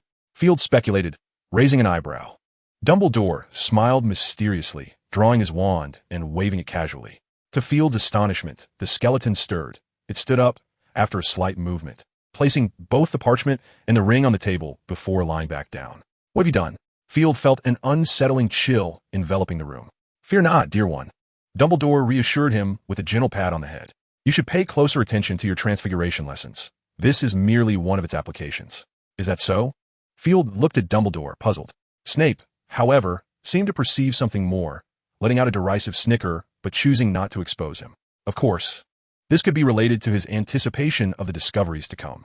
Observing the two pieces of parchment before him, Dumbledore waved his wand once more. A substance reminiscent of golden sand emerged from the tip of his wand, gradually cascading onto the surfaces of two parchments, swiftly enveloping them. Subsequently, Dumbledore waved his wand once more, and the golden stream abruptly soared into the air, twisting, spiraling, and moving until it ultimately formed two articles. "A mere trick," Dumbledore, with a cheerful demeanor, explained to Field that it is often best not to directly engage with that which one does not understand. In moments such as this little magic proved quite useful. Field, however, paid little heed to Dumbledore's words. In truth, his attention was entirely captivated by the two articles, or rather, by one in particular. It was a letter. "To my beloved Godric, we met in humble beginnings, journeyed along the same path, loved in fleeting moments. Yet our devotion remains solely within dreams. Every hour, I find myself dreaming the same dream, consumed by thoughts of you, yearning for your presence. Perhaps I do not await your apology, but rather seek an answer. Do you love me? Yes, I hesitate to acknowledge this truth. Yet the torment within my heart renders sleep elusive, pride binding me here. Upon waking, your absence is palpable. Suddenly, I recall your promise. In your moments of clarity, you would remain by my side. This is our sanctuary, the place we designated as our own. You spoke of a future where we would create a world belonging solely to us. Forgive me. Without you, I can only fashion a mere semblance, a fragile construct that cannot endure. I have intertwined it with the Ravenclaw common room. My dearest love, regret, and solitude have been my constant companions. If I could, I would fashion the finest time-turner to advise my past self, to amend, at least to surpass the present. I once believed I was your world. Yet only in losing you did I realize that you are my everything. My beloved, I am uncertain of what I can offer you. All I can conceive is the unraveling of that cursed blood curse. If one day you could find your way here, we could be together eternally. My beloved, alas, I can no longer persevere. This is the letter I leave behind, my love. I am destined for a prolonged slumber. May you accompany me in my dreams. Good night. Salazar Slytherin. It was a letter penned by Salazar himself. Field's eyes sparkled. Although it bore no tangible significance, its symbolic weight was profound. Yet, this was a love letter from Salazar Slytherin to Godric Gryffindor. It was likely that the Slytherins would find it unacceptable. Contemplating this, Field turned to Snape. Snape maintained his usual stoic expression, yet a flicker of joy mingled with a hint of difficulty shone in his eyes. It appeared he, too, was in a quandary. Field muttered to himself, deciding not to dwell further on the matter. Such concerns were best left to the adults. After all, he was still but a child. With this thought, Field shifted his gaze to another side. The more he observed, the more he became captivated, and his admiration for Slytherin grew within him. From Slytherin's perspective, while the blood curse is indeed a form of curse, it also manifests as a divine blessing. However, the essence of a wizard is human, making it exceedingly difficult for such a blessing to be borne by human flesh. Furthermore, Slytherin discerned that the blood curse could be viewed as a diluted version of the mute spell. Despite their differing manifestations, they share a fundamental essence. If the blood curse could be cured, then the mute spell could undoubtedly be treated as well. Slytherin believed that both the blood curse and the mute spell would require a similar path to healing, one that revolves around the development of the human body. Slytherin held two hypotheses, one concerning the physical constitution and the other regarding the soul. He theorized that both the blood curse and the mute spell exist not solely within the corporeal form, but also within the soul itself. To cure the blood curse, one could either pursue a path of strengthening the body. In ancient times, there existed a group of wizards who regarded the human body as nature's greatest gift, cherishing all methods that could enhance it as treasures. Within the legacy of the Slytherin family, remnants of this wizardly tradition exist, which Slytherin endeavored to complete. This represents one avenue. The other path involves wholly relinquishing the physical form, utilizing one's inherent magical power along with the energies of the natural world to construct a body of pure energy that envelopes the soul, thus empowering it. From the contemporary wizarding perspective, this latter method clearly falls within the domain of dark wizards. However, a millennium ago, the opposition between light and dark wizards was not as pronounced, and Slytherin himself was indeed a dark wizard. Both paths possess their respective advantages and shortcomings. The route of enhancing the body essentially treats the blood curse as a whetstone, employing potions and other means to continuously refine the synergy between the physical form and the curse, ultimately transforming the blood curse into a personal asset. Yet, the drawbacks of this approach are evident. It necessitates an immense amount of resources, the magnitude of which Slytherin himself could not ascertain. Moreover, the human body has inherent adaptability and resistance. This implies that any method of physical enhancement cannot be perpetually employed. Once its efficacy wanes, alternative methods must be sought, which are often arduous to discover or develop. The route of strengthening the soul, on the other hand, entails abandoning the casting direction of the blood curse itself. The manifestation of the blood curse resides within the bloodline. Thus, if one were to forsake the corporeal form, the blood curse would naturally dissipate. This method also bears its own evident flaws. Although energy can envelop the soul remains fragile and susceptible to mishaps, and any misstep could yield dire consequences. Moreover, Slytherin has determined that if one chooses such a path, their soul will be perpetually tethered to a magical object, unable to depart until it dissipates entirely. Furthermore, upon opting for the enhancement of the soul, when faced with death, the soul shall not be claimed by the Grim Reaper. Instead, it will simply fade away. While this grants the possibility of immortality, it simultaneously forfeits other opportunities. Field took note of a particular record. The existence of a singular soul is exceedingly susceptible to external emotional disturbances. When I attempted to anchor a muggle's soul to Hogwarts, it absorbed all the negative emotions present within the castle into its being. It requires no sustenance, can glide through food like a ghost, and can lift all manner of edibles, reminiscent of the legendary poltergeist. However, its destructive tendencies are profoundly potent, leaving me uncertain about whether to eliminate it. Eventually, it escaped from my laboratory. Perhaps that was its destined course, and I resolved not to interfere. At this juncture, Field was reminded of Hogwarts Peeves. According to the professors at Hogwarts, Peeves is a poltergeist born from the castle, serving as its protector. Yet, Field had never witnessed any protective behavior from it. Significantly, Field had also interacted with professors from both batons, and from his understanding, it appeared that only Hogwarts possessed a being like Peeves among all the magical schools. None others did. Now, his curiosity seemed to have found resolution. "Father," Field pondered, glancing at Dumbledore, who was intently studying the Slytherin manuscript. "How do you intend to handle this?" Chapter 74, Field's Thesis, Part 1. Dumbledore did not disclose to Field how these two manuscripts would be managed, nor was Snape privy to this information. Nevertheless, Snape appeared to have no objections. Perhaps, for a true Slytherin, as long as the manuscript remains undisclosed to the public, all else is acceptable. A flicker of flame illuminated the room as Field and Ariana escorted Dumbledore and Snape back to the headmaster's office. Dumbledore, noticing Fawkes precariously perched atop the cabinet, suddenly slapped his forehead. "My apologies, my friend. I often forget that Field has a phoenix." Dumbledore offered a rueful smile in Fawkes' direction. The phoenix emitted a low, resonant call and gently shook its head, indicating it bore no ill will. Snape, seemingly disinterested in the presence of others or the phoenix, muttered, "I shall take my leave," and departed from the headmaster's office. Field glanced at Dumbledore, bid him a cheerful farewell, and requested Ariana to guide him to the Hogwarts kitchen. He intended to present the basilisk's meat as a gift to the house elves of Hogwarts. With the basilisk vanquished, it felt as though the weight of the world had been lifted. regarding the rumors circulating about Harry Potter at school, as no students were attacked henceforth. They gradually faded from memory. This allowed Harry and his companions to breathe a sigh of relief. However, Dumbledore had not yet revealed everything. He sought to uncover how Voldemort exerted control over the students. Field had no doubt that, were it not for the enchantments left by Ravenclaw herself within the girls' dormitory, Dumbledore might very well have lingered there indefinitely. As for how Field became aware of such magic in the girls' quarters, one could only surmise that he, too, had once been young. The afternoon sun streamed through the library windows, casting a rare glow in the often dreary English weather.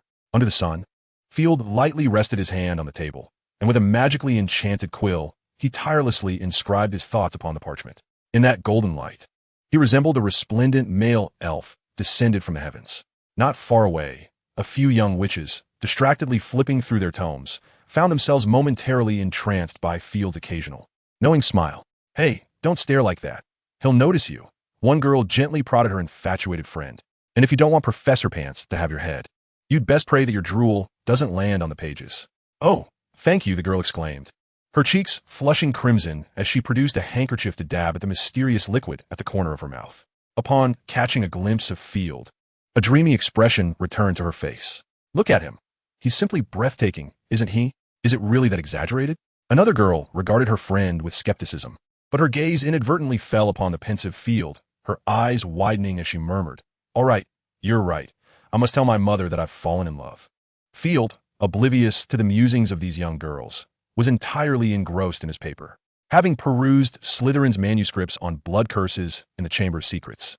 He combined his own hypotheses and arguments, ultimately culminating in the much-anticipated essay that the professors had been urging him to complete. Although he had nearly finished the paper, the insights gleaned from Slytherin's writings prompted him to reconsider some of his viewpoints. After numerous revisions, the essay was finally complete.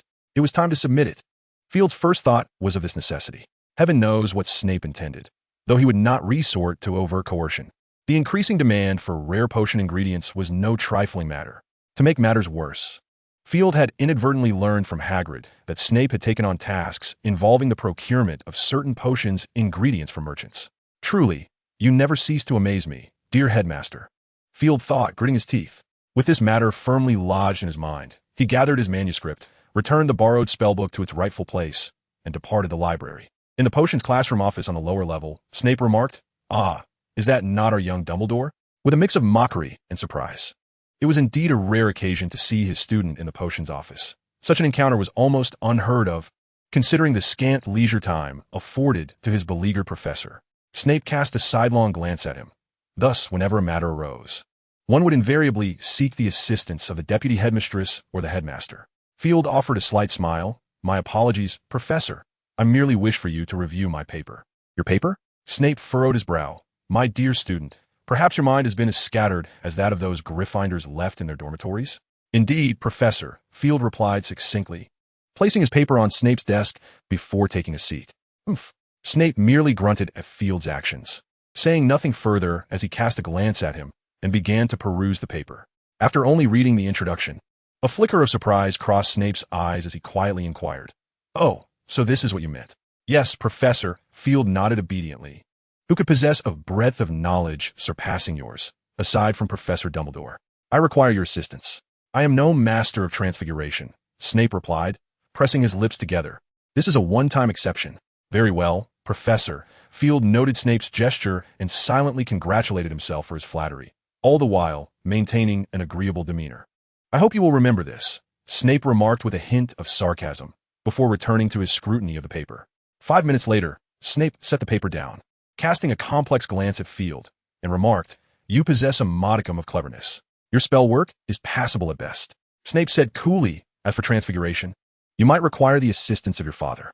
Now follow me." Snape snatched up Field's paper, directing his wand toward the office fireplace, where flames instantly erupted. "Keep close," Snape instructed, tossing a handful of flue powder into the fire.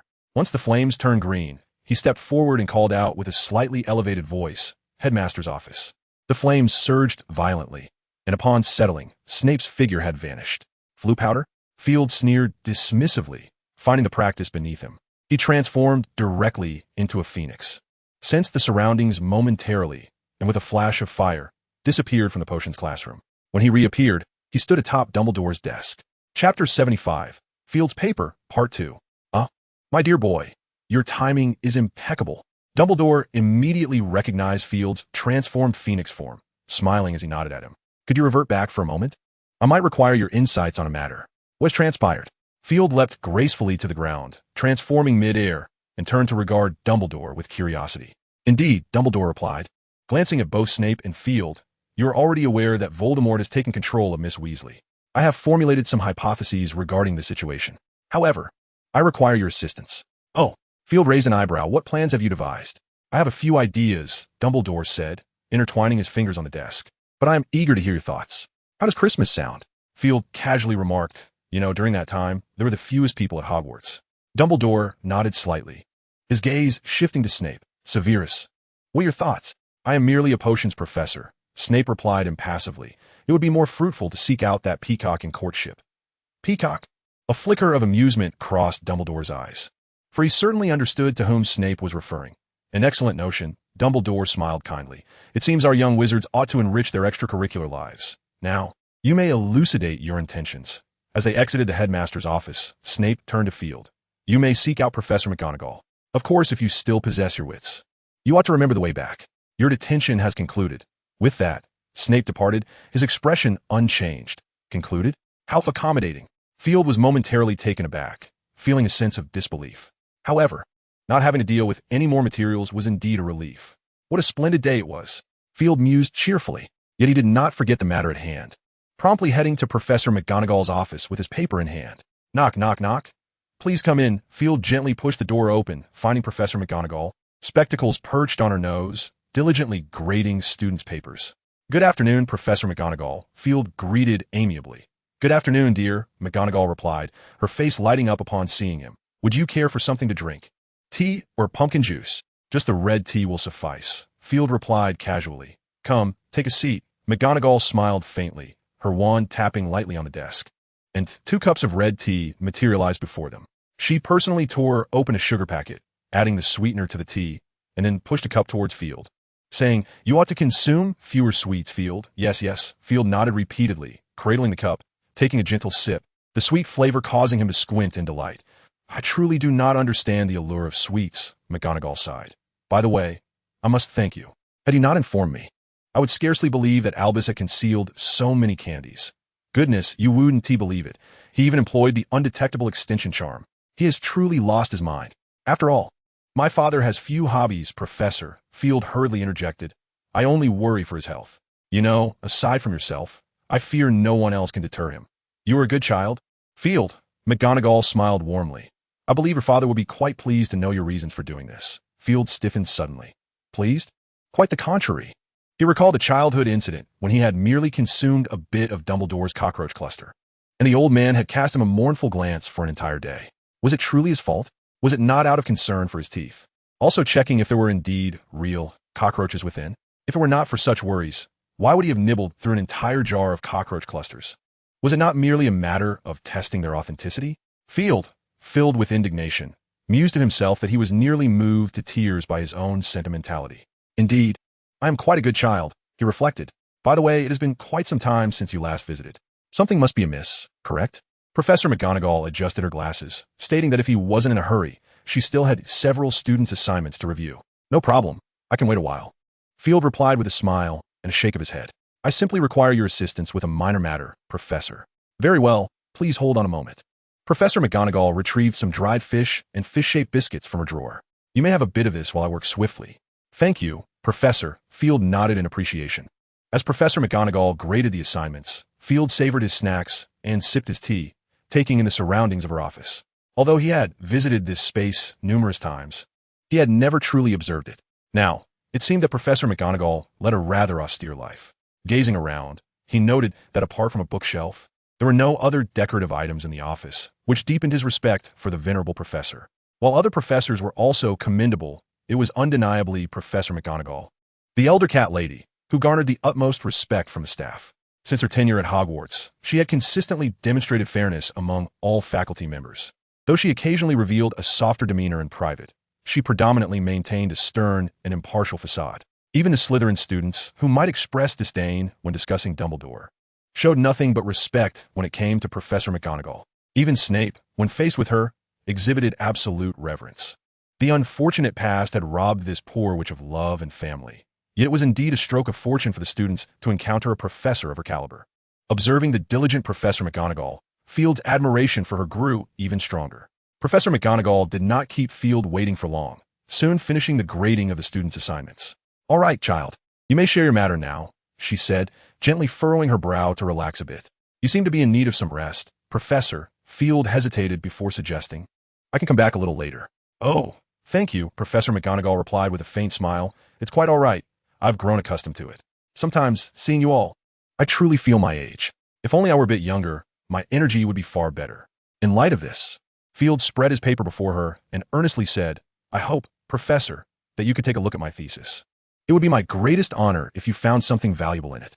"You have completed your thesis?" Professor McGonagall immediately understood, her eyes shining with surprise. "Indeed, my professor." Chapter 76, Field's Idea. Amidst Professor McGonagall's continuous praise, Field left her office with a smile and proceeded to Professor Flitwick's office. Emerging from the Flevy office, Field intended to indulge in a meal, only to be greeted by a silver phoenix guardian that appeared before him. "My dear, if you have a moment, could you please visit the headmaster's office?" Field, feeling his stomach rumble slightly, resolved to proceed to the headmaster's office to address his dinner needs. In the Hogwarts headmaster's office, a flash of fire transported Field directly to Albus Dumbledore's desk. "Good afternoon, my father. Before you disclose the purpose of my visit, could you possibly provide me with some sustenance? I have yet to dine." "Oh, certainly," Dumbledore replied, patting his forehead, his expression apologetic. "I must apologize, my dear, for I completely overlooked the fact that it is dinner time." "Not a problem," Field shrugged. "The fare here is far superior to that of the Great Hall, and if I recall correctly, it has been quite some time since we dined together." "Indeed, it has been a while." Dumbledore raised an eyebrow, smiling at him. "So, what would you like to eat?" "I am indifferent," Field replied nonchalantly, "as long as there are syrup pies and peppermint." "Excellent taste." Dumbledore nodded in agreement. "Perhaps you might also enjoy a glass of honey pumpkin juice." "Oh, splendid idea." Field's eyes brightened. "However, I am not particularly fond of the flavor of pumpkin juice. How about lemon juice instead?" Of course, Dumbledore tapped his fingers on the desk, and a selection of exquisite dishes materialized before them. "Perfect.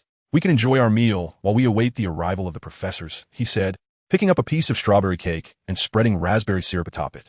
Field had grown accustomed to Dumbledore's unusual palate, as he could combine multiple sweet flavors that most would find unpalatable. The father and son conversed casually while enjoying their meal. "I notice you employed a unique apparition technique characteristic of the Phoenix lineage," Dumbledore observed curiously. "It seems you did not transform into a phoenix. Just a little trick," Field replied casually. "It's a concept proposed by Master Gamp regarding partial animagus transformation. You should be familiar with it." Indeed, Dumbledore set down his coffee, smiling at Field. "However, it appears this theory has been subsequently dismissed by later scholars." "Do not tell me you have accomplished this." "I have not," Field shrugged. "I merely borrowed a fragment of my Phoenix transformation's power." "I recall your thesis mentioning this." Dumbledore chuckled. "You have made significant progress, have you not?" "Yes." Field swallowed a mouthful of syrup pie. "I have only completed half. I still cannot fully integrate the Phoenix's power into my magic, but I should be able to achieve that in due time." "That is already quite remarkable." Dumbledore wiped the cream from his beard. "I am proud of you, my child." "Oh, thank you." The two quickly finished their dinner, and soon the four house heads arrived at the headmaster's office. "I apologize for summoning you all at this hour." Dumbledore first addressed the four heads with an apology. "Is there anything amiss, Professor Dumbledore?" Professor McGonagall inquired with a grave tone. "Just a minor concern," Dumbledore replied, wiping something away as he spoke. "You have all perused Field's paper, have you not?" The four heads of houses exchanged glances and nodded in unison. "Perhaps you are aware of how astonishing this document truly is," Dumbledore continued earnestly. "Undeniably, it possesses the potential to revolutionize the magical realm. This, however, gives me pause. Should we release it to the public?" "What do you mean?" Professors McGonagall and Flitwick furrowed their brows, falling into contemplation. Dumbledore would not speak lightly. There must be deeper considerations. Professor Sprout, without much hesitation, interjected, "Is there a problem, Headmaster?" "I harbor certain concerns," Dumbledore replied with a wry smile.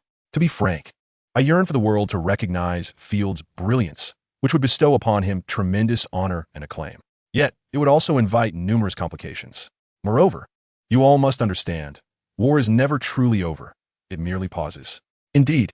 A flicker of understanding crossed the faces of Professors McGonagall and Flitwick. They were acutely aware that Dumbledore's apprehension revolved around Voldemort. They had all reviewed Field's paper, and it was evident that if such knowledge fell into Voldemort's grasp, the ramifications would be dire. Perhaps it is best not to publish it, Flitwick suggested after a moment's hesitation.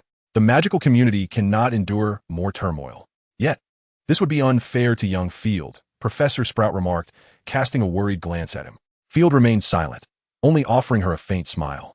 This is also a means of safeguarding young Dumbledore, Snape deliberated thoughtfully. Although young Dumbledore is not as foolish as those little trolls, his propensity for trouble is unmatched. Professor McGonagall nodded in agreement. I had previously considered having young Dumbledore submit this paper to today's Transfiguration, but upon reflection, that seems rather inappropriate. Then it is settled, shall we say? Dumbledore addressed Field, his tone gentle. I am amenable, Field replied, looking apologetically at the foreheads of Houses and Dumbledore. After all, we all know that Voldemort is not dead. I do not wish to fortify the enemy. Once the war concludes, I will be the first to submit my work. Young Dumbledore, Professor McGonagall embraced him, saying, You must endure a little longer. I do not mind, Field responded, a mischievous grin suddenly appearing on his face. In fact, I have an idea. Father, he turned to Dumbledore, you must know quite a few individuals willing to oppose Voldemort. Yes? Like your organization? Oh, indeed. Dumbledore seemed to anticipate Field's forthcoming suggestion. Since you all deem my paper viable, why not share it with them? Field's lips curled into a mischievous smile. For all of Britain's most exceptional wizards were gathered here. Perhaps we could finally complete the section on animagi and the transformation of magical creatures. At that moment, even if Voldemort were to resurrect, what would it matter? Field chuckled to himself, eagerly anticipating the expression on Voldemort's face at that time. Chapter 77, Christmas Gifts. The notion that wizards also celebrate Christmas, a tradition observed by wizards around the globe, always struck Field as peculiar. It is well known that Christmas has historically been a festival of the Church or the papacy, both of which are the sworn enemies of wizards. Proud to their very core, wizards could never accept the cultural encroachment of the Church. After conducting some research, Field discovered that Christmas originally had nothing to do with the papacy at all. It was in fact a festival dedicated to the agricultural deity, celebrated at the end of the year in ancient Rome, also referred to as the Festival of Uranus. December 24th marked the agricultural festival, while December 25th celebrated the sun god. During that era, when muggles and wizards coexisted, it is understandable that wizards would partake in such a muggle holiday. As for the Church's shamelessness, Field refrained from judgment. In the realm of religion, capitalizing on popularity can be beneficial for growth, and he could comprehend that. In the days leading up to this occasion, he was troubled by the question of what gifts to prepare. After all, as a student, he could no longer simply present candies as in the past, especially when it came to gifts for professors, which required greater thoughtfulness. After much contemplation, Field carefully selected and distributed several small gifts. To Professor McGonagall, he gifted a cat climbing frame, knowing she was always busy and lacked time for outdoor exercise. He hoped she could utilize her animagus form to engage in some physical activity in her office. To Professor Flitwick, he presented a wand holster imbued with a permanent summoning charm. Should he ever lose his wand, he could use the holster to call it back, a gift he believed the duel-loving Flitwick would appreciate. To his own headmaster, he bestowed a bottle of shampoo he had meticulously chosen, not from the magical realm, but rather from the Muggle world, having consulted Hagrid, who assured him that Snape would never use magical shampoo, the reasons for which he was well aware. For Professor Sprout, he selected a pair of special dragon leather gloves, enchanted with a perpetual cleaning charm, although he initially considered giving her some spices, knowing of her fondness for cooking. He ultimately abandoned the idea, as she did not often find time to cook.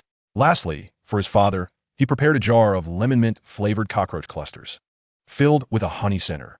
This was a creation he had crafted himself after learning from the house elf. In addition to the 4 esteemed heads, Field naturally did not forget the others. He gifted Hagrid a young brown bear cub, a favor he had requested from Blaise. To Blaise, he presented a pair of boots crafted from basilisk hide, while both Daphne and Pansy received sapphire brooches that, upon a gentle polish, would release a unicorn. Of course, Luna was not overlooked. He procured a copy of Fantastic Beasts from a second-hand bookstore in Diagon Alley as her gift. As for the Dracula family, he had already sent them each a cloak made from basilisk hide. Initially, he contemplated a gift for Gilderoy, considering the numerous points he had accrued from this fellow over the past 6 months. However, reflecting on Gilderoy's likely brief stay at Hogwarts and his dwindling pocket money, Field decisively abandoned this idea. As snowflakes danced through the air, Christmas arrived as anticipated.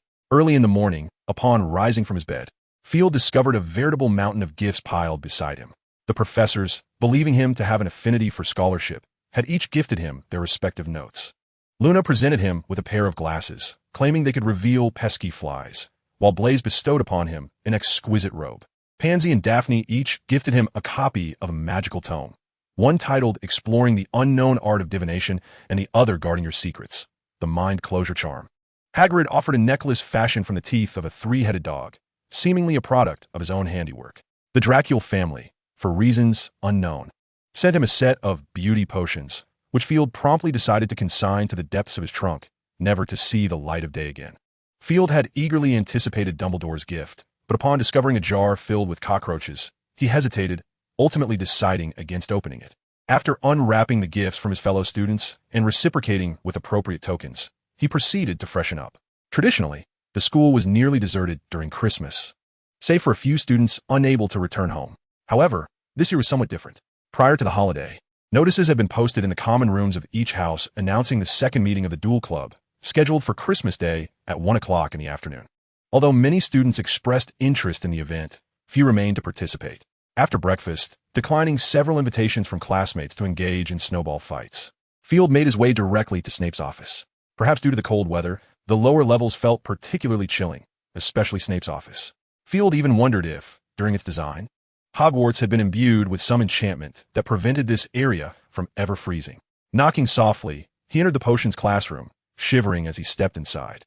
Observing Snape, who remained unflappable while brewing potions, Field could not help but feel a sense of admiration. He noticed that Snape was not wearing any thick robes and seemed completely unfazed by the cold. "Good morning, Professor," Field managed to greet him, shivering in the biting chill of the weather. "Why not light your fireplace? I believe I've already informed you, young Mr. Dumbledore," Snape replied with a sidelong glance. "Certain potions are sensitive to temperature. Has the snow frozen your brain?" "Well," Field chuckled wryly, "you certainly are a competent potions master. That much is self-evident." Snape waved a hand dismissively. "What do you want?" "I merely came to inquire about the arrangements for later." Field rubbed his hands together, attempting to warm himself. "What shall he be doing?" "Now is not the time." Snape intently observed the potion in the cauldron, softly adding, "I trust one need not remind you to keep this matter confidential." "Of course," Field nodded. "I just worry about making a mistake." "You should concern yourself with your own well-being," Snape scoffed. "You may leave now. Remember to come find me after lunch." "All right, Professor." Field nodded gently and departed. Chapter 78, Discovery. Upon exiting Snape's office, Field did not venture elsewhere, but proceeded directly to the Great Hall. The hall was markedly different from its usual state. A towering fir tree stood proudly in the center, adorned with vibrant ribbons and delicately wrapped candies and small gifts that dangled from its branches. Along the walls, several smaller fir trees were arranged. Though less opulent than the grand centerpiece, they still possessed an air of elegance. The hall was already bustling with students. Some huddled in discussion, while others played with the festive crackers laid across the long tables. One student pulled the string of a cracker, and a cascade of colorful ribbons erupted forth, accompanied by a lively rabbit that sprang from within. Startled, the rabbit leapt from a table and made a swift escape. Nearby students reached out for the remaining crackers, filling the hall with a symphony of popping sounds. At the Gryffindor table, the rejuvenated Weasley twins were already at mischief, holding a fire lizard. They inserted a cracker into the creature's mouth and yanked it sharply. With a loud pop, the fire lizard shot through the air like a rogue cannonball, plunging directly into the fireplace. Elated by their successful prank, the twins exchanged triumphant high-fives. "What exuberance!" Field murmured to himself as he made his way to the Slytherin table.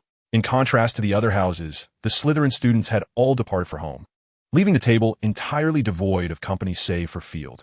"Happy Christmas, young Mr. Dumbledore." Professor McGonagall appeared at Field's side, inquiring, "Why are you not with your classmates? It is rather desolate here." "Quite all right, Professor." Field waved his hand with a smile. "As I was about to indulge in the sumptuous feast laid out on the long table, a rare opportunity indeed. You ought to learn to embrace your inner child, Field," Professor McGonagall remarked, her brow furrowing with a hint of sympathy. "I simply prefer tranquility, Professor," Field replied, shrugging his shoulders. "Very well," McGonagall conceded with a nod of resignation. "I shall find time to discuss your matters with Professor Dumbledore." "Thank you, Professor," Field acknowledged, raising a glass of lemonade towards her. Although it was Christmas, The lunch at Hogwarts bore little distinction from any other day. The British do not place great significance on lunch, a fact to which Field had long since acclimatized, and he casually grabbed a sandwich to enjoy. No sooner had he finished one when Snape approached. "Hurry up and resolve your affairs," Snape said coldly. "The dueling club will commence shortly, and you need to accompany me to the Gryffindor dormitory." Dormitory? Field thought of a possibility, looking incredulously at Snape. "I presume you do not mean the girls' dormitory?" "Good that you guessed," Snape replied impassively. "I shall wait for you outside the dormitory." "Whose idea was this?" Field covered his face. "Do not forget, the girls' dormitory is protected by magical barriers." "The protective magic does not target a bird," Snape replied with an unchanging expression, regardless of its gender. "Of course, if you intend to engage in any unsavory activities, do remember to clean up afterward." "Am I to engage in unsavory activities?" Field's eyes widened in shock, but before he could utter another word, Snape had already turned and departed. Left standing there, Field's face flushed with a mix of embarrassment and anger. The lunch hour swiftly passed, and, as the food on the table vanished, the grand fir tree in the center of the hall also disappeared, giving rise to a platform that materialized out of thin air. "Good afternoon, my children," Gilderoy greeted with his magnetic voice as he ascended the platform. Today, he appeared particularly festive, his crimson robes complemented by his hair dyed a vibrant purple, lending him a wild flair compared to his usual demeanor. Though his appearance was striking, as the lessons progressed, an increasing number of students had come to recognize his superficiality. Nonetheless, the dueling club remained a delightful diversion for the students, and they refrained from confronting him. "It is wonderful to meet you all once again." Gilderoy beamed with his flawless smile. "Though our last gathering concluded somewhat abruptly, I sincerely hope you have gleaned some insights from it. I am pleased to share that I have received letters from several of my admirers, expressing that they have become quite proficient with their disarming charms. I am proud of you, but do not let pride cloud your judgment, dear children. The world of magic is vast and boundless. You have merely scratched the surface. Continue to learn, and in the future, you shall be grateful to your present selves." Field was listening intently below, and one must admit that this fellow's motivational speeches surpassed even those of Dumbledore. He ought to teach his father a thing or two. However, before he could fully absorb the wisdom, he was abruptly whisked away by the impatient Snape. Alas, in this world, one has no rights as a person, nor as a bird, and life truly is a struggle. Field muttered to himself as he carelessly tossed aside a pair of undergarments, the origin of which was unknown. How audacious to wear such sheer garments at such a tender age. A stern reprimand was surely warranted. With indignation, Field hurled a matching brassiere aside as well. It must be said that to broaden one's horizons, one must venture forth into various realms. He flapped his wings against his slightly itchy nostrils, continuing his arduous pursuits. Yet, after an extensive search, aside from some more extravagant items that had expanded his perspective, he had found nothing related to magic, save for the textbooks. Could it be that he was no longer in the girls' dormitory? Pondering this, a flash of fire illuminated his surroundings, and he found himself in the common room. Snape was standing by the fireplace, awaiting him. Field turned and resumed his human form, gesturing with his hands. "I found nothing, Professor. Shall we check the boys' dormitory?" Snape furrowed his brow, contemplating for a moment before nodding together. "Very well," Field acquiesced. The boys' dormitory was far more accessible than the girls'. Lacking even protective charms on the door, one could simply push it open. Even if it were locked, a single unlocking spell would suffice. Although the boys' dormitories were numerous, with the aid of his probing magic, Field's search proceeded swiftly. In a short while, he had thoroughly explored his designated area, but uncovered nothing. Was it possible that such items were not located within the dormitory? Just as he contemplated seeking out Snape to share his findings, he suddenly experienced an inexplicable sensation. Following his intuition, Field discovered a room that had yet to be examined. Chapter 79, The Tale of Heir. "I found it, Professor." Field burst from the dormitory, waving a sheet in front of Snape, who was still engaged in his inspection. One must exercise caution with magical artifacts. It is best not to touch them carelessly. This was inscribed on the very first page of the Dark Forces, a guide to self-defense. Field wholeheartedly agreed. Thus, he casually took a student-esque sheet, levitating the items he had discovered within it before securely wrapping them up. "Excellent." Snape assessed the situation and nodded in satisfaction. "Hand it over. We shall proceed to the headmaster's office." As he reached for the sheet in Field's grasp, Field interjected, "No need for such formality, Professor." Shaking his head, he transformed into a phoenix, clutching the sheet tightly in his talons. Snape instantly comprehended his intent and grasped the creature's tail. In a flash of flames, the pair materialized in Dumbledore's office, where the headmaster sat contemplatively behind his desk. "You have returned." Upon witnessing Snape and the transformed Phil, Dumbledore raised an eyebrow. "So, what have you gathered?" "Mission accomplished." Phil tossed the sheet onto his desk. "Well done." Dumbledore nodded with a smile. With a flick of his wrist, the sheet vanished, revealing a somewhat worn notebook that bore the name, Tom Marvolo Riddle. "This is the item in question." Dumbledore lightly tapped the notebook with his wand, affirming its significance. "If my deductions are accurate, he may very well be the most remarkable graduate of Hogwarts in 50 years. Dumbledore marveled. "I never imagined he could actually produce such a thing."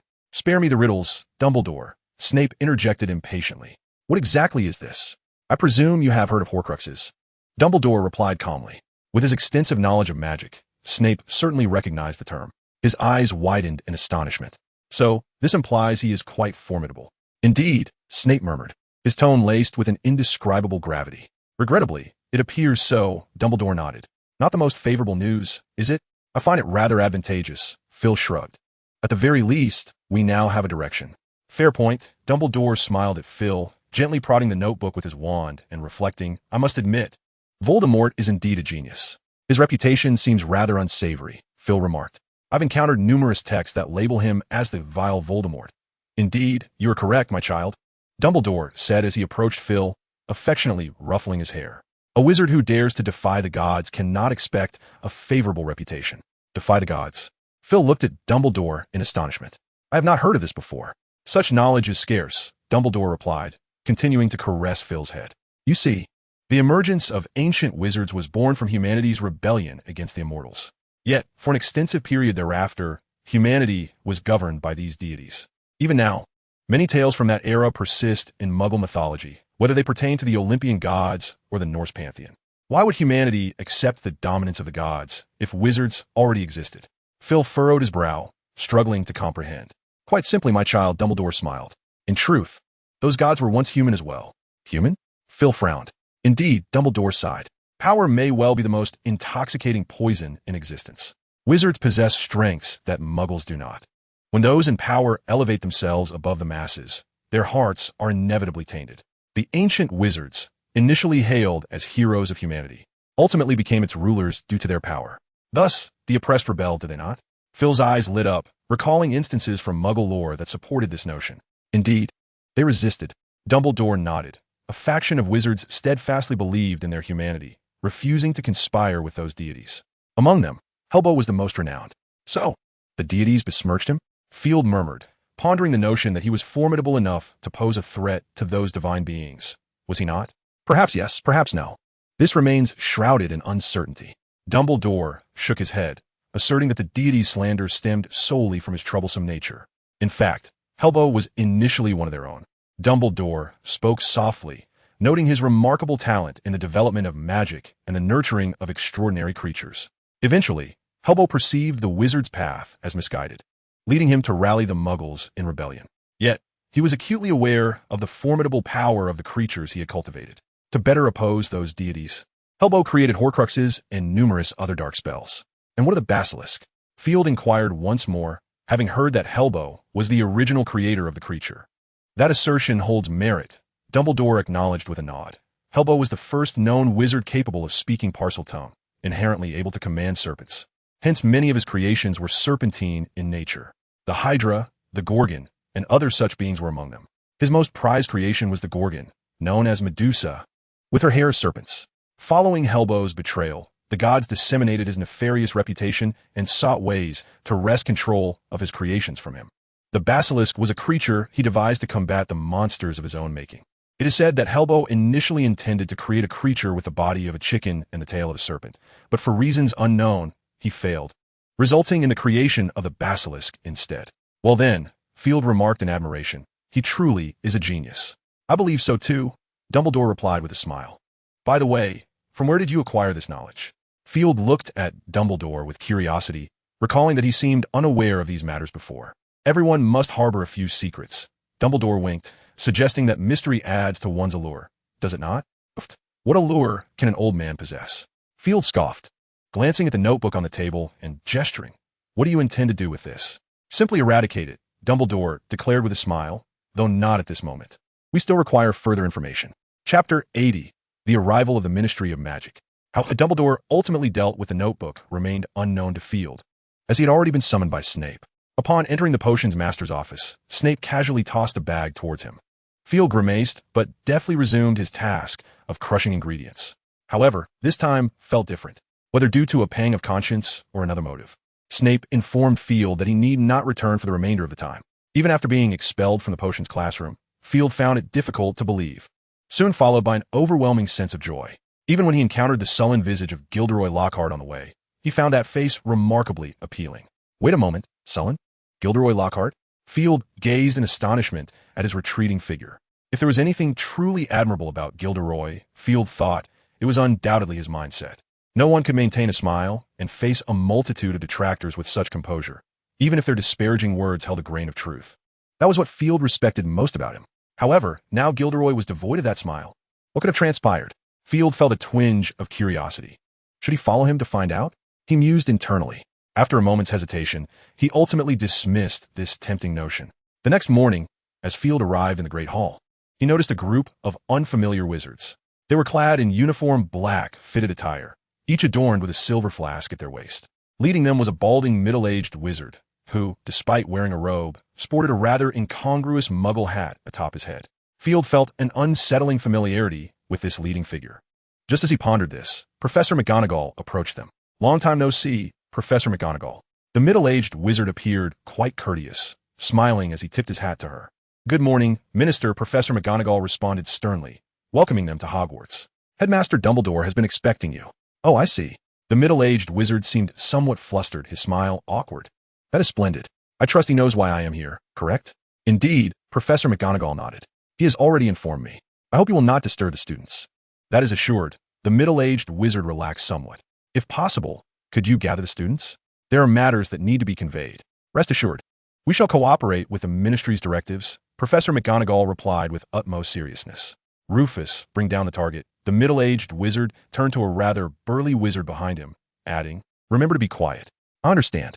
Rufus nodded, waving a hand behind him as he swiftly ascended the stairs. The group of wizards followed suit, moving with almost complete silence. Shall we ascend together, Professor McGonagall? The middle-aged wizard smiled at her. It would be my honor, she responded succinctly, leading the way, prompting the middle-aged wizard to quickly follow suit. Field finally recalled the identity of this middle-aged wizard. If he was not mistaken, he was none other than the most inept Minister of Magic in history, Cornelius Fudge. Many wizards believed that had it not been for Dumbledore, Fudge would never have risen to power, let alone maintained his position as Minister of Magic. It must be said, this fellow was indeed rather fortunate. In 1990, following the resignation of the previous Minister of Magic, Millicent, his approval ratings were at their nadir. Although Voldemort had already been vanquished, the public's lingering fear persisted. While some insisted that Voldemort would not return, the majority remained unconvinced by such assurances. It could be asserted that Fudge's ascension to power was not only due to Dumbledore's endorsement, but also because he was perceived as a scapegoat. Remarkably, in the initial years of his tenure, Fudge could be deemed a competent minister. His greatest asset during that time was his humility. He not only heeded the counsel of the department's elder statesmen, but also frequently corresponded with Dumbledore for guidance. On occasion, he would even visit in person. Field had encountered him in Dumbledore's office more than once during his childhood. However, in recent years, Fudge had become increasingly remiss in his communications, and his administrative style had undergone a significant transformation, evolving into that of a true politician, one who prioritized his own interests above all else. Dumbledore had penned multiple letters advising him, but regrettably, the impact was minimal. Fudge, all his authority, seemed devoted to gratifying his own appetites. Minister of Magic? Absurd. This was the derisive response Snape had given when Field had inquired about the minister. Ah, how astute he was. Reflecting on Snape's assessment brought a smile to Field's face. Fudge did not linger long in Dumbledore's office. Shortly thereafter, he descended alongside Dumbledore. Behind them trailed a group of wizards who had firmly bound Gilderoy. Field surmised their identities. They must be the Aurors from the Ministry of Magic. Fudge appeared considerably more relaxed, engaging in jovial conversation with Dumbledore as they approached the dais in the Great Hall. Observing the raucous students below, Dumbledore gently clapped his hands. The sound echoed, and the students instinctively quieted. Ladies and gentlemen, Dumbledore began, a smile gracing his features as he surveyed the audience. Please remain silent. There is something of great importance that you must be apprised of. Before that, allow me to introduce our esteemed guests who have traveled from afar. This is the current Minister of Magic, Cornelius Fudge. Fudge waved amiably at the students, attempting to exude charm, though his ample girth made Field liken him to a rotund penguin. And here is the director of the Auror office, Rufus Scrimgeour. The burly wizard stepped forward, raising his wand and executing a precise salute of wizardly dueling etiquette before retreating. Lastly, let's welcome the Aurors from the Ministry of Magic. We're delighted to have you here at Hogwarts. Dumbledore began to applaud, and the students followed suit, a resounding ovation reverberating throughout the Grand Hall. After the applause had subsided, Dumbledore resumed his address. "Ladies and gentlemen, I must regrettably inform you," he said, a look of sorrow crossing his face as he gazed at the assembly, "that we once again find ourselves in need of a professor for the defense against the dark arts class." Upon hearing the news, some students wore expressions of calm, while others displayed astonishment, and a small murmur of discussion arose instantaneously. Perhaps some of you are already aware of this matter. Dumbledore slightly amplified his voice, stating that during yesterday's dueling club event, due to unforeseen circumstances, Mr. McGonagall inadvertently administered a potion of truth upon Mr. Gilderoy Lockhart. Under the influence of the potion, Mr. Lockhart divulged a disconcerting truth that he is not a respected adventurer, but rather a charlatan adept at appropriating the accomplishments of others. This is both despicable and shameful. Consequently, I contacted Mr. Fudge, who expressed his indignation, declaring this a crime that cannot be tolerated and warranting immediate arrest. Dumbledore gestured with one hand, urging the students to behold the bound figure of Gilderoy. This represents a lapse in our judgment in selecting individuals, and, as the headmaster of Hogwarts, I extend my sincere apologies. Dumbledore bowed slightly, promising to strive for some form of compensation for all. "Now, let us welcome Minister Fudge to address you." With that, Dumbledore stepped aside, indicating for Fudge to take the floor. Fudge approached the spot where Dumbledore had stood, wearing a genial smile as he began to speak. "Dear students, my beloved ones, it is truly a pleasure to be here, or rather to return. You may not know this, but I was once among you." A hint of pride illuminated Fudge's face as he continued. "Indeed, I am a proud Hufflepuff. Whether at school or within the Ministry of Magic, I have always taken pride in being a part of Hogwarts. It is for this reason that I could never tarnish the reputation of my school. To boast a little, I believe my efforts have not been in vain. The current Ministry of Magic remains diligent in its service to everyone. We are your servants." Fudge's eloquent remarks elicited approving expressions from many students, particularly those of Hufflepuff, who appeared exceedingly excited. Field observed Fudge with keen interest, noting the subtle glimmer of pride in his eyes. "Upon receiving Headmaster Dumbledore's letter, I felt a profound mix of anger and sorrow," Fudge said, a flicker of bitterness crossing his visage as he thumped his chest emphatically. "Children, you are in the midst of growth. The future of the magical world belongs to you." He waved his arms vigorously, declaring, "What Lockhart did was a travesty. It threatens to destroy your futures in the magical realm, which I cannot and will not tolerate. Yes, I acted promptly, as you have seen, ordering Lockhart's arrest at once. The Ministry will provide a thorough account to the public after a complete investigation. Rest assured." Fudge raised a finger solemnly, addressing the students. "My dear children, my junior colleagues, you have suffered this year. I express my deepest sympathy, and I am eager to do something on your behalf. After conferring with Professor Dumbledore, we have tentatively decided to temporarily eliminate certain aspects of the defense against the dark arts curriculum for this year's OWLs and NEWT examinations. Of course, this is merely a preliminary proposal. I shall exert every effort to ensure its approval as a means of compensating everyone. The Ministry of Magic will not allow anyone to bear the brunt of another's errors." Field raised an eyebrow, discerning that this individual was attempting to cast aspersions on Dumbledore. No, it would be more accurate to say he was sowing discord between the students and the esteemed headmaster. Field had already noticed the gleam of joy that had crossed many students' faces, their gazes toward Dumbledore shifting in tone. He instinctively glanced at his father, who maintained his usual cheerful demeanor, seemingly oblivious to the underlying implications of Fudge's words. While listening to Fudge, he also patted Professor McGonagall's hand, signaling her to remain untroubled. It appeared there was no cause for concern. Field felt reassured. He had never witnessed Dumbledore falter, particularly not with that expression. Fudge would likely have to reckon with some consequences. Reflecting on this, Field cast a sympathetic glance at Fudge, who was animatedly delivering his speech. As for how he discerned Dumbledore's machinations, Field thought it was quite evident. Those delightful sweets had vanished in such a manner. "Everyone, trust me, trust the Ministry of Magic. We shall not allow any individual to disrupt our future or tarnish our cherished lives." Fudge concluded with a flourish, smiling and bowing amidst the applause as he retreated. Subsequently, Dumbledore took the stage to offer a few reassuring words, lauding Fudge's earnest intentions before dismissing the students, leading Professor McGonagall and Fudge upstairs. The head of the Auror office, wearing a scowl, listened to Fudge's remarks, nodded slightly, and departed Hogwarts with the Aurors. Field mused that his father's office would undoubtedly be bustling the next day. As he anticipated, the following day saw no fewer than 100 Howler letters arrive at the headmaster's office. Were it not for the enchantments preventing sound leakage, Hogwarts would have been plunged into chaos. In addition to this, the Daily Prophet began to revel in the scandal. Is the great adventurer a shameless fraud? The best-selling author, Sir Gilderoy Lockhart, a recipient of the third-class Order of Merlin and 5-time winner of the Most Charming Smile Award, was apprehended by Aurors at Hogwarts yesterday. Lockhart had long been celebrated as a literary master in the magical community, with novels inspired by his purported adventures consistently topping the charts. How could such a situation arise? According to Ministry officials, it has been revealed that Lockhart himself has no genuine adventures to his name. If there is anything commendable about him, it is his mastery of memory charms.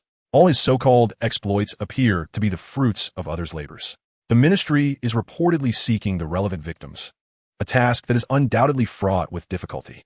However, officials from the Ministry of Magic emphasize the necessity of clarifying this matter, as the public deserves the truth. While the author felt a sense of relief, there lingered a degree of concern.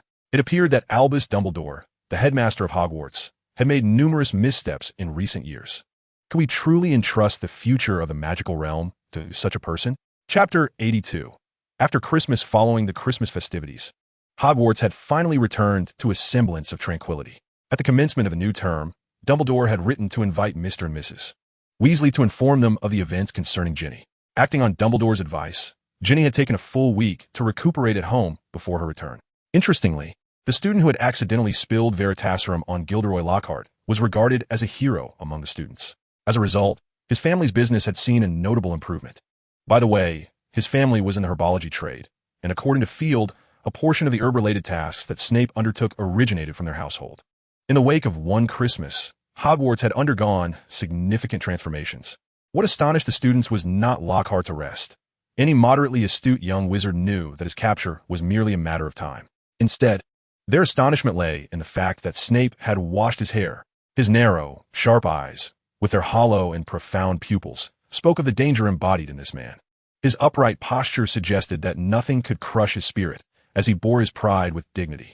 His lustrous, dark hair was gathered into a small ponytail at the back of his head, lending him an unexpected air of charm.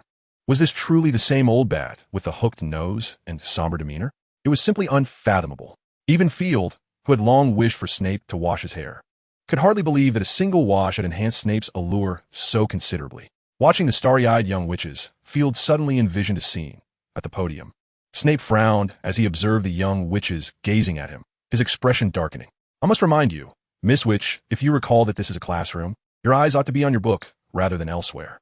Very well, Professor, the young witch replied, her gaze firmly fixed on his face, her eyes sparkling. You are absolutely right. Are you going to deduct points? Perhaps I neglected to remind you. Miss Witch, Snape coldly retorted, if your mind is not lingering in your dormitory, you should be aware of the consequences of provoking a professor. I understand, Professor, the young girl responded, a mysterious blush creeping onto her cheeks. I merely wish to inform you that I know you enjoy deducting points, so I've been working hard in other classes to accumulate points, all reserved for your deductions. Should you wish. She added, covering her face and unintentionally emitting a peculiar sound. Why do I still find this rather harmonious? Field was taken aback by his own thoughts, shaking his head vigorously to dispel the image that had just crossed his mind. As a result, during lunchtime, Field became acutely aware of his own youth. Two girls nearby exchanged furtive glances before whispering to one another. Did you see that? Professor Snape is truly handsome, and his abilities are remarkably formidable. He is the epitome of perfection. Indeed, he possesses an alluring coldness and style. Goodness, he is simply flawless. Absolutely. Especially when he reprimands someone, it's utterly captivating. How fortunate must the one being scolded feel? Do you think if I deliberately made a mistake, he might take notice of me? Or perhaps even chastise me? Hey, back off, Professor is mine. Indeed, beauty often captivates the mind. Field felt he had been underestimating his own thoughts. After all, it was only youthful exuberance that he possessed. Contemplating this, Field was suddenly overwhelmed by a sense of isolation at the heights of his aspirations. Amidst this serene yet peculiar routine, the end-of-term examinations loomed ominously. Blaise was nearly driven to madness. Heaven knows how recklessly he had been indulging lately, having neglected both assignments and textbooks in abundance. Oh, why must there be such a thing as homework? Blaise muttered resentfully as he furiously copied from borrowed notes. Do not fret, Blaise, it is not your fault. Field chimed in cheerfully while sipping lemon juice. You simply chose to dedicate your study time to leisure. It's not a grave matter, is it? No. If I fail this exam, my mother will have my head, Blaise exclaimed, a look of despair etched across his face. Why does time pass so swiftly? Swiftly? Field replied, perplexed. Why do I not feel the same? Could it be that you lack any assignments? Blaise paused, shooting Field a glum glance before returning to his work. That makes sense. Field pondered, begrudgingly conceding to Blaise's point. You're right. I suppose I should peruse my books. No, my good brother. Blaise quickly grabbed his arm. A sycophantic grin plastered on his face. You would be willing to assist me, wouldn't you? I never claimed that. Field shook his head. You would be wise to tackle it alone, my friend. The assignments will aid you in grasping what you have missed. If you wish to avoid failure, it's best you heed my advice. I am well aware, Blaise retorted dismissively. Your handwriting is distinct from mine. If I let you write for me, the professors would surely notice. Then what do you wish for my assistance with? Field asked, astonished. Naturally, with revision. Blaise waved his hand dismissively. Though I would prefer to avoid it, I have no choice. I must master the material. It is my duty, even if it is not my desire. Such resolve. Field thought he had underestimated him. I'm a pure blood, my friend. A pure blood may indulge and be lazy, yet the requisite knowledge cannot be overlooked. In fact, I must exceed the expectations of others. Knowledge is, after all, the greatest reliance of family. Blaise shrugged. Unless I wish to forfeit my future, which is clearly not an option. Field couldn't help but regard him with newfound respect. Blaise had always been astute. Indeed, the minds of pure-blood wizards were seldom lacking in acuity. Even the notoriously dim-witted Slytherins, Crabbe and Goyle, managed to keep pace academically. The ability to discern what one ought to do, rather than merely what one wishes to do, and to act upon that understanding, is perhaps a shared virtue among the scions of pure-blood families. As the students diligently prepared for their examinations amidst their tranquil lives, the end-of-term assessments arrived as anticipated. With Field's assistance, Blaise engaged in rigorous study and magical practice from dawn till dusk, ultimately gaining a measure of confidence regarding the upcoming tests, which brought him some relief. Wish us luck, Field, Blaise said, gently tapping his shoulder with his fist. Indeed, may fortune smile upon us. Chapter 83, The End-of-Term Examinations, Part 1. The first-year examinations encompassed 7 compulsory subjects at Hogwarts, in addition to a flying class. With the exception of the flying course, all other subjects were divided into written and practical components. The day before the examinations, Field had already received the schedule. The written portions of Charms and Transfiguration were scheduled for Monday morning, followed by the practical examinations in the afternoon. The written assessments for Herbology and Potions were to take place on Tuesday morning, with their respective practicals in the afternoon. Wednesday morning was reserved for the written tests in Astronomy and History of Magic, and the afternoon would feature practicals for both subjects along with the flying class practical examination. Originally slated for cancellation, the defense against the dark arts exam was, under the prudent leadership of Fudge, ultimately permitted to proceed as planned. However, due to Gilderoy's unprincipled teaching methods, only the written portion of the defense against the dark arts exam would be retained, with practical assessments to be organized by the school for a retake next year. Fortunately, following Christmas, under Dumbledore's guidance, the other professors had been taking turns to provide supplementary lessons for the students, with even Dumbledore himself participating in the teaching, alleviating the students' anxiety. Blaise expressed regret, as he had anticipated that this subject would no longer require examination. The Charms examination was not particularly challenging, comprising simple theoretical concepts discussed in Flitwick's classes, along with essential considerations for spellcasting. Field had expected that the exam might include multiple-choice questions regarding spells, but upon seeing the paper, he was somewhat surprised. Naturally, such a modest level of difficulty posed no insurmountable challenge for him. In less than 20 minutes, Field had completed the exam. It is worth mentioning that Hogwarts prohibits any cheating implements, such as automatic quills, during examinations. However, students are permitted to enchant their quills to write automatically in lieu of handwriting during the test. After casually submitting his paper on the podium, Field departed from the Charms examination room and made his way to the Transfiguration examination hall. After a brief wait, Professor McGonagall entered the classroom, a stack of examination papers floating behind her. I believe you should be in the midst of an examination, dear. Professor McGonagall raised an eyebrow as she looked at Field, It seems you have completed it ahead of schedule. Yes, Professor. Field shrugged slightly. It is a rather straightforward examination, is it not? Those who have studied diligently would surely think so. Professor McGonagall offered a faint smile. Shall we commence ahead of schedule? If it is permissible, I would certainly welcome that. Field replied with a nod. It is of no concern. This will not pose a challenge for you. Professor McGonagall produced a paper and handed it to him. We all know you are exceptional, Field. Your essay has sufficiently demonstrated your capabilities. I do wish we could forego the exam altogether and simply award an O. That would be splendid, Field remarked while accepting the test paper. However, it is evident that your father holds a different perspective. Perhaps he desires to enrich your educational experience. Professor McGonagall shrugged, merely speculating, for few can truly fathom his thoughts. If a dessert were placed before him, anyone could surmise his intentions. Provided they were aware of his preferences, Field quipped. Well, you're not mistaken, McGonagall acknowledged with a smile. Now, how does my exam paper fare? The Gamp's law of elemental transfiguration and its 5 exceptions? Field furrowed his brow. It seems rather simplistic. Nonetheless, it serves as the foundation of modern transfiguration, which is quite reasonable. They are not you, my boy, Professor McGonagall remarked with a hint of exasperation. If it were up to your standards, I fear few students would succeed. Very well, I shall take that as a compliment, Field chuckled, placing the test paper on the table. Without reaching for his wand, he simply snapped his fingers, causing the quill on the table to begin writing autonomously. Oh, your spellcasting has become increasingly fluid, Professor McGonagall's eyes sparkled. I eagerly anticipate your performance during the practical exam this afternoon. I hope not to disappoint you, Field replied, raising his hands in a gesture of casual confidence. After a light meal and a brief nap, Field gazed at the clear sky and sauntered towards the examination room.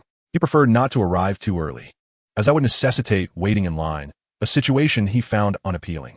Upon reaching the practical exam classroom for the charms course, he discovered only 2 students waiting at the door. Before long, both students had completed their examinations. With a leisurely gait, Field entered the classroom. Good afternoon, Professor. I trust you had a restful midday slumber? Field greeted Professor Flitwick, who was looking in his direction, with a smile. Quite well, Professor Flitwick replied cheerily, nodding at him. I believe this will pose no difficulty for you. I am eager to see your performance. Thank you, Field responded with a grin. And what is my task? This potato. Flitwick indicated towards the potato placed on the table. Simply make it dance and move to another table. Rather simple, is it not? Indeed, it is quite easy, Field acknowledged. He glanced at the potato, snapped his fingers, and the potato wobbled before sprouting 2 arms and 2 legs. Field snapped his fingers again, and a miniature tailcoat appeared on the potato's surface. Then once more, Field snapped his fingers. Amidst a flurry of vigorous and rhythmic tapping, Potato danced gracefully while swiftly advancing towards the designated table. Professor Flitwick's eyes sparkled with excitement, his expression reflecting his exhilaration. Under the attentive gaze of Professor Flitwick, Potato quickly reached the finish line, bowing deeply before collapsing, all peculiarities vanishing instantaneously as if the preceding events were merely a fleeting dream. Remarkable transfiguration and enchantment. Professor Flitwick applauded enthusiastically.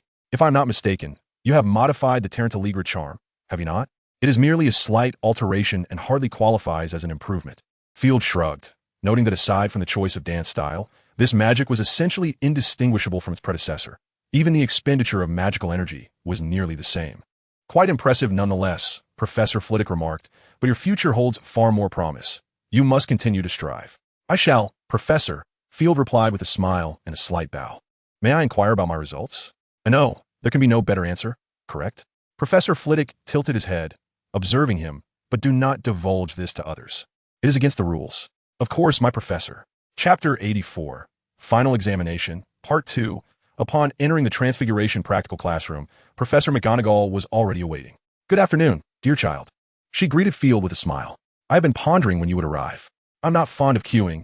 As you know, Professor, Field replied with a shrug.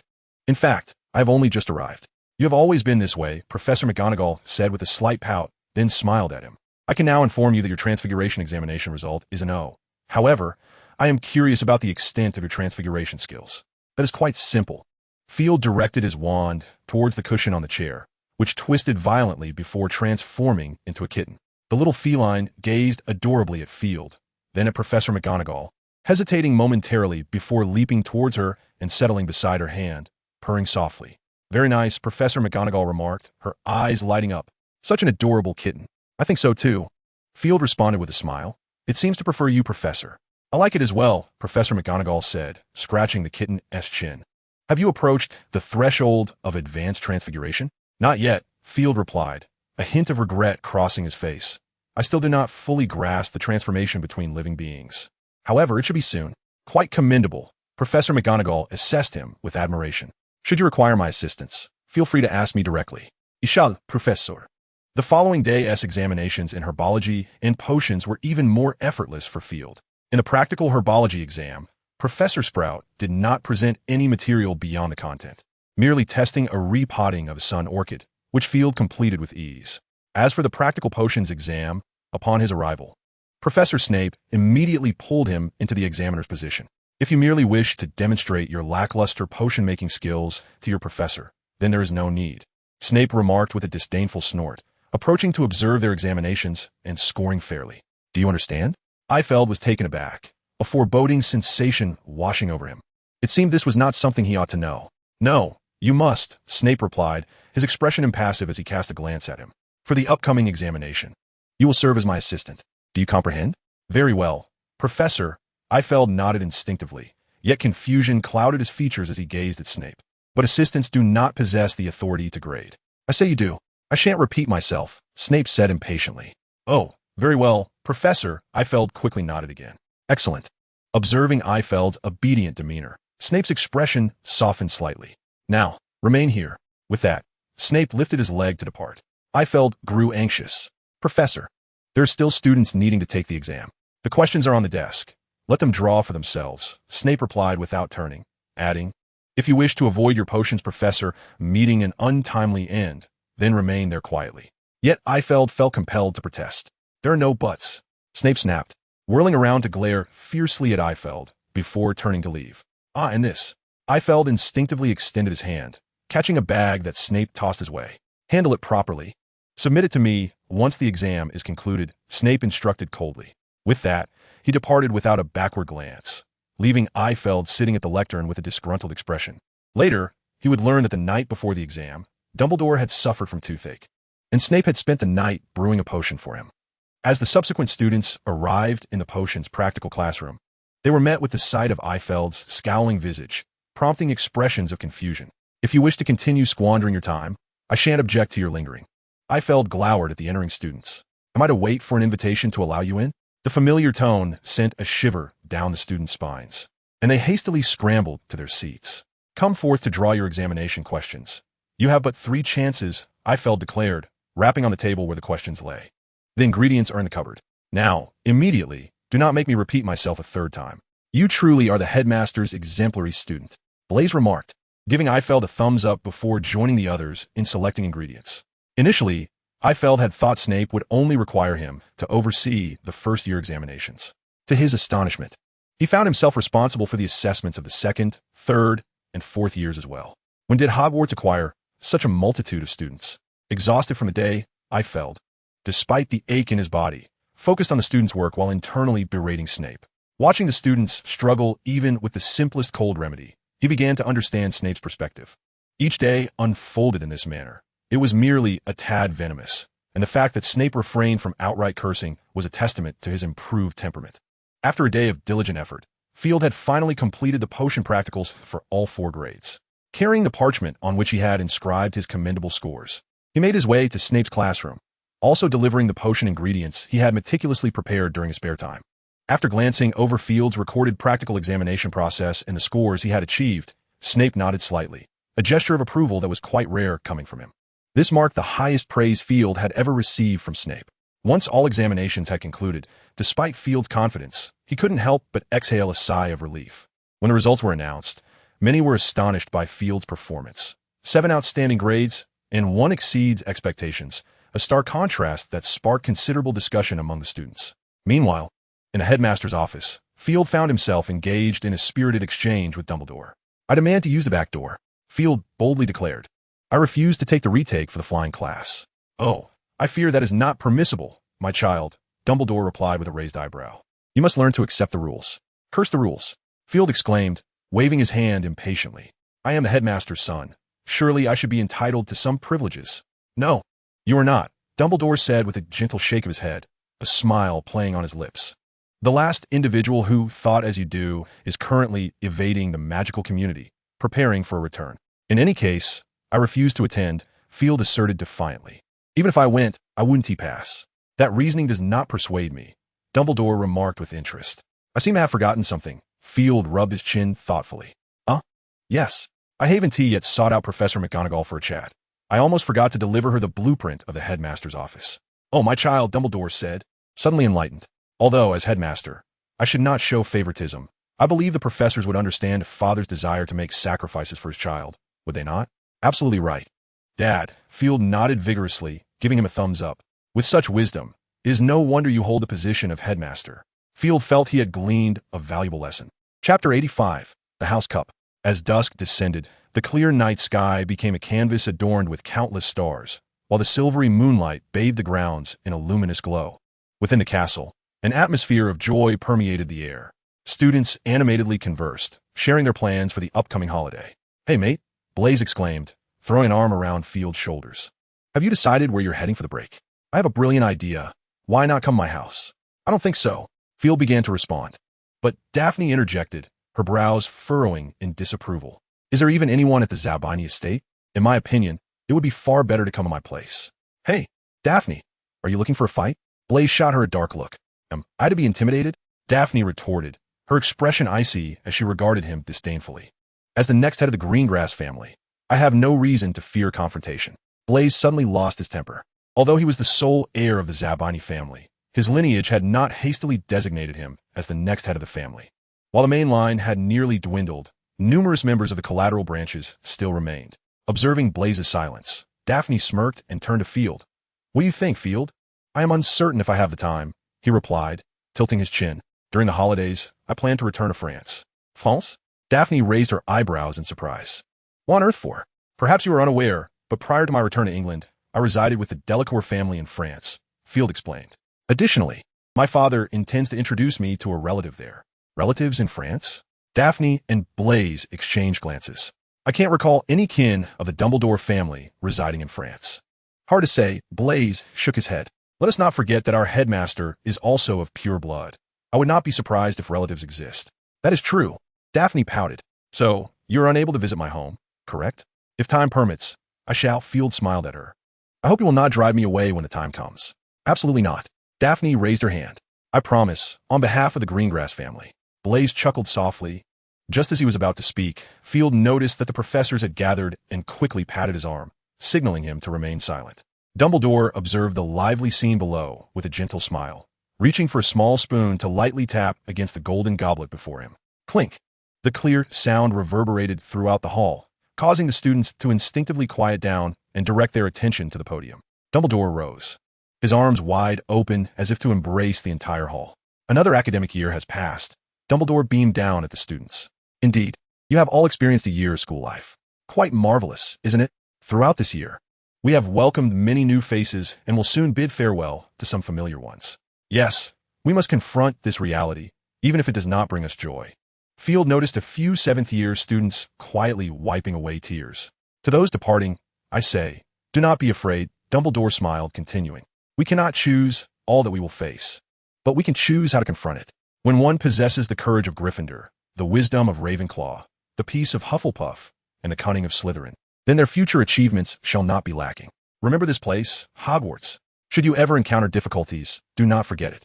Also, remember Hogwarts' motto, do not disturb a sleeping dragon. At this point, Dumbledore paused slightly, allowing the students' emotions to settle before continuing his address. Well, children, another academic year has come to a close, and I trust your minds are brimming with newfound knowledge, Dumbledore remarked, raising an eyebrow. Isn't it splendid? You now possess an entire year's worth of learning to forget over the holiday, ensuring that boredom remains at bay.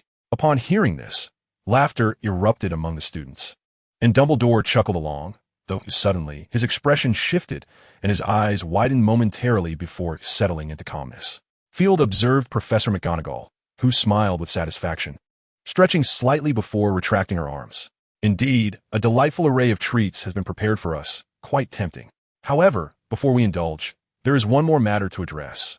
Ah, yes, the house cup. Dumbledore grinned as he picked up a piece of parchment, adjusting his glasses. Now, The scores for each house are as follows. 4th place, Hufflepuff, with 390 points. The Hufflepuffs offered gentle applause. 3rd place, Gryffindor, with 395 points. The Gryffindors clapped vigorously, some whistling in delight. 2nd place, Ravenclaw, with 422 points. Yes, quite commendable. The Ravenclaws cheered joyfully, some embracing one another in encouragement. And, in 1st place, Slytherin, with 440 points. The Slytherins clapped excitedly, their enthusiasm palpable. Well done, Slytherin, Dumbledore said with a cheerful clap, though a sense of unease seemed to linger. The Slytherins' expressions darkened as they fixated on Dumbledore. Oh dear, Daphne murmured, biting her lip. Is it not enough, even with a Dumbledore on our side? First, let us acknowledge Mr. McCalla. Dumbledore gently cleared his throat, beginning his address. Our fortunate hero. Many have referred to him as such, and I find it quite fitting. Mr.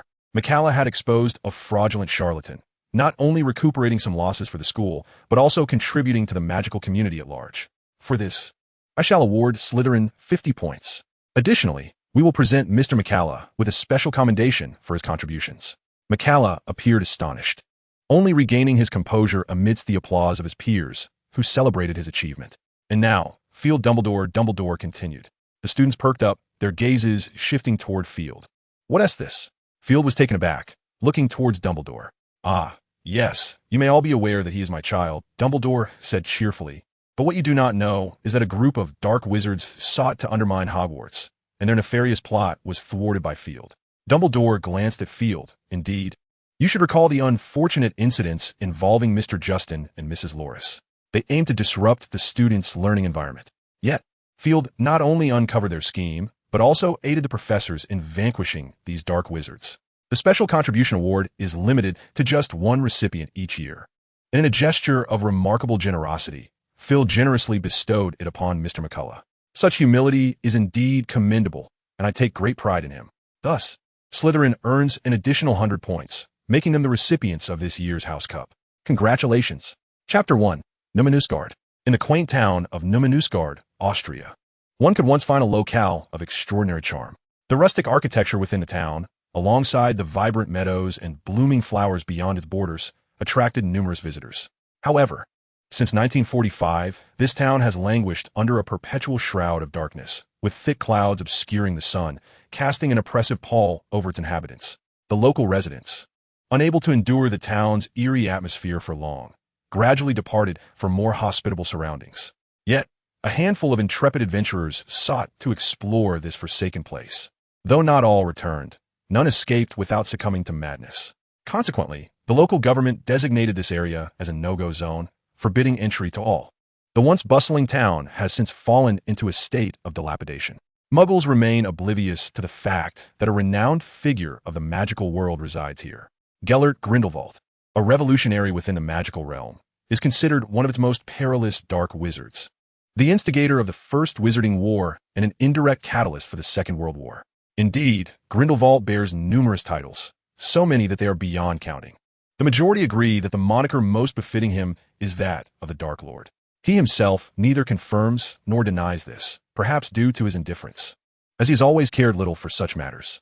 With a sharp crack, an elderly woman with wispy white hair and a slightly stooped frame appeared before a decrepit clock tower. Although referred to as a clock tower, it is merely a facade visible to muggles. Any wizard arriving would discern its true form, a grand tower, now stripped of its former splendor. Vines entwined about its structure and cracks marred its walls, all bearing witness to the relentless passage of time. Above the entrance, the faded, gilded letters still faintly reveal their original inscription in Latin, all for the greater good. The old woman's lips quivered slightly, her eyes brimming with sorrow. She offered a slight bow to the tower before slowly advancing toward it. With a creaking sound that pierced the air, the door, long neglected, groaned open. The old woman cast a glance upwards and then ascended the staircase step by step. The sound of her footsteps echoed in the vast emptiness of the tower. Yet she remained undeterred, her clouded gaze fixed steadfastly upon the tower's summit. She ascended steadily, without pausing or resting, until she reached the pinnacle of the towering structure. There, she stood before a tightly shut wooden door, her hand trembling as she raised it briefly before letting it fall. Tears brimmed in her eyes, yet they did not cascade down her cheeks. Gently, she rapped on the door, as if concerned about disturbing something within. "Come in," a voice, aged yet succinct, resonated from inside. It was imbued with strength and magnetism. The old woman wiped away her tears, lifted her gaze, and endeavored to suppress the myriad expressions on her face, a faint smile blossoming upon her lips. With a creak, she pushed the door open and entered, finding an elderly man seated by the window. The old man did not divert his gaze towards her. He remained fixated on the tumultuous sea outside, his eyes glimmering with a hint of vitality. "Good afternoon, my master," the old woman, Vita, said, striving to stand tall as she offered him a smile that revealed the beauty she once possessed in her youth. "You ought not to have come, Vita," he replied without turning. "This is not a place of solace." "In my eyes, it remains beautiful, my master," Vita responded, her smile tinged with profound sorrow. "Beautiful?" the old man echoed, his tone laced with an inexplicable quality. "You seem to have forgotten that this is merely a prison." He still did not turn to face her. "No, it is merely a dwelling, my master," Vita asserted, shaking her head resolutely. "No place can confine someone as great as you." "In truth, I am already confined," he said with a light chuckle, a complex emotion flickering in his eyes before swiftly vanishing. "If there is something you wish to convey, you may do so." "Yes, my master," Vita replied respectfully. "A young man has emerged among us, seemingly insightful about our future. Many of the saints are wavering, contemplating whether to continue following him." "Oh," the old man expressed interest, finally turning his head with curiosity. "Have you met him?" "Indeed," Vita nodded, furrowing her brow. "Though his eloquence and ideas are commendable, I cannot shake the feeling that something is amiss. Merely ambition and desire," the old man chuckled lightly. "That is of little consequence, as long as his abilities are sufficient. Let him be." "Very well," Vita nodded, then cautiously inquired. "Moreover, he has expressed a desire to visit you, and not just him, but many of our companions." "I understand, and I can surmise," the old man smiled and shook his head. "Let be. I have grown old, Vita. It is time to make way for those who follow. As long as someone can forge a path, that is the best outcome." However, Vita, in her urgency, began to speak, only to be interrupted by a gesture from the old man. "Enough, Vita," he said slowly. "After such a long time apart, let's not dwell on this. Is there anything else?" "Yes, my master." Vita nodded slightly, mentioning that there were matters from England concerning Dumbledore. The elder fell silent for a moment, then turned his head away again. After a brief pause, he sighed and repeated the name, Dumbledore. "Go on," he urged softly. "Indeed," Vita replied, casting a glance at the elder. "In fact, it pertains to Dumbledore's child. However, our numbers over there are sparse, and we have only gleaned a few fragments of information. It appears that the child has discovered something remarkable." "Dumbledore's child?" the elder murmured, a mysterious glint flashing in his eyes. "Do tell." "Yes, my lord," Vita pondered before responding. "It is said that the child can transform into a phoenix, and our people speculate that he may have truly achieved immortality. Furthermore, this child seems to have transcended the barriers of race, as he appears capable of wielding house elf magic." "Ah, what exceptional talent," the elder remarked with a smirk. "Truly a worthy heir to Dumbledore. What is his name?" Field Dumbledore," Vita replied swiftly, "but we do not know who the child's mother is. And Dumbledore seems intent on keeping that secret. In fact, the child's middle name remains undisclosed."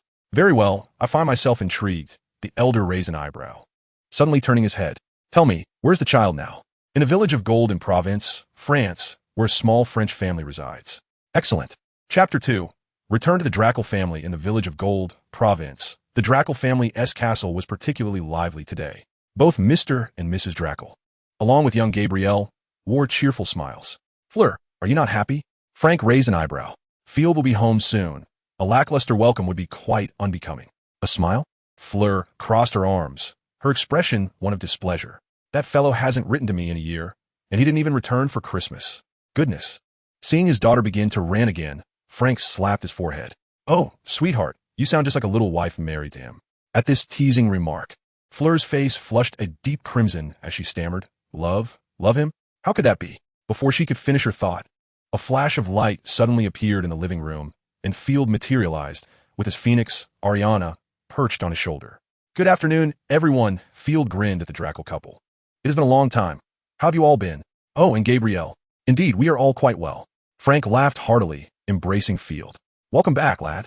"Mrs." Drackle also smiled, hugging him and giving him a kiss on the cheek. Young Gabrielle, upon seeing this, exclaimed loudly, "I want one too. I want one too." Field, smiling broadly, knelt down to embrace her. Just as he intended to release her, the little one pressed her face against his. Field felt a brief, moist sensation on either side of his face, and before he could fully comprehend the moment, he witnessed Gabrielle leap forward, burying her entire face in her mother's embrace. This was no mere display of affection. Such an endearing little creature. Field raised an eyebrow, pondering, yet I seem to have gained something, have I not? Gabrielle abruptly lifted her head, made a silly face at him, and then buried her face once more. Her adorable antics elicited laughter from everyone in the room, even from the typically stern Furong, whose lips curled into a faint smile. I believe I just heard something, Field remarked, glancing at Frank. If you don't mind, may I inquire about the topic of your discussion? Oh, certainly. Frank waved his hand dismissively, but was promptly interrupted by Furong's loud interjection. Father. She shot him a disapproving glance, then turned her attention to Field. I think it's unnecessary for you to be informed about this. Oh. Field raised an eyebrow, gently stroking Ariana's neck and jesting. Pray tell, you're not considering a proposal to me, are you? That's simply one do. At his words, Furong's cheeks flushed slightly, but soon her expression darkened. Are you implying that marrying you would be inappropriate? She inquired sternly. Is this young lady serious? Field sensed her earnestness, his eyes darting briefly before he slapped his forehead. I almost forgot to introduce her. This is my companion, Ariana. She's a phoenix. Ariana chirped softly, nuzzling Field's face before nodding at Frank and the others. Oh, a phoenix is a rare pet indeed, Frank exclaimed in astonishment, then asked, did Professor Dumbledore assist you in finding her? Not entirely, Field shrugged. In truth, it was my father's phoenix, Fawkes, who helped me locate the egg that hatched Ariana. Remarkable, Frank said excitedly, gazing at Ariana. May I pet her? Before Field could respond, Ariana let out a loud shriek, a flash of fire illuminating the room as she vanished. Well, you have your answer, Field said, raising his hands in a gesture of resignation. She might just be a bit shy. What a pity, Frank sighed in disappointment. Perhaps as you grow more familiar, you could ask her again, Field suggested reassuringly. That's all right, Frank waved his hand. Phoenixes are proud creatures. Few beyond their owners are granted their affection. I bear no ill will. That's good to hear, Field said with a cheerful smile as he opened his suitcase. However, I do have some other small gifts for you. With that, he retrieved an array of items from his bag. This is the latest fragrance potion, he said, handing a beautifully ornate bottle to Madame Delacour. It can emit different scents depending on the weather. Just a drop will last at least a week. Oh, thank you. Madame Delacour beamed with delight as she accepted the bottle, examining it closely before carefully placing it away, offering Field another affectionate gesture. Do not mention it. Field received Frank's affirmative gaze and secretly smiled to himself. He nodded at Madame Dracula, saying, I believe only the most beautiful individuals deserve the finest. Do you not agree? Absolutely. Frank laughed heartily, nodding in agreement. Madame Dracula gently patted Frank, her smile growing ever more radiant. Flattery, murmured Furong under her breath. Field pretended not to hear and produced an item, handing it to Frank. This is a vial of antidote I crafted myself, the formula refined by my potions professor. It can counteract the majority of poisons. Even the venom of a venomous leopard requires merely 3 drops. Oh, that is remarkable. Frank's expression shifted, and he solemnly accepted the potion. Do you have any for yourself? If not, you should take it back. Despite his words, it was evident that Frank was reluctant to part with the vial, his grip on it firm. I have enough for my own use, Field nodded. In truth, the potion was not as rare as one might think. The ingredients were merely challenging to procure. What Field refrained from mentioning was that the primary component of this potion was the fangs of a millennium-old basilisk, ingredients that were not just rare, but nearly extinct. Basilisks themselves are not common magical creatures, let alone those that have surpassed their lifespan limits. That is reassuring. Frank accepted the potion with a relieved expression, then inquired with interest, It seems your potion-making skills are quite commendable. Indeed, Field replied with a smile. Our potions professor is Severus Snape, one of the few potion masters in Britain, from whom I have learned a great deal. I have indeed heard of his illustrious name, Frank exclaimed, a look of realization crossing his face. He is renowned as the finest potion master. You are quite fortunate. I believe so, Field shrugged. Hey, what about our gift? Seeing that Field remained unresponsive, Furong, unable to contain her impatience, pouted and nudged him. Oh, your gift? Field shot her a sidelong glance. Child, you have grown. You should no longer be seeking gifts. Huh, Furong scoffed, casting him a disdainful glance. I am much younger than my parents. Well, I did not perceive it, Field shrugged. Furong's eyes suddenly widened, and she extended 2 fingers toward him. Oh, your gift is here. Upon seeing her fingers, Field suddenly recalled something, a cold sweat forming on his brow as he hurriedly presented the prepared item. What is this? Furong asked, looking at the object in her hands with confusion. Chapter 3. Leaving the Dracula Residence. The Heart of the Siren. Field raised an eyebrow, remarking, "This is not easily acquired, but should prove useful to you." Furong's expression darkened as she shot Field a glare, but chose not to speak. Field was aware that Furong's grandmother was a siren, and thus, encountering a siren's heart would undoubtedly unsettle her. Nevertheless, Field's assertion held truth. Furong, after all, possesses a quarter of the enchanting bloodline of the Maiwa. If she could devise a means to harness the heart of the Maiwa, she could at the very least amplify the Maiwa lineage flowing within her veins. The Maiwa are inherently gifted in the art of transformation. Thus, enhancing this bloodline would undoubtedly elevate Furong's own aptitude for transformation, not to mention the peculiar allure that accompanies it. Once Furong had presented her gifts, Field turned his gaze toward Gabrielle. The little one had, at some point, lifted her face from her mother's embrace, her eyes gleaming with anticipation as she regarded Field. And let us not forget our adorable little darling. Field gently ruffled her hair. After a moment of contemplation, he retrieved an object from his box. It was a silver egg, roughly the size of a palm. "Oh, is that an egg?" Gabrielle exclaimed. "Are you giving me your egg?" Field was about to affirm her assumption, when he suddenly sensed something amiss. "Is that a bird snake's egg?" Frank interjected, his eyes brimming with astonishment. "These are rather difficult to procure, and I recall that many magical authorities have classified them as contraband. Where did you obtain this?" "It was a gift," Field replied succinctly, bestowing such a precious bird snake egg as a present. Frank cast a deep glance at Field before breaking into a smile. "It appears that you are getting along quite well with your peers." "Things are going fairly well," Field responded with a smile. "That's splendid." Frank patted his shoulder and added, "Trust me, my child, it is only within the confines of the school that you will forge true friendships. Once you graduate, things will change." "I understand," Field nodded, fully aware of Frank's implication. "Excellent." Frank smiled approvingly, then turned to the eagerly awaiting Gabrielle, gently patting her head. "You needn't look at me, dear, if you like it. You may accept it." "I adore it," Gabrielle exclaimed, leaping towards Field, her soft little hands reaching out to cradle the bird snake egg. "Thank you, Brother Field." Gabrielle beamed at him sweetly. "You're most welcome, Gabrielle," Field replied with a smile, giving her arm a gentle pat. "Do take good care of it, if you aren't afraid of snakes." Gabrielle shook her head vigorously, declaring, "I'm not afraid. I think little snakes are adorable."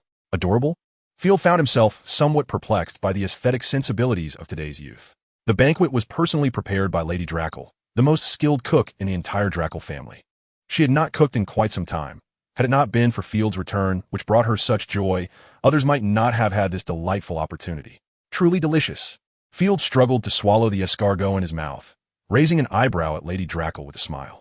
"To be honest, I find myself somewhat envious of Uncle Drackle." "There are many who envy me." Frank laughed heartily, his face radiating pride. Lady Drackle playfully swatted at him and smiled at Field. "If you like it, do eat it plainly." Seeing Field nod, Madame Drackle smiled with satisfaction. "Forgive my boldness, but may I inquire, Field, what are your plans for this holiday?" "Indeed," Field replied with a gentle nod. "Father intends to take me to visit someone." "Is it permissible to ask whom?" Madame Drackle inquired, her smile unwavering. Field hesitated briefly before chuckling lightly. "There is nothing inappropriate to disclose. Father wishes to introduce me to Nicole May." "Who?" Madame Drackle questioned, doubting her own hearing. The other three also gazed at him in astonishment. "Surely I did not mishear," Frank muttered. "Indeed, you heard correctly," Field sighed.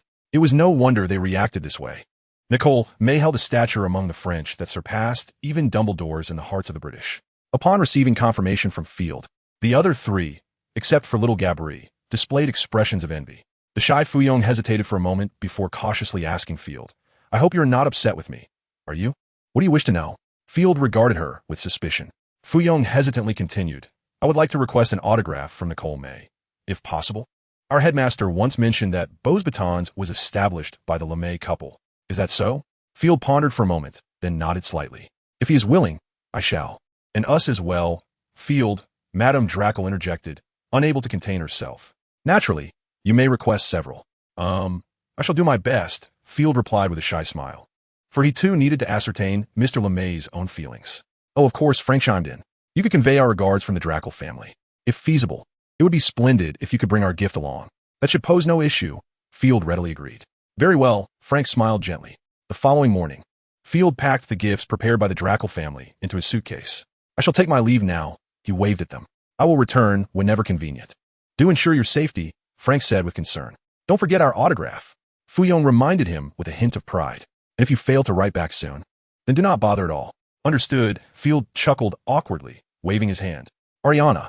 With a soft call, Phoenix Ariana flared into flames, and in an instant, both the person and the bird vanished from the room. When they reappeared, Field found himself standing on the streets of Paris. The Paris Opera House, Field murmured, searching attentively. Ah, there it is. Spotting the iconic structure, he pulled out a small note and quietly read it aloud. Before him, the air shimmered, revealing a remarkably elegant little courtyard. At that moment, Dumbledore stood in the courtyard, greeting him. Chapter 4. Delicious. Good morning, my child. Dumbledore cheerfully opened the door for him. You have already visited the Delacour residence, haven't you? How are they faring? They seem quite well, Field replied, stepping closer and giving Dumbledore a gentle embrace. They asked me to send their regards to you. Ah, I should express my gratitude, Dumbledore replied, raising an eyebrow. Perhaps I ought to find a moment to pay them a visit. I've heard their daughter is quite lovely. Perhaps, Field shrugged nonchalantly. You know, I have never been particularly concerned with such matters. Well, Dumbledore smiled. At your age, you should certainly endeavor to experience the joys of love. Trust me, it is truly marvelous. Oh, is that so? Field replied with a bemused expression, gazing at Dumbledore. So, what do you plan to find me a mother? Who knows? Dumbledore said, turning his gaze inward. What matters now is that I must take you to meet Nicholas. Ah, look, they have already come out. Observing Dumbledore's deft change of subject, Field merely pursed his lips and said nothing. Let's see how long you can maintain this facade. Field cast a scornful glance at Dumbledore, who had already decided on a middle name for himself, yet hesitated to confront an old flame. Bah, what a cad. A sudden sense of mission ignited within Field. It seemed that orchestrating a reunion for this elderly couple would fall upon his shoulders. With this thought in mind, he maintained his composure as he approached the elderly couple walking toward them. So, this is the child you have been so fondly mentioning? The elder man chuckled, looking at Field. Greetings, young Mr. Dumbledore. I am Nicholas Flamel, and this is my wife, Perenelle. As he spoke, he trembled and extended a hand. Hello, Mr. Flamel. Field responded, inclining his head slightly as he gently clasped Flamel's outstretched hand. And Mrs. Flamel, please call me Field. You may call me Nicholas, Flamel grinned, revealing his few remaining teeth. Let us go inside. This wretched weather is quite frigid. Frigid? Field thought, feeling the warm breeze and the bright sun, casting a perplexed look at Nicholas. Dumbledore appeared unfazed, patting Field's head as he led him inside. As they settled down, Mrs. Flamel waved her wand gently, pouring red tea for the guests. Give it a try, Nicholas suggested to Field. This is Perenelle's specialty, and I adore it. Even after hundreds of years, I still relish its flavor. Hundreds of years of flavor? Field mused, instantly feeling that any vintage wine paled in comparison. Observing the dark red yet clear tea, he lifted the cup and took a delicate sip. His expression changed in an instant. Bitter, an extraordinary bitterness. Not even the bitter gourd juice that Snape had once forced him to drink could compare. Stifling the urge to spit it out, Field struggled to swallow the tea, which, despite its fragrant aroma, left an enduring sourness on his tongue. Observing as Dumbledore incessantly added powdered sugar, sugar cubes, and honey to his teacup until the liquid visibly thickened, he finally ceased his embellishments, lifted the cup, and savored a delightful sip. Watching Dumbledore's actions, Field couldn't help but feel a twinge of envy. How is it? Nico inquired eagerly, gazing at Field. Quite good, Field replied, hastily raising his teacup. I really like it, yes. That's splendid, Nico chuckled. Perenelle was quite concerned you might not take to it, and even asked if I should add more sugar. It seems fortunate I dissuaded her. Wouldn't you agree? Oh, indeed, this is the epitome of deliciousness. Field responded with a smile, cautiously taking another sip. This time, he dare not drink too much at once. Yet even so, the intense bitterness still left him feeling quite uncomfortable. How could such exquisite flavor be enjoyed alone? With this thought in mind, Field's eyes flickered toward Dumbledore. Father, you truly ought to try this red tea. Its aroma is delightful, and it is simply divine. I would imagine so, Dumbledore replied with a smile, taking a sip of his own tea. However, my child, you are aware of my preferences. Of course, Field retorted playfully, but you could certainly experiment a bit. It wouldn't hurt, would it? If given the opportunity, I would be quite willing to do so, Dumbledore said, gently ruffling Field's hair. You, however, should indulge a bit more. Perhaps I could have the house elves at Hogwarts come learn how to prepare it as well. That way, you could enjoy it at school. As he spoke, he lightly gestured toward the teapot, which promptly floated up to fill Field's cup. Field stared at his cup, a bittersweet feeling washing over him. Was this akin to lifting a stone only to crush his own foot? After enduring the most challenging cup of tea he had ever tasted, Field resolved to abstain from tea in the future. Sour-sweet lemon juice was far superior to this concoction. After their tea, Dumbledore decided to stay a while longer, while he himself departed from Lumay's home. He informed Field that he had a few matters to attend to and would return shortly. Field found no reason to object and readily agreed. However, during lunch, Field found himself in tears as he tasted the bitter and astringent flavors in his mouth. Coupled with the sweet and fishy seafood soup, he suddenly felt acutely aware of his youth. "What is the matter, dear? Mrs.?" Lumay asked with concern upon seeing Field's tear-streaked face. "Nothing." Field gently wiped away his tears, managing a forced smile. "I've just never tasted such exquisite dishes. I am quite moved." "Indeed," Nico replied with a laugh. "Perinella's culinary skills are unmatched. I still remember when we were courting, she gifted me a slice of her homemade cake. It was truly the most delicious thing in the world." "Stop exaggerating." Madame Lamuff gently patted Nico, a smile gracing her face. Though her hair had turned white with age, the essence of happiness rendered her considerably youthful. "I am not lying. You know well that I have always relished the dishes you prepare." Nico chuckled as he patted her hand, then turned to Field. "What do you think? Is it not delicious, Field?" Observing their affectionate exchange, Field seemed to grasp something profound, a radiant smile illuminating his face. "Indeed, you are absolutely correct." Chapter 5. Field's Gains in the Study. Field attentively perused a tome as thick as a brick, his eyes brimming with delight. According to the legends among Muggles, Nicholas Lamuff received divine inspiration from an angel in a dream, leading him to discover the Book of Judaic Abraham, which consequently enabled him to create the Philosopher's Stone. In truth, Nicholas did acquire a book, yet it was not the fabled Book of Judaic Abraham. Rather, it was a nameless volume, filled with ancient magical texts and peculiar illustrations. Nicholas had mentioned to Field that he indeed drew inspiration from this book to forge the Philosopher's Stone. But the Muggle legend harbored little truth. The tale surrounding Nicholas among Muggles stemmed largely from the witch hunts of yore. During that tumultuous period, Nicholas took on a servant who diligently executed all his commands, even saving his life on one occasion. Out of trust and gratitude, Nicholas appointed this servant as his apprentice. However, despite the title, the servant was merely a Muggle and not a wizard. Even the simplest alchemy eluded him. Ultimately, Nicholas bestowed upon him some gold and a few shops, ensuring he could conduct business and live without worry. Though Nicholas's intentions were noble, he regrettably overestimated human nature. The servant harbored the belief that Nicholas did not trust him, which fueled his desire to withhold genuine knowledge. While he appeared respectful on the surface, he had already begun to harbor rebellious thoughts.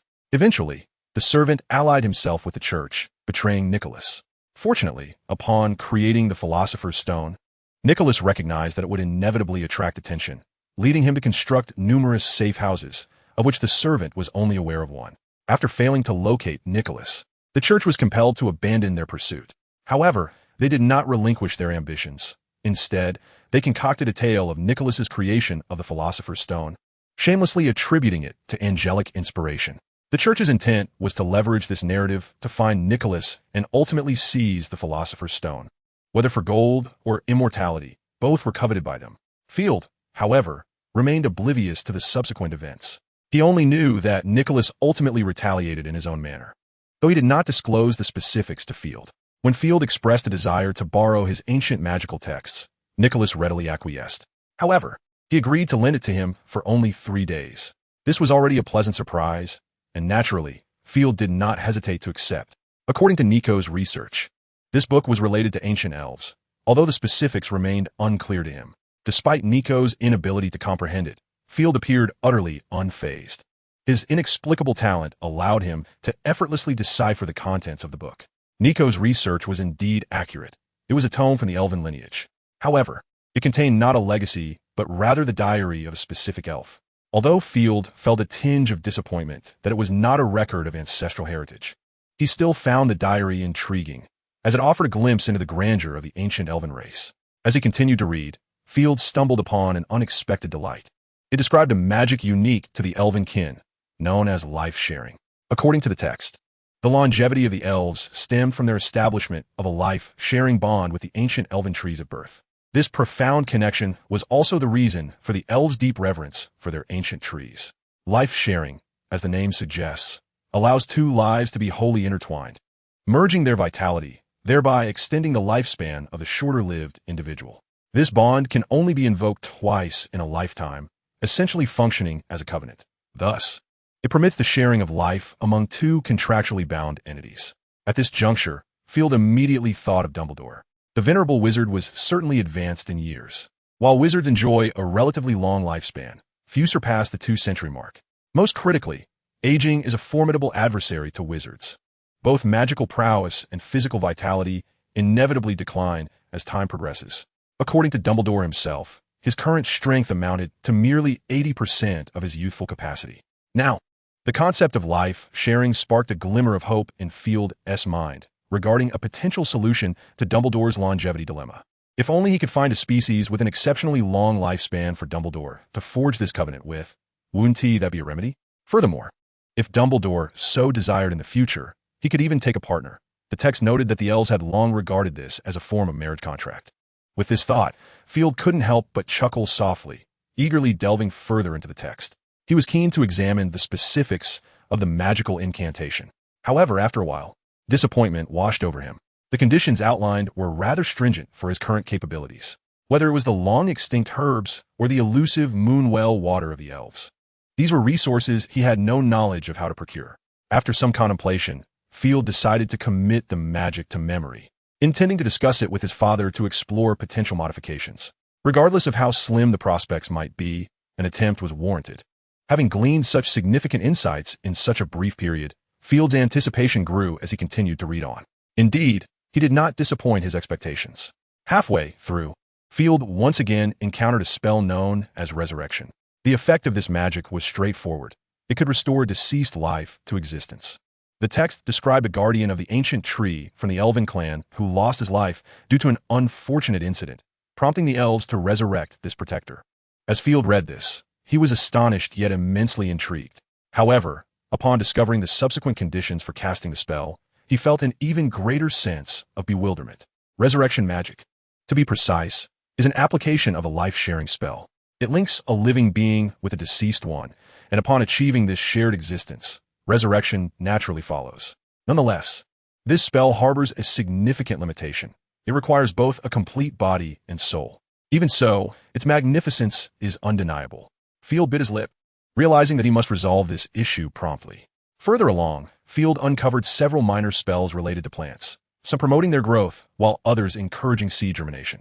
None of these, however, dazzled him as much. Nevertheless, he felt a sense of fulfillment from acquiring this knowledge. After some contemplation, he took out a piece of parchment and began to compose a letter.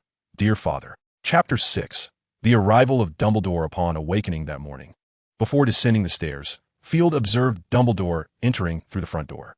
Upon seeing Dumbledore, Field hurriedly freshened up and rushed downstairs. Good morning, my dear. Dumbledore greeted him with a smile. Your robe is simply exquisite. Indeed, I believe so too, Field replied joyfully, embracing him. It was a gift from Madame LeMay. It is said to be handcrafted by her. Ah, a creation of Perenelle. Dumbledore raised an eyebrow. You should cherish it well. To my knowledge, aside from the Philosopher's Stone, Nicholas' achievements in alchemy do not quite measure up to Perenelle's. You all say that. Nicholas' voice suddenly chimed in. He glared at Dumbledore, a frown etched on his face. I dare say, you are merely envious, Albus. Come now, is what Albus says not true? Perenelle emerged from behind Nicholas, addressing him. Do you dare claim your alchemy surpasses mine? Nicholas let out a nervous chuckle. Oh, it's getting late. Let's have breakfast first. Perenelle has made some apple pie, which I find delightful. Apple pie? Field's eyes lit up. Although Perenelle's other dishes tended to be quite rich in flavor, her desserts were indeed splendid, particularly the fruit pies. Though they were a tad sweet, they were undeniably delicious. That sounds wonderful. Dumbledore cheerfully concurred with Nicholas' invitation. So what are we waiting for? After breakfast. Perenelle excused herself to tend to the garden and left the room. Nicholas, Dumbledore, and Field then proceeded to the study. I recall you mentioned you would arrive tomorrow afternoon. Nico plopped down onto the sofa and inquired of Dumbledore what has transpired. Do you require my assistance? Indeed.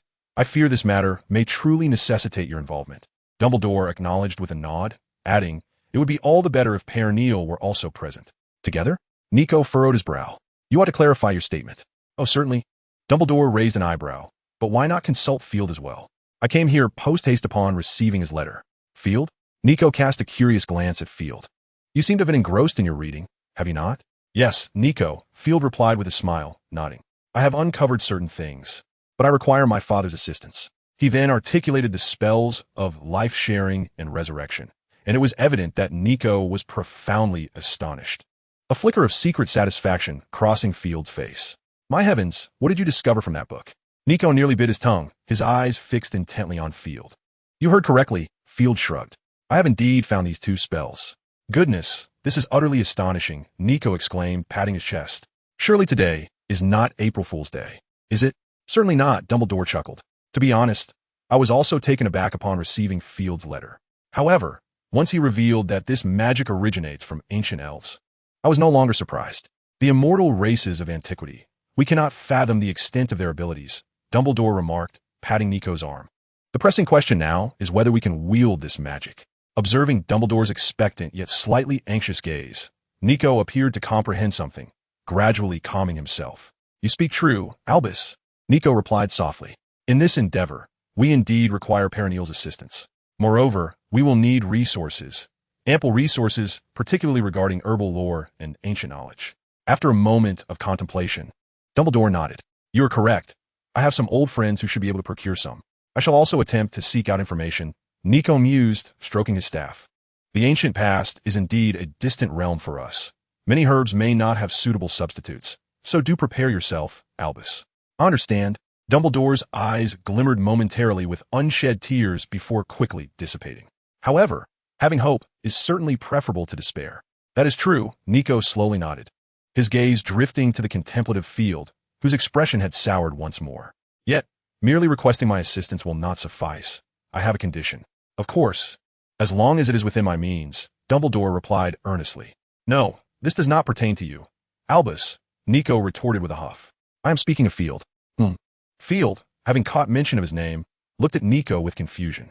"Young man, if I recall correctly, you have not informed me that you are familiar with all ancient runes, have you?" Nico cast a sidelong glance at him and spoke slowly. "You didn't ask me either."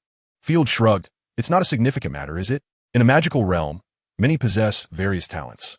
It's not quite as simple as that," Nico replied, his expression stern. "Wizards with innate gifts are relatively rare, especially those with an inherent understanding of magical scripts. I only know of you as an example. So, what do you wish to do?" Field asked, raising his hands. "I could consider it, as long as it doesn't exceed my capabilities. It's quite straightforward." Nico shot him a sideways glance. "I want you to translate all the magical scripts you know, preferably creating a magical dictionary." "I'm afraid I can't do that," Field exclaimed, taken aback, and promptly refused. "What a joke, compiling a dictionary. That sounds exceedingly tedious." He had no desire for such strenuous labor. He lacked such sacrificial spirit. "Or perhaps teach a few classes at Beauxbatons," Nico proposed. "Beauxbatons is not like Hogwarts. They do have alchemy classes. I need you to attend at least twice a month." "I know nothing of alchemy," Field shook his head. "Otherwise, I might consider it." "You said it," Nico suddenly smiled. "Alchemy is but a trivial matter.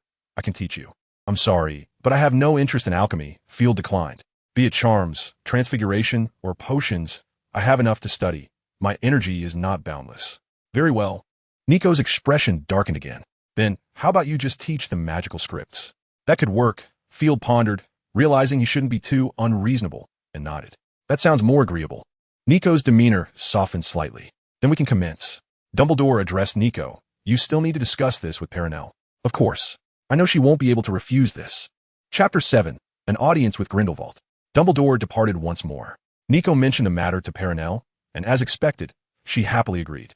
The group began to busy themselves, while Field, after jotting down the spells of life-sharing and resurrection in Latin, found himself with little else to do, observing Nico and Perenelle engrossed in their tasks. He chose not to intrude. After exchanging a few words, he exited the safe house alone. Field strolled leisurely down the street, watching the throngs of people swiftly pass by, momentarily uncertain of where to go. Indeed, it had been quite some time since he had wandered aimlessly outside. The streets of Paris were perpetually bustling with people, perhaps due to its unique allure or its status as one of the world's fashion capitals. Many elegantly dressed women sauntered past him, some even casting flirtatious glances his way. Blaise would absolutely adore this place. It is truly his paradise. This thought flashed through Field's mind. Lost in his reverie, he was abruptly jostled by a passerby. Field furrowed his brow, intending to discern the identity of the individual who had collided with him, when he was suddenly enveloped by an irresistible force emanating from the ground beneath him. After a bout of intense dizziness, he found himself in an exceedingly unfamiliar locale. Tombstones of various sizes and an array of statues adorned the surroundings, interspersed with pathways of differing lengths. This, he surmised, must be a cemetery.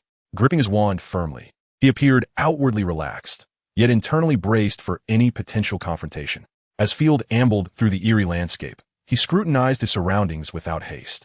Although uncertain of who had orchestrated this predicament, he was confident that this individual would eventually reveal themselves. Something feels amiss here. He noticed a peculiar spot that seemed discordant, evoking a sense of déjà vu akin to Diagon Alley. A glimmer of recognition sparked in his eyes. Yes, it was that same sensation of being concealed within the Muggle world, visible only to wizards. This must be the place.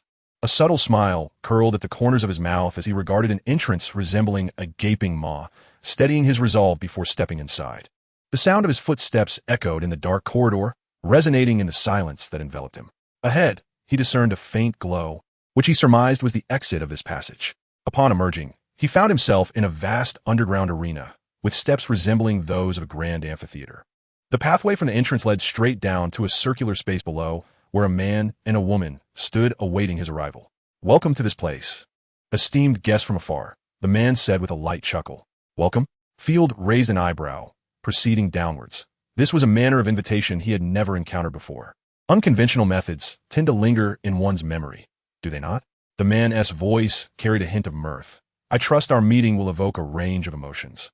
Perhaps something distinct." Perhaps, Field shrugged, halting at the edge of the circular area, allowing him to scrutinize the pair more closely. The woman donned a fitted black gown and a genteel hat, her figure commendable, though her visage bore the marks of time. The man, despite his own wrinkles, possessed an aura of authority within his heterochromatic eyes, his smile radiating a unique charm. "On our first encounter, I believe an introduction is in order," the man said with a chuckle.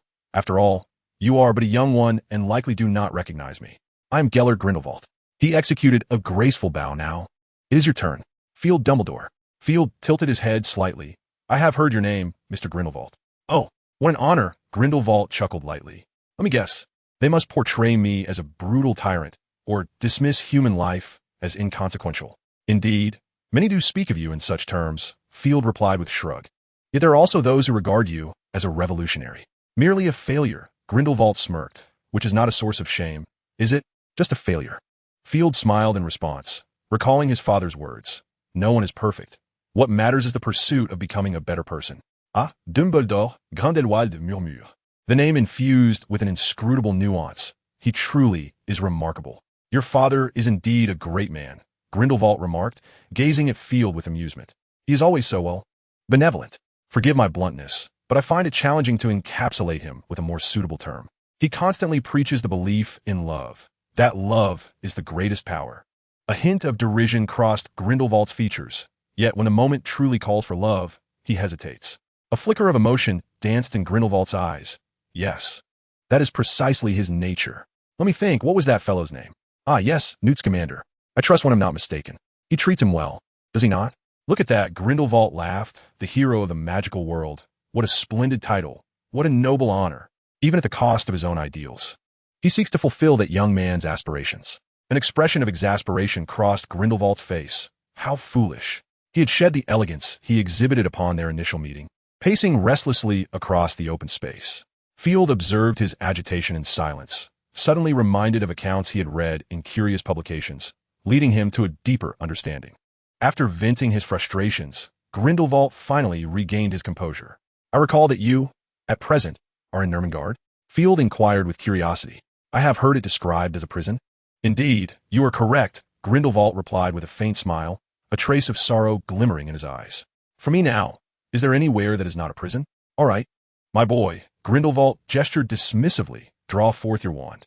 I wish to see what remarkable talents the favored of Dumbledore possesses. As a reward for your commendable performance, you may choose a title to attempt to please me, or perhaps pray that I will be lenient." "Choose a title?" Field hesitated, tentatively suggesting, "Mother? Excuse me?" Grindelwald's eyes widened in surprise. "You wish to call me Mother?" A spark of intrigue illuminated Grindelwald's gaze as he scrutinized Field for the first time. "Well, it is the most fitting title I could conceive," Field shrugged, raising his wand. "Shall we begin then, Mother?" "Oh, I believe we must converse first, my child." Grindelwald's voice softened suddenly. Could you enlighten me as to why you refer to me in such a manner? Come, let us sit for a moment. With a wave of his hand, a round table and 2 chairs materialized in the open space. No problem, Field replied nonchalantly, striding forward to take a seat opposite Grindelwald. Grindelwald regarded Field earnestly, the earlier dominance in his gaze entirely replaced by anticipation. I presume you have conducted some inquiries about me, Field stated calmly. You must be aware that I am the adopted son of my father. However, what you might not know is that my full name is Field Grindelwald Dumbledore. Grindelwald? Grindelwald repeated, suddenly amused. So, Dumbledore bestowed upon you this name, ensuring that others remain oblivious? Quite a few people know, Field responded casually, but they're all trusted by my father, such as the professors at Hogwarts. That must be his little club? Grindelwald raised an eyebrow. The Order of the Phoenix? I believe that is what you were referring to, Field nodded. I am unaware of all the members of the Order, but I am confident that not everyone is aware of my name. Very well, Grindelwald nodded lightly, appearing unfazed by this revelation. Suddenly, as if struck by a thought, he inquired, Are you aware of my relationship with Dumbledore? Has he shared this with you? Not at all, Field admitted, shaking his head earnestly. I have asked him more than once, yet he always diverts the topic. I learned through my own observations. Some say you were lovers. Is that true? Lovers? A fleeting melancholy crossed Grindelwald's features. Once perhaps. Indeed, I believe you ought to be, Field boldly asserted, both in light of my name and his actions. Do you know, I once came across accounts of your duel. Field raised a finger. At that time, I asked him why, despite having defeated you. People still referred to him as the most powerful wizard rather than the most formidable white wizard. He said he could not compare to you, even though he emerged victorious in that duel. Did you let him win then? Field queried with curiosity. Grindelwald's lips curled slightly. It was not quite that. You should be aware of Dumbledore's strength. I do, Field nodded. However, I also know he was not lying when he said that, despite his skill in deception. You're still young, my child. Grindelwald suddenly reached out, gently tousling Field's hair. When you grow older, you will understand that one should not truly compete with those they love. In the face of love, one must learn to protect and to yield. So you did indeed let him win, didn't you? Field asked with a smile. I have said it was not quite that. Grindelwald shook his head, sighing. In truth, I simply could not bring myself to do it. Do you know, my child, a glimmer of nostalgia appeared in Grindelwald's eyes during that duel. I had numerous opportunities to take his life, and he had the same. Yet, neither of us acted upon it. Grindelwald remarked, Indeed, if this continues, victory shall be mine. Yet I may very well lose control over my magic. After all, by that time, I could already feel utterly exhausted. He desires triumph. Why should I not indulge him? A light laugh escaped his lips. With my name, I shall fulfill his glory. It is quite a bargain. Yet, are you not afraid he might falter? Field inquired, gazing at him with curiosity. Falter? Grindelwald chuckled and shook his head. He shall not. I know him well. But anyone can falter, Field said earnestly. You did acknowledge that you would be spent by then, and your father would be similarly fatigued, correct? Ah, indeed, that is true, Grindelwald nodded, then shook his head. But I have faith in him. Even if he were to inadvertently cause my demise, I would not hold it against him. You truly love him, Field observed, scrutinizing Grindelwald's expression intently. Love? Grindelwald sighed. Perhaps so. To be honest, I do not comprehend what love truly is. Dumbledore was right. I have never grasped its essence. I pondered the meaning of love throughout my time in Ermengarde, yet I could never arrive at a clear understanding. However, I am certain that if I were to claim to possess love, Albus is the sole individual who has evoked such feelings within me. Field nodded in understanding. I have one more question to pose. He hesitated before continuing, gazing at the reminiscent expression on Grindelwald's face. Oh, Grindelwald smiled at him. Of course, you may ask. After all, I am your mother, am I not? Oh, indeed. Field quickly nodded. Then, do you intend to return to Ermengarde? Why do you ask? Grindelwald inquired with a smile. I believe it is not a favorable place, Field replied. I have heard it is one of the 2 most dreadful prisons in the magical realm. In truth, I would prefer you to accompany me back to Hogwarts. Your father is there as well. Would that not be better? Grindelwald paused, contemplating as he observed Field's eager expression, then shook his head with a smile. Not just yet. My child. Then you should not return at all, Field implored, a hint of desperation gracing his features. After all, it is a prison. A prison? Grindelwald gently ruffled his hair. My prison has always resided solely within my own heart. Nevertheless, I promise you, I shall not return. He looked up at the sky beyond the courtyard. There are matters I must attend to. When we next meet, I shall present you with a gift, shall I?